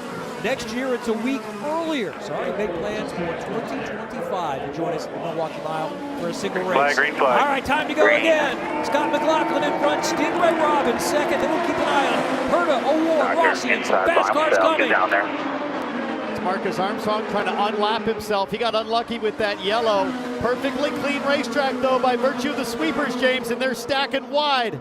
We saw some big moves on the initial start. Connor Daly, one of them. You see Grosjean there looking to the inside, not quite close enough to make it happen. Look at that, Ferrucci all the way up in lane 3. He's going to chew up Rossi here. Championship leader Alex Palou went high, now low, a little further up. It's Rossi and Ferrucci side by side. Ferrucci going to try to send it around the outside, and he will. The Phoenix is rising through the field there as Colton Herta looks to make a move on Marcus Armstrong. That momentum that Pato has coming off of 4, going to be easy to pull alongside Herta, but is it going to be easy to complete the pass down there on the inside? No. Herta rolling the throttle in deep, coming back down, taking the air off of Pato's front wing and pulling away. Impressive how quick McLaughlin is despite a 20-lap deficit on tire life. But it's just clean air right now for McLaughlin. As soon as they catch traffic, Herta's going to have a huge advantage, but right now Herta's got to clear the 11 of Marcus Armstrong as we see Rosenquist there battling with Siegel. 22 cars on the lead lap right now. The PNC on board with Dixon looking ahead. Dixon having to check up huge in the middle of 1 and 2. Newgarden had to adjust his line for the traffic in front. And remember, Newgarden thought his car was damaged, but he's still out there. Running in 16th right now. He'll be starting on pole tomorrow afternoon. He'll like that view a lot better than what he's got right now, running in the 16th spot. Trying to make up some ground. This long line of cars being held up by Stingray Robb at the front there. Remember, Robb, one of those drivers along with McLaughlin who didn't pit on that last yellow with old tires and big air takeaway for Newgarden off of 4.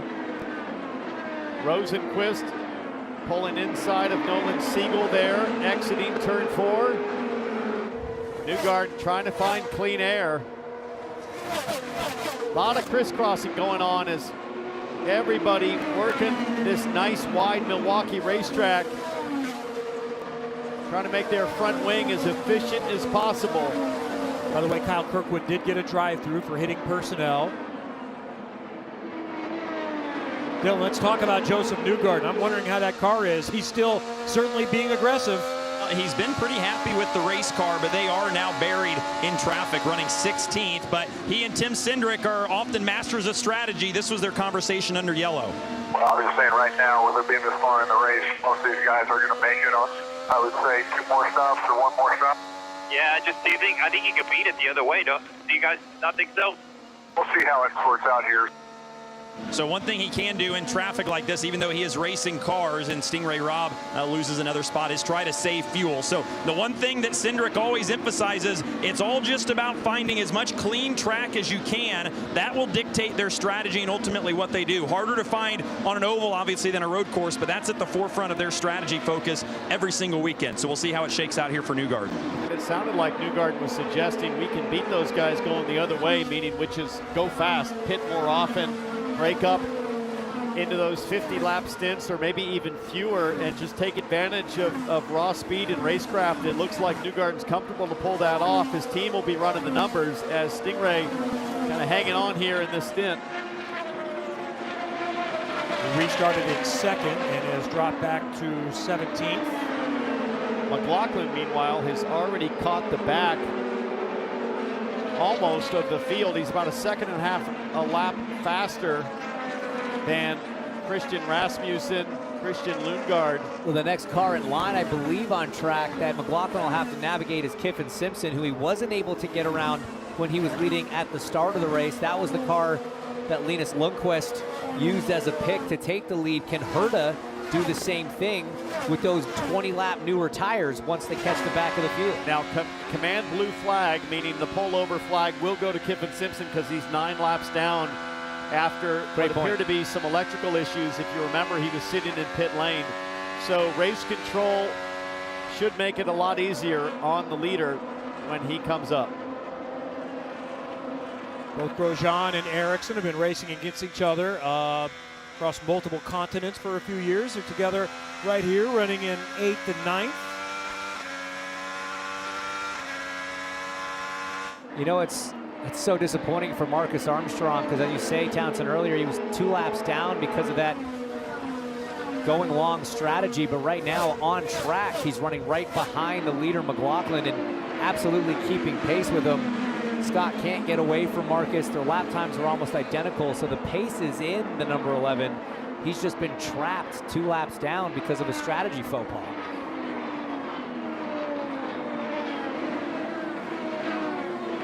Well, maybe they felt it would have worked out if it had stayed green, but I think that's a low probability bet at a place like Milwaukee. As tricky as the handling is deep into the stint and as dirty as the track gets offline.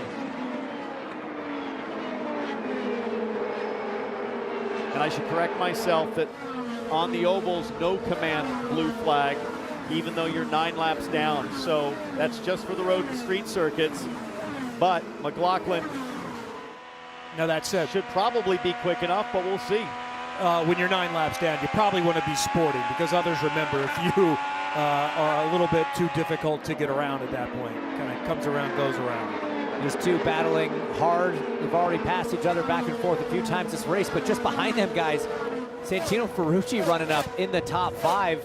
He's on the same strategy. He pit on the same lap, 87, as the cars around him. And he's on probably the same setup as leader Scott McLaughlin because of that Penske AJ Foyt technical partnership. As Pato Award has a run on Herta. Got a wing on here right there. And remember, this is a different strategy than McLaughlin. They can go longer. McLaughlin is going to need to pit much sooner. So on this strategy, this is effectively for the lead. Herta is still in championship play. Pato Award is thinking wins. As they run right now, speaking points, Colton Herta does jump up a position.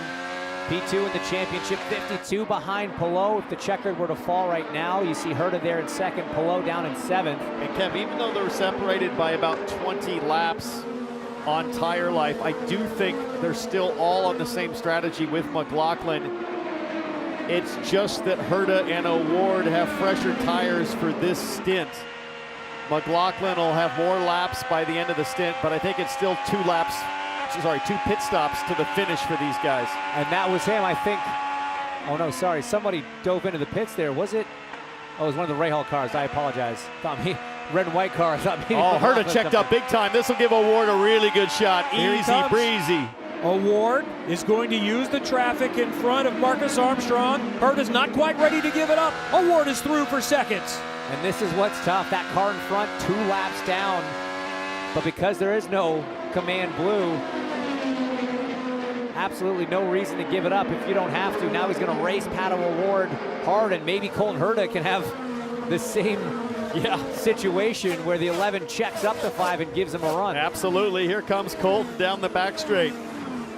Colton just got to be patient here. Just pick whatever lane that Pato doesn't. As you see the sun starting to set now, that becomes a bit of an issue late in this race. Especially because of that invisible line between dirty racetrack and clean racetrack. It gets a little harder to hit your marks.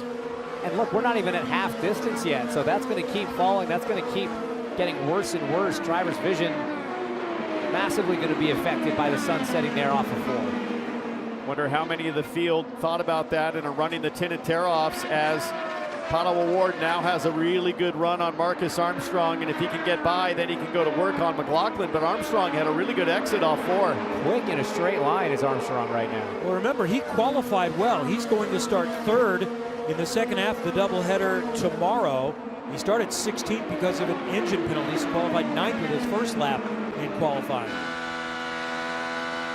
Cambridge on board. Look at that sun just piercing through as Pato tries to get the run now side by side with Armstrong.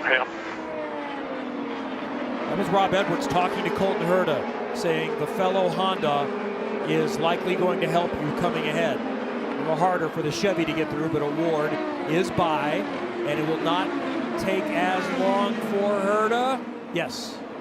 See, Armstrong really didn't want to get up into the gray there on corner entry. Everybody very nervous as O'Ward is making the move. Side by side, Pato O'Ward has moved in front of Scott McLaughlin to take the lead in Milwaukee. 4 car in front of you. And laps down. That is what a 20-lap tire advantage looks like on the racetrack. You've got McLaughlin now last pit on lap 65, so he's coming very close to the end of this stint. He's going to be coming in quickly. And when he does, and he comes back out as Herta now, trying to get the position as well, he's going to be on that fresh rubber, making moves, and it's going to work out for him as long as there is no yellow before people like O'Ward, Herta, Ferrucci, and Rossi pit. And he wants to get through quickly to stay in touch with Pato O'Ward, who is speeding away a little bit. McLaughlin's got to do about another 10 laps before he can make his second pit stop here. So this is where it's a little desperate. Just got to kind of hang on, consolidate your car, your balance, and just try to manage the downside. Don't get up into the marbles. Don't push too hard and make a mistake and lose more positions than you need to. You're unlikely to be able to hold off Colton Herta. Just got to stay on the clean part of the racetrack here and get to the next stop.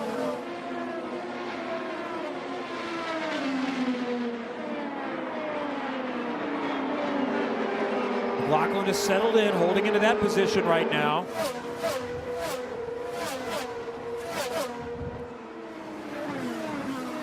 How much further back is Ferrucci in 4th? He's a couple of seconds and has more traffic to deal with. Herta now trying to use the low side. If you didn't join us for the first Peacock practice session, normally oval weekends include a high line practice, but here it was a low line practice. It was the off line because that was the less preferred line. And Colton Herta doing a great job practicing the low line technique, especially here, James. Watch him come into turn 3, how low he gets. He's almost trimming the grass. Here he comes. He's there, corner forward. Just rolling that mid-corner, but McLaughlin able to get to the throttle just a tiny bit sooner. Gets that drive off. He's still driving in the dirty air of Kiffin Simpson in front. Well, that's the car in front that McLaughlin lost when he lost the lead the first time through Linus Lundqvist. Herta trying again, but not close enough. Now he's side by side, and the lap car is going to be on the high line. That's just it. Now McLaughlin's driving in that dirty air. Every time he gets a little bit closer to Simpson, it's making it a little bit harder for him to keep that momentum up on the high line. Good, clean, hard racing. Tricky stuff here. Look at the wash Colton Herta gets in the dirty air. You are dancing these cars. Graham's got fresher tires. He's a lap down, 3 laps down actually at this point already. So no point fighting him. If I'm Colton, I'm just going to let the Hendrickson car go, try to create a hole as he goes around McLaughlin and follow him through. Rahal pitted just 11 laps ago. This is where, as a driver, you feel like Superman here on the fresh tires, tons of grip. Doesn't last long, though, so you got to get it working early as the Hendrickson on board gives us a great view here. And I think Graham Rahal should be able to make the pass on McLaughlin here. Nice run off of 4. Would have expected him to hit the hybrid there for that little extra boost. It's another one of the tools that the drivers can use and manage. Might have been ineligible at that point. They have a limited amount of energy per lap. And even if you have the charge available, there's a kilojoule limit. I think it's 150 here this weekend. 135, I believe. I'll give you that. But he could have used it after the start-finish line. Amen. Just past halfway at the Milwaukee Mile, the first of 2 this weekend for the Hy-Vee Milwaukee Mile 250. Scott McLaughlin, you ride his Odyssey battery on board.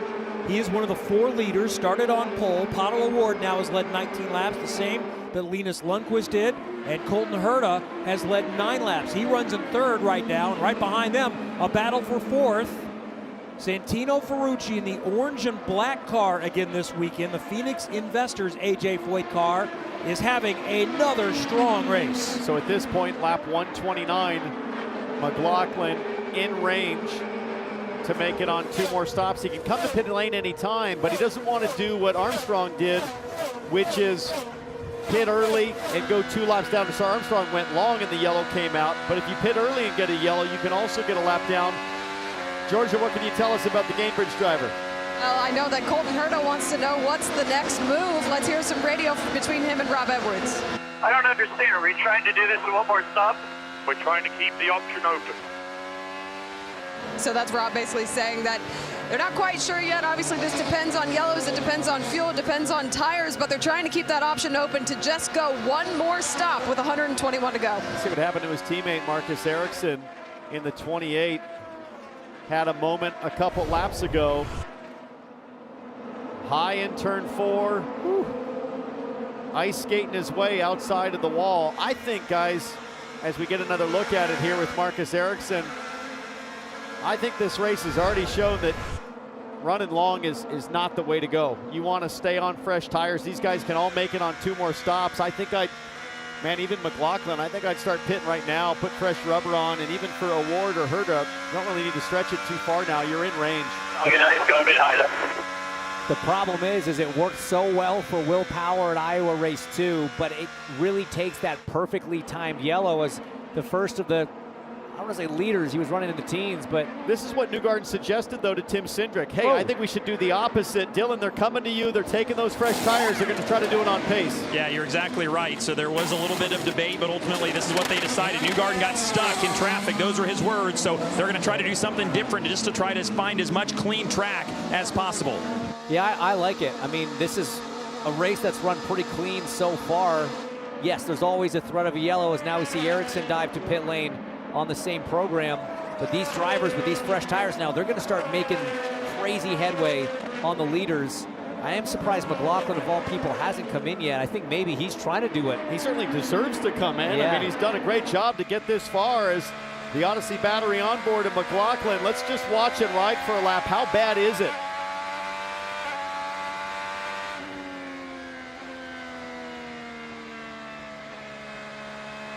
He's got to be gentle on all. He's doing 27-second laps, James. I mean, come to pit lane. Do what Newgarden does. Don't yell at me. What are we doing? I'm with you on this one. I mean, 25.8 was Pato Award up in the lead, 27 flat. So losing over a second to the 5 car right now, a lap. I'm with you. If you came in pit right now, it would be the other way around. You'd be making a second a lap up. Dylan. Grosjean is in. He made his very first stop a couple laps earlier than some of the cars in front of them. Undercut, got them a couple spots back, and then they cycled back onto sequence with everybody else. Shell fuel and 4 tires for Grosjean. A long stop there on Grosjean. Looks like maybe I thought I saw a wheel nut. Yeah. Go underneath Grosjean's car. Is that maybe from another car? As Will Power, Alex Palou, championship leaders. They'll battle out on pit lane. They're going to be right there on top of each other again. Palou was a little bit free on that run, has been battling both ends of the handling spectrum. We'll watch and see the exit for Palou if it's a little smoother. The 12 guys try to get out of the way, but Palou's still able to beat him out of pit road. I'll tell you, that right rear tire changer for Will Power is really flirting with Alex Palou's car. He gave a little giddy-up move to get out of the way, but it is close, stop after stop. Yeah, there's all's fair in love and racing when you're going for a championship. Your 2 contenders right now hitting on the same lap. And Santino Ferrucci got by Colton Herta, and now he's past Scott McLaughlin. AJ Foyt's driver is running second on a short oval as we watch this stop again between the 2 championship leaders coming into the weekend. Watch Adam Jarvis there, the right rear changer. Man, this is close, but he is way off the right rear. Whoop. So Award in front by 13 seconds. McLaughlin dropped the position, and now he's going to make his second stop, Georgia. Scott McLaughlin coming to pit lane for the first time since lap 65. He brings the three to the attention of his crew. They have the fresh tires on the wall. They go for it. They also plug in the shell fuel. He said he was a little loose. The team told him, Scott, you're not losing anything. You're not gaining anything. You're down and away. Problems for the 8 crew. Looks like on the right rear they had an issue, had to bring the car back up in the air. So 11.2 seconds.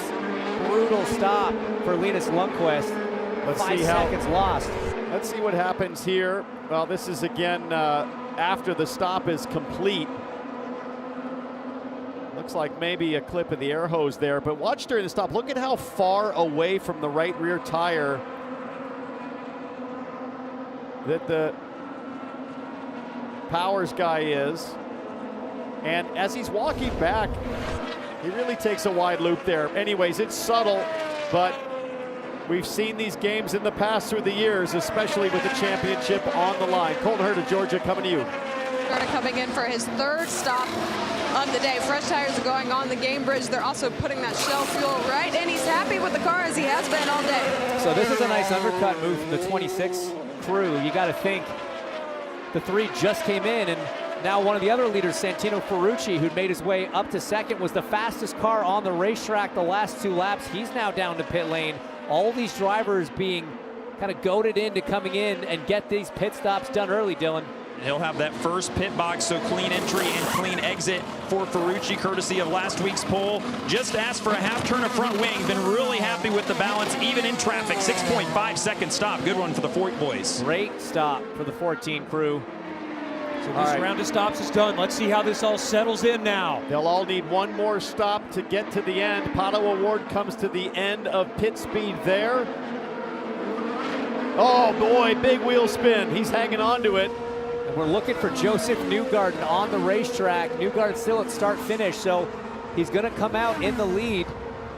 Newgarden in the middle of 1 and 2. Just keep an eye for the blue and white car. There he is. It's a full back straight lead right now, but guys, Newgarden is up to P2. Didn't he pit from like 15? And remember what he told Tim Cindric, let's do it on pace. I like it. Let's undercut and go fast. That really forced all of the other leaders to do it. I mean, you think they had a 20-lap advantage on McLaughlin, but Colton Herta, for example, only pit 2 laps later. And as we see right now, after that round of stops shakes out, Palou, 56 points over Powers. It gets tight. Rossi and Rosenquist coming off a 2. Mission on board showing some very tight action. Just a near miss there for Rossi. He's going to try to line him up off a 4. So we're back now on pretty similar strategies. Newgarden was the first of the front runners to pit last time on 131. Award, for example, pitted on 142. Everyone's somewhere in that range. But it's interesting, Newgarden by far the earliest. Did that early stop. Ericsson 1 lap later, he jumped up to P3, so the undercut was strong, but Award, the last one to pit, did the overcut, and he made that work because he had a little bit of a buffer over McLaughlin by the time that pit cycle started. So it really is not as easy as it's an overcut race, it's an undercut race. You have to read the situation you're in. Well, certainly you can go quicker with the fresh Firestones at the beginning of the stint, but may you pay the price later on. And we have seen, once again, second straight oval race where there's been some concern about will there be overtaking? Yes, there will be. So look at the big losers in this. You've got McLaughlin. Side by side, Ericsson and Newgarden come together, and both are in the wall. Both drivers had benefited so much. You can't do that. That's not okay. From that cycle, running second and third on the racetrack. Podium positions for both. Terminal damage. Turn down on us. He didn't give us any room there. That sounds like conflicting stories. The first one. Newgarden straight into me. Yeah. Waving his index finger at Marcus Ericsson. These two drivers are having lots of sign language between each other as they face nose to nose, and the AMR safety team jumps right into action. And again, these two drivers have won the last 3 Indianapolis 500s. They know what they're doing. There's going to be a disagreement for sure. Not according to each other. Yeah. Both guys seem to be all right. Most important thing there, but bad run of luck for Ericsson continues. You know, he was running in a great position at Gateway before a mechanical issue. Had a solid race last time out in Portland, but he's had more rough days than bright ones so far in 2024. Look at this. universal sign language of racing drivers. Ericsson saying you came down on me. Newgarden said no, you moved up. At least that's the way I read it. Well, let's see. So wheel to wheel, everybody knows where everybody is. I mean, Ericsson's on the second lane. He didn't really come up. Well, look at Palou once again. Just manages to avoid the incident. He was sideways on the brakes trying to avoid the accident right in front of him. And once right again, behind. Gets away with it. I got distracted from the actual accident. I'm so impressed with Palou's save. The force with which you hit me when you saw Palou miss that accident suggests you are hopeful for drama down the stretch, James. And these two poor guys, it's tough to place blame here, although I will say that Ericsson is on the inside and he had a full car width and a half to get to the yellow apron. But yeah. One back, little round here, looking inside. So he's not fully side by side till there, and he's using that second lane. Inside. Oh man, it's a racing deal, but look, race control might put that on the 28 as the passing car. He did have more room to the left. Let's see this view. Well, they can put it on the 28 all they want. Still outside, just run him in, still outside, still there, but they're both done for the day. Second caution of the day. Two of the contenders are out in the first half of the Hy-Vee Milwaukee Mile 250s. You're watching NBC Sports coverage of IndyCar, brought to you by 5 Hour Energy, proud partner energizing RLL Racing. 5 Hour Energy tastes great and fixes tired fast. NTT, official sponsor and technology partner of the NTT INDYCAR Series. And by Hendrickson, a global manufacturer of innovative ride solutions and proud partner of RLL Racing. Under caution, past the midway point of the first half of the Hy-Vee Milwaukee Mile 250s, race 1. Tomorrow, race 2 here on Peacock and also on USA, starting at 2:30 Eastern Time. And two contenders, two Indianapolis 500 winners, have come together. Marcus Ericsson and Josef Newgarden, who were fighting for second, are out. Pato Award is the leader, and Alex Palou. How about that? The championship leader. Not sure that's just luck. I think it's good. He always is able to avoid calamity ahead of him. He runs in second. Will Power runs in third. Keeping it as tight as possible. These guys have been kind of married to each other in lockstep the last few rounds. So, James, there's 20 cars right now on the lead lap. When the pits are open, I think if I'm in the back 5 to 10, I might consider just throwing tires on it. I might get the positions back and then some on fresh rubber. Look at the Verizon on board of Will Power, running in third. Second in the championship as the points run at the moment. That's where he started today. The other thing to consider in this, guys, though, is how many sets of tires do you have? We came into a doubleheader weekend with only 13 sets. If this turns into a 4-stop race today, that's 5 sets of tires.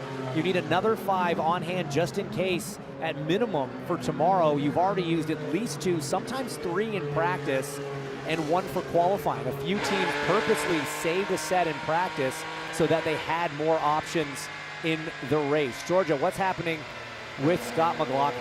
Well, as we know on ovals, traffic comes into play just a little bit more. Let's hear what Scott McLaughlin has to say about that. Yeah, I mean, you got the fastest lap of the race by a bit. Adam, go have a chat to the 4th spotter to say if he wants to make any friends in the future, don't drive like a So tension's a little high coming from the 3 box right now. And look, that's fair play. Kiffin's 11 laps down. I get he's out there trying to learn, but you also don't want to be the guy that's getting involved in the race for the win, the race for podiums and top 5s, when you're not even in the same race, essentially. It's important to get these laps, certainly, but at the same time, you are going to need favors from other drivers at some point in your career. You don't want to start making enemies now in your rookie season. The contact between Ericsson and Newgarden has been reviewed. No action will be taken. What action? You could do a penalty for next race. For next race, penalty for next race. Hey, don't forget you still have a chance to drive away with a new Corvette courtesy of Hy-Vee. There's 1 remaining. Enter for a chance to win. And grab your mobile device and scan the QR code on your screen to enter to win a Corvette, courtesy of Hy-Vee. Okay, who's going to go big this time? Connor Daly, Santino Ferrucci have been doing it often. Where does Connor run right now? He is 13th. Ferrucci is 5th. He was high as 2nd before the caution. I like the odds with Ferrucci, man. I'm curious to see what happens here. And the two leading the championship coming to the weekend are nose to tail. Alex Palou, Will Power. Colton Hurd is not out of it. He's in 7th. Neither is Scott McLaughlin. He's running in 4th. Pato O'Ward is mathematically live, but he's thinking win. Here we go again from the Milwaukee Mile. Good start from Pato O'Ward. Here goes Palou getting around some traffic. Palou wastes no time. McLaughlin side by side with Ferrucci, though. Will Power moved up in front of Ferrucci. Ferrucci had a great run of momentum, and now that's checked everybody up. Look at the teammate. Oh, no, that's VK on the inside of Grosjean. Rinus VK is up to 6th. That's up 3 spots. Up to 5th on the now. Restart. He's up 8 since the start of the race. VK going forward. Ferrucci, the big loser in that exchange because he just got held up there. Had a great run on McLaughlin. Power took the air away, had to get out of it. And now Grosjean trying to get around the AJ Foyt driver, but here comes Herta. Herta goes to the low side. He is through. Up to 8th. Ferrucci up ahead. He's a car width and a half wider than anybody. Ferrucci was up near Sheboygan there off turn 4. He's looking at Alexander Rossi now. Ferrucci side by side. It is tight. Rossi hangs on to the spot. Rossi gave him just enough room and not an inch more. Ferrucci able to get out of the throttle, keep it together, but a big slide job. There's going to be contact. They touch. They stay in it, and Ferrucci makes the move up to 6th. That was his Chili Bowl experience coming full force, but now Rossi thinking about firing one back. Oh man, Ferrucci's fun to watch in these moments. So aggressive and so creative with finding real estate where others just are not willing to go. Dylan. Santino Ferrucci told me this morning we might have to run that slide job line to try to manipulate the air, and especially on starts and restarts when the track is a little bit cleaner. So he knew that was going to be the mission from the start. Rossi was not very thrilled with that, as you can imagine, on the radio. Here comes AJ Foyt's driver, Ferrucci on the outside of Rinus VK. Side by side, Ferrucci makes another move. He's in the top 5. Absolutely great stuff from Ferrucci. He knows the limits of spatial awareness that he's got going on right now. Absolutely top notch. And he's driven his way back up into the top 5. Going to take another swing now at McLaughlin. Let's hear from Josef Newgarden with Georgia. Josef Newgarden has been released from the IndyCar medical unit. What happened from inside of the car?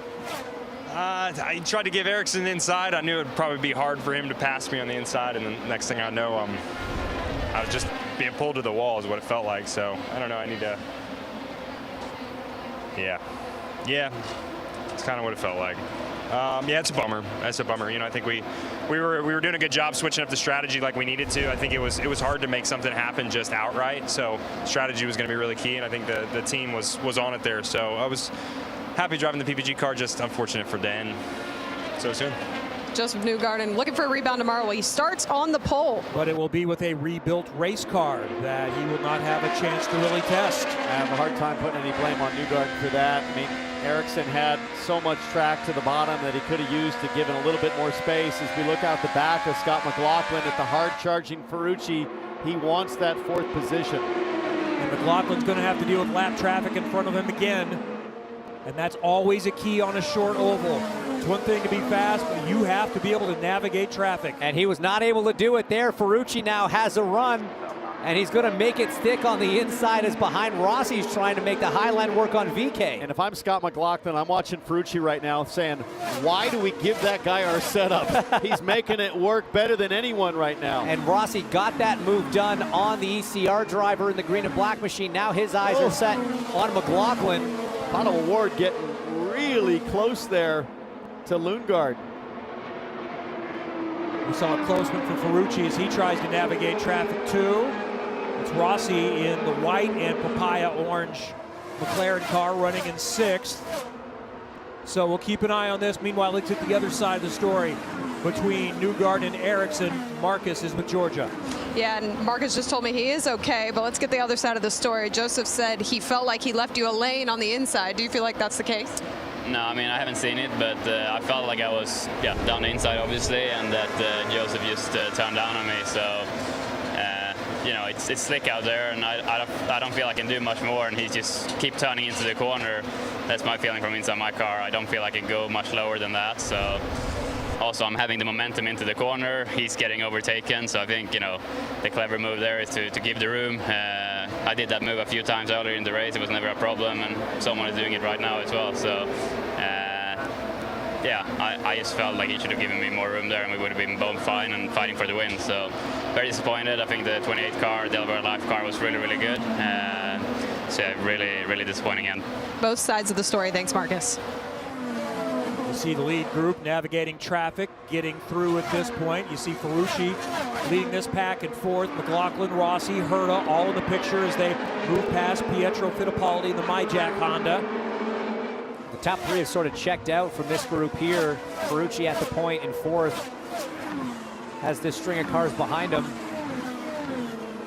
So last stops can come at about lap 190, you know, 60 to go to the end. I think a lot of these guys will try to stretch it maybe a little bit, but as soon as they know they're really suffering on performance, they'll probably come in 4 tires before they need fuel.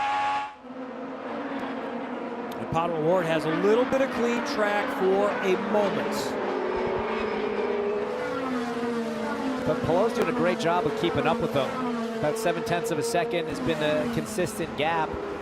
You know, part of that from Palou's position might also just be take care of your tires. He might be able to run up to the gearbox of Pato O'Ward, but as long as he's mired in traffic like that, there's not a whole lot of points. Such a typical Alex Palou day. If you look at the top 7, top 8, we've had whoa moments with everybody except Alex Palou. There's been aggressive moves for all those drivers, but Palou's just done his usual, very quiet and unspectacular performance, and it just always puts him right where he needs to be to protect or extend his championship lead. Good day for the Juncos Hollinger racing cars. Grosjean and Daly were battling there. They didn't start the weekend very quick. They were slow in the first practice, but they've been getting better as they go. And we've seen Connor Daly go big on the starts and the restarts today. And for that car, they're also thinking points and the Leaders Circle program, entrant points, fighting the 20. Came in even with them for the last bonus program. And they're a bit ahead in the middle of this race with Rasmussen running in 17th. Down to 3/10 up front. Alex Palou is on the charge. And that clear traffic that Pato O'Ward had for a moment did not last long. And we're seeing a lot of Kiffin Simpson at the front of the leaders. Let's take a look at our last 3 lap speeds powered by NTT to look at O'Ward and Ferrucci. And that's the clean air versus dirty air difference right there. Those leaders had opened up that bit of a gap. Like I said, the top 3 had pulled away from Ferrucci. Now they've caught that lap traffic at 14, able to start closing that gap. It's thrown about 7 seconds from the leader back to Santino in 4th. Didn't take long for this guy to catch Palou. Will Power with a run to the high side. This has championship implications. Power needs to finish ahead of Palou. Top 2 in the championship. Lap traffic involved here. That's Jack Harvey, who's already a lap down. Palou to the low side. Power's going to try to come with him. Power's got to go with him this lap if he can. He doesn't want to lose touch with Palou. Not close enough to do it now. Last week, Power said, I have to finish in front of Palou. To do that, Palou finished second. Power had to win the race. He did to keep his championship hopes alive. He would still be mathematically alive in this situation, but realistically, he needs to start to make up some ground. Working the low line through turns 1 and 2 is Will Power. And now, how does Palou handle Stingray Robb? Look at the sun, look at the glare in the middle of 3 and 4. It's as bad as it's been all day. You got to remember with a aero screen now, you do have tear-offs that you can pull during a pit stop, but you can't obviously do it like you used to be able to just from the helmet tear-off. So you're waiting for a pit stop, you get rubber on there, the sun catches it, it can really affect the vision of every driver out there. Hey, Dylan, Will Power's trying everything he can do to get by. He might have a chance right here. And let's watch. I'm really interested to watch over the next couple of laps as Power gets a big shove of dirty air there. Who pits first last, or who pits last first, I should say. We saw the undercut work for Newgarden, and I'm just interested, especially amongst these top 2-3 cars, who blinks first. Think you can make it 65 laps to go, 60 to go, so we're coming up on that right now, and just will be interested to see who wants to roll the dice. And Power's talked about how they want to be on the offense. Is he the one that blinks first? It'd be a good strategy. I like it. Dylan, Will Power really carrying big momentum on the entry to turn 3. This is turn 2. See Palou's checked up a bit behind Stingray. Now Power goes to the high side. Now watch how much momentum he carries here on corner entry. Oh, he backs out early that time, but look at the flow. On and off the throttle, trying to find where the grip is. Now Palou has a run on the 41 of Rob. Gets that done. Power will not be able to follow him through. O'Ward's pulled out over a second and a half. There comes Will Power. He should be able to clear the 41. See if he sends it. A little bit of a slide job here down the inside. He does. Slides up the track, and now a lot of clean air for both Palou and Power for the next few laps. There's a long way to go in this race, but something significant could happen for the Arrow McLaren team. Sam Schmidt is still a partner in this team. They've been in IndyCar racing since 2001. A win for O'Ward today would be the first time that the team, combined all the drivers, have won 3 in a season. They've won 2 many times, going back to Simon Pagenaud. But that would be significant for this team as they continue to grow and everyone trying to break through on Penske and Ganassi's dominance for championships. They've won all of them, dating back to 2012 when Andretti won with Ryan Hunter-Reay.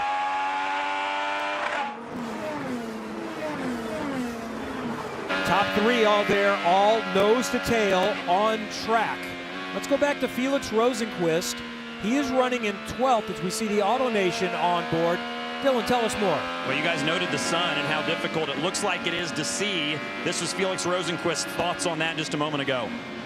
You can't see a thing in turn 4. It's super low sun. Yeah, we copy that. Just hang in there. You're doing great. 77 complaining of undrivable. Clear by 10. Wow. All right, final pit stops are underway, and some leaders are coming in. Dylan. Alexander Rossi, the first one to pit last. That kind of makes sense. They tend to do that. Rossi's been fast, so we'll watch and see how this all cycles through. This is going to bring everybody down pit road with 65 to go. Alex Palou has laid out as well. Don't see movement from Will Power's pit in front of them, so they may have a clean exit as you see the 10 crew laying out. And here's Palou, who has been finally able to get back to the front of the field. They'll change Firestone tires and add Shell fuel, Georgia. Colton Herta, another one to come to pit lane. It sounded like an expedited decision to bring him in, almost like a chain of events, but Colton Herta is going to take tires and fuel. That's going to bring him to the end. And there's the leader. Pato O'Ward is making what should be his final stop. Never know, though, if there's a late caution. If anybody has fresh Firestones, would anyone in the lead group come in? And the caution's out. The caution has come out. A loose wheel for somebody. It's a front wheel and tire. And Will Power push hard. Had not stopped. He's trying to race guys out of pit lane to the blend line. Who's that right beside him? Whose tire is it? It's a sticker wheel and tire. So someone just finishing a pit stop, and it's oh, the 26 no. of Colton Herta again with another great chance for a strong oval result. If not his first oval win, he'll have to come in. And likely his championship hopes are going away with this mishap. They were not super strong, but they were still available. Coming in third in points. What happened? Well, it'll be the left front. Comes off with ease. Goes on just fine. Up. He did one stab at it, realized it wasn't tight, and then went back for another, but the car had already dropped. And you can see, I mean, the wheel was still attached. Sorry, the gun was still attached to the hub as Colton pulled away. That's a telltale sign that the tire changer did not get the nut as tight as they wanted. So 3 laps down, 3. All right, Ferrucci's the last car on the lead lap, currently in 6th. Power, Daly, Lundqvist, O'Ward, Lundgaard, Ferrucci. Palou is a lap down critically here as we just take another look at the Colton Herta pit stop.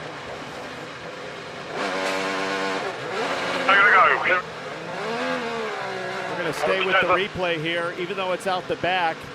I'm guessing we'll see that left front depart. Hey, Colton, you got to come in. No wheel nut in the inside front. No wheel nut inside front. Coast it around. I think he knows that. That was Alex Rossi that went by, just barely missing the tire.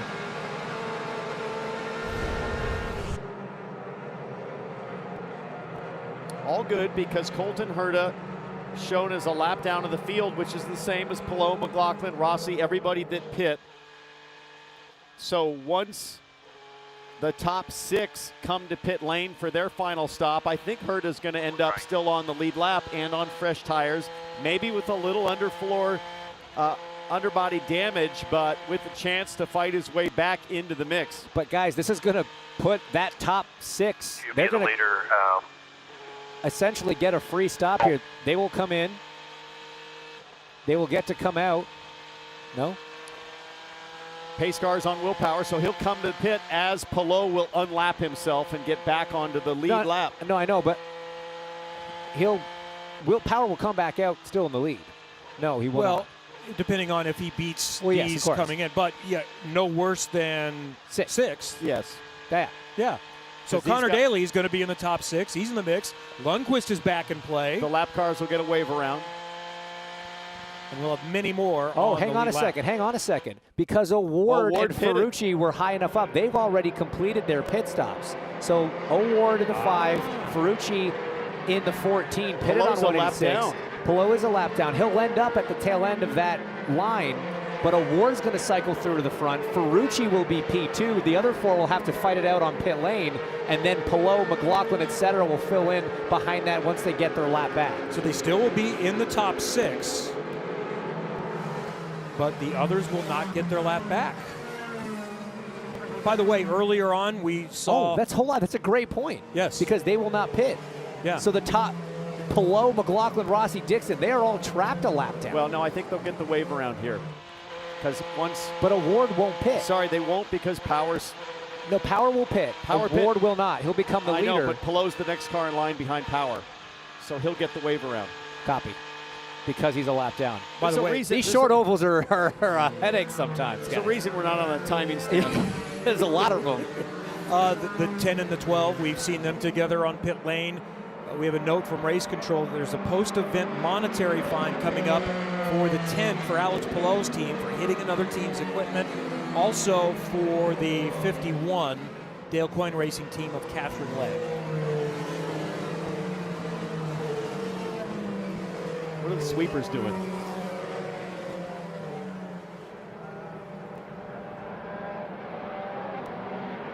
I don't see them on the track, but the track's still probably pretty clean. As IndyCar is also sympathizing with the James and Townsend analysis, trying to figure out exactly what the running order is here. Part of the issue is the blend line, right, is at the end of pit wall. That's where the order is decided under caution. But because everybody comes out under caution around this apron, they sometimes end up on track out of order. They have now been reordered correctly. The pits can open, and we see Will Power dive to pit lane. Connor Daly's also going to need to pit. So is Linus Lundqvist. Christian Lundgaard likely as well. Dylan. And Pato O'Ward, I believe, will stay out, and Santino Ferrucci will as well. So a clean stop for Will Power here at the bottom of the screen should bring them back out third on this restart. As you see one of the Juncos Hollinger cars, that's Daly there, and Linus Lundqvist pitting at the top of the screen.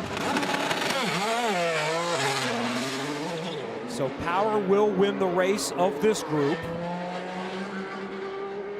Quick stop from Lundqvist in the 8 crew, same from Lundgaard in the 45.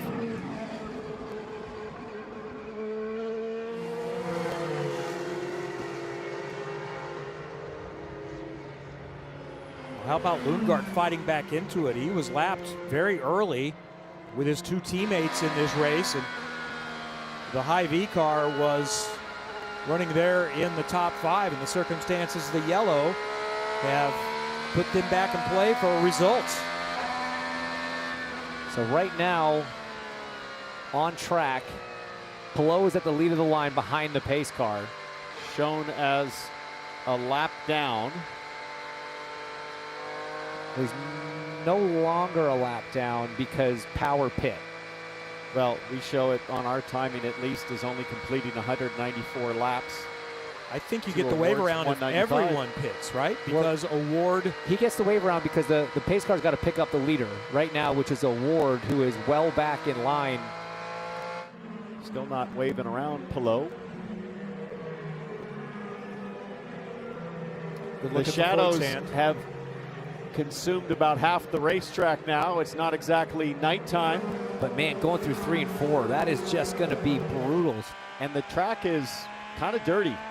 So I think it's important that drivers and their spotters are communicating, that the spotters are reminding drivers, yeah, it's a restart. It might be the final one. There's the wave around we've been waiting for. That'll put Palou back on the lead lap. But the spotters have to let the drivers know, hey, be careful. It is not as clean as the restart after the Newgarden-Ericsson crash. So be careful. Yeah, we want to see not only the race order and the positions, but what cars are mixed in there in the middle of those leaders. Unfortunately, you've got Armstrong there and the 66 of Malukas. They are both a lap down. So unfortunately for this guy, Larry Foyt and Santino Ferrucci, for Santino to battle it out for the lead, he's got to make quick work of those 2 lap cars. Colton Hurt is also up near the front there in a fast car, but only a lap down. But only a lap down. Is he fast enough to think, hey, I'm going to try to race my way to the front, maybe get a yellow and get back in this? And how about Palou? We talk about risk management, James, all the time. This is the worst restart position he finds himself in all race. Yes, he's running in 7th, but he's got so much lap traffic. And this is where you really have to be eyes up, hands fast, and protect your equipment with 50 to go at the line. The pits are open if anyone wants to dive in and top off. I think everybody should be safe to make it home at this point. We do see somebody coming in. That might be more. Well, yeah, he had pit. He got a lap back. 151 was the last time he made it to pit lane. So this is just a normal service. He had to take the lap around to get one of his laps back. Pietro Fittipaldi in as well. 5-hour energy machine. Yeah, so no one in the lead lap stopped. Catherine Legg in for DCR as well. So it looks like we have 15 on the lead lap down through Christian Rasmussen. And Colton Hurt is not going to have the chance to unlap himself starting up 3rd or 4th in line. He's going to the back of the line for taking emergency service. He had no choice. Is that not emergency service? It is, but there's a penalty for having the emergency service. Yeah, it's a closed pit was when he entered. Yeah.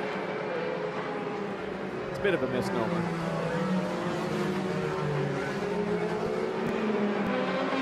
Always best to go ahead and take that emergency service when you have 3 wheels. Yeah, well advised, although if you had to lose one, the left front's probably the way to go. Georgia, what can you tell us about Pato Award? Well, I know that the team is coaching him a little bit on restarts. They told him that Santino Ferrucci was incredibly aggressive on Alexander Rossi on the last restart, so they told him just to be ready for that before we go to green.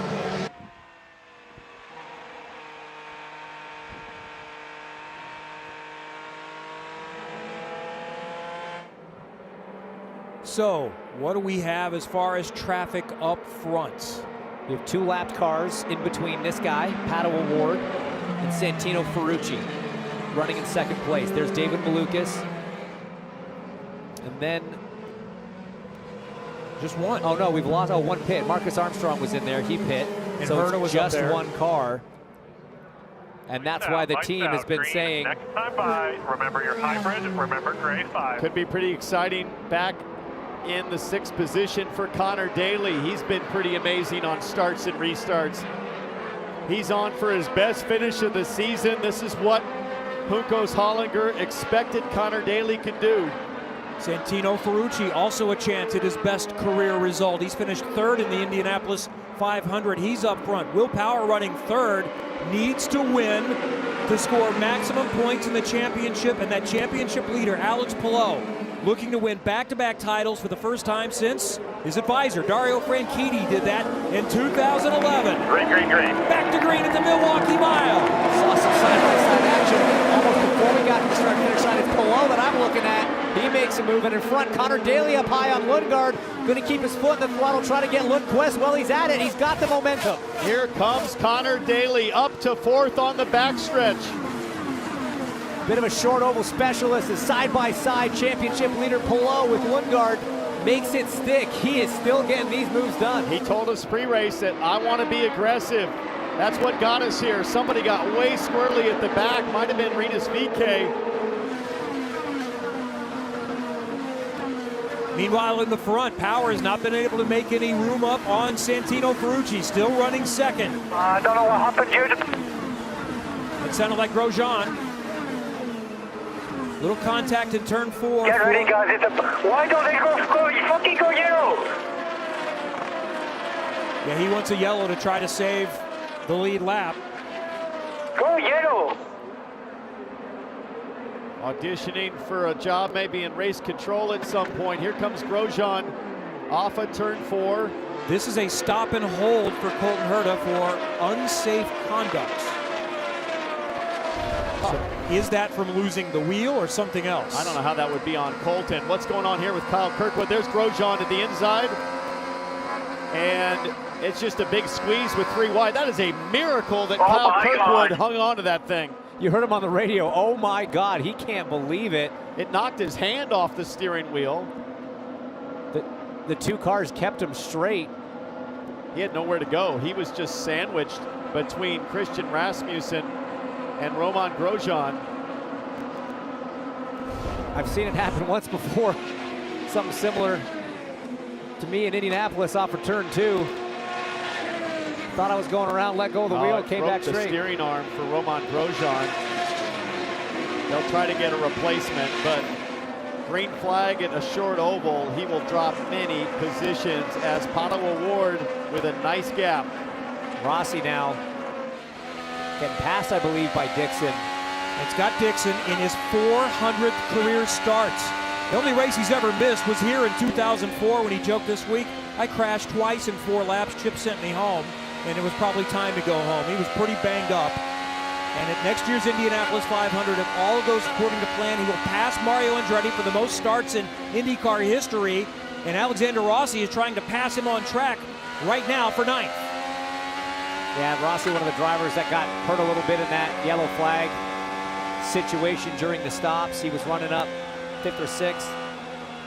Now trying to work on Dixon here. He's doing a really good job sort of doing that crossover, getting the strong runs off of 2 and 4, but Dixon just fast enough on the high line. Dixon was low in 3 and 4, high in 1 and 2 on the last lap. He stays high at this end of the racetrack.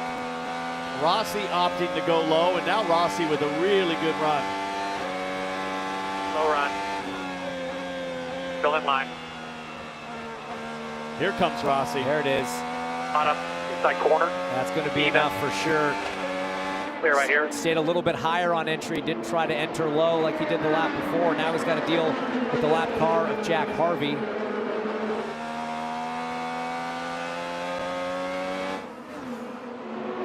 And we're getting to that point, team. I know we had a lot of laps under yellow, but we're going to get to that point in the next 9 or 10 laps where you really start to see the cars who are taking care of their tires versus the ones that don't. Verizon on board with Will Power. You see the points as they run right now. He closed the gap to 46, but he's not done.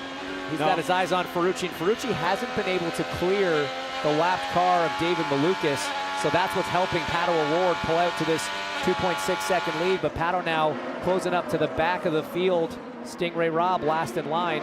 Battle for 7th here as Scott McLaughlin goes to the inside of Christian Lundgaard with ease. Impressive, Kevin, that Lundgaard, as much as RLL struggled this weekend on outright balance and grip, that he's in the top 10. And you look at where he's helping the oversteer.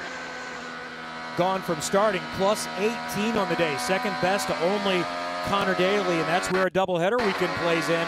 Maybe they've learned something to be a little racier all throughout for tomorrow's race, but at least a chance to salvage a result today. I'll tell you what, James, I don't know how these guys are seeing for 100, 200 feet in the middle of 3 and 4. That sun's still lower. I mean, watch this right here. It's just full glare out. That is not fun from inside the cockpit for sure. The glare off the aero screen can be quite vicious sometimes, as we see Rossi make a big move down into turn 1. Got it done, and he's moving up. Really great work from Connor Daly, not only to get himself to 4th, but he seems very evenly matched on pace. 34 to go. Like you just talked about, the good cars on old tires should start to really show their stuff here in the closing phases. Here's the championship leader in the DHL Honda, Alex Palou, always doing what he needs to do. He's finished in the top 5 in 12 of 14 races this season. He runs 6th in this one. Much has been made that he's not won an oval race in his career, but he's been solid. 3 to go. And he doesn't have to win an oval race to win this championship. He just needs to finish the final 3 races. Hey, he hasn't won an oval race to win the first 2 championships, so that one is for sure fine. And this was the view that Will Power had a week ago at Portland, coming down the front straightaway at the start. He didn't stay there long. He made a move on Santino Ferrucci. Focus on timing and exit. The pole setter, he referred to Ferrucci as a teammate, which took me by a little bit of surprise there, as Ferrucci and AJ Foyt have the partnership with Team Penske, but a lot of respect between these two drivers. How much room, how much aggression do they show each other with 31 to go? Ferrucci prefers You're parking, I'm working close. a higher line than most, even out on his own. The good news for Power is that leaves the bottom open to try to explore, try to get some clean air and make that run. But Connor Daly lurking in the background. He has caught that group by several seconds. Daly, one of the fastest cars on the racetrack right now. I mean, this guy's, he's probably looking for a caution to come out because these restarts have just been unreal. And Kevin, what would this do in terms of the leader circle battle, the entrant points, the top 22? This could be $1 million drive for Connor Daly today in terms of the reward for his team if they can finish top 22 and look, this season. That's why he was drafted in. The 20 of Christian Rasmussen and the 78 of Connor Daly were tied, as you said, coming in. Look where they sit now. Nice, healthy margin. And maybe even a chance to get a little bit of cushion and catch up with a 30 of Ray Hall, Letterman, Lanigan. This would not be the best finish for Connor Daly if he's here. He's finished 2nd in an IndyCar race, but it would match the 2nd best finish of his career. He's finished 4th before at Watkins Glen. Also finished 5th on an oval at Gateway. And it would come on a day when Christian Rasmussen is doing a really great, solid job. As here comes Will Power on Ferrucci, looks to the inside. Trying to get to 2nd, Power.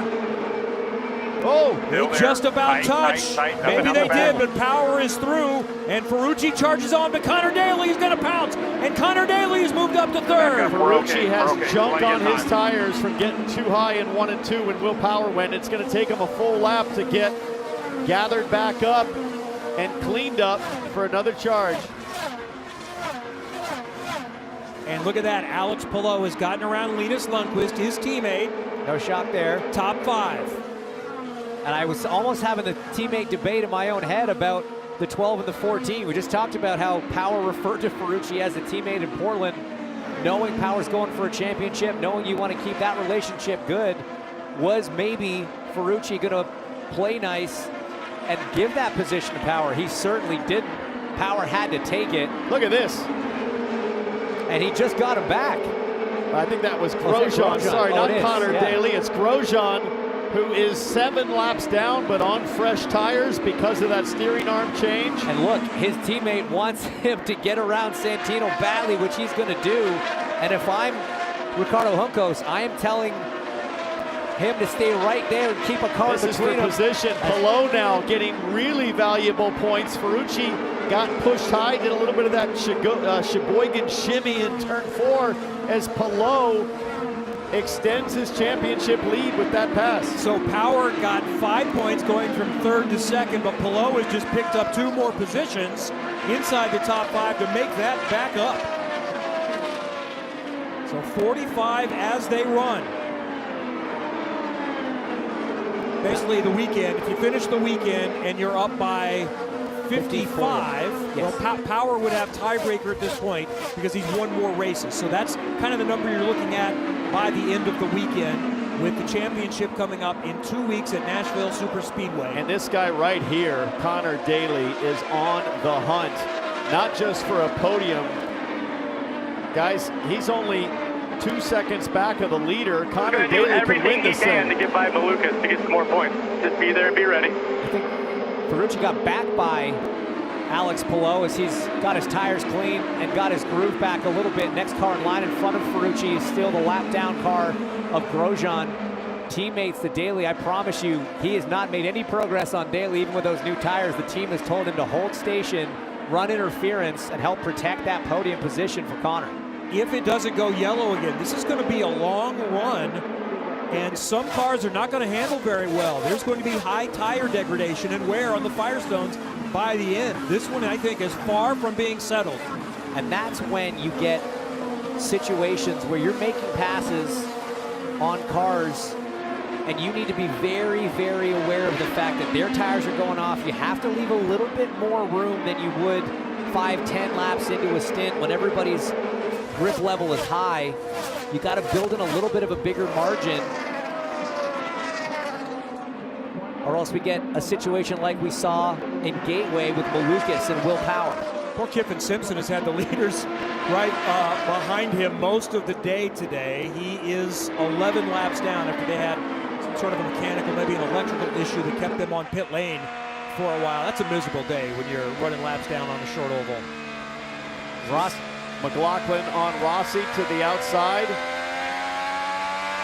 Rossi's going to have another chance here, James. He's been on a charge since that pit cycle when he got hosed a little bit by the yellow, just showing that this car is very hooked up. We thought after qualifying it was going to be a handful over a 250-lap race, but in the hands of Alex Rossi, it's worked well, as Palou still looking to get around Ferrucci. He may have a comfortable lead in the championship, but Alex Palou said, I won't change anything. I still need to be on attack, and he's trying to attack Ferrucci to get up to 4th.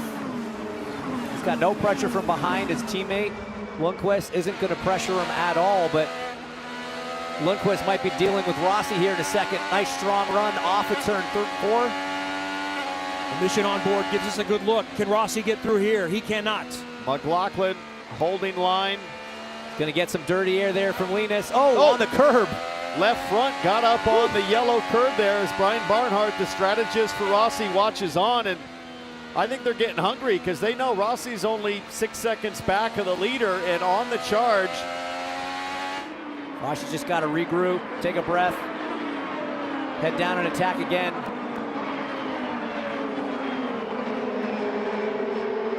Linus Lundqvist has done a nice job hanging up there. He's running 6. It would be his 2nd straight very successful oval race. And he is going to be the Rookie of the Year. Very significant advantage on Kiffin Simpson. Pato O'Ward still dealing with lap traffic ahead. This does not look fun at all, does it, James, for a leader to be stuck in capable lap traffic like Colton Herta on used tires, and all you're doing at this point is just like, come on, guys, give me a hand here. Get out of my way. Tires wearing out every lap. The lane narrows every lap. He'll let you go. Yeah, they say that. If you get to Colton, he'll let you go. I'm not sure what getting to him means. Yeah, he's pretty close to him now. Like, does that mean I have to be side by side? Yeah, Colton is 4 laps down. Here's Rossi now on McLaughlin into 1. He's going to make it stick. Up to 7th. Car 7, P7. McLaughlin now sliding down. This is your pole sitter. Flex device is irritating thing. Okay, we'll work on it. We got 15 laps here. Just reset yourself. Let's keep going.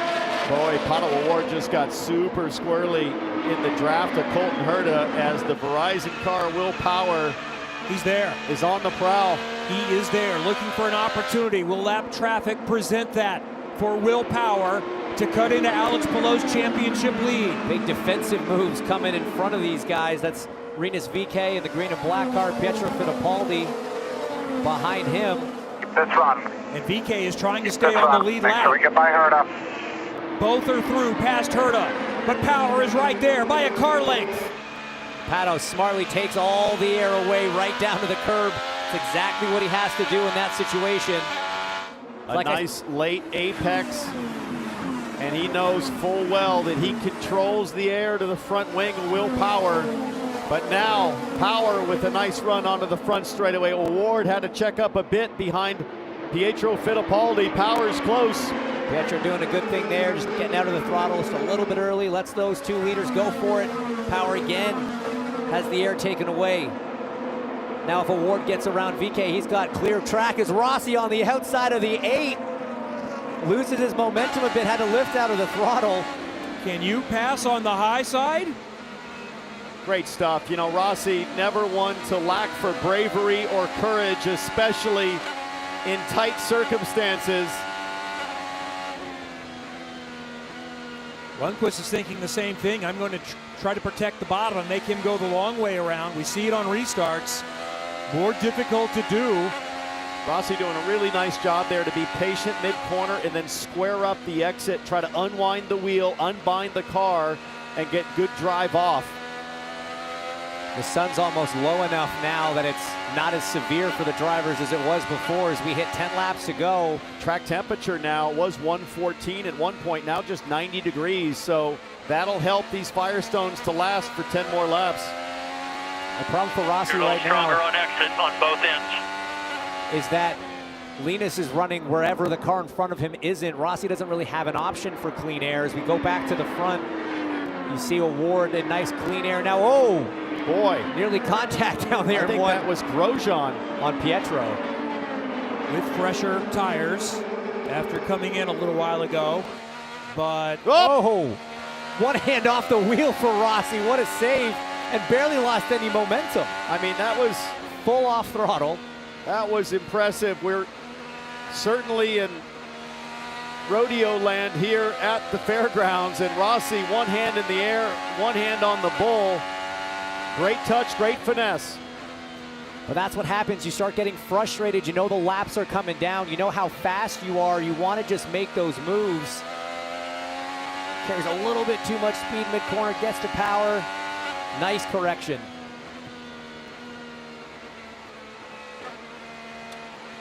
So after you've saved one, do you just say, I'm going to ride home and finish where I'm at? Are you still pushing? Doubt it. Now it is a lap car in front. I believe that's Malukas that's in between Rossi and Lundqvist. And now McLaughlin back in the conversation, looking high. Got to see this onboard again from Alexander Rossi. Just watch the right hand. Man, we've seen some quick-handed saves from him. That's a one-handed quick save. That was impressive. Throwing new tricks into the game. Guys, 6 laps to go. Connor Daly is on for a podium at Milwaukee. It's only his 5th race of the year. And he was dead last most of the practice session on the timing chart yesterday. They were struggling mightily. I think he ended up 24th or 25th in practice. And it came today. To get to this point, it came after a brilliant start. The bravest guy out there. He went high, made all kinds of moves, up like, what, 11 spots in the first lap or 2? And then he settled into race pace. The team got the job done on pit lane. 4 to go at the line, solidly in 3rd. Took care of his tires when he needed to, stayed out long, caught that yellow, but since then continued to move up. He ate up cars in the top 5. He's keeping power honest, and he is on track for a brilliant 2nd career podium. Pato O'Ward has won on ovals before, 2 times, but it's been a couple of years. And since that last win, he's finished 2nd 4 times on ovals. He's ready to break through. He's finished 2nd 8 times on ovals. We know the stats.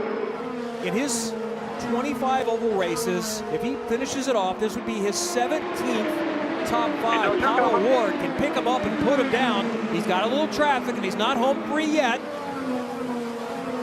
You look at his average career finish on ovals, 6.3. This guy's nearly got a top 5 average. He's one of the best in the business at this type of circuit. Less than 2 to go. He's cleared Marcus Armstrong. Power is a second back. And this is the kind of day that really favors a driver like Pato O'Ward. Tremendous raw instinct, a great feel, seat of the pants capability behind the wheel, and then those ultra fast hands to make the corrections. White flag. All day long. When that thing gets loose, he's ahead of it. 1 mile to go. The championship is going to go to Sunday. Will Power is cut into Alex Palou's lead just a little bit. Palou does what he always seems to do. Finish in the top 5. Championship may not be in play for Pato O'Ward this year, but he's going to join Will Power as a 3-time winner in 2024. Pato O'Ward has won at the Milwaukee Mile. Hell yeah, man. Great car, great pit stop. Hey. We'll bounce back, everyone. Congrats.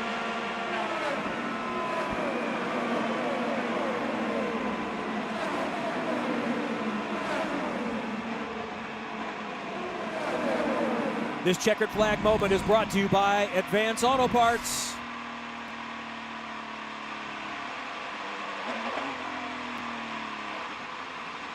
Seven career wins for Pato O'Ward. On ovals, he's won at Texas, he's won at Iowa. He's come so close, agonizingly close to winning the biggest race in the world, the Indianapolis 500. Now he's won in the return of IndyCar to the mile. Forget one more coming up tomorrow, 2:30 here on Peacock coverage and on USA. That's the worst part about doing well on a first race of a doubleheader. There'll be no celebration, or not much of a celebration tonight for this guy, for Connor Daly on a podium, because they got to come back and do it all again tomorrow. But what a brilliant drive all day long. Started 6th, put himself in the position to, having made that last pit stop and still be on the lead lap. It was a really well executed day on the racetrack, in pit lane, strategically, everything. And you think back to the sting in May for this guy, the pain of missing out on a win at the 500. This has got to be tremendous therapy as they come down the stretch. The team thrilled. They know their driver did a brilliant job today. By the way, he might be looking forward to tomorrow because his other 2 oval wins were on the second half of doubleheaders on ovals. Great point. He's not swept one before, though, yet. Well, he's going to have a great chance tomorrow. He's going to sleep well tonight. That was a long, tough race for these drivers. Pato O'Ward is back in victory lane for the 3rd time in the season. Georgia Hinneberry is there. And you can see the joy from the team. You can see it on Pato O'Ward's face. A 3-time winner this season. And this one is going to mean the world to the team who worked so hard for it. Congratulations in order from his team. But Pato, you told me in Worldwide Technology Raceway you're only going for wins now. How today were you able to back your word up and get it done? Yeah, we got another one. That's three in the book this year. We had a really tough weekend last week in Portland, and this is a great way to bounce back. We have another opportunity tomorrow, and car was fantastic. It was getting a little gnarly there in the end, but glad I could bring it home for the boys. They were fantastic in pit stop. Strategy was amazing. We worked on the car really hard yesterday to really have something to fight with today, and yeah, I mean, Team Chevy, they brought the power with us, and super stoked for all the team. Just how intense were those last few laps? Oh, it was getting wiggly. It was reminding me a little bit of like qualifying, just getting a bit on the nose. The car was changing a lot from start of the race to end of the race. So yeah, I just we'll enjoy it for today, and then tomorrow it's business again. It's back to work tomorrow. Congratulations, paddleboard victorious in Milwaukee. Dylan. Will Power finishes in the second spot today, and the points gap now sits at 43. So it's not a win, but you did what you had to do today. What did you learn today, and how can you apply that to tomorrow to be one spot better? Yeah, I mean, man, very difficult to pass. Not impossible, but car was all over the place with adjustments as you go through the run. But yeah, stoked to get on the podium with the rides and Chevy. I mean, one more is always what we needed, but Pato was super good and strong, and he got through that traffic really well. And Alex is forever consistent, so it's hard to drop that points gap, but we're doing everything we need to at the moment. We're executing, we're good stops and strategy, so keep digging, man. Keep digging and try and make this a fight to the end. And you guys had kind of another fortuitous break with the yellow there on the third stop, kind of like Iowa. Sometimes you just need that stuff to fall your way, don't you? Yeah, I mean, we're kind of running. It was going to be interesting to either do a big undercut and make track position, which we lost out in the first stint, or you do what we did there and just hopefully catch a yellow, which, yeah, oh my God, perfect timing, but I've had them on the wrong side so many times, so I'll take it every time. Good day for the 12 team. Will Power finishes second. 43 back in the championship of Alex Palou. Let's take a look at the Pennzoil moment of the race. What determined things for Pato Ward and the number 5 Arrow McLaren Chevrolet team. Moving to the front when Colton Herta lost a wheel, not secured an exit of pit lane. They had already stopped. He held off power and wins again. Back down to pit lane with Georgia. It's Connor Daly. They said it earlier. That was $1 million drive for you. Third, a team best. How were you able to do it? Oh, it's just, it feels amazing. I appreciate Ricardo and Brad just giving me a chance. I mean, we've had a lot of bad luck the first 2 times together, and everyone, I think, was starting to be like, oh, was this the right choice? And thankfully, you know, they gave me the car. They gave me the car today to do it, and thank you to Chevrolet for getting us, you know, the engine last night. Obviously, penalty today was tough, but just super thankful to everyone here at Juncos Hollinger. I want to take it all the way back to the start of the race because you were on fire. How did you know that you could go up there and just maneuver your way through the field like that? Well, I used to watch Thomas Schechter a lot back in the day, and there's no space that he wouldn't use. So, I mean, if it's up there, you might as well go. So I want to do well in the series. This is my goal, is to be on the podium in the series, and it's been far too long since I've been on the podium, and it's nice to get another one. So I just love racing in this series and just happy to be here. He sure made the most of it today. That's Connor Daly, a career best for Juncos Hollinger Racing. Awesome story. The $1 million drive reference, and there's a hug with the car owner, Ricardo Juncos. And that's one of the reasons why the change was made, because the top 22 eligible cars get $1 million approximately each towards the budget for next season. And the 78 and the 20, it's not driver points, it's entrant points. With multiple drivers over the season, they were tied, now plus 16 with 2 races to go. And there's even a little bit more padding, and they have moved ahead of some other teams you can see in entrant points. All right, back downstairs to Dylan. Santina Ferrucci finishes 4th, 9th top 10 of the year for you guys. And the good news is you start better tomorrow. Started 19th today and still were able to work your way forward. How excited are you just about what you guys are doing here, but also for tomorrow and even a couple weeks from now in Nashville? No, honestly, can't thank this team enough. I mean, we knew we had a good car. We didn't get it right in qualifying.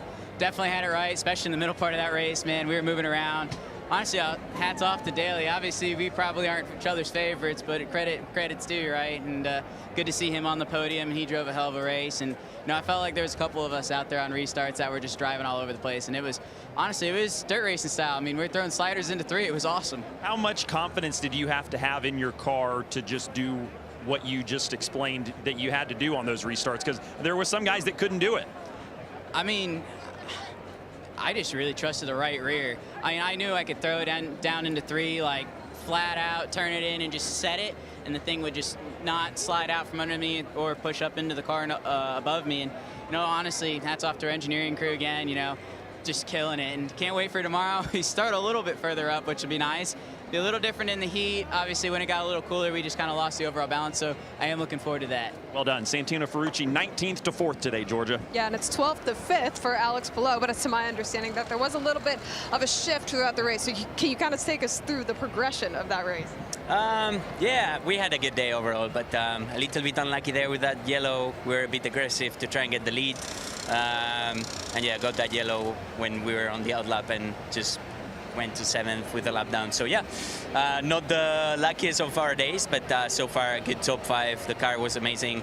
Everybody did an amazing job on the pits, strategy and so on. So yeah, looking forward to tomorrow. And I think the beauty of this weekend is that you get to do it all again tomorrow. So did you learn some valuable information today?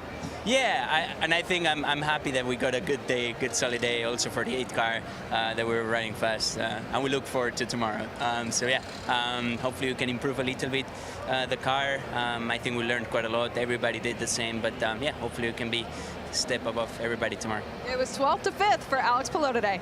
And he might be able to wrap up a championship tomorrow if he finishes a few spots in front of Will Power. This is how they finished today at the Milwaukee Mile.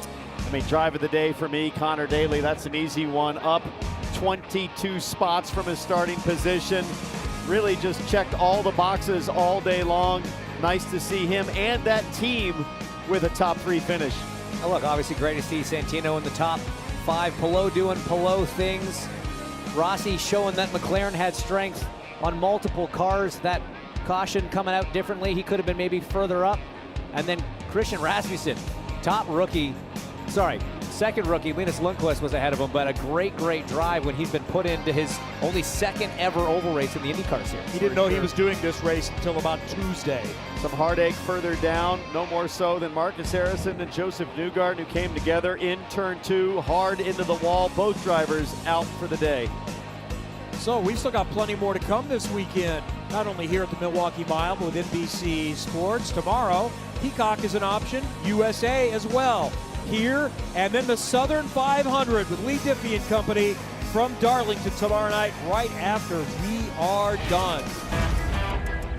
I enjoyed this so much, I think we might just come back and try again tomorrow. You're getting pretty good at this stuff, Kev. Nice job today, a lot of fun. James, we got to argue more tomorrow. We agree too much. I disagree with that. I don't think we do at all. We'll spend some more time sorting it out this evening. We'll be ready to go tomorrow at 2:30 Eastern Time. Thanks for joining us for James Hinchcliffe, Townsend Bell, Georgia Henneberry, and Dylan Welch. I'm Kevin Lee. Pato O'Ward has won the first half of the Hy-Vee Milwaukee Mile 250s.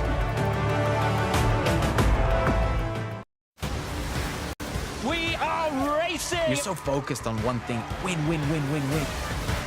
It's kind of all coming together. There's been a lot of tough moments. Newgarden upside down. You okay? Everyone thinks it's their year. It just simply wears on you. Wow!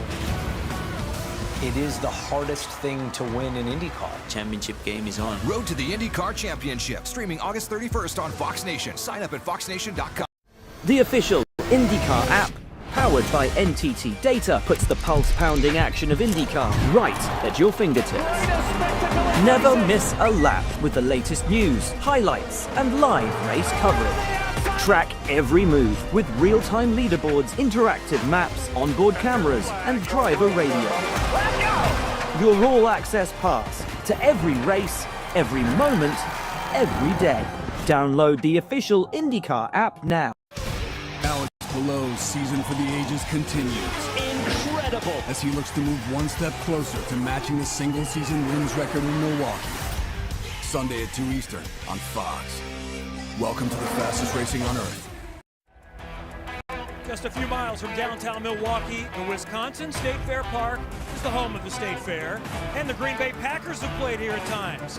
But the Milwaukee Mile is most known for IndyCar racing.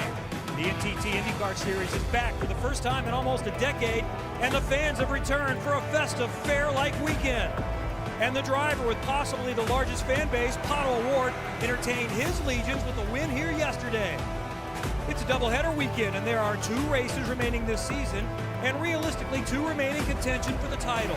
Will Power finished second yesterday to cut into the deficit in his quest for a 3rd championship.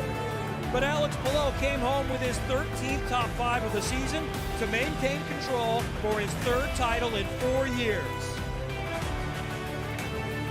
Welcome to IndyCar Live, presented by Liberty Mutual. This is the Hy-Vee Milwaukee Mile 250. IndyCar is back, so are the fans. Welcome to the front of the grid. I'm Kevin Lee, and this is what they're playing for. This is the Astor Cup. It dates back to the 19 teens. It was used in automobile racing. It has a connection to Indianapolis Motor Speedway founder Carl Fisher, and it has been presented to the IndyCar champion since 2012. So two are definitely vying for that, but there are 25 others with so much more at stake to finish up the season. And yesterday, they got after it. Go, go, go, go. Green, green, green. Inside, inside. Great job. Still there. He's inside you by himself. Clear. Leader in front of you. Scotty Mack saying he is free. Go get him. Newgarden for position. Oh, that was nice. Yeah, you can't do that. That's not okay. He pressed straight into me. Hey, Colton, you got to come in. No wheel knock. Wow, that was close, huh? Very close. Green, green, green, green, green, green. Middle of three. Middle of three. Oh, my God. Checkered flag, buddy. You just won in Milwaukee. Great car, great pit stop. Awesome day.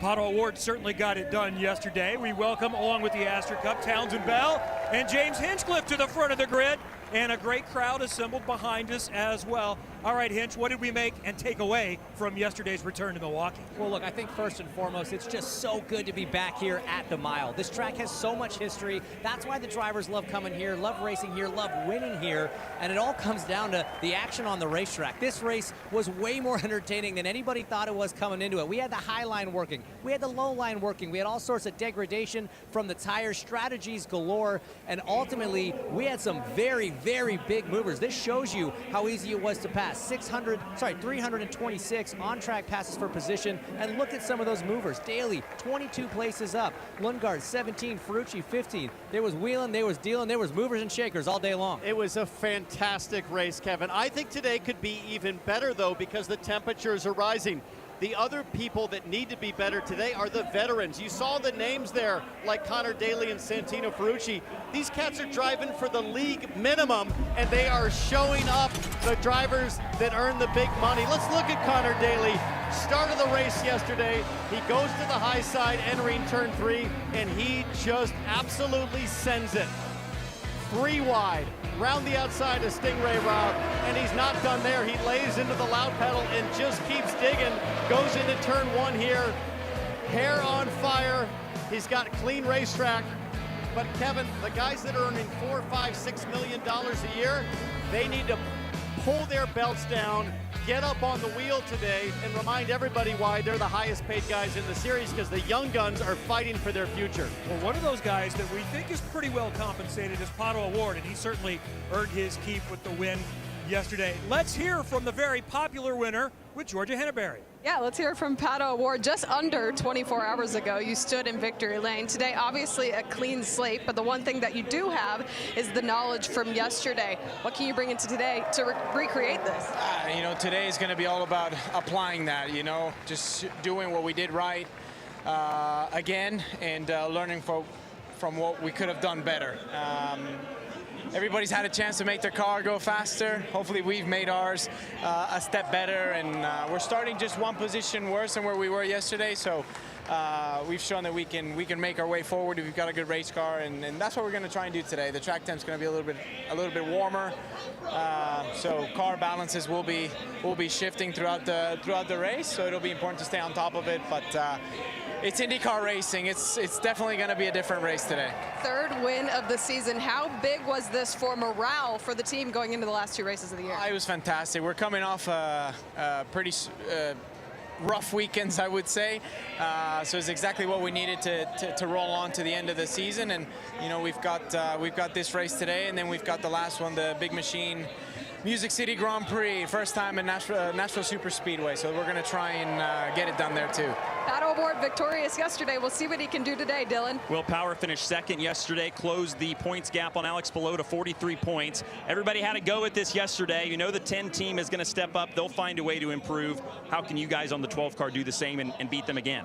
Yeah, I mean, we changed our car because we didn't feel like we were that good yesterday. I mean, we weren't horrible, but definitely a different condition.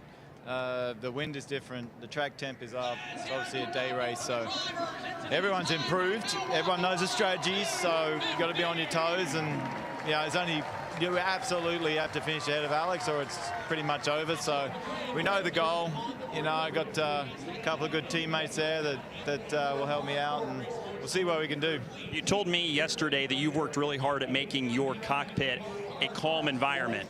How do you feel like that will help you today and ultimately in Nashville too if the situation arises? Yeah, I mean, that's the only way to be.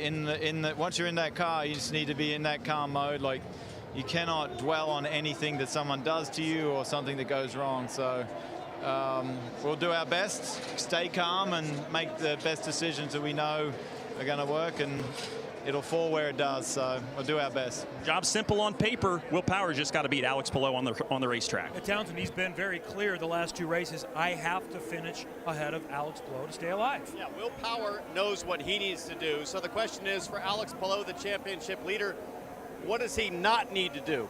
He does not need to get caught up in any aggro out there on the track. And any of the drama that we saw yesterday, as we take a look at the championship points, 43-point lead with 2 races to go right here today and then in Nashville in 2 weeks' time. I talked with Alex Palou's team, especially his strategist Barry Wanzer. The only thing I think they're really worried about is an untimely yellow that they can't control. They've done everything perfectly this season to keep Palou out of trouble, and he's certainly done the job behind the wheel. He certainly has avoided chaos yesterday, brought home a good result. You see that 43-point differential. He's got to leave today with more than 54 points. So 55 points or more over Will Power. He seals the championship today. Here are some of the scenarios. If Palou wins, Power's got to be second if we're going to take this fight to Nashville. If Power is ahead of Palou, we go to Nashville for a championship showdown. And if Power has a bad day, is in the bottom 3, Palou only has to be 14th.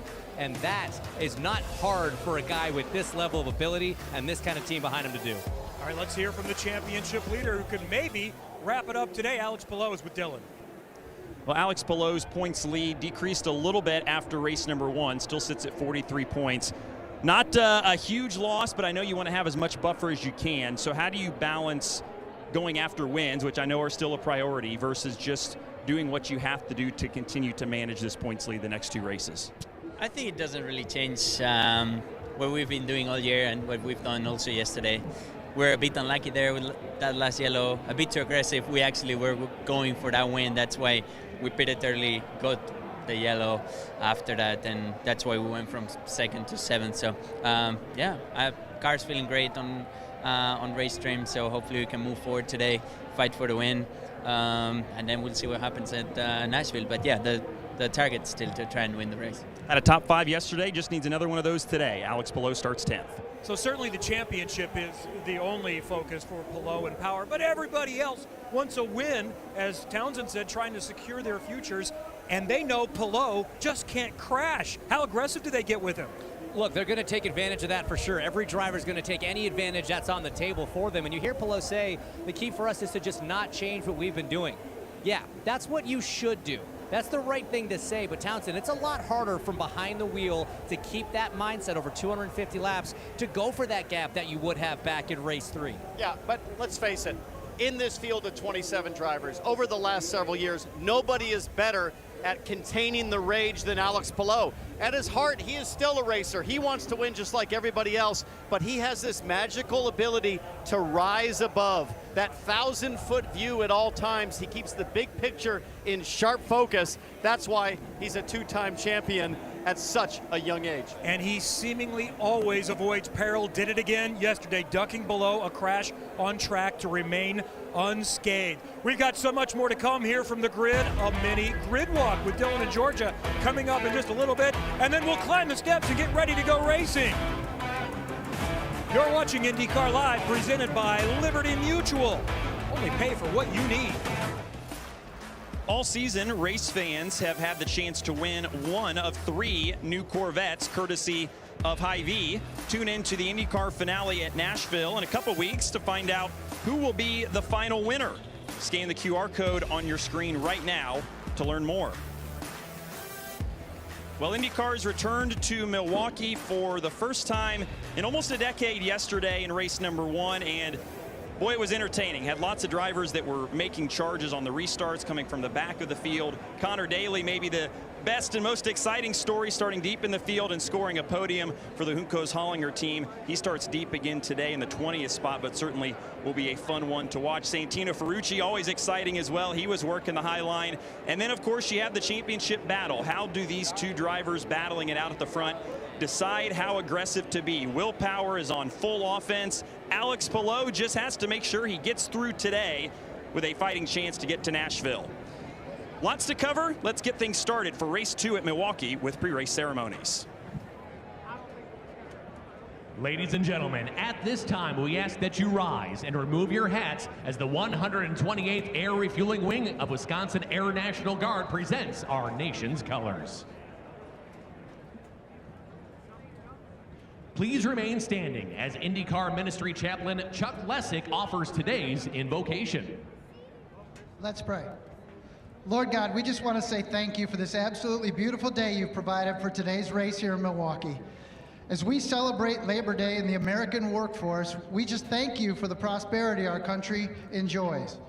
Lord, we're about to go racing again here in Milwaukee, and we ask your steady hand of protection over each and every one of us to get us home safe to our friends and family. It's in Jesus' name we pray. Amen. Here to honor America with the singing of our national anthem. Please welcome State Fair favorites, the kids from Wisconsin.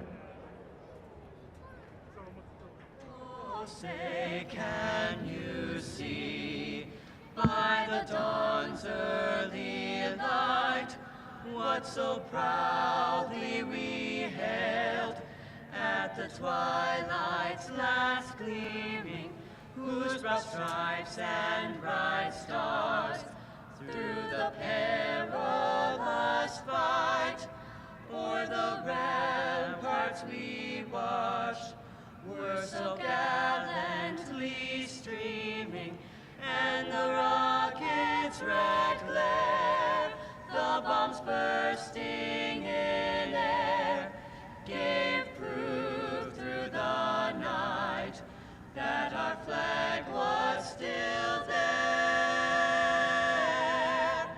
Oh, say does that star-spangled banner yet wave o'er the land of the free and the home of the brave? Let's hear it one more time for the kids.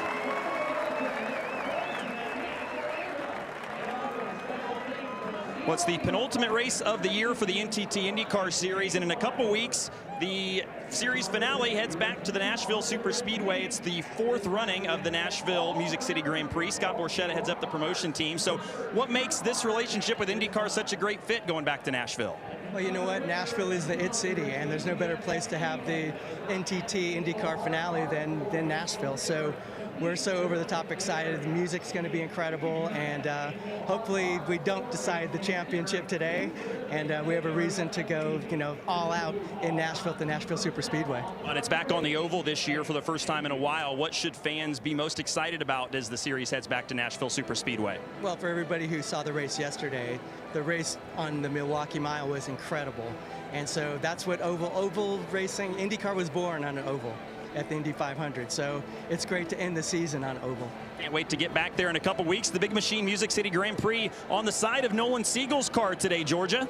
Dylan, you already mentioned him, but we have to give him another mention because he made yesterday so exciting. That's Connor Daly from 25th to 3rd yesterday. That was his first podium in 8 years, and it was Juncos Hollinger Racing's first ever podium. So making history for this team, he made 51 on-track passes. This is his pass for 3rd right here. 51 on-track passes, 31 of those for position. He got to celebrate with the team, with other drivers. You saw Will Power, and with his family. All around a good day. Today he starts 5 spots better in that 20th position. We'll see what he can do. Dylan. Georgia, another hard charger was Santino Ferrucci. Started the 19th spot and finished 4th at the end of the race yesterday. That was his 9th top 10 of the year. That's the most for an AJ Foyt driver since Kenny Brack in 1998, and one away from tying Robbie Gordon for the most top 10s in a single season for an AJ Foyt Racing pilot. Santino certainly feels confident again. He was aggressive with his setup, with his driving. Said he was maybe going to have to taper it back just a little bit, but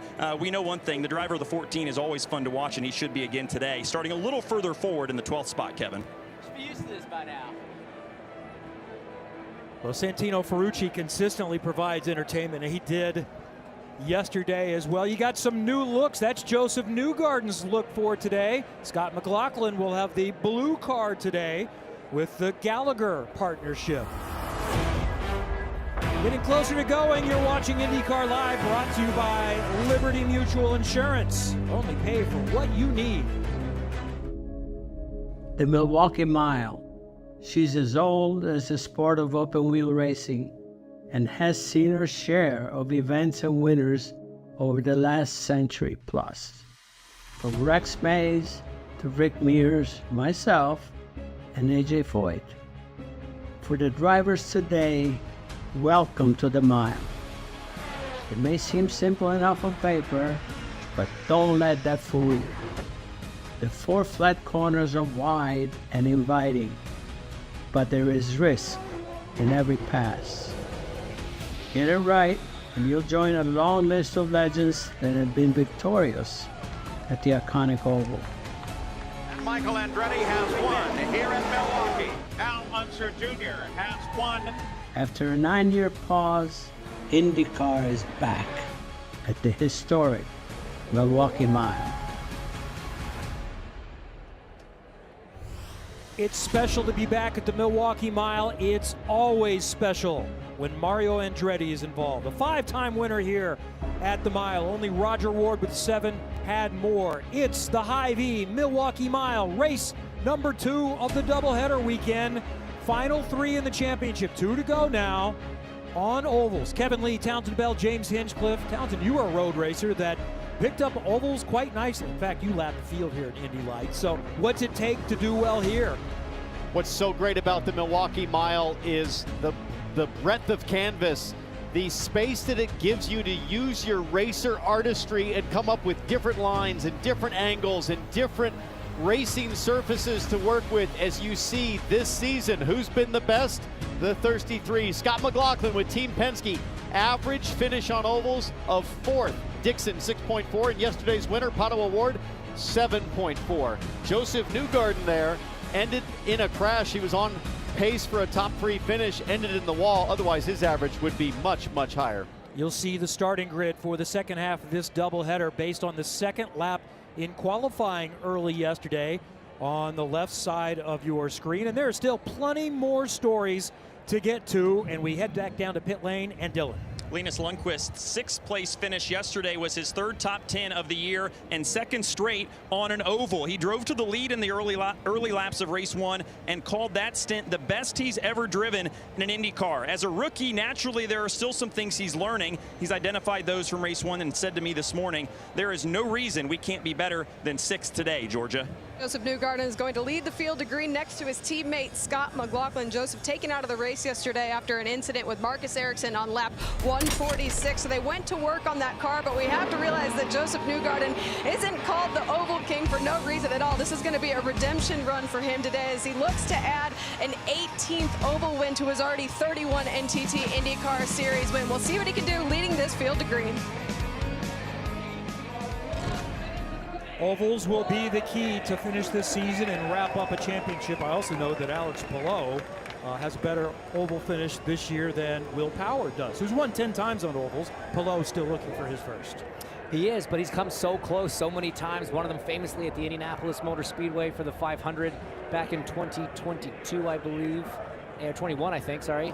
And he had a great shot at it in Iowa, race 1. If it wasn't for this man catching the lucky yellow, Palou could have had his first oval victory this season already. And for this guy right here, Will Power, he knows the job in front of him. He's got to go try to win this thing. Yes, of course, he's got to finish ahead of Alex Palou, but nothing is going to close the gap like a race win today. And his teammate, Josef Newgarden, is going to be fascinating to watch. He's going to want to redeem himself after ending there in the fence yesterday. So for a lot of these drivers, Kevin, high expectations today. It's time to crack a can and just flat get after it. That seems appropriate in Beer Town in Milwaukee. The fans have come back for day 2. building for the future, and we're ready to get started again for race number 2. Let's head back down to the grid. Here to give the command for today's race, please welcome your Grand Marshal, Governor Tony Evers. Drivers, start your engines.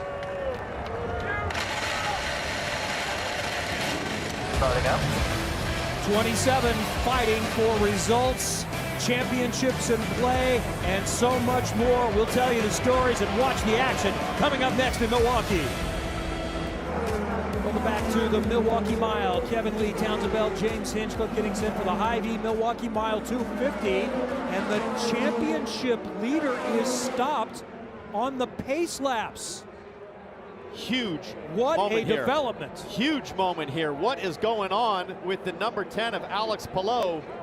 Normally you'd see a driver pretty animated in the cockpit. Not this guy here. Cool, calm, collected, talking to the team, trying to diagnose the issue. Down all the way, pit to P0. So they're doing a power cycle on the car. That's kind of a unplug and plug it back in again sort of approach. There are more challenges involved with the hybrid. Remember the beginning of Mid-Ohio. Scott Dixon was a championship contender. He did not race that race because the car would not go at the beginning. If they cannot get this car started, and Will Power starts from 4th with the 10 of Alex Palou out of the race, this has massive championship implications. Guys, we've done the number of pace laps that were prescribed for the start of this race. These laps are counting. Alex Palou is going to go, or is already, a lap down as the AMR safety team is quick with the manual starter. This is huge. They are finishing the first lap under caution right now. Alex Palou is a lap down to the field. You can make that back up if it gets to B2.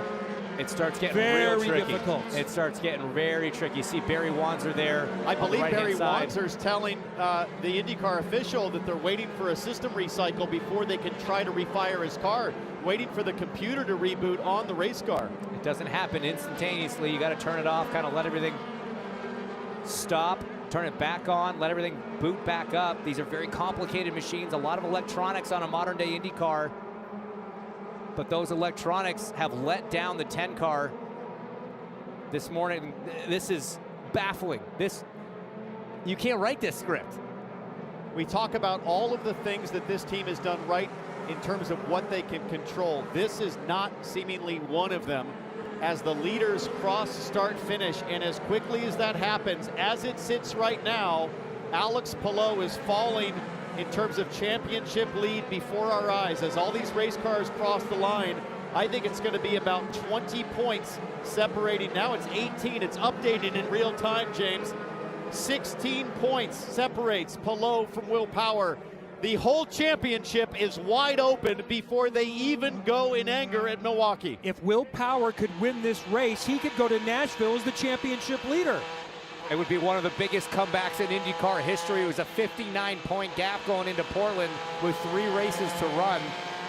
And there goes Palou 2 laps down. AMR safety team has said it's on the team now. We've got to get ready to get back to work. Palou frantically waving. So we got to plug in and charge it. And he wasn't waving for the starter. He's waving for the umbilical cord, the digital cord to get plugged in to reset the systems. This is a disaster. It also allows open communication between the crew and the driver. You don't have to use the radio if you're plugged in. Lots of hand movements, but he should be able to talk to the crew. Get up on the air jacks and then start it. Unless the Keep car's it off. up and then drop it and go. Is he not able to find neutral maybe? It's clearly in gear. 3 laps down. Got to plug in. We got to plug in. At this point, no way Alex Palou can finish in the top 15. No, but he can still salvage points. We saw some attrition yesterday. There's going to be accidents. There's going to be miscues. You know, we saw drivers 10, 12 laps down still out there circulating. This crew just has to focus on getting that car running. But now that it's in pit lane, we should be able to go racing, and we've just got word we are 1 to go at the line. Palou's about to go a lot of laps down. James, before this race, we talked about scenarios. This was not one of them. We did not consider this one, Johnson. So even if Power wins the race, if Palou can get back in and score some points, for example, get to 22nd, he still could have the lead going into Nashville. All right, we have done 4 laps under caution. Alex Palou, the championship leader, sits on pit lane. His closest chaser, Will Power, points as they run, 16 back, starting from 4th. Different look from yesterday. It's a black snap-on car for Josef Newgarden, the pole sitter. Scott McLaughlin in the blue Gallagher car on the outside. Keep an eye on Power. Red, white, and black Verizon car, and there's no start. Oh, Big crash! Power got through. Back got it. through. Okay, go for it. Josef Newgarden out from pole position 2 days in a row for a start that was waved off. Unbelievable. I guess someone didn't get the message. Newgarden said someone didn't get the message. They waved off the start. Did someone go from behind? Keep an eye on that number 8 car and Marcus Armstrong. The two Ganassis came together and got into Newgarden. It was Linus Lundqvist seemingly not aware that the start was waved off. Pato O'Ward barely missing, getting into the back of Newgarden there. Your winner from yesterday, great avoiding action. Look at the spool of copper there as Alex Palou. This is a break for him that it went caution straight away. Unfortunately, he's 6 laps down, but he's on the racetrack attempting the comeback. What a development. We'll try to get started coming up next at the mile. Elf, the beauty company that stands with every eye, lip, and face, is empowering legendary females like Catherine Legg, the only female driver on the track today. Her busiest season in IndyCar racing in well over a decade. She started 18th, runs in 19th. We are under caution and haven't even started the race. The AMR safety team is attending to Josef Newgarden. The pole sitter is out. So already the start was aborted because Alex Palou, the championship leader's car, wouldn't go. Here we were starting on lap number 5, and watch behind the front row. The start was waved off, and as Newgarden said, not everyone apparently got the message. Linus Lundqvist in the blue and white machine got into the back of his teammate Armstrong in that orange number 11. That started the whole chain reaction. We mentioned O'Ward barely getting around the spinning cars in front of him. There was contact from Pato O'Ward's left front wing. It was mild, but I can see tire marks on his left front wing right there. You can see a little bit of contact. I don't know if that'll be enough to hurt him aerodynamically, but one thing's for sure, this car, Josef Newgarden, is done. Let's ride on board and listen.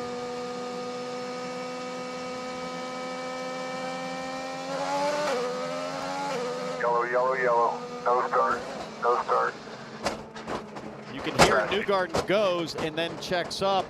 But I mean, he didn't check up in a way that was, yeah. Nothing he did wrong. No, yeah. Just, yeah. But somebody else didn't check up behind him. So keep an eye on the blue and white machine. No start. Watch out ahead. Watch out. Back it down. Okay. This is going to be a good view on board Pato O'Ward. What are you doing? Going? Green. No start. Oh. Pretty good hit for the nose of Pato O'Ward. I think he largely got away with it. Look, I mean, Josef backs off. Armstrong pulls driver's right to just kind of avoid getting into the back of him. Linus is going with him. It's just... Here's on board with Alexander Rossi. Look at Lundqvist to the left, the 8.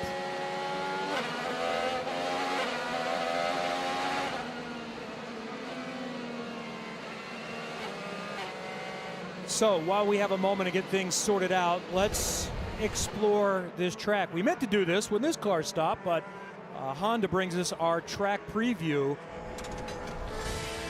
of the Milwaukee Mile. One thing you'll notice right away as we ride on board the Honda Power car there of Pietro Fittipaldi, the width of this track, 1, 2, 3, 4 seams of pavement. You can fit probably 5.5, 6 cars wide. Guys like Connor Daly make good use of the track width. And James, I talked about this earlier. I love the creativity that this allows the drivers in terms of racecraft. Dylan, what's happening with Alex Palou other than running? Yeah, we see him running now. He's running to the timing stand, just went by us there to climb up on top of that and chat with Barry Wanzer. So Barry did confirm it was a hybrid issue, something that was out of their control. So they're going to take the 10 car back to the Ganassi hauler right now and try and do some more diagnosis, as you see Barry and Alex trying to decide what to do and maybe what exactly happened here. Look, all these caution laps, this sounds weird, it really does help Alex. If there's a chance to get that car up and running again, we've seen cars go back to the garage. So as soon as it's ready, you just go. So the car is coming here? Or no, to the garage. Going back. So I sit there, get in it, when it's fixed. It'll take quite a few minutes. When it's fixed, you go. There you go. Who else manages a smile under this situation? This guy's pretty unflappable. I'm just going to say the same thing. The temperament of Alex Palou that you saw right there, this is a complete disaster. He has every right to be having a total meltdown. Instead, he is completely focused on every second between right now and when his car leaves pit lane. He's not going to leave a second to spare except to get a water, but he'll be ready. Here we go. Okay, let's try it again. By the way, the restart was waved off because of the back of the field not being packed up properly. Now Scott McLaughlin controls the field. Willpower is 8 points back as they run, starting from second. Lundqvist, Rossi, Award. Let's go again from Milwaukee. And Rossi taking a look right down there on Lundqvist. Can he get him through two? 3 wide behind them, and same old story. Connor Daly living up there in Schechterville, USA, in that third lane, making moves early. His teammate Roman Grosjean side by side with Santino Ferrucci there.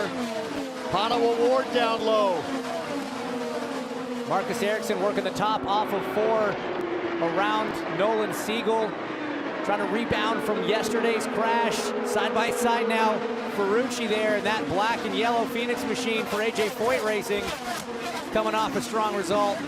Fighting with David Malukas, couldn't get him there, dives down to low side again. Ferrucci is through, he is thrilling on ovals.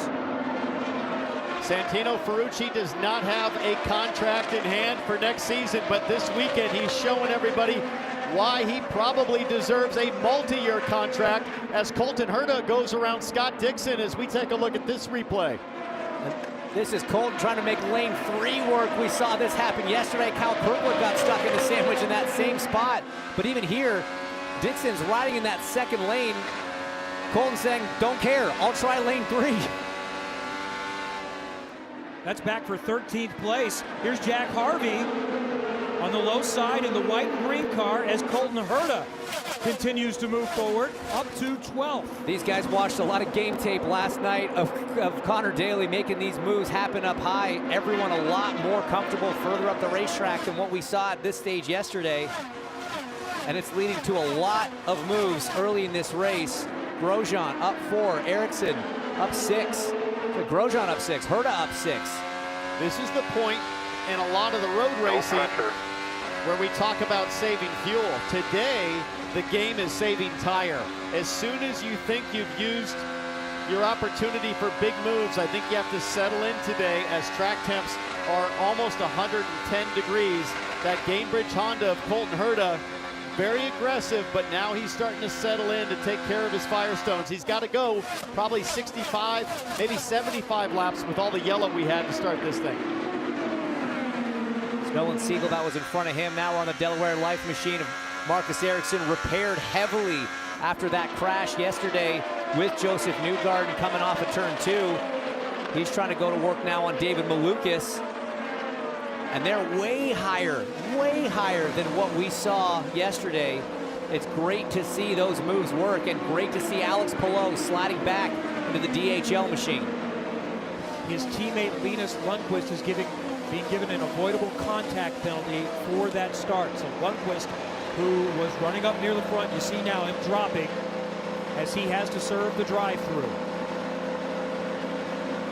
So Alex Palou will be at least 25 laps down before he gets on the racetrack.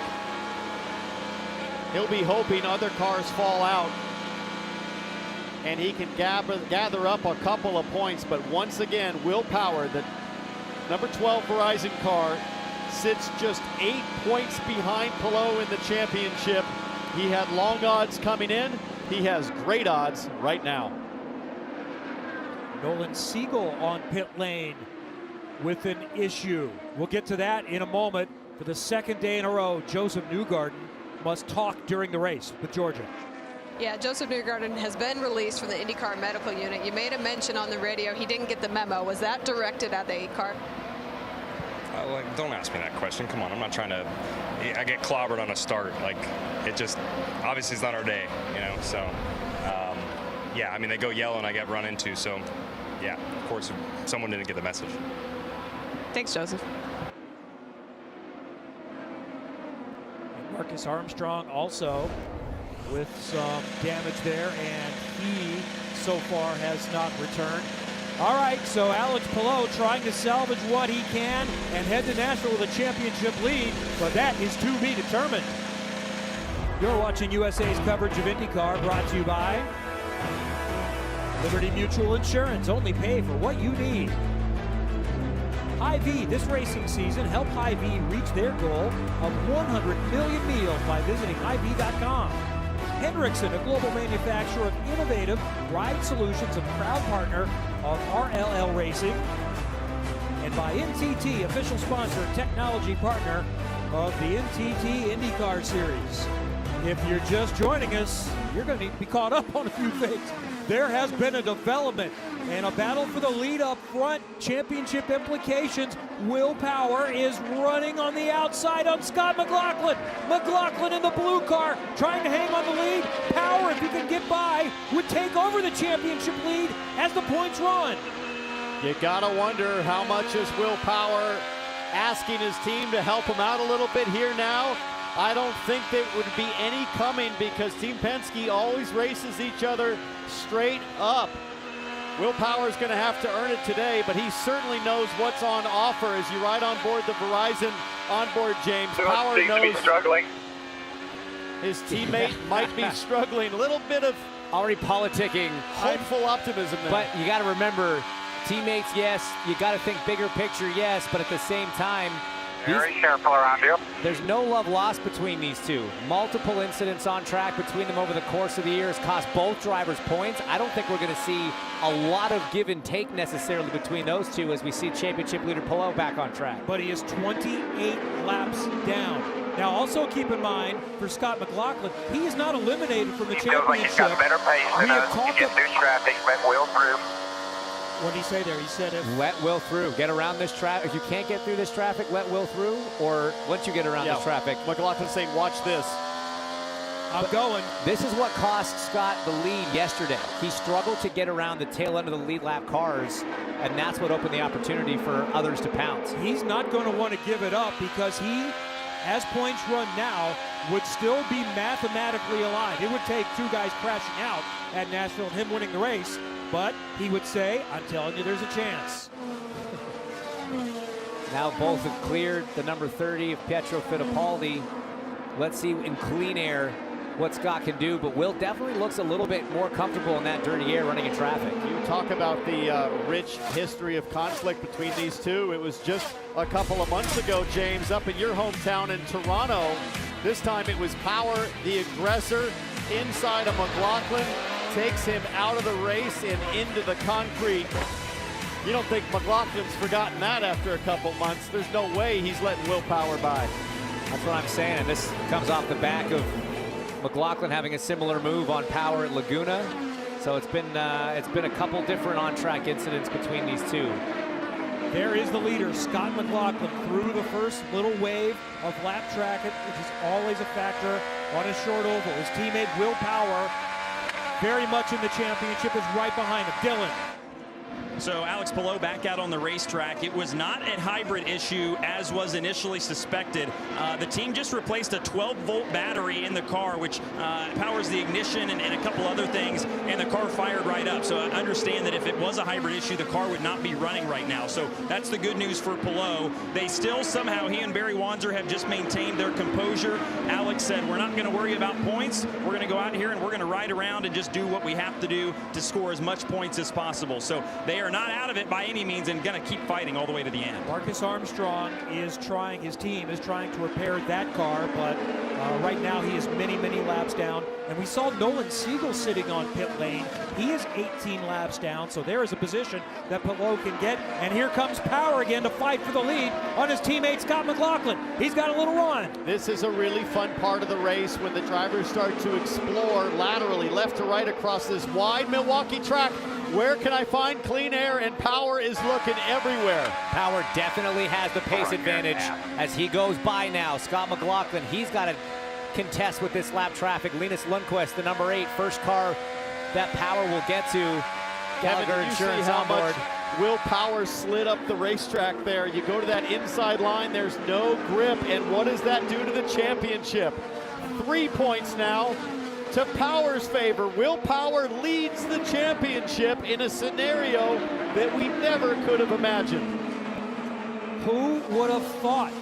The team that always avoids peril, disaster, makes it work seemingly every week for almost the last 4 years. Alex Palou seemed much more likely to wrap up the championship with races to spare than need to win a straight-up fight, and that's what is looking like for the moment. If Power can finish up front, it may be winner take all at the Nashville Superspeedway in 2 weeks. Look, the other thing you got to consider in all this, guys, is just how good the 12 team has been over the last few weeks. When it really counted, when they really needed to perform to keep themselves in this championship discussion, you had that win in Portland, you had the second place yesterday, you've got them leading today. Everyone is doing a great job on that 12 team, Dylan. You're absolutely right. The pit crew has been the fastest statistically all year. And Will talked last week or even this weekend too about how he thrives in these environments under pressure. Said, I love the pressure. I work well in that environment. I've worked really hard on making myself calm in the race car. And that's all starting to pay off for him here. Things out of his control, yes, have put him in this position. But they are doing everything that they can on the 12 team to keep themselves in the fight. I heard him say that. Are you buying it? Does everyone love pressure? I mean, look, I think if he had a full race lead in the championship right now, he'd enjoy that more. But look, man, these are professional athletes. They're competitors. They got to thrive under pressure. Well, right now, Points As They Run has Will Power in play for a 3rd championship. Plenty more to come, though, from the Milwaukee Mile. All-season race fans have had the chance to win one of 3 new Corvettes, courtesy of Hy-Vee. Tune in to the IndyCar finale in Nashville in 2 weeks to find out who will be the final winner. Scan the QR code on your screen to learn more. First pit stops are starting, even with some of those up front. Alexander Rossi is one of those that has stopped. And the race leader and now championship leader, Will Power, Dylan, is coming to you. Alexander Rossi was the first one to pit a lap ago, and as suspected, that kind of brings everybody down into the pits. This will make a 4-stop strategy for some of these teams possible. You see McLaughlin at the top of the screen, Will Power down on the bottom, Georgia. And Scott McLaughlin just came in, one of those takers on pit lane. Yesterday, Kyle Moore told me they were battling pretty heavy understeer, which could be the case today, as why Power had better pace than them, but nonetheless, tires and shell fuel.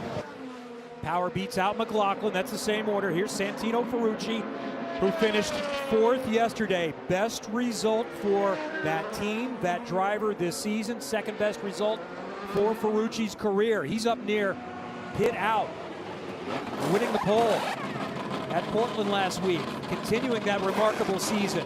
Foyt, for the first time in well over a decade, with a chance to be top 10 in the championship.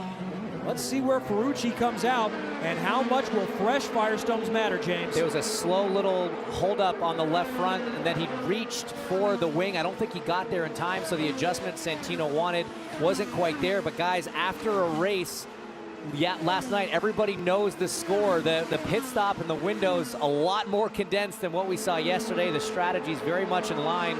250 lap race. Big moment from Will Power. Sorry, James, he walked it up the track. That was dicey. That's what you got to do. You got to push hard on these out laps, though. You got to try to maximize that new tire when you've got it. Connor Daly, we see in the pits. He pit from the lead, stayed out a little bit longer. But again, 250 lap race. If you're going to 4-stop it, it is 50 lap stints. There he goes past Catherine Legg, back to the lead, but boy, 1 lap ago in that corner, he almost lost it. And look at Rossi. So Rossi's done a good job by being the first guy. That undercut sort of worked as we look back at that replay. A little wiggle there. I talked to a lot of drivers that said, hey, yesterday we were all loose. We were wiggling and 4-wheel sliding off of 2 and off of 4 more often than not. These Indy cars an absolute handful late in a tire stint.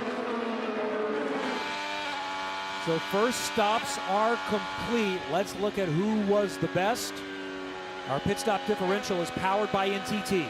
Well, the number 12 team has dominated the pit stop competition points all season, doing it once again. But McLaughlin better on pit lane in the box. Let's watch this. Here's where things got way loose, James. That is gnarly. That is big. Full out of the throttle. Healthy dose of opposite lock there, trying to save it. That's not normally a common thing in an Indy car on an oval, but this weekend in Milwaukee, we have seen a whole lot of it as we see now. Slide job. Whoa, little contact. I don't know if they touched, but they almost did, and that would not be good for Marcus Ericsson 2 days in a row to be side by side and end up crashing like he did with Josef Newgarden yesterday. Ferrucci went in there with authority and just knew that he was going to have to walk the car up the track. Colton Hurd is the biggest mover since the start of the race. He's plus 10, and Graham Rahal has advanced 10 positions so far. And what's going on with Connor Daly in the pit lane and sitting there in a caution because David Malukas is slowing. Mechanical issue. Emergency mode is being yelled over the radio. That's a switch that kind of overrides a lot of the fail-safes on the sensors on the car that hopefully allows you to get some control back, whether it's throttle control, gearbox. Boy, for this early in the race, James, we saw the issues with Palou, with Armstrong, with Nolan Siegel, Connor Daly. Here, do I try to get it down? David Malukas. They all have a strong electrical smell about them. So no big impact on pit cycles. Everyone in play just recently stopped. We're under a caution again from the Milwaukee Mile. It's great to be back at the Milwaukee Mile for the second half of the Hy-Vee Milwaukee Mile 250s. Kevin Lee, Townsend Bell, James Hinchcliffe, Georgia Hinneberry, and Dylan Welch. We are under caution for a mechanical issue for David Malukas. Here's a look at Linus Lundqvist, who unfortunately is not up front where he was, but is still in the fight, 14th in the race. And American Legion is dedicated to helping veterans through their toughest times by creating an outlet for vets to be the one to ask, listen, and reach out for help. Learn more at www.betheone.org. Chip Ganassi Racing has been heavily involved in this program to try to help our veterans, and we can help our veterans as well. Okay, the championship has been turned on its head, and there are many other developments today, and mechanicals aplenty. What's going on with Connor Daly, Georgia? Well, Connor Daly still sits on pit lane. Let's hear what the team had to say about it. Just constant clutch slip. I can't engage any gear. There's nothing. I can shift gears, but there's no engagement. It's just slipping constantly. Oh, you see that out? I'm in first gear, dude. I have no drive. Yeah, and I just talked to Ricardo Juncos to check in and confirm that, and he said we just don't know what it is yet. We don't know if it's the engine, but we will update when we get a chance. By the way, we also saw Nolan Siegel of Arrow McLaren on pit lane earlier, and the report is gearbox issues for him, and he is, at least as of now, out of the race in many, many laps. The 66 Arctic Wolf Auto Nation car, Malukas, has been able to get back to pit lane. Well, it looks like the crew is surprised he was there. The car was stopped and no one was coming over the wall. Like, oh, hey, Dave's here. We should probably go say hi. He's 6 laps down, unfortunately. These are bizarre issues. If you just think about the totality of the racing season this year, for sure. I mean, all of a sudden, some appear to be mechanical, some appear to be electrical. Either way, it'll be one to go at the line as Will Power continues to lead. Well, look, these restarts have been a lot of fun, so grab your popcorn. It's been an exciting one so far. We've got more action coming up here in a second. And here's what Will Power thinks about his car so far. The car, Will? That car's pretty good. Little loose off a 2, push off a 4 within range. Definitely better than yesterday for getting off the corner. Getting set to restart again. Will Power can be the championship leader, possibly if he wins the race, but there's still a scenario where Palou takes the championship lead to Nashville with attrition. He's still in the race, many laps down. Time to go again for Milwaukee. That's Alexander Rossi in the papaya and white and black car behind. Third is Scott McLaughlin. Don't forget about Pato O'Ward on the charge in fourth. Just looking at that left front wing here for Pato O'Ward as we ride on board thanks to Aero. Doesn't look like there's any damage, maybe just a little bit more vibration with the left front end fence as Santino Ferrucci, I think there, just did another big slide job going into turn 3. Snookered Pato by using Kevin Simpson as a pick, fired it in there. We've seen that move a couple times now out of Santino over the last day and a half, and he is still hanging it up top. Let's take a look back at the restart from the 14's perspective, getting a look at what he did. That's Stingray Rob immediately in front of him in that white and pink machine. No surprise there, Townsend, all up top all day long. Yeah, but brilliant stuff once again. 2 days in a row from Ferrucci. Now he's got the big draft on Pato O'Ward. Going to use it deep in on the brakes. And boy, you're taking a big leap of faith, but he's making it work, Dylan. And he just came on the radio on that yellow and said, the first stint I was struggling to be aggressive on corner entry, but the changes we made have the car much more underneath me now. So I think you saw that there. He looked pretty confident on corner entry. Ferrucci might be in play for a win today. More lap traffic ahead. This is Graham Rahal just in front of him. Ferrucci runs fourth in the race. Rahal currently listed 15th, already a lap down. Looking out of the back of the Hendrickson on board at Ferrucci there, trying to get around the lap car. Again, no command blue flag rules on ovals, so you've just got to deal with this lap traffic, and that was one of the big difference makers yesterday. You could see the cars that had it and the cars that didn't in dirty air. I talked to Graham Rahal this morning. He said we're just not very good at the start, but at the end of the tire stints, he felt pretty confident. So if he can hang on and get there as Marcus Ericsson inside of Christian Lundgaard, they almost get together. Oh, that's close. Those two are clear. Good friends in Indianapolis. The Delaware Life Machine from Andretti Global there making moves. He had a great race going yesterday until an incident in turn 2. Him and Josef Newgarden having contact, both ending up in the wall, but that guy's really looking for a strong result today, and he's on the move too. He started all the way down in 16th position, so big moves early from a heavily repaired race car for Ericsson. Kevin, just 76 laps into this, and already Will Power has lapped up to 14th. Rasmussen, the last car on the lead lap.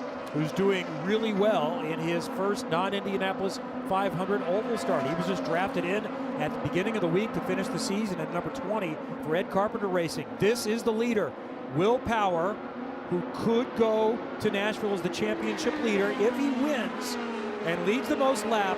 Palou would need to finish 20th, and they would be tied, and that is a possibility.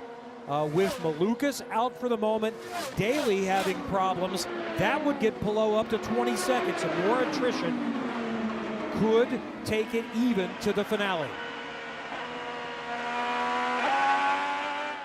Oh boy. Pato O'Ward almost losing the back end. He went for a pretty aggressive downshift mid-corner, Georgia, and then spun up his Chevy coming off of turn 4. Yes, he did, and I just checked in with the team to check on that front wing from the potential damage off the first initial start, and they said there's a little bit of damage on the wing, but they didn't change it and they didn't replace anything. There's no vibration on the 5 as well.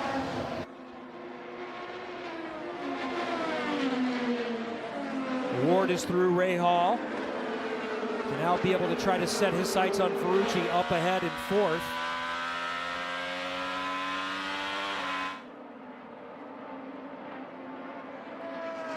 Colton Herta is still trying to get by Lundgaard a lap down. Christian Lundgaard has also, like the Rahal cars, been struggling this weekend, but somehow salvaged the 9th yesterday. Yellow came out at the right time. He said, car wasn't particularly very good. We honestly got a little bit lucky, but took advantage of the brakes. So plenty of action in play here at the Milwaukee Mile, and Will Power is in front as we get set to crown a champion in 2 weeks.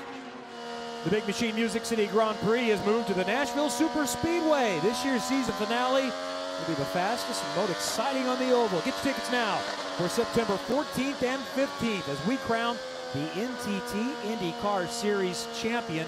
It is 2 weeks from today. It's full day motorsport today with NBC Sports on USA. From one historic track, the Milwaukee Mile, we go to Darlington. The Southern 500 is right after us. Bubba Wallace is on the outside looking in, needs to make something happen to make the playoffs, and he's going to start on the pole. A contender with problems. That's been a theme today. Pato Award won yesterday, and he is sitting on pit lane. His Aero McLaren crew looking at the back end of that race car, engine cover off. Have to be some sort of driveline issue. Is this maybe another electrical problem, as the crew members probably feel pretty helpless in this situation, James? It's one of these things where it's likely computer, hybrid, something's going on where they really can't deal with it where they sit. As Pato Award's going to get out. Let's take a look at a replay and listen. Have an issue, we need the box. Slow about 50.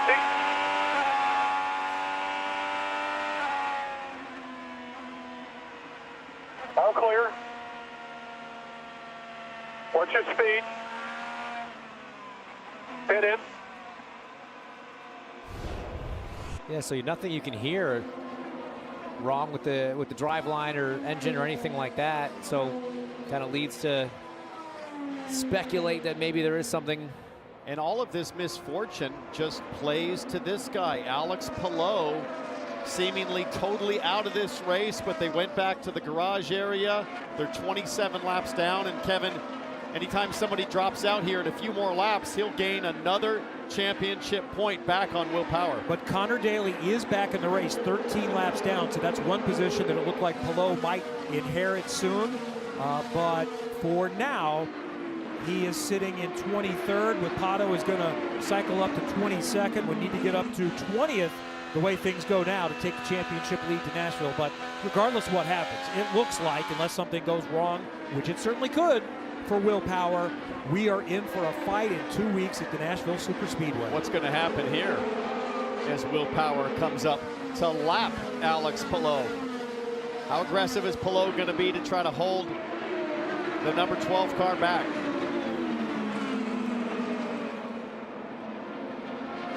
Dylan. Well, look, so we know Alex and the 10 team are pros, right? I want to go back to a message that Barry Wanzer conveyed to Alex when he pulled back on the racetrack. He said, don't interfere with anybody. The track is busy. Let's just go out here and run the rest of our race and run some laps. So I don't think it's going to be anything wild from the 10. Expect them to be pretty respectful the rest of the day. Yeah, that's the way that those guys go racing, and that's what you really need to see as Power goes by, clears the 10. They can't gain anything on track by making moves, making passes. They just have to clock those laps, and I don't want to say wish for misfortune on others, but capitalize on anything that does happen to any of the competitors, like what just happened to Pato Award, who's caught up with Georgia. Yesterday's race winner retired from this race. Pato, have you been able to assess what happened to the 5? Gearbox. Gearbox is gone. We're still looking into it, but yeah, bummer, real bummer. Thanks, Pato. Will Power is in. Scott McLaughlin is following him. Top 2 in the race. Dylan. And Alexander Rossi just pitted a lap ago, so he was the first one to pit on this cycle, as well as on the first one. So that brings everybody else in. Here's Will Power. Heard him talk about the car being free. It continued to build looser for Power, so expect a front wing change, maybe a small one for the 12. He'll beat McLaughlin out. Everybody on this 4-stopper now. This is a little different than yesterday, where everybody was on a 3-stopper, as Colton Herta, who lost a left front tire that was not secure late in the race, had a great finish, and they have, I understand it, replaced that left front tire changer today, James, for Colton Herta in the Cambridge car. You see a couple quick stops happening right now, but this is it. Rossi is getting all of these pit cycles started by being the first car in. We talked about the even 50-lap stints. Obviously, we were just a little bit short on that. Rossi coming in on 96. You can make it on fuel. You can make it on tires. You can stretch a couple laps a stint. That last stint's going to end up being the longest if you keep playing this game of coming in first. And like yesterday, as we ride on board with Mission Foods with Alex Rossi, it's almost the race to be the first car to pit last. Well, what seems to be the case today, and maybe it's the hotter temperatures as Santino Ferrucci comes to pit lane, is everybody's going for the four-stop, go-fast strategy, Dylan. They don't seem to want to hang out on old tires, hanging on to their slower race cars. They're going to want to try to do it on pace, it seems. Yeah, and I think part of that is just due to the track conditions. I think the track temp is probably warmer today just because the sun is out baking on this surface, and it has affected the handling of some of these race cars. Front wing change for Ferrucci, 4 tires and shell fuel for him. One of the things these teams have to deal with is yesterday, as a twilight race, the track started hot. It was getting cooler. It was changing that way. Now, with the start time that we've got, it's starting cooler, and actually it's gaining track temp right now, so it's changing the complete opposite way. That's going to be something that teams and drivers have to take into consideration when making these adjustments. Rossi, unfortunately, got trapped in a lot of 3-wide lap traffic there with the blend battle. Power McLaughlin back to the front. Rossi there in 4th. Harvey still has to make his next pit stop, but Kevin T. Penske still leads on the exchange. And all of the contenders have made their second stop, so let's see how the top 2 did. Our pit stop differential powered by NTT. This time it powers 12 quicker. No surprise that the team that leads and I think has secured the pit stop championship for the season got it done in time in box. Big credit to the Verizon 12 team. Fast Guns, I think it's 3 years in a row they're at the top. Power in front, has one more lap car to deal with, and let's see, Townsend, what he's been working with and against here in the last little while. Yeah, Rasmussen and Stingray Rob there, jamming him up a little bit, and then you see the orange and white Alexander Rossi car kind of trapped behind 2 that were too wide. Harvey very slow ahead. Rasmussen low, low, low. All clear. There was something like 4 lap cars in between Rossi and these 2 drivers here who he's battling with right now for those top spots. And you see Will's making holes, McLaughlin just going with him. The one inside. Heads up driving from Rasmussen. He's got cars outside, inside. He's the meat in the sandwich there. For Will Power, it's so dicey right there. You're hoping the rookie Rasmussen sees you, knows you're there, knows you're coming to the outside. If you could, you'd pull your elbows and shoulders in on that race car to try to, excuse me, pardon me, get between him and the wall. And we talk a lot about the relationship between the spotter and the driver and the role that the spotters are playing up on the top of the grandstands there. That's a key moment that shows that example. Rasmussen getting the word from his spotter up there as we see Lundqvist now into pit lane for Chip Ganassi. But yeah, you've got to earn your money today as a spotter, making sure that you're giving your driver all the information with how much side-by-side racing we're seeing right now. See some damage there to the left front main plane of the number 8 car, presumably from that initial start accident. So Power leads by a second. Rossi 5 seconds back from McLaughlin. That's the top 3. Ferrucci pretty close there to Rossi. Jack Harvey still 5th. Clear, clear. Nice little move from Colton Herta into 3, Kev. In 7th right now, but getting through traffic. We are down to 10 on the lead lap. Rinus VK would be the next victim trying to stay. On the Hy-Vee on board with Christian Lundgaard. Oh, 3 wide off of 2. Dixon making it work on the high side. Pietro Fittipaldi, God, you feel for him. He's trying to not get in people's way. Or is that Lundgaard? Sorry, that's Christian Lundgaard. These Rahal cars just struggling. Fittipaldi a few positions back on the track there. And with all this green flag running now, you just know that offline, all that spent rubber is accumulating. Factored heavily into some of the racing yesterday as drivers do not want to get high. That PNC shot from Scott Dixon, you can't see the marbles, but they're there. Palou comes in for a stop on lap 110. Car working just fine now as he soldiers on to try to pick up a few points. Georgia, tell us what's happening with Scott McLaughlin. Well, Scott McLaughlin rides in the 2nd position after that 2nd pit stop of the day. Let's hear what his team is saying to him. Okay, as you saw, what's happening in here is this is turned into Iowa. It's not about fuel. It's going to be 2 more stops. It's all about tires. We'll just keep doing what we're doing, just like we did there. We'll come and cover when we need to. And now here's something interesting to consider. Scott McLaughlin only did 3 stops yesterday when a lot of the front runners did 4. So what that means is out of the 13 sets that these teams get over the course of the weekend, they have an extra set, which if we were to get a late race caution, at least they have options. So he's sitting in a good spot. Thank you, Georgia. That's good intel.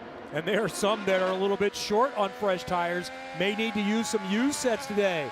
Scott McLaughlin chasing his teammate Will Power, who is chasing a championship.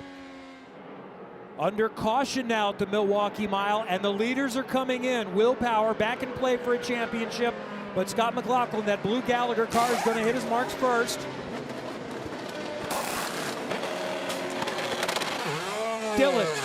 Will Power is in as well. They'll change 4 tires and just a quick fill of fuel. A little bit late on, it looked like maybe the back tires, but still a 6.6 second stop for Power. And Scott McLaughlin jumped his teammate Will Power, who needs all the points he can score for the championship. How will Team Penske deal with this? That was, I think, largely due to Power having to drive around the crew of Santino Ferrucci. He was in his box getting service, and you just saw that little hiccup, that little delay getting the power down, and that's what allowed McLaughlin to get ahead. Let's take a look at the reason why we're under caution. Stingray Robb there in the Goodhart Chevy, the number 41 AJ Foyt car. We're on board with Kirkwood, but have a look at Stingray Robb up ahead.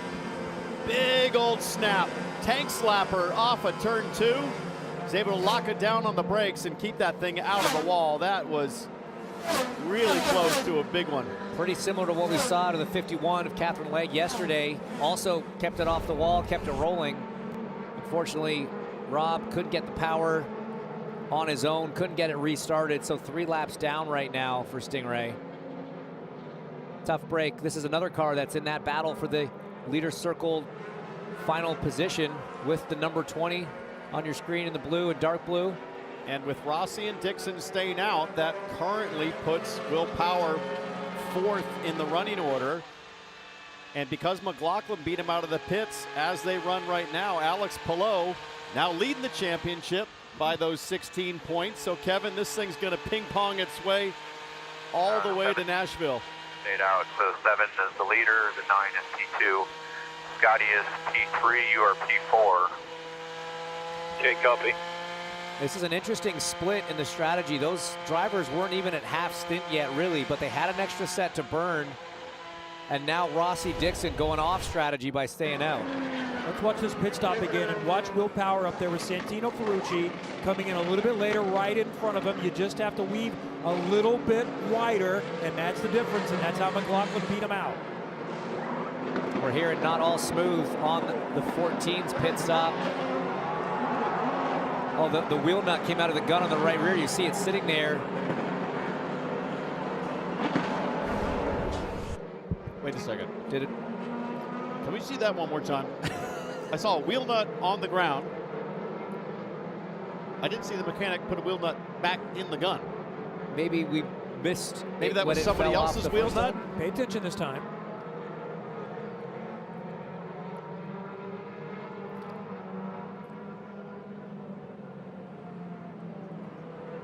So they normally have one on their belts. There's one on the ground there. Yes, so where did the spare wheel nut come from? Maybe that came off his belt. That's what it is. It's his spare wheel nut came loose. Good call, Kev. I thought I was watching David Copperfield for a second. So Ferrucci lost a couple of positions. So, if you joined us late, where you been? You've missed a lot. It started even before we went green. Alex Palou entered the day with a 43-point lead on the championship, which is almost a full race, but he slows to a stop on the pace laps. Electrical gremlins were the issue when we finally tried to get restarted. The start was called off. That led to a chain reaction, taking out pole sitter Josef Newgarden after contact from Linus Lundqvist into Armstrong. Penalty for Lundqvist and out on the spot for the number 2. So Josef Newgarden climbs out 2 days in a row well early as Alex Palou and his DHL team regroup, get him back on the track to salvage whatever they can. And Will Power made this lead on his teammate, this pass for the lead on his teammate. And then just now in pit lane, Scott McLaughlin the thirsty threes drinking. If Power can win the race, he could take the championship lead to the finale 2 weeks from today at the Nashville Superspeedway on NBC. If he does not win the race, Alex Palou, even 28 laps down, could maintain the advantage, but it is likely just about to be pretty close to winner take all coming up in a couple of weeks. What can Power do here? How will his teammate deal with him right in front? McLaughlin in third, still mathematically alive, but 64 points back, points as they run. And there's Scott Dixon. The best way he can help his teammate Alex Palou is to keep those Penske's from behind. And Alexander Rossi has not won in a couple of years. He desperately wants a win as he tries to secure his future and make sure he is set to continue in IndyCar at a desired destination. After we're done, we've got more great racing. Playoff cutoff race tonight will determine a regular season champion and find out who the 16 are for the playoffs. Bubba Wallace needs to make it happen to get in. He will start on the pole. All right, gather it up here. Alexander Rossi controls the field. He gets a good jump. Remember, there's still lap traffic to deal with, so Dixon is going to have to get by in that orange and blue car, trying to get by there for second in the race, but he's not second in line. The second in line was Connor Daly, using the Connor Daly line up top to get around the lap car of Catherine Legg. Oh, here comes Santino Ferrucci again. 3 wide, a crash. Graham Rahal. Hard into the wall for Rahal, spun all the way around 360 degrees. This got absolutely drilled. And was that the 20 of Christian Rasmussen around there? Well, when Ferrucci went inside, it made it 3 wide, and then all I saw was smoke. Let's take a quick look. There is Rasmussen, the blue 20 that got in the back, but there are a lot of factors involved in this one. We'll sort it out and go racing again from Milwaukee. You're watching USA's coverage of IndyCar, brought to you by Elf, the beauty company that stands with every eye, lip, and face. Big Machine Music City Grand Prix, September 14th and 15th. Tickets on sale now. Advance Auto Parts. This is how we advance. And by Hy-Vee. This racing season, help Hy-Vee reach their goal of 100 million meals by visiting Hy-Vee.com. Under caution before time at the Milwaukee Mile. The second half of the doubleheader and the return of IndyCar, and this is why we are under caution. Again, Graham Rahal and Christian Rasmussen came together. Not sure what led to Rasmussen getting into the back of Graham. Inside, 3 wide. Yeah, Graham's obviously slowing down. When you're in the middle of a 3 wide is rarely the place you want to be. It rarely works out well for that driver. So you're slowing down a little bit, still cold tires. For rookie Christian Rasmussen, he was making a move on Colton Herta, just ducked to the inside, and I'm sure he didn't expect Graham to be trying to back out of a 3 wide as Graham shares his very strong opinion on the matter with Rasmussen. I understand both perspectives, but certainly Rasmussen will be under review. There are 3 lap cars up at the front. Second in line is Connor Daly. Many laps down. Linus Lundqvist is up there. Catherine Legg as well. So Scott Dixon has 1 car to navigate to be able to attack Rossi. Let's go again from the Milwaukee Mile. And Will Power is around. He was in play to take the championship lead. And he's made contact, but he may not be out. He got it refired. That's huge. Unbelievable. A spin on the restart. Very little contact. I don't think any damage on the nose of the number 12. Unreal. He had lost 2 spots on that last restart. He was running down in 6th. What happens here? He just loses it on his own, mid-corner, accelerating there for the restart. Stays in the throttle to try to keep the car low off the wall and comes back around. Let's ride on board and listen. Are you ready? Ready? Ready? Go, go, go, go, go, go. Green, green, green. Careful, careful. Just save it, save it. On the brake, on the brake, on the brake, on the brake. All right, go, go, go, go. You got to keep it running. Keep it running. Go, go, go, go, go. He knows he's got to keep it running.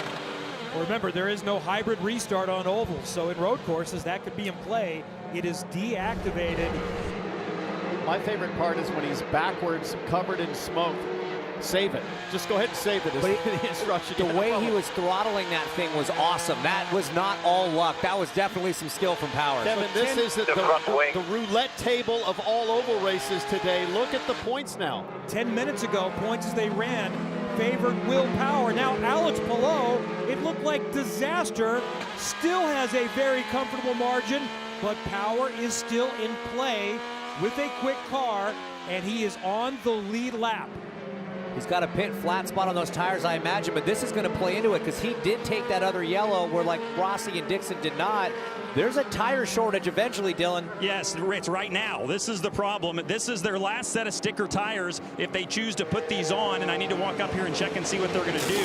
But they've only got one set left. They probably only had one more stop to make, so they're going to put a set of used Firestone tires on here. They'll make a front wing adjustment just for safety for Power, but they had to save their last set of sticker tires for when they make their last fuel stop here in just a little while. Yeah, that's the right move. Save that better rubber for the end. This is probably their qualifying set, Townsend, so not a lot of laps on it, but some very hard laps on it. What he needs to do is just on this stint on used tires, just stay on the lead lap here. There are only 11, with Will Power being the 11th on the lead lap. Hang in. We'll go lap down otherwise. Hang in there and get to those stickers, and you can probably get yourself back into the top 5.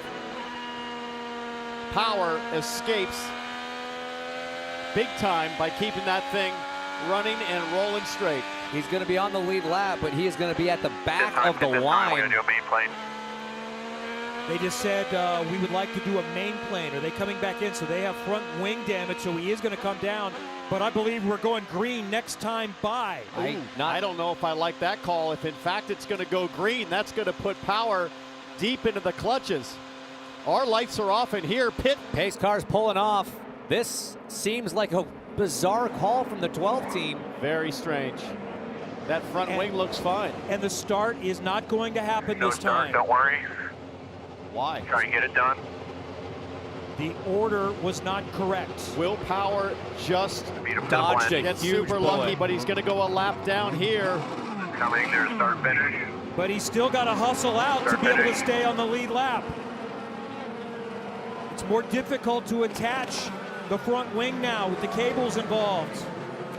I don't know, man. Pato O'Ward clocked his front wing pretty hard at that start. He stayed out there. It was fine. Power's wing looked fine. In fact, the right front tire changer gave it the old heave-ho, and it seemed like it was thumbs up. I'm surprised that they made the replacement here. And now he's very out of position, but the green flag's waving. Alexander Rossi takes them back to green. Scott Dixon is going to get by Connor Daly. Many laps down. That blue car is Scott McLaughlin. He is third in the race, but has some more traffic to deal with. Look at Ferrucci squeezing too high there, as Christian Rasmussen will get a penalty. Look at Rinus VK, his teammate, up the inside of Kiffin Simpson. For that last caution, Christian Rasmussen is going to be penalized, a drive-through, and Will Power is now in recovery mode. Look at he this. is a lap down, fighting the two championship contenders, not on the lead lap at this point. Alex Palou is 28 laps down, looking for attrition to continue to score more points. He runs 22nd in this race. We'll let him go. Let Alex Palou go as Colton Herta now with his teammate Marcus Ericsson. Oh, 3 wide, Ferrucci on the low side, Ericsson in the middle, and Colton Herta now makes it 2 wide, side by side, Ferrucci down low, Herta up high. That was a great move from Herta. Mid-corner coming off of 4, deciding to pull out driver's right, trying to make the move on Ericsson, pulling it off. These two still digging deep, side by side off of 4, traffic in front, and Ferrucci gets the spot. Is this a flat oval, or is this Texas Super Speedway? Watch Ferrucci, he wants more. Almost gets into the side of Lundqvist there as Ferrucci is fearless. Up to P4 for the number 14, Linus Lundqvist lap down. Not for position, neither is Rasmussen in front. I think he still has to come in and serve his penalty. I think Ferrucci just got into the side of Christian Rasmussen. All right, good work. He is just chewing up the field. Stuff that would make AJ Foyt so proud of his young driver on board here with Herta. AJ's, I'm sure, watching at the ranch in Texas. His driver finished 4th yesterday, finished third last year in the Indianapolis 500 for AJ and won a pole last weekend, is fourth. He's going to look up ahead. We look up ahead to Ferrucci from the Gamebridge on board of Colton Herta, and he's got some connections that know how to win here. Michael won 5 times, Mario won 4 times. Remember, Rossi and Dixon did not take that last pit opportunity where McLaughlin and Ferrucci did. So McLaughlin and Ferrucci have the tire advantage. And Georgia, you're with the driver who was in the middle of a lot of excitement, but not a lot of fun. Yeah, you're right about that. And that was a big hit. So Graham, first and foremost, are you okay? Yeah, no, I'm good. I think the hardest impact was getting hit from behind. The actual hitting of the wall wasn't too bad, but I mean, a fitting, kind of finish to a weekend that just seemingly can't give up. I mean, it's been brutal for us as a team. I feel bad for Hendrickson and for all of our partners. It's just been one of those weekends to forget, but yeah, I mean, obviously, just restart like that on old tires. Everybody around you've got stickers. Guys need to drive with their heads up, and unfortunately, Rasmussen hit me yesterday and flattened my left front. Just absolutely dive bombed me, drove right into the side of me, flattened my tire. So it's very characteristic of him. It's disappointing. A drive-through, I don't think really will deliver the message that he probably needs at this stage, but he's a young guy. He'll learn from all this, or I hope he does. And for us as a team, this has just been a brutal weekend. So we've got a lot of soul searching to do to get better. These cars were the most difficult oval cars I've driven in my life in the last, 2 days. And so today was about survival, frankly, for us, and we didn't survive, which is disappointing. Thanks, Graham. There is a long list of drivers and cars and machinery that have not survived today. Alexander Rossi is in front here at the Milwaukee Mile. You're watching USA's coverage of IndyCar, brought to you by Firestone Tires for redefining limits. NTT, official sponsor and technology partner of the NTT INDYCAR Series. And by 5 Hour Energy, proud partner energizing RLL Racing.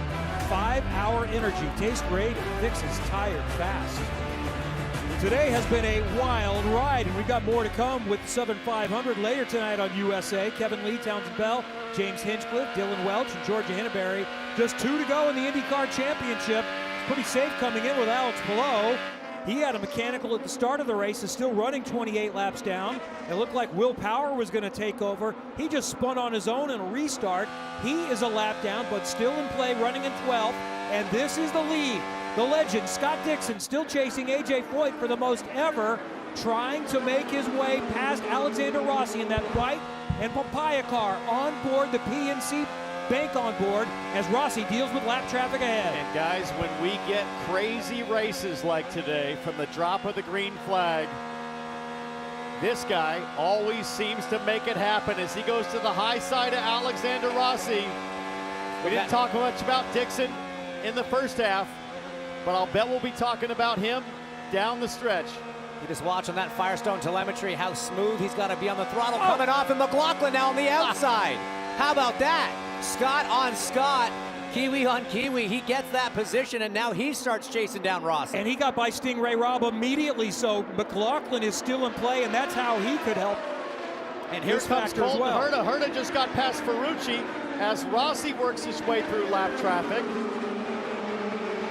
Now remember, Dixon and Rossi, older tires to what McLaughlin and Colton Herta have on their cars, and we might start to see it penalizing Dixon. I think we do. Look at Ferrucci. The turn 3 slide job that's probably the 10th time he's done that today. It's a 20 lap advantage tire-wise for McLaughlin, Herta, Ferrucci. Oh, man. He is taking big risks, is Santino Ferrucci on corner entry right there, but he's pulling it off. It's Jack Harvey in the white and green 18, who has done a nice job to stay on the lead lap, just losing it now to the top 5. Up front, let's talk about Alexander Rossi there, flashing through the screen. He's not won in 2 years. He has 1 win in the last 5 years, and we don't know where he's going. He is a free agent. Some of his options have dried up, as to what's left. How better to make your case that you need to continue paying me to drive your cars by winning in a fierce battle like this. Yeah, it's a great job interview happening on the racetrack right here as he cuts through some of this lap traffic. Car's obviously strong. Teammate Pato Award won the race yesterday. And look at Catherine Legg cutting the air off of McLaughlin a little bit there. McLaughlin's going to get checked up a bit, but Rossi doing a great job on these older tires. Like you said, we talked about the free agents at the top of the show. This is for sure the most qualified, best resume of the drivers available. And the most expensive.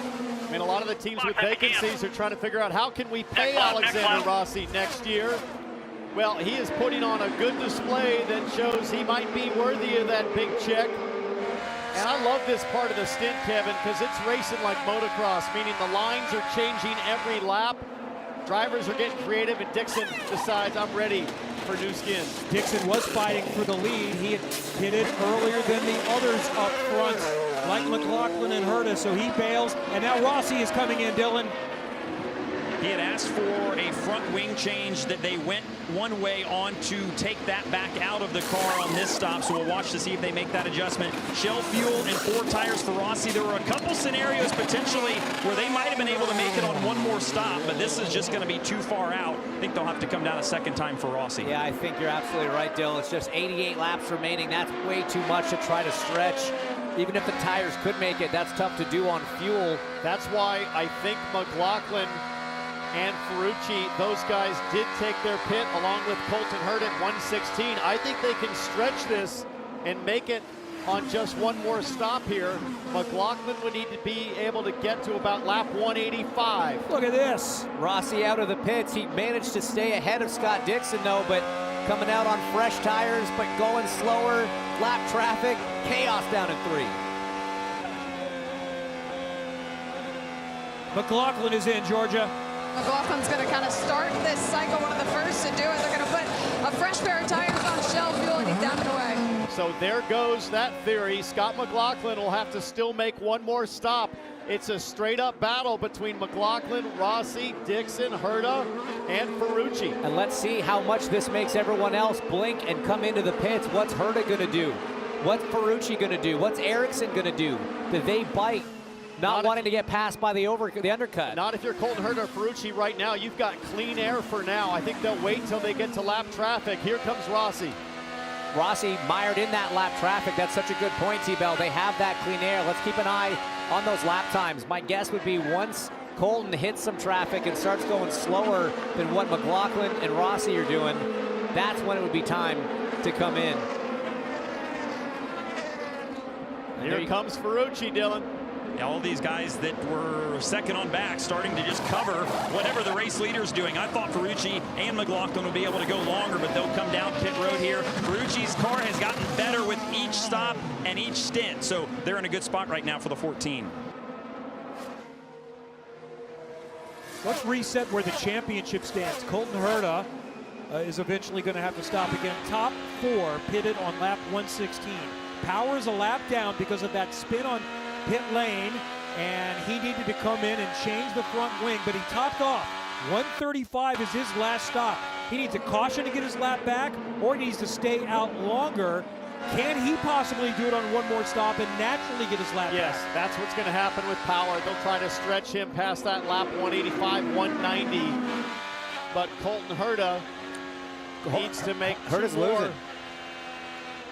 He's losing time with that kind of pace that we're seeing out of McLaughlin. Is he saving fuel now? Is Colton trying to stretch this for another 15 laps and make it on one more stop? Have they switched up their strategy? Here comes Rossi. Let's hope so, because that makes it a little more interesting seeing the two different approaches here. Herta, you can't really fight at that point. The tire difference so big. In a way, with the tire degradation that Herta has, you almost save fuel automatically, right? You just have to lift early, big coast phase right here, and be really patient when you get back to the throttle pedal, which he's doing. Dixon now will work to get his lap back. He recently stopped.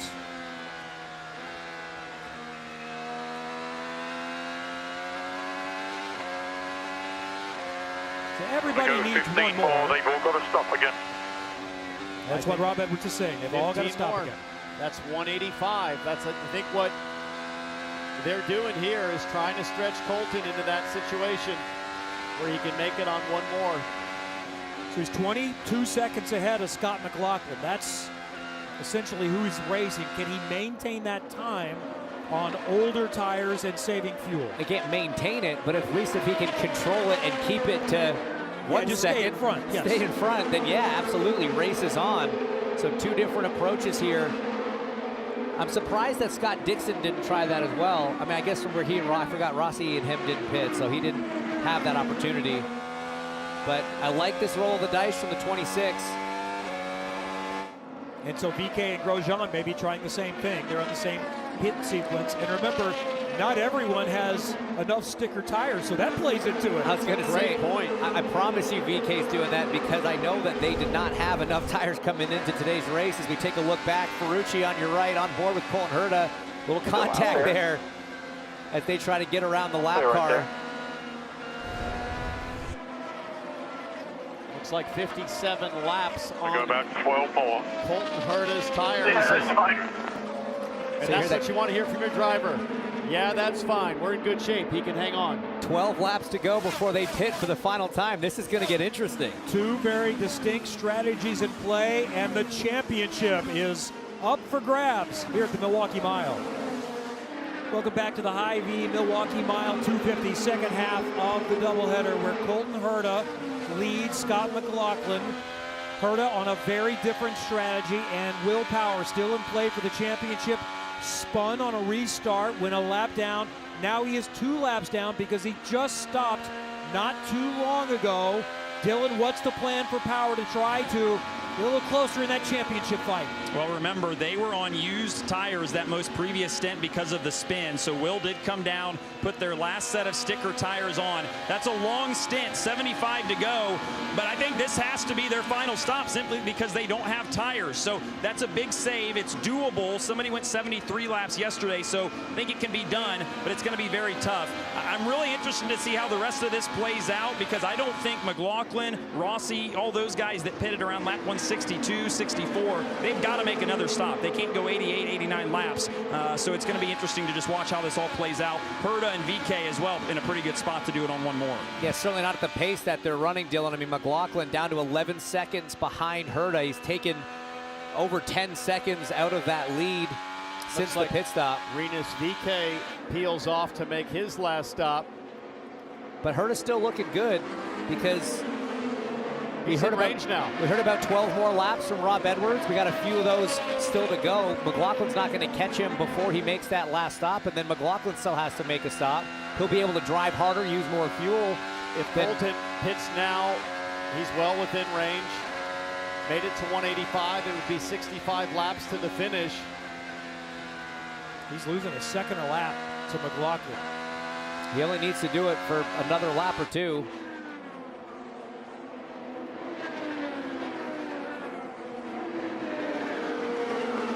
Maybe hang it out to see if they get a yellow. Power, by the way, is going to get 1 lap back. He'll be a lap down and then conceivably more if he can make it to the end. A caution certainly would help his cause and get a wave around.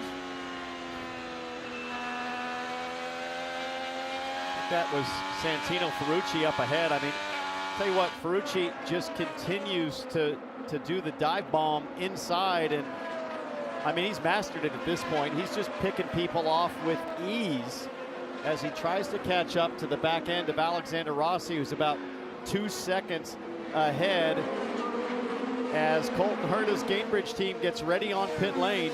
Everything you got to close up to the 7th car. We're not going to be on these tires long. Remember, there was a bobble yesterday on pit lane.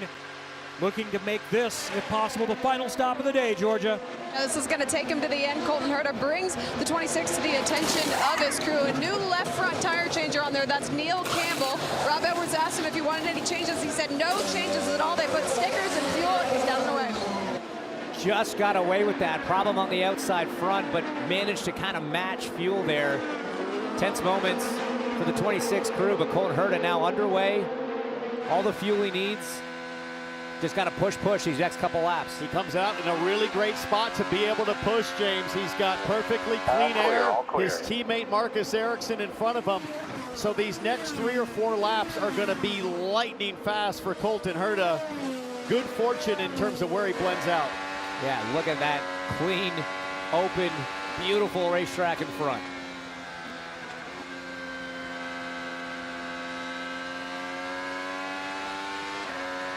Just hear how much of a difference it makes for sticker tires here.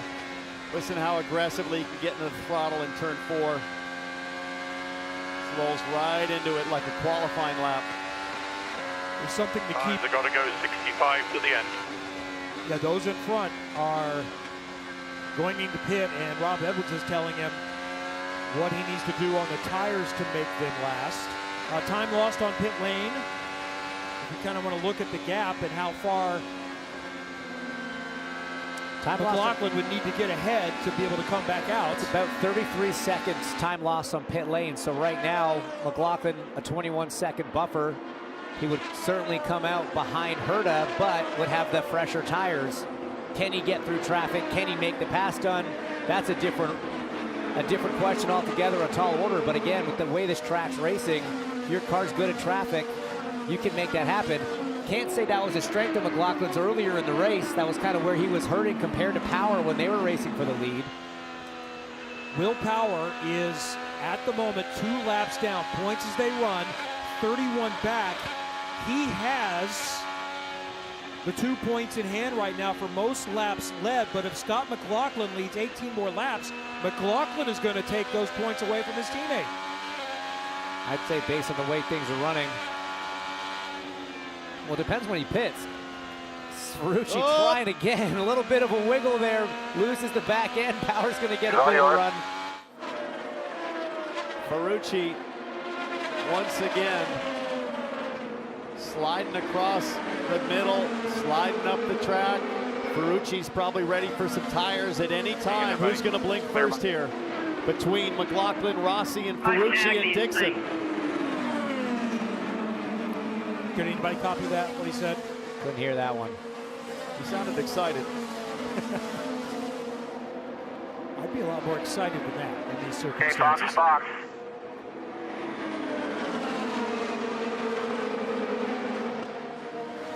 And that was the call from Larry Foyt. Box. Ferrucci in the 14 will come to pit lane. Where will they blend out? Can they stay on the lead lap?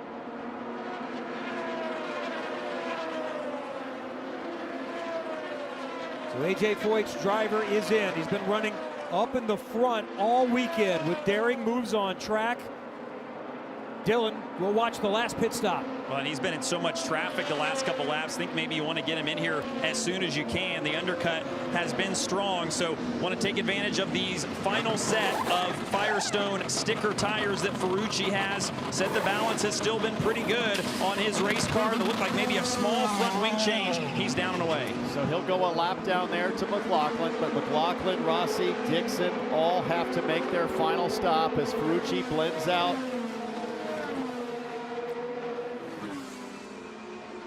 We're going to look in relation to Herta. I was going to say, that's what you got to look at. Yeah, he's the first that we think can make it to the end. Well, but being a lap down, you can't see on the timing and scoring what the actual time distance is.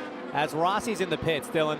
They've stuck to their guns all day, been committed to the 4-stop strategy from the very start. Alex wanted a small handling adjustment. Brian Barnhart said they'd do that with air pressure. Shell fuel, 4 tires for Rossi. So he was running pretty close to Santino Ferrucci, and here comes the leader, McLaughlin. 5.7 seconds from the 7 crew. Georgia, what's the 3 got in store? Well, this 3 pit crew has been on it all day long. This pit stop's going to take them all the way down to the end with 52 laps to go. It's going to be 4 tires, shell fuel. We'll see what they're made of. And it's down the way. 5.8. 1/10 of a second difference between those two racing at it as we see the number 9 of Scott Dixon pitting now from up front. He's got a sticker set as well. Calm and collected for the PNC team. He is down and away. Not much fuel needed. You see that the fuel pro's being pulled before the tires are done. So this is the time that these pit crews really have to earn their money. No mistakes allowed, because that's just going to cost you precious lap time. As Herta now trying to manage some lap traffic. Christian Lundgaard on the outside. He's got 9 seconds on McLaughlin in the lead, but this does not help Colton Herta if he has to race Christian Lundgaard too hard. McLaughlin's got a decent bit of clean air in front of him. So Herta I'm trying to get you help, bud, but I'm not getting anywhere. Yeah, the spotters are working. It's like the United Nations up there trying to negotiate as you see the Hy-Vee onboard out the back of Christian Lundgaard. In a lap and a half, Colton Herta just lost a second and a half. Oh boy, 2 laps down is Christian Lundgaard. Sometimes you see the engine manufacturers get involved here, both Honda Motors in the back of those things, but Herta getting the job done, Ferrucci style, slide job into 3. You got some clear racetrack now. Use it, look after your tires. And let's see Everyone what is pitted now. kind of lap times Colton Herta could do and compare them to McLaughlin, who's got a 7-second gap on Alexander Rossi. What place are we? What place are we? P1.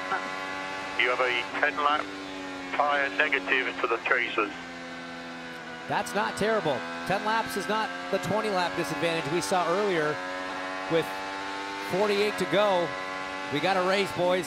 So we think the final stops are done, but McLaughlin and Rossi have fresher Firestones. Can they get on the charge to catch up to the Gamebridge driver? Back at the Milwaukee Mile, and look at this. Scott McLaughlin has whittled 10 seconds away from Colton Herta. He's got fresher Firestones, and he is there to challenge for the race lead. Fresher tires, more fuel to burn, and he's got the bit between his teeth. Almost a second a lap he was peeling out of the 26 of Colton Herta, and now he's right on his gearbox as they come up on lap traffic. It's going to be tough for Colton to hang on to this one. Not impossible, because we did talk about how McLaughlin was not the strongest car in traffic earlier. He's had a few pit stops to try to tune on that car, make some adjustments from inside the cockpit. Certainly doesn't look easy for McLaughlin as the car loosened up on him between 3 and 4. He goes low here, looking for a run with clean air. And eventually lap traffic will become in play. Jack Harvey is the car that is up in front. Colton Herta has never won on an oval. His best finished is 4th. Scott McLaughlin earlier this year, when he won an oval, said, I don't consider and didn't consider myself an IndyCar driver until I won on an oval. He's done it. The Gallagher Insurance onboard gives us the look as he splashes out a little bit wide. Colton Herta shut down the inside line, but it's going to cost him. McLaughlin with the run up the inside. He'll have the point. Side by side. How close do you want it? They almost touch. McLaughlin to the front of Milwaukee, and Herta fights right back on the outside. Herta regains the lead. What a comeback on the outside from Colton. I don't think McLaughlin was expecting that at all. But man, what a strong run off of 4. McLaughlin trying to line it back up into 3. Colton Herta took that pass like a hot poker to the face, and it woke him up in a big way. Here comes McLaughlin with another massive run off the corner. I still can't believe how he managed to do that. McLaughlin was running a pretty wide line for being the car on the inside, trying to crowd Colton. That is dicey down there in that low line. And what this is doing is this is using a lot of that extra rubber that the Firestones on the 3 had, running in this dirty air, pushing this hard, but he's going to take another crack at it. Great run off of 4. In the draft, he pulls out. Here comes McLaughlin He's there. He's got a wing with on the you. Gamebridge on board. That's our view, looking left. By himself. McLaughlin is clear, and he takes off. Didn't leave Colton a whole lot of room to work with there. McLaughlin went right around the dark strip. As we understand, Linus Lundqvist might have gotten into the fence, but he continues to go. That power needs to get a lap back. Slides up. How hard did he hit it? He hit it. Good, definitely enough to bend it. Kind of the angle that he went in. It's a little bit rear first, but back up front. All right, so McLaughlin now into lap traffic. And this will give a chance for Herta to catch up. I'll tell you who else is loving this. Alexander Rossi closing the gap. Rossi, quickest car on track last time by. He's had a few of those in the last 10. Just knocking off laps, strong in traffic. Ferrucci had a little moment. That checked him up. Dixon now looking down the inside. He's going to take 4th from the AJ Foyt driver. Something's going on with Ferrucci this stint where he is really struggling. Even straight off the pit stop with the fresh tires. He just hasn't had the same kind of pace. The question is, did Ferrucci start with fresh tires? It shows 24 laps on there. It looks like those were stickers, as the right rear toe link for Linus Lundqvist needs a lot of work after the contact with the turn 4 wall. It had been such a great weekend, a lot of pace, finished up near the front yesterday, was penalized for the start. It was waved off. Lundqvist may not have gotten the message. He gets into his teammate Marcus Armstrong, who then made contact with the pole sitter Josef Newgarden. He was out, never started the race. The other big development was the championship leader, up 43 coming in. Alex Palou had a mechanical issue and did not start the race, began 28 laps down. He is still out there, and because of attrition, Palou is up to 20th. It looked like he might finish 27th at one point, and it looked like Will Power, who led 64 laps, still the most, was going to win the race and take over the championship lead, but now it is still a big advantage for Palou. There's still a chance for Power heading to Nashville in 2 weeks. That's Scott Dixon sneaking by Marcus Ericsson, who runs 1 lap down in 8th. Big props to Roman Grosjean and Rinus VeeKay, the last 2 cars on the lead lap. Remember, Hunkos Hollinger just yesterday, their best ever team finish with Connor Daly in 3rd, and now Grosjean backing it up in the top 6. And unfortunately, Connor Daly could not back up that performance. He had a mechanical issue and sat in the pits for a dozen plus laps. He's back out, but 15 laps down. By the way, Connor got his first podium since 2016, as Palou has a little wiggle here at Milwaukee. His dad, Derek Daly, had his only IndyCar podium in 1987 at this track.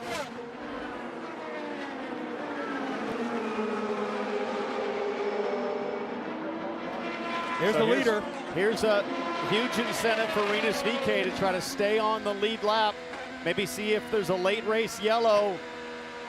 And that is frustrating for a guy like Scott McLaughlin that would like nothing more than to simply breeze his way through some slower cars and cruise to another win. Rossi is caught up to Herta. He's still got one more car in between. The white and orange, or papaya car, is Alexander Rossi with Arrow McLaren running 3rd. And he's got to look 2 cars up to the game bridge of Colton Herta. That's David Malukas in between them. So Alexander Rossi, James, has taken 4 seconds off the lead of Scott McLaughlin in about the last 10 laps. 24 laps to go. If he can clear the Meyer-Shank lap car here and then get Colton Herta, I mean, there's plenty of time for him to pull this off. Certainly, certainly. But what I don't like seeing... Don't forget how good was his teammate Pato O'Ward at the end of the tire stint yesterday. Pato was the best car on track. We haven't really seen a proper full stint from anybody yet that deep in the field, and so Rossi could find himself in a really good spot. And what I don't love about this is you got Dave Malukas there running 112 laps down in the middle of a podium fight as we got a yellow Stingray Rob in turn 2. That resets things for Rossi quite a bit. There goes that gap for McLaughlin. Sorry, guys. And we're not sure if Power, thinking championship, was going to be able to get to the finish. This No, the car just didn't turn. Flat out didn't turn, and it pushed us into the gray. That yellow helps his fuel, and it also gets him back on the lead lap. Okay, so we've got 7 cars on the lead because lap no right one's now. going to pit. No one's going to stop, yeah, so there will right. be no lap coming back. Why would nobody stop, though, if you're sitting on the lead lap? If you're Grosjean, VeeKay, do you take tires? Only if you have them. You don't need fuel, so you could run quality laps to the end if you have tires. Dylan, I wonder up and down pit lane, does anybody have anything left to use? I don't think so. I just heard on the 14 radio they have 16 lap used tires, so I think that maybe is as fresh as anybody's got. Not sure what Rossi's got. How about this? Oh, this is the leader. Scott McLaughlin at least is set up to pit. Doesn't mean they will. They may just be prepared, but they have to determine it. Yeah, they could be playing psych, could be playing a game of chicken. I think Colton Herta's got to consider if McLaughlin comes. I think Herta's got to take a look as well. That could be the conversation. Teams will be saying, if so-and-so comes to pit lane, you come. Does he come in to help his championship contending teammate, Will Power, get back on the lead lap? Is that part of an incentive. Everybody would have to do it, or else they won't get the drive around.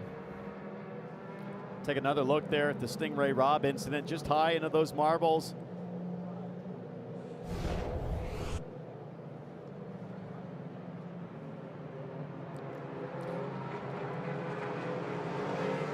Pits are open. Who's going to come in with 20 to go? Kevin, I think you raise a great point. If McLaughlin comes in, then there would be a wave around, and lap down cars actually get moved out of the way. At 15 to go. Which could happen because we're 20 to go right now. Let's see. What does the 3 do?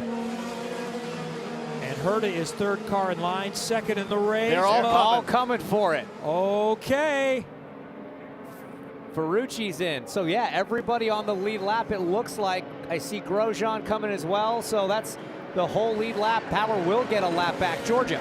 This is what we talked about with Scott McLaughlin, a late yellow. This could help him. He has extra sets. They're not stickers, but they put fresh tires and splash of fuel. He's down and away. Colton Herta amongst another taker, taking tires and fuel, and he is also down the way. 4.8 seconds for Alexander Rossi and Arrow McLaren. Heck of a pit stop. Fuel only on the 7, guys. Wow.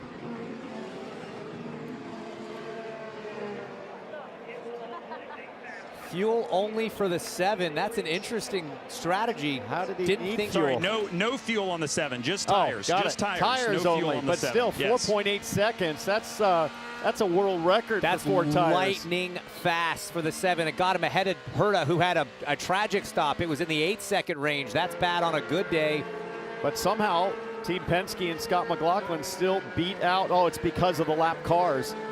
Rossi with a much faster stop, but there were lap cars between McLaughlin and Rossi.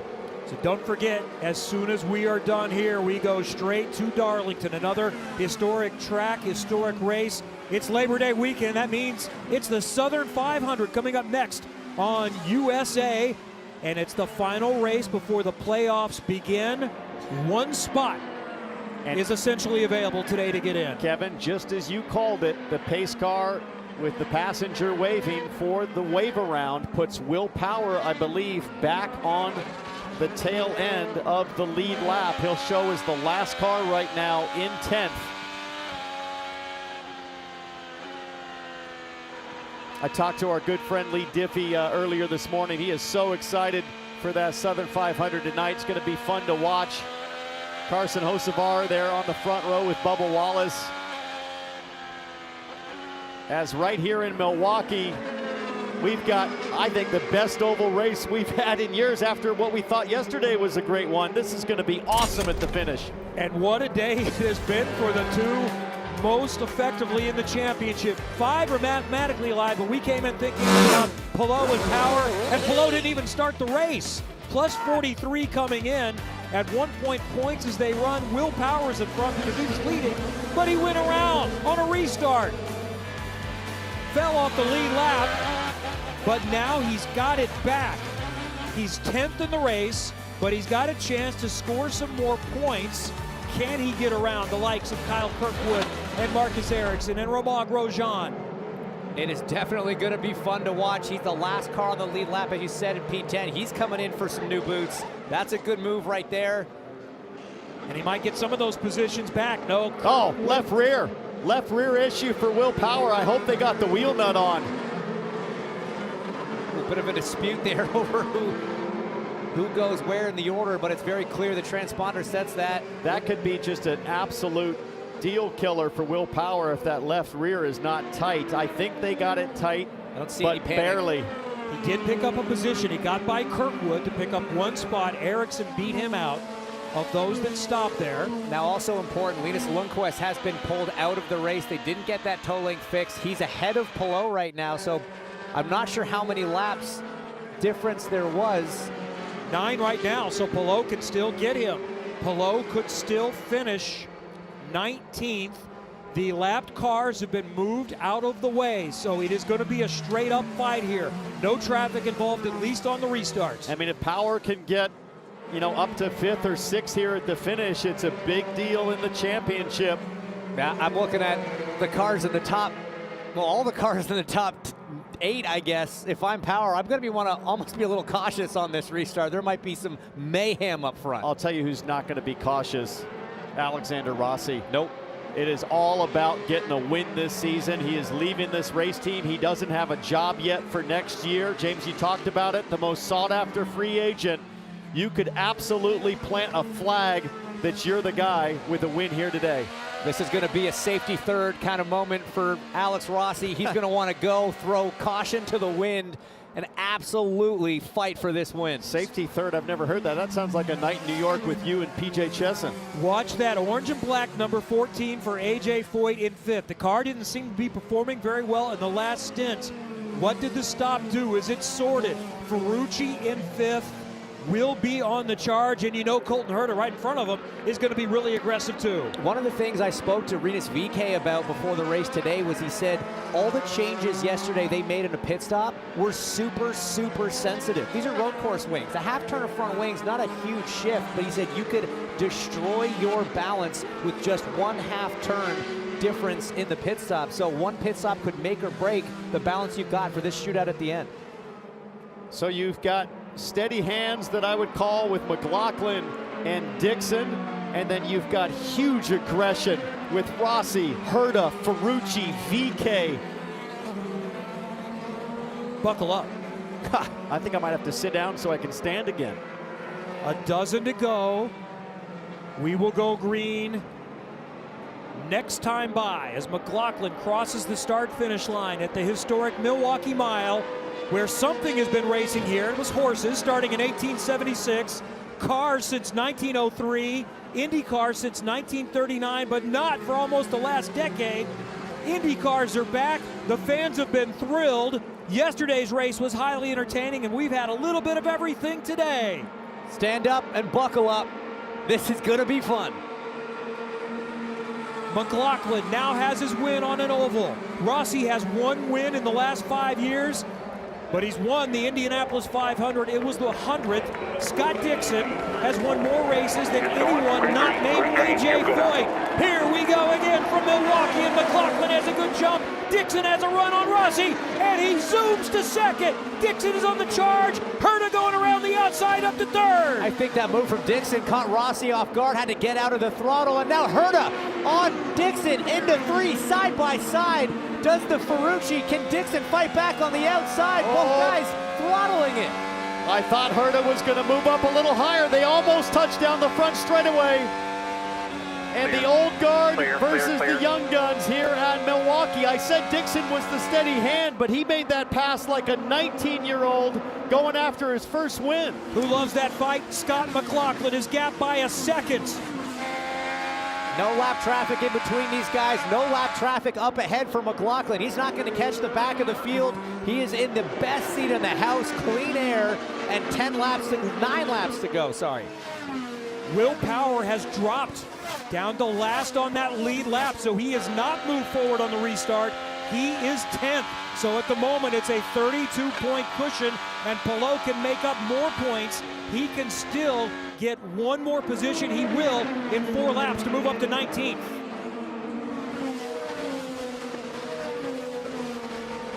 You've got a lap car of Christian Lundgaard in between Alexander Rossi and Colton Herta. That's that 2-second sandwich as Dixon starts to gather up Scott McLaughlin. He is not done. He has cut that lead in half in the last 2 laps. I think Dixon knew that he had a great race car, and that's why he so fiercely took the position with Herta and so fiercely defended on Herta coming back. Dixon thinks he can win this thing. 2 laps in a row. This has been the fastest car on the racetrack as he eats into that lead of McLaughlin. So I just wondered, what is the 45 doing up there? He's getting a drive-through for failure to follow the direction of IndyCar. He was probably supposed to move to the back, as now Ferrucci is trying to get another spot. Side by side and wheel to wheel with Alexander Rossi. Oh, there's the move. That's the move Ferrucci loves all day long.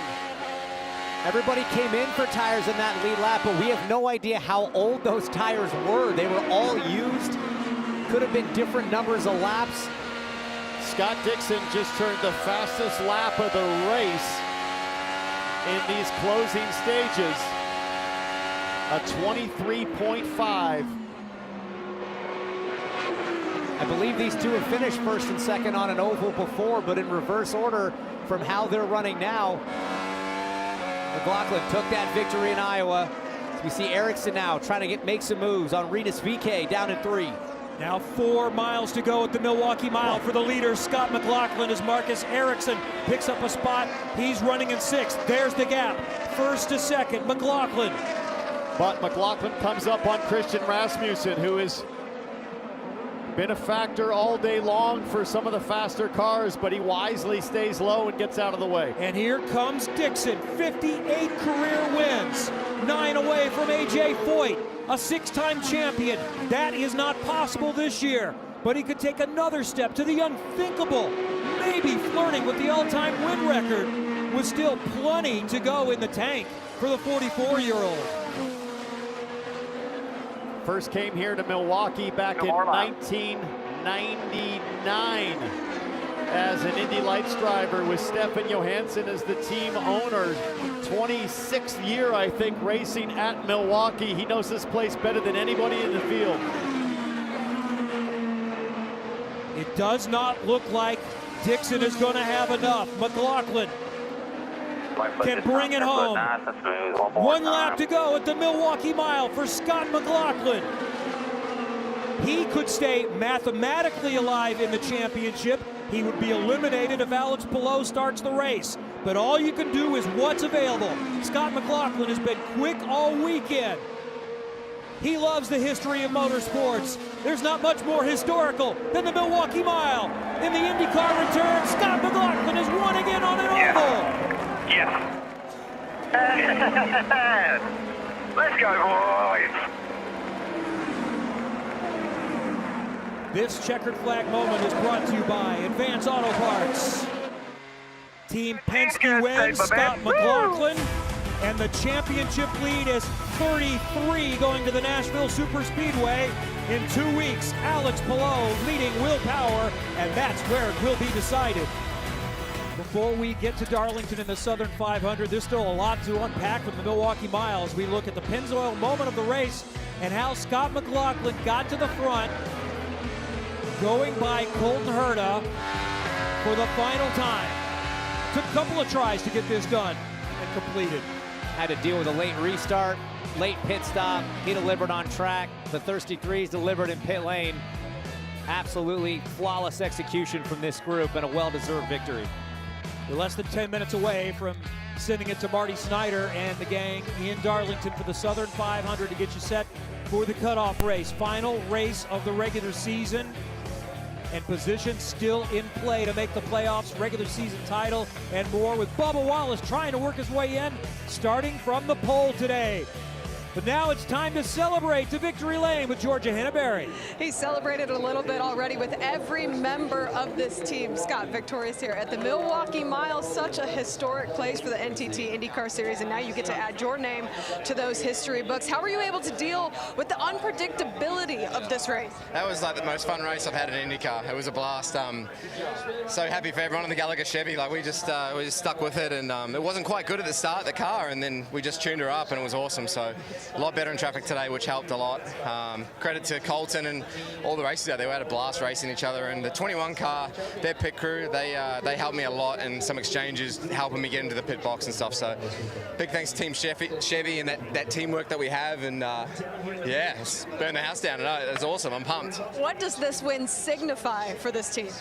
Just tenacity, I guess, in some ways. You know, we work hard. Our car wasn't great last night. I did a terrible job yesterday, and we really worked hard on it. I hardly slept last night. Honestly, I got like 4.5 hours sleep just because I was just like so stressed about like what I did wrong and what I could do better, and just really lucky to have this group, you know, and we'll just keep working, and hopefully, yeah, that's all we can do is win races from now on, so we'll just have fun. A win created out of hard work. Scott McLaughlin is victorious here at the Milwaukee Mile, Dylan. Will Power rebounded to 10th after an eventful day. Let's start with the spin on the restart. What happened there? Yeah, it was like a faster than normal restart, or maybe it's because I was starting back there and I was in second gear. Just, oh man, caught me by surprise. Did not expect that. I was really happy to keep it off the wall and not get hit by anyone. And yeah, we lost a lap changing that wing, so I don't know how damaged the wing was, but oh man, yeah, that was closer. Well, and you just said the point stood at 33. Yeah, I was able to actually bump it crazily. Yeah, long shot now. Yeah, God gave us a chance there, and kind of let it go. But that's a season, man. You just can't have those mistakes. You know, it's going to be a big hectic on those restarts, and we're back there. So maybe it would have been better to stay out. I don't know. They needed a good day. They had an okay day today, but still cut 10 points out of Alex Palou's championship lead. Yep, he's done it on back-to-back days, and willpower will have a chance in 2 weeks at the Nashville Superspeedway. Darlington coming up, but still more to come from the Milwaukee Mile. The Thirsty Threes, as they have named themselves, still celebrating with Scott McLaughlin in victory lane. We'll go to Darlington coming up in just a few minutes for the Southern 500 on USA. Here is your factoid of the day. A driver named Johnny Mance won here at the Milwaukee Mile in what was then considered an IndyCar back in 1948. The very first Southern 500 was won by Johnny Mance. One in IndyCar, one in NASCAR. The Southern 500 is coming up. All right, let's hear from the other championship contender. Still in front, still pretty comfortable, but how comfy, Georgia? Yeah, exactly. Damage was definitely minimized today, but going forward, how do you feel heading into Nashville? I'm a bit sad and disappointed today. We just couldn't really do anything. We tried everything to try and not lose many laps, but yeah, it was out of my control or the team's control or HRC control. So yeah, it's a sport. It is what it is. But we tried everything. We're getting happier and happier, getting more points, 1 point, one more point, one more point. So yeah, it was not a great day, but could have been a lot worse, could have been a lot better, obviously. But yeah, on to Nashville. On to Nashville. Dylan. Scott Dixon finishes in the second spot on a weekend where he made his 400th career start. Now the all-time podium finisher record holder. So had a shot there at the end. What more did you need maybe on that restart to track down the 3? Yeah, it was tough. I think had it gone, you know, a few more laps, it looked like he was starting to burn his fronts off a little bit. But congrats to McLaughlin. Obviously, pretty sweet to have a Kiwi 1-2 there. Huge thanks to everybody in the PNC bag number 9. The pit stops were on point, and you know, Honda always a joy to drive, so that was fun out there. But yeah, you know, yesterday was a mess. Friday qualifying on Saturday was just put us in a big hole. So to come from 17th, we just kept moving up all day and had really good runs going. So yeah, just one more would have been cool. How crucial were the restarts just with kind of the way the track was and the options that were presented when it did get cleaned off up there? I will say, once you got to the front, the restarts were a lot easier. You just, you know, sometimes with lap traffic and they were having a bad day, you just didn't know where to go, and then you get crowded, everybody would get slowed up. So, you know, a lot more fun when you could just kind of race hard at the front. But yeah, staying out of trouble, as we saw a lot of trouble today. Obviously, glad Alex didn't lose too many points. It could have been a dreadful day for him and the team. 33 points, that's still a great lead, and hopefully Chip Ganassi Racing can come away with another championship. Yeah, not a bad day for the CGR guys for sure. Scott Dixon goes to the second spot today. So Dixon with another good result today. Herta joins him on the podium, and it's time to celebrate Wisconsin tile for Scott McLaughlin. More to come from Milwaukee and Darlington. Back at the Milwaukee Mile for the second half of the Hy-Vee Milwaukee Mile 250s, and there is a lot to unpack, and it started before the green flag. Alex Palou had a mechanical issue on the warm-up laps. He began 28 laps down, then try number 2, more chaos. We didn't get very far, especially Josef Newgarden, the pole sitter, taken out. Made about 100 feet past start finish, and his day would be done. Championship leader Palou back on track after some frantic work from the Ganassi crew back in the garage. But it wasn't all roses for the other championship contender. Will Power on a restart, all on his own, loops it, barely brushes the wall, no damage. At one point, Power was in position to potentially take the championship lead to Nashville. Scott McLaughlin worked his way through traffic, had a great late battle with Colton Herta. He wins it, holding off Scott Dixon by a half of second. to win for the 3rd time this year, 7th time in his career. Another driver that had a good day today, top 5, Marcus Ericsson is with Dylan. Yeah, started 16th, much better result today than when we were speaking with him yesterday. So passed a lot of cars, it seems like, but how would you evaluate the day? Yeah, first of all, big credit to the 28 Delaware Life crew. You know, we had a big crash yesterday. 3 out of 4 corners of the car were broken, new floor, bodywork, and no practice today. You know, just an install lap. So it was tough to get the car dialed in, but they did a tremendous job. The race itself, really fun, a lot of action out there, and it's today and yesterday is IndyCar racing at its best. You know, short oval racing, you know, a lot of restart starts, just a lot of action. So I really enjoyed to see so much fans here, and hopefully people behind the TVs were enjoying it as well, because it was really fun out there. Yeah, how much fun is it, and how stressful is it just trying to make sure you don't get hit, the restarts were chaotic. It seemed like there was a lot going on all 250 laps. Yeah, it was action all the way through for me at least, so it was really fun. And then yeah, in the end there, hunting down Rossi and getting an outside pass on the last lap for top 5, it's a pretty good feeling actually. And my birthday is tomorrow, so it was an early birthday present at the top 5. That's right, happy birthday. Thanks, Marcus. There should be double celebrations after a double header. Even if you have a bad day today, can you just cross that off and Connor Daly can go podium celebrate tonight? Here is the championship with 1 to go. Really a seesaw day with those top 2 at one point. Power in a position to come out of here with the championship lead until that unfortunate and untimely spin off of turn 4 on the restart. Colton Herta drops a spot. Scott Dixon moves up a spot. The rest of the field about level. Everyone else just racing for wins at this point. Santino Ferrucci holding strong there inside the top 10 as we get a look at that podium. How many ovals are in New Zealand? Not many to my knowledge. Because these two guys from halfway around the world. Dixon's been doing it a long time. McLaughlin, a very quick learner, but New Zealand 1-2 on the podium. And Scott McLaughlin certainly takes great pleasure in holding off his hero. He started falling in love with IndyCar racing after he watched Dixon win the Indy 500 in 2008, and he beat him. Oh, what a wonderful weekend it's been. It's been fantastic to have IndyCar back at the Milwaukee Mile. The fans responded, and now build for the future, and we'll be back again coming up next summer. Racing is not done on NBC. Up next, it's the Southern 500. For James Hinchcliffe, Townsend Bell, Georgia Henneberry, and Dylan Welch, I'm Kevin Lee. Time to head to Darlington. We turn it over to Marty Snyder now for the Southern 500. Alex Palou's season for the ages continues. Incredible! As he looks to move one step closer to matching the single-season wins record in Milwaukee. Sunday at 2 Eastern on Fox. Welcome to the fastest racing on Earth.